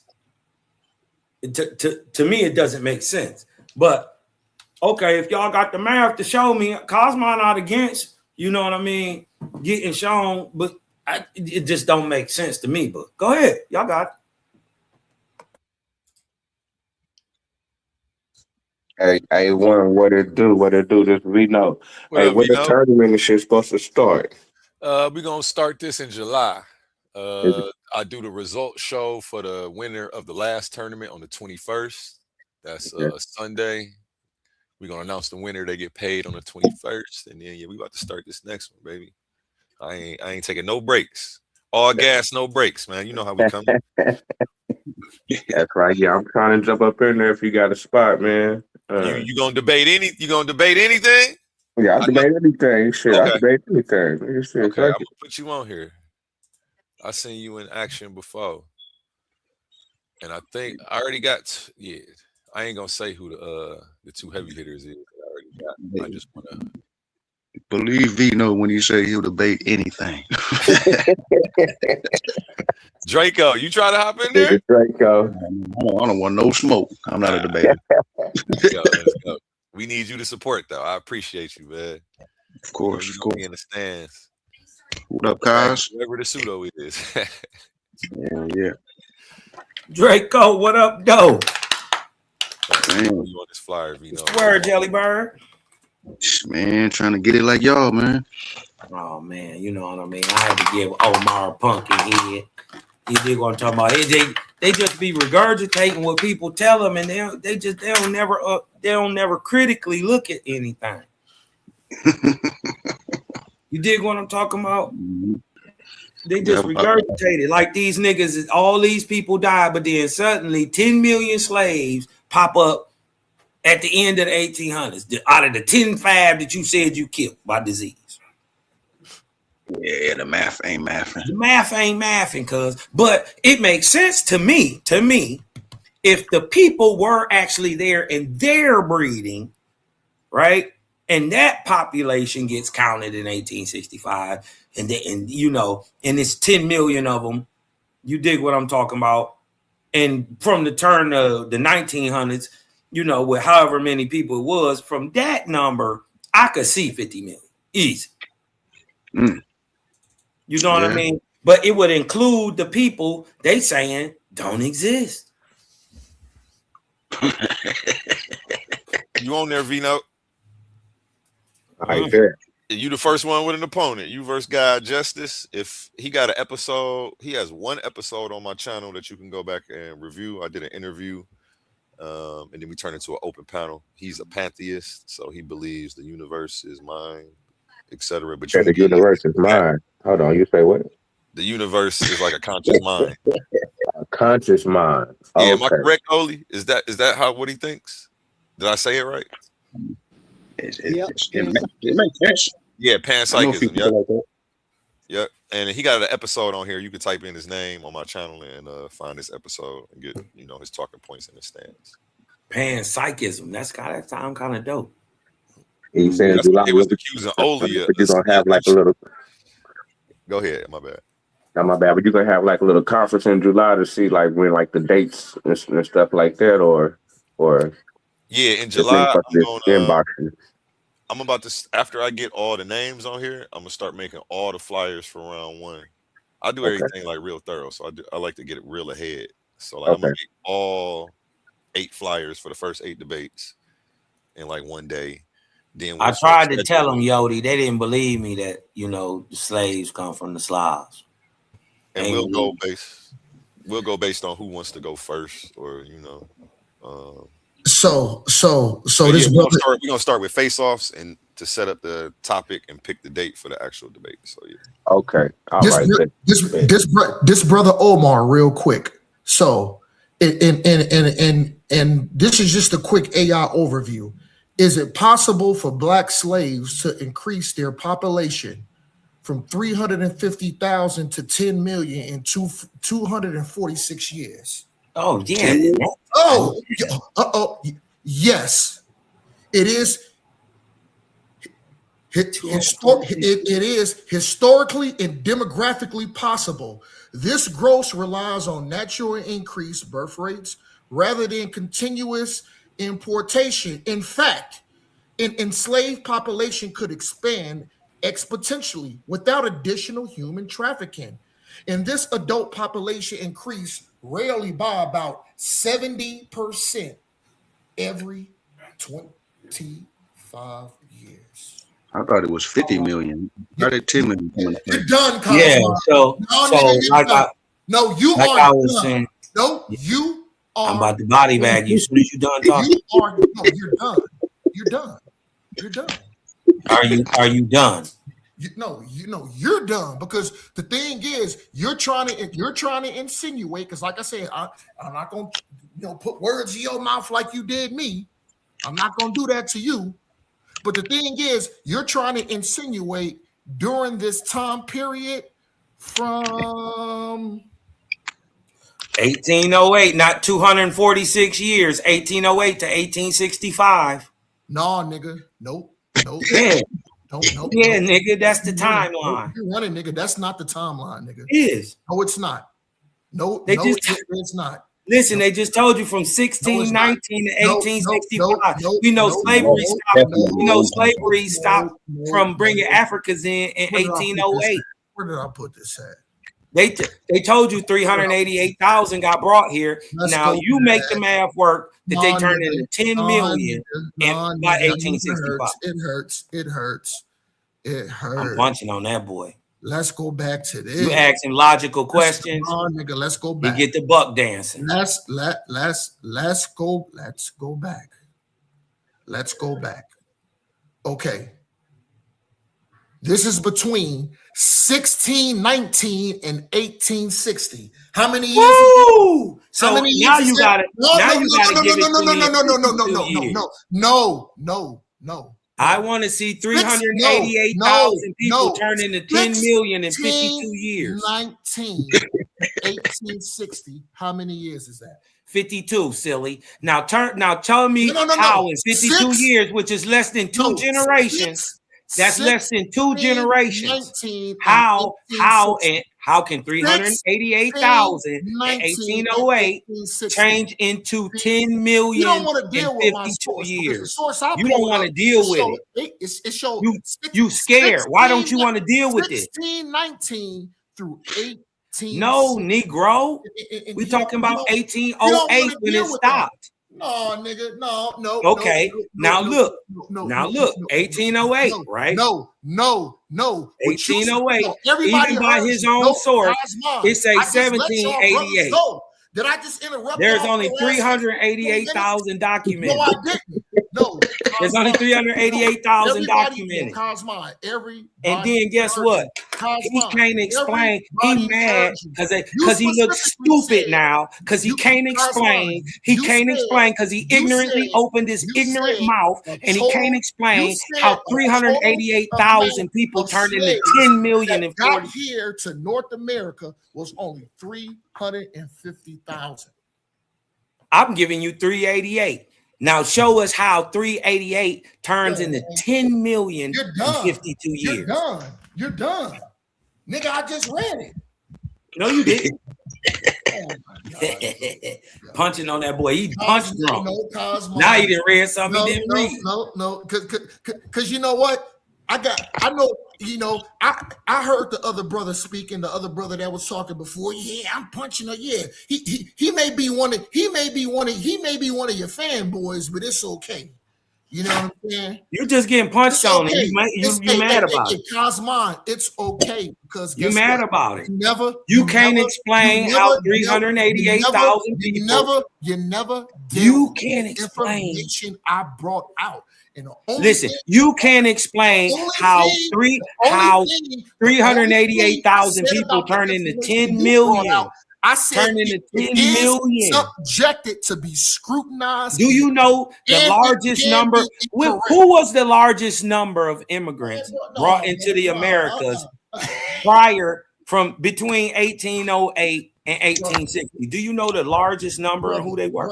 Brother Cosmo. I brought out critical questions that you hold on. I body bagged them. Hold on. You can't even answer. I had to ask you the same questions 15,000 goddamn times No, I didn't. to even get a response from you. No, you didn't. Nigga, everybody heard that. I answered you immediately. Straight up, G. You know that. Just like when you lied and you said I put words in your mouth, you a liar. Everybody heard it. Just like you said. I asked you a question. Just like you can't prove it. Though. I asked you a question. You can't prove it, though. I had to ask you the same goddamn question. And I gave you the same goddamn answer. So I can even get a response up out of you. Bro. I gave you the same answer every time. Nigga, did you ever answer any of my questions on Yes, I did. Man, you's a goddamn liar, but I still love you, brother. Yeah, man. You did what I'm talking about, punching on you. Now explain to the people. Why you punch drunk. You did what I'm talking about. How in 52 years, 388,000 people turned into 10 million. Go ahead. During slavery times and conditions. Go ahead. And then, mind you, they say at the same time that these Indians was being slaves. Let's unmute and go right back to the article that I said. Between 1619 and 1860. When did slavery stop? No, nigga. No, nigga. Don't run from this. I'm punching on you. Don't duck. It's only gonna hurt a little bit. Stop running. When did slavery stop? No, this is what I noticed. When does slavery stop? You don't know anything. You didn't want to deal with the dates of the. I'm dealing with the dates. When does slavery stop? It was 1619 to 1860. Hold on, and them 1619. Them was European. Hold on real quick and I'll let you go. I just want to get something off. The source I specifically brought up 1619 through 1860. And then I asked you a vital question. And then you said it was estimated only 350,000 slaves came here via transatlantic slave trade. And then how can that population increase? You fucked up. Cosmon. Go ahead, brother. But you fucked up. All right, so you didn't say anything. And then I asked the silly Negro, when did slavery stop? Because that's when Davis Eltis starts counting. He documents the people who are here when slavery stops in 1808. There are 3,888 people. 388,000, excuse me, brought to mainland America. I'm asking you to show, not rhetoric, nigga, from when slavery stopped in 1808 to at the end in 1860, where they say they got 10 million. Show us how that is done.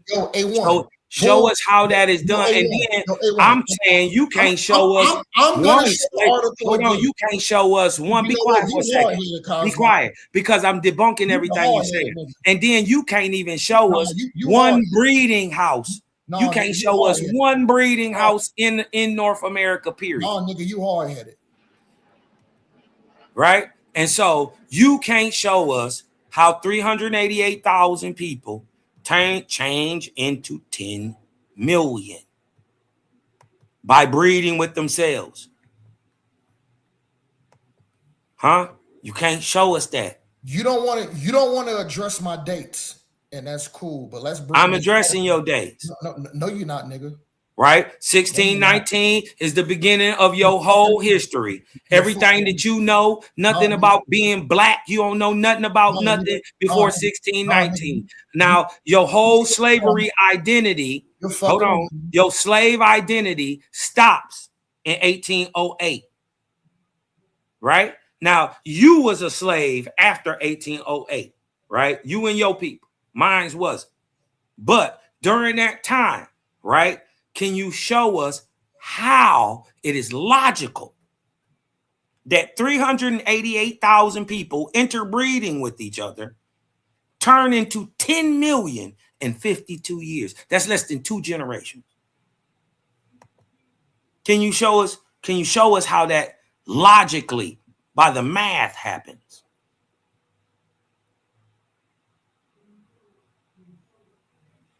Look that up. Why ain't you laughing?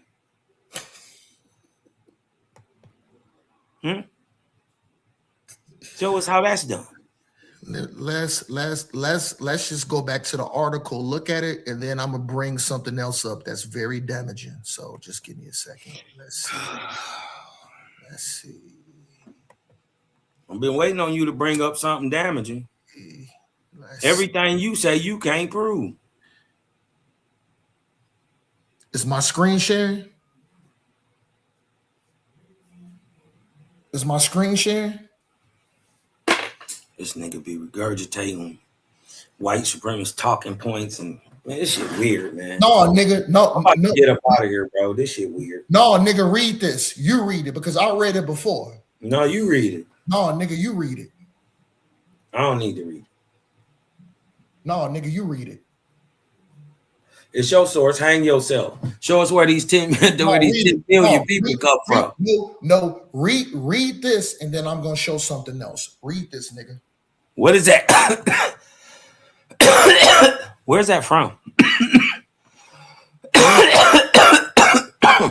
Man, A1 put the link in fucking 45 minutes ago. Oh, it's in the back chat. Let me go look at it. No, nigga, because the thing is, you don't pay attention. Let me go look at it. See, that's how I know you don't pay attention. You selective. Oh. You are selective and you don't fucking pay attention. Where I don't see nothing in the back that he put up. Well, you asked A1 because I put it up in there. Yeah, I don't see that. I don't see nothing you put back here. Nigga, the link is right up top for the source that I got it from. Something. Where at? We can't see that. Man, oh my God, man. Yo, brother. You just show the link, bro. No, you nigga, can go back down to it. Just read it. You read it. Oh, nigga, you read it. I don't care. No, yeah, because it hurts. Read right. it. You gotta still explain how after slavery or during slavery in 1808 I want you to read this, and then I'm gonna bring out something very damaging. You go ahead, raise your own kids. No, nigga, you read it. This your source. No, you read it. Read it.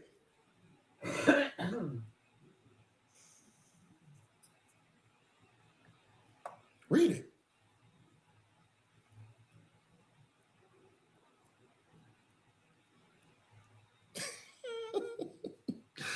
This research notes describes the growth of the slave population in the United States and developed several new measures.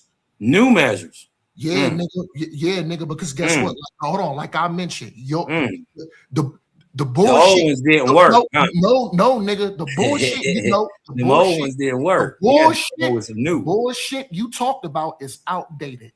When is this from? No. Why you won't show the source when this is from? Now he's scared. Now I'm scared because I want to see the source. What year is this from?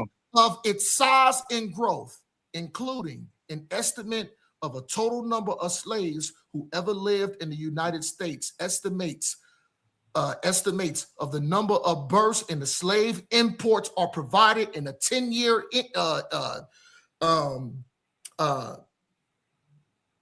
increasements between what? Like I said, 1619 and 1860. And in 1 year, increasements between 1861 and 1865. The results highlight the importance of natural increase to the rapid growth of the U.S. slave population. It indicates that approximately 10 million slaves lived in the United States, where they contributed 410 billion hours of labor. A concluding discussion highlights a few descriptive statistics. Useless dribble. historians might find useful, including. What is your point? The circumlative number of What slaves. is your point? Nigga, I didn't cut You don't even have a point. The circulating number of slaves. You just who reading lived- shit. I'm almost done, nigga. I know it hurts. What The is it? What is circulating your number point? of slaves who lived in the United States Mhm. by decade in a proportion of slaves who were living in various moments in U.S. history. And Mhm. shortly after the ratification of the Constitution in 1788, and in the start of the American Civil War in 1861. So remember these dates. Hold on. I'm going to land my point. Remember these dates. Okay, so explain. Explain. I'm almost done. Remember these Explain dates. from 1789 Nope. to 1861, right? We ain't got to change. 16. How the people. No, nigga. Hold on. 1619 through 1860. So now, Listen, because listen, no, this debunks you. Hold on. I know it hurts. Go back up. Hey, Well, no, bring your no. source back up. Let me debunk you. It's Because okay. it's an impossibility. It's no. Even your source I say it's know an it hurts. impossibility. Bring that up. Nope. I know it hurts. Ah, that's what I thought. know it hurts. Because I'll punch on you. Because even your source say it's an impossibility for there to be 10 million. Even your source say it. It didn't say it was an impossible. It say only three. It say only 3.5.